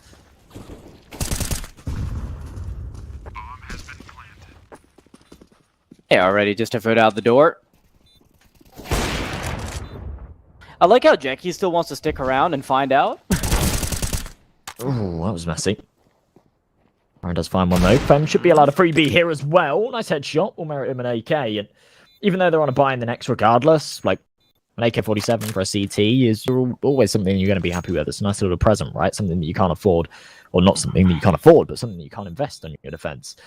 So for Paz and Woxic, even though they've got some cash behind them, they're not going to throw themselves into the hunt. They will carry these 2 weapons across into the next. They recognize that giving them Woxic's AWP is not a smart idea. Sensei will have enough to buy one, though. 8-4. EternalFire really do start to close up this scoreline. And if they can take this next buy round, then I think they've actually got a really, really good chance of making this a decent half, which, considering how it started, is pretty surprising. But that's, to be honest, been a bit of a recurring theme here throughout this series. They got off to a shaky start on Mirage, and they didn't really recover that one all too much, but they got off to a really shaky start on Vertigo as well, and they brought that back in their favor. So I think they're just sort of slow to get warmed up to a map, and once they've sort of worked out how their opponents are playing and how to counter it, they seem a lot more confident. Nice opening shot from Sensei, though. This time around, he wants to play it a little bit more proactively. Previously, we saw him sort of huddling around the A site, just sort of receiving shots rather than trying to actively hunt for them. The Woxic's been allowed to nudge himself in a pit, so it's going to be a bit of a battle between the AWP players. Molotov to coax him out, but the smoke will be good enough to keep them at bay so far. The Molotov goes through. Sensei eventually falls due to the barrage of utility. I'm a little unsure why he tried to go for the peak. Maybe he thought he had a bit of an angle there. But EternalFire are unwilling to instantly commit to this long push. Double smokes now go out. A little bit of delay. Byron anticipating them to be a lot closer. Wastes quite a few bullets. Imor wants to push through with a flashbang, though. Gets the player in cover. He switches over to the short player. Soltovsky will be putting him in his grave before he can do much more damage. Kvem knows that he's got a nice little angle here where he can catch them if they cross over towards Goose. Paz. He's got to get this bomb onto the site. Kvem with a teammate's flashbang crosses over. Now that he's on Ninja, he can be a much bigger menace. That's 2 kills collected. And suddenly Woxic is no longer relevant. 25 seconds remaining. And it's just a matter of time before either the time expires or they shoot him straight through the head. Kvem is just being a monster right now. Yeah, and he's stepping up in his teammates' absence as well. I mean, Byron's just having a terrible game. He sat on 3 kills. And at the start, I gave him a bit of credit saying, okay, well, he was 0-0 going into round number 7. And I thought he's just not having a lot of action here on A long. But actually, in the duels that he has taken, he hasn't had a lot of success either.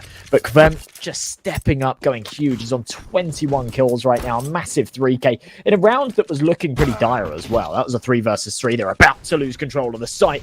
And about to potentially start to lose control of this half. Beautiful opening shot from Soltovsky. Sensei here on a secondary sniper in the lower tunnels. Flash gets him off the angle, but Santara's able to peek into him, spots the leg, and Sensei can get the hell out of there. Support from Krem would actually take out the aggression as well. Santara tries to chase him down. What a brilliant way to find 2 openings. Make that 3. Krem's still doing damage.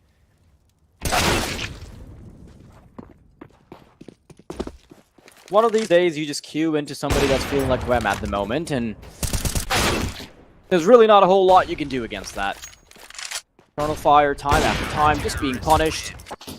Sensei will be putting the cherry on top. 10-4.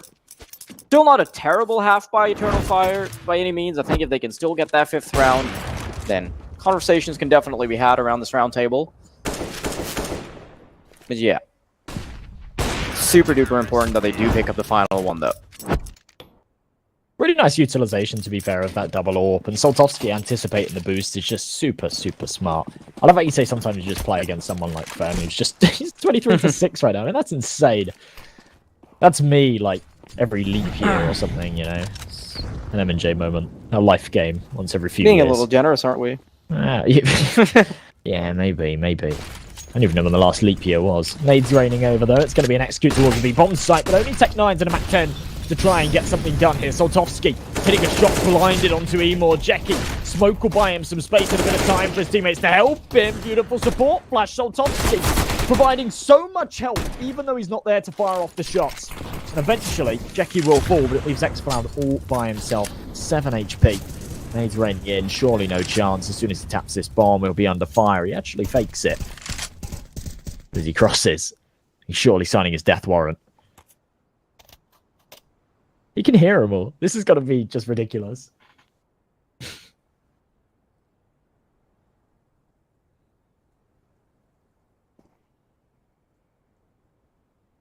Sometimes not saying anything is enough. Okay, there it is. Oh, head to the head. Second chance? No. 11-4. Pretty convincing half by IKLA. And if they win the pistol, this is already a package deal, isn't it? Maybe. I always say that 12-3 is where it's absolutely too far gone. Of course, EternalFire can really do with this pistol round. I think that little sort of superficial comeback where they won a few rounds, it was looking like they could bring it back to like a 9-6 or an 8-7.5. That's not the case. 11-4 is still super one-sided. IKLA have got some momentum behind them, and they're going on to their T side. And on a map like Dust 2, I'm not saying it's T-sided, but yeah, I mean, previous third mappers, like the Ancient match, for example, both teams were heavily favouring their defence. So you'd kind of lean a lot on EternalFire here, now moving over to their CT. But Dust 2, that's not really the case, to be honest. As, oh man, overstaying his welcome there on long, gets overwhelmed by the Glocks. The man advantage here for IKLA.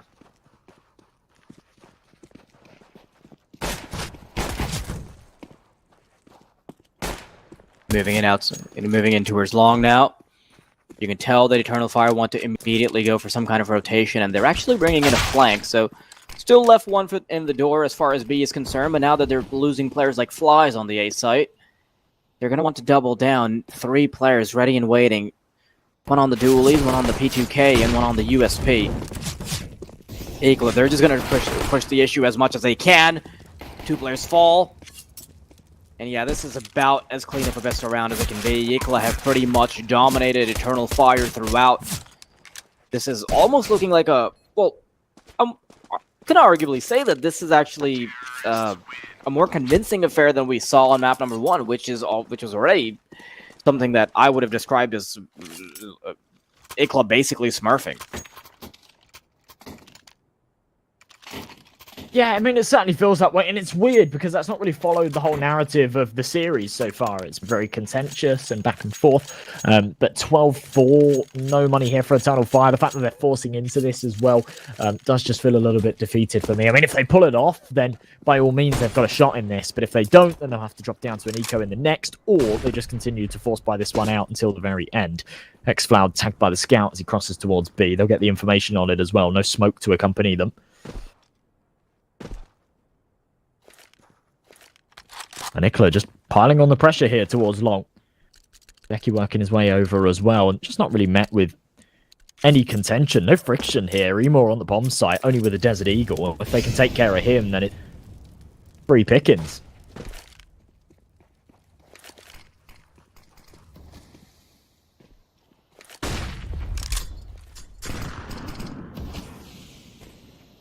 Byron, first player to cross over. Xantares pushing out the smoke, though, has suddenly granted himself a bit of a lifeline to work off of. Bill being picked up. And if Eternalfire want any business coming through with this comeback, they've got to make this round happen. They have a pretty significant investment. Can't just allow IKLA to hop on over to 14 rounds comfortably. Xantares desperately spraying down. He could be the lifeline they needed. Kvem now stuck on that max 10. Knows that there's a bit of a one-way thing going on. Jackie lands a shot right through the skull of Imor. Kvem continues to pile on the bodies. Xcloud and Xantares, where they initially looked like they might have had a chance. Xantares' fight is going to go to vain. Going to be in vain. Forgetting English, actually.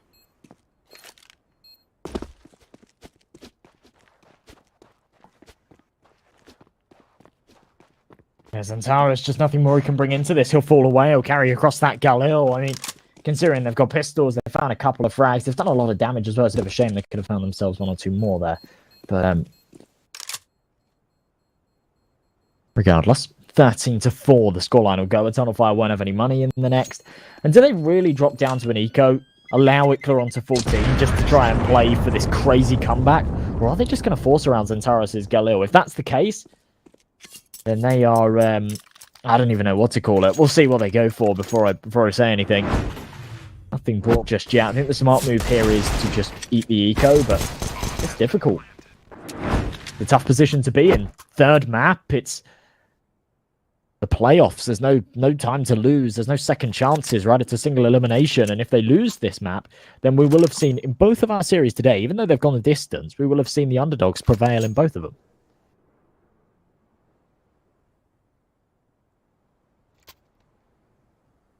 Honestly, didn't think that the underdogs would prevail in this much of a dominant fashion, right? I mean, 13-4, and with how Mirage was, that's just... Ooh.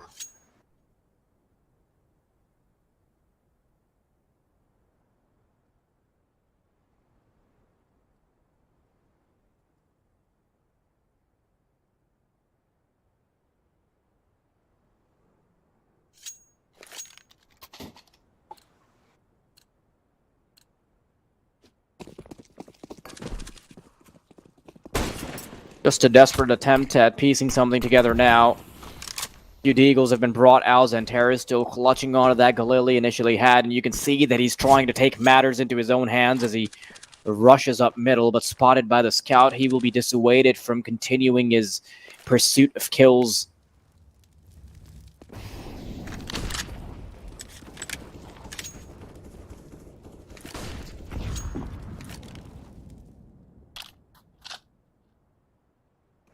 A chance no for utility. Just close this out, to be honest, right? I mean, they're on an eco here, to be fair, Eternalfire, but with the Xantares buying the Kevlar and helmet behind that Galil. I would have really liked to see a flash. Yeah, they could do with it, right? Just to accompany a peek here. There's 4 players. If they had a flashbang, they could try and fight something. With that FAMAS in play as well. Emor, of course, is in a position where, of course, has been dropped that, so he has still got money behind him for the next, but this is looking pretty bleak for IKLA. Chance to maybe make something happen. Close this one out, we'll see. Byron up close, Mac 10. Xantares! That's a fair bit of damage, but Quentin takes care of it. Yeah, the one point of contention they had was Xcloud coming in from behind, but he's been taken care of as well. Players being tucked into graves very quickly. Woxic is something a bit of a menace, actually, along with Emor. Now that they've realized that the players are both towards A, do they double down and go all the way back to B? No, not at all. They're just going to continue this pursuit. Not like Sensei tried to run away from the action because he knows his teammate's going to come in. Emor, 36 points of health. Oh.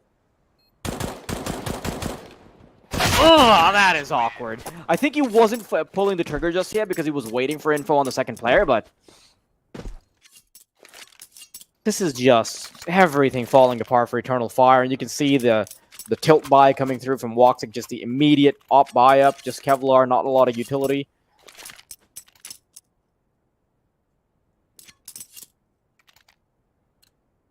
Not 12 rounds in a row required here for Eternal Fire to try and bring this one back. And 2 to get over the finish line here for IKLA. This has been a very, very one-sided third map. And to be honest, I really do feel like fatigue comes into play here. It certainly has.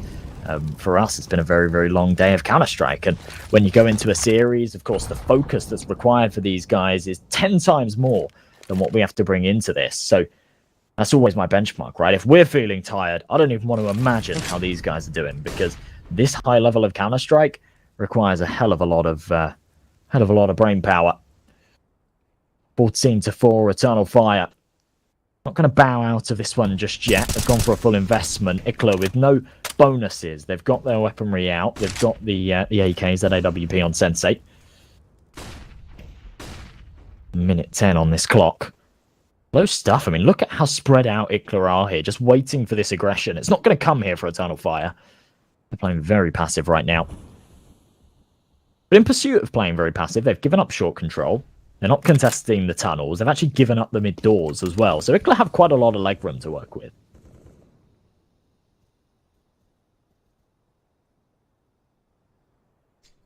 The thing is, though, they haven't really gotten too much space here, right? And there's still a Molotov available on paths, so B side is pretty much taken care of. IKLA, I think they might have drawn this down to the last wire a little too long. And Terrace, fair bit of damage as they start to move in. Molotov ramp, Woxic gets the doubles, and Terrace shouldn't have any trouble picking up the final few pieces. And IKLA simply didn't have the raw time to be methodical in their approach. Good reason for Jackie and Sensei to just back off now, though. Take that 8 OAP into the next round. And with Jackie's money, along with Soltoski getting a loss bonus, they should be able to drop a couple weapons. Perhaps one player gets left dry with Mac 10, but other than that, could be a pretty easy ordeal buying up. Okay, first step. That is the first step in this uphill battle, but the weather conditions are going to keep getting worse, so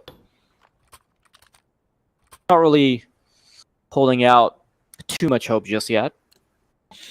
Yeah, it's baby steps. As Tesco's would say, every little helps, right? That's the only way you can play these kind of scenarios. Oh, Sensei. Nice opening, instantly traded though. And yeah, that's the only way you can play these kind of scenarios. Where you're at a massive disadvantage, you take it a round at a time. If you try and kind of process this massive comeback, it all becomes a bit too overwhelming and not very palatable. But if you take it a round at a time, just say, we just need to win this round. Okay, we've done that. We just need to win one more round. And once you've broken your opponent's economy, then you can kind of break it into buy rounds, and then it becomes a lot easier. Soltoski on the AWP. Zantara is here towards the bottom and middle, holding for this angle. Not going to be exposed just yet. He knows how far the T would have to push out, and there's no chance he'd be doing that. No support from short, though, so he's playing a dangerous game.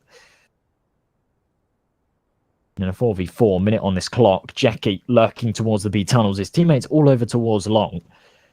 And they've got free reign of long on the A bomb side. They're not going to realize this just yet, but they've been given tons of room to work with here.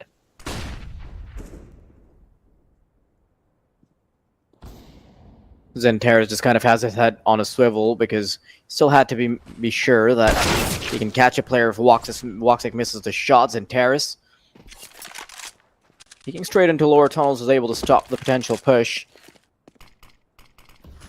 And this is honestly not bad at all for Eternal Fire. They're doing a pretty solid job of getting a lot of damage done, but just had to come a little bit sooner. Now as they cross over, Woxic get a chance at his shot. Vemble falls straight into his grave. And Soltoski being the last man standing doesn't quite have much of his legs remaining in a couple seconds after that. 14-6 though. Very, very slow climb from Eternal Fire, and I'll be really hard-pressed to see a world where IKLA can't eke out 2 rounds.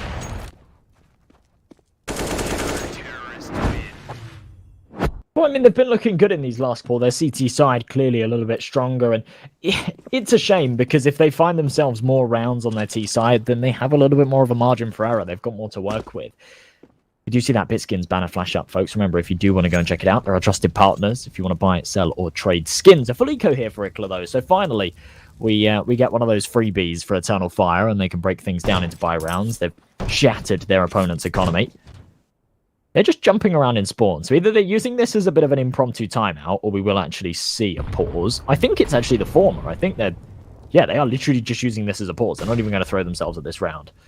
Not necessarily. I mean, this could just be them waiting it out to make sure that Eternal Fire is wasting out their utility, because that's something a lot of teams can do, where even if they don't really want the timeout, they'll just like jump around spawn, just take a chill until the last 20 seconds, just make sure all the utility is drawn out. Like, there's not a chance that Eternal Fire don't throw out some preemptive utility, right? Yeah, I suppose so. Yeah, like right around the 50-second mark, they're going to expect some kind of execute, and they can like preemptively maybe throw out a smoke, especially like towards a place like long or B tunnels. Yeah, you see exactly that just rolling out from xFloud.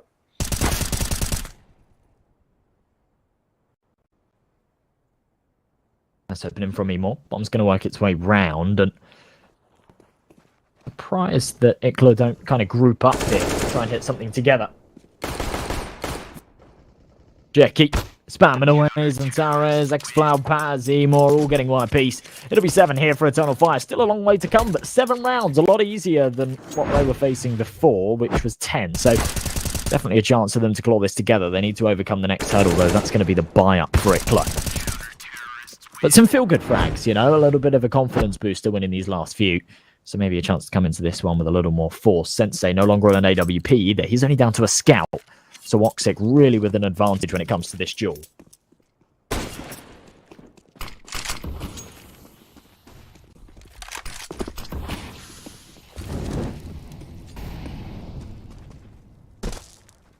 Pretty easy take of the long area because it's not quite contested by IKLA. You can see them again. They're sort of going for the slow default where most of their attention is towards lower tunnels, just trying to draw out a fair bit of utility. And Sensei is responsible for making sure that no push will come through from middle.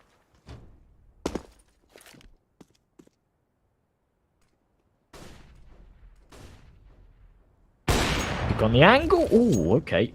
Let's see one jump across. Not able to connect the flick. A little bit of early damage done onto a couple of these guys, though. So the M4s are a little bit scary as Antares with a big headshot onto Kvem. They can win this round, then that really is their oyster, and this series certainly comes into contention. xFloud tapping through the smoke of the USP, not going to be able to connect anything, but still applying pressure onto Jackie, who's on the other side. He's low on health. He can't really afford to be taking any risks here, so he'll start to fall away, group up with his teammates. But the man disadvantage, 40 seconds on this clock. We've seen them plenty of times recover themselves from these situations, but not up against an Eternal Fire side that have got a bit of confidence behind them. Emor holding, he knows that Soltovsky's here. It's just a patience game. Who's going to break first? Ooh. Oh, nice little nade from Zantares, preemptively turning the flashbang as well to allow him to peek out. Covered by the smoke, eventually winning out the duel, and now they've got an opportunity straight into the site, but Woxic has taken care of the prong coming through from long. Misses a very important shot, and Byron will capitalize. Now, he's not had a lot of kills, but that was a very important one. 2 impact frags to come through to push IKLA over the edge. Unless xFloud has something to say about it, just waiting to smoke out. It starts to fade. He knows he still has a fair bit of time to work with. Sensei dropping. Gives xFloud some space, but xFloud can't do anything about it. Byron falls into the nade, unfortunately, but IKLA are now only 1 round away from taking the series and ending the tournament for Eternal Fire. That's a huge comeback to the round as well. I think Soltovsky's duel on long is worth so much there. To be honest, really unfortunate for Emor that he wasn't able to take that one his way. He was in such a brilliant off angle. His teammates just fall one by one, no coordination, and a real breakdown of communication as well in that retake. xFloud. Oh man, that's a horrible way to start off the round. Saving graces, he's got an AWP. One tap from Jackie though. Molly in on his location, smoke deployed straight away, won't take any damage from it. Emor on damage control. Retrieves that AWP, does head back, but they realise they are in quicksand right now and they're sinking. They've lost long control, a man disadvantage. xFloud still on 4 HP. Emor's kind of the last line of defense here as he calls over for a rotation. Zantara is here to help. They'll boost up on the bomb site. There's still a dire situation here for the Turkish side.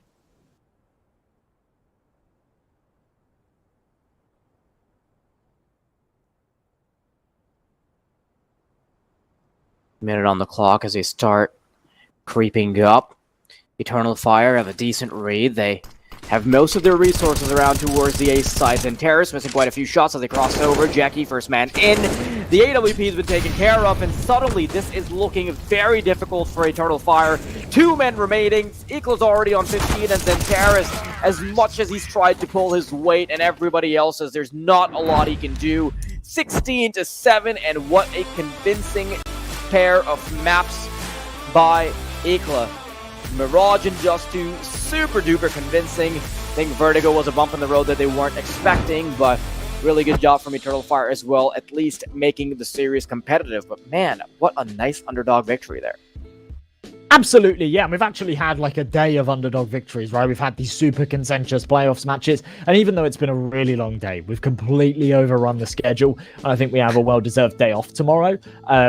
I do feel like we've really had some very, very exciting Counter-Strike. And as I say, the underdogs prevailing is always a nice narrative. Eternalfire making an early exit from the tournament. TYLOO as well making an early exit from the tournament, which is a bit of a shame because obviously flying all the way over to Europe and setting up for a boot camp and stuff, it's a bit of a shame when you go into a tournament that's you've kind of prepared a lot of your stay being around like these tournaments and just getting eliminated instantly. But that was a close game from them and demos to watch and things like that. I'm sure they'll get a lot of value out of their time in Europe. But yeah, it's been a good day of Counter-Strike. Yeah, super happy that we get to cast some amazing series today. 2 really, really exceptional best of 3s. I mean, they went down to the last wire, and honestly, a great showing from all 4 teams that we casted today. But really great day of Counter-Strike, but all good things must come to an end. It was WildDeity and M&J covering the action. We'll see you in a couple days.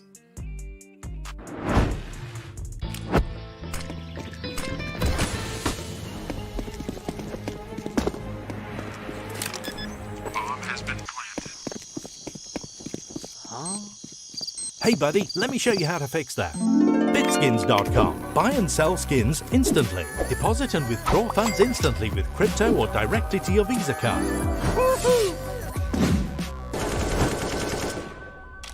Bitskins.com. The best skin marketplace. Win up to $1 million with your CSGO esports predictions. Simply guess the kill scores of the 10 players in a CSGO match. The more you guess correctly, the bigger the prize. You'll need at least 2 correct predictions to win a prize.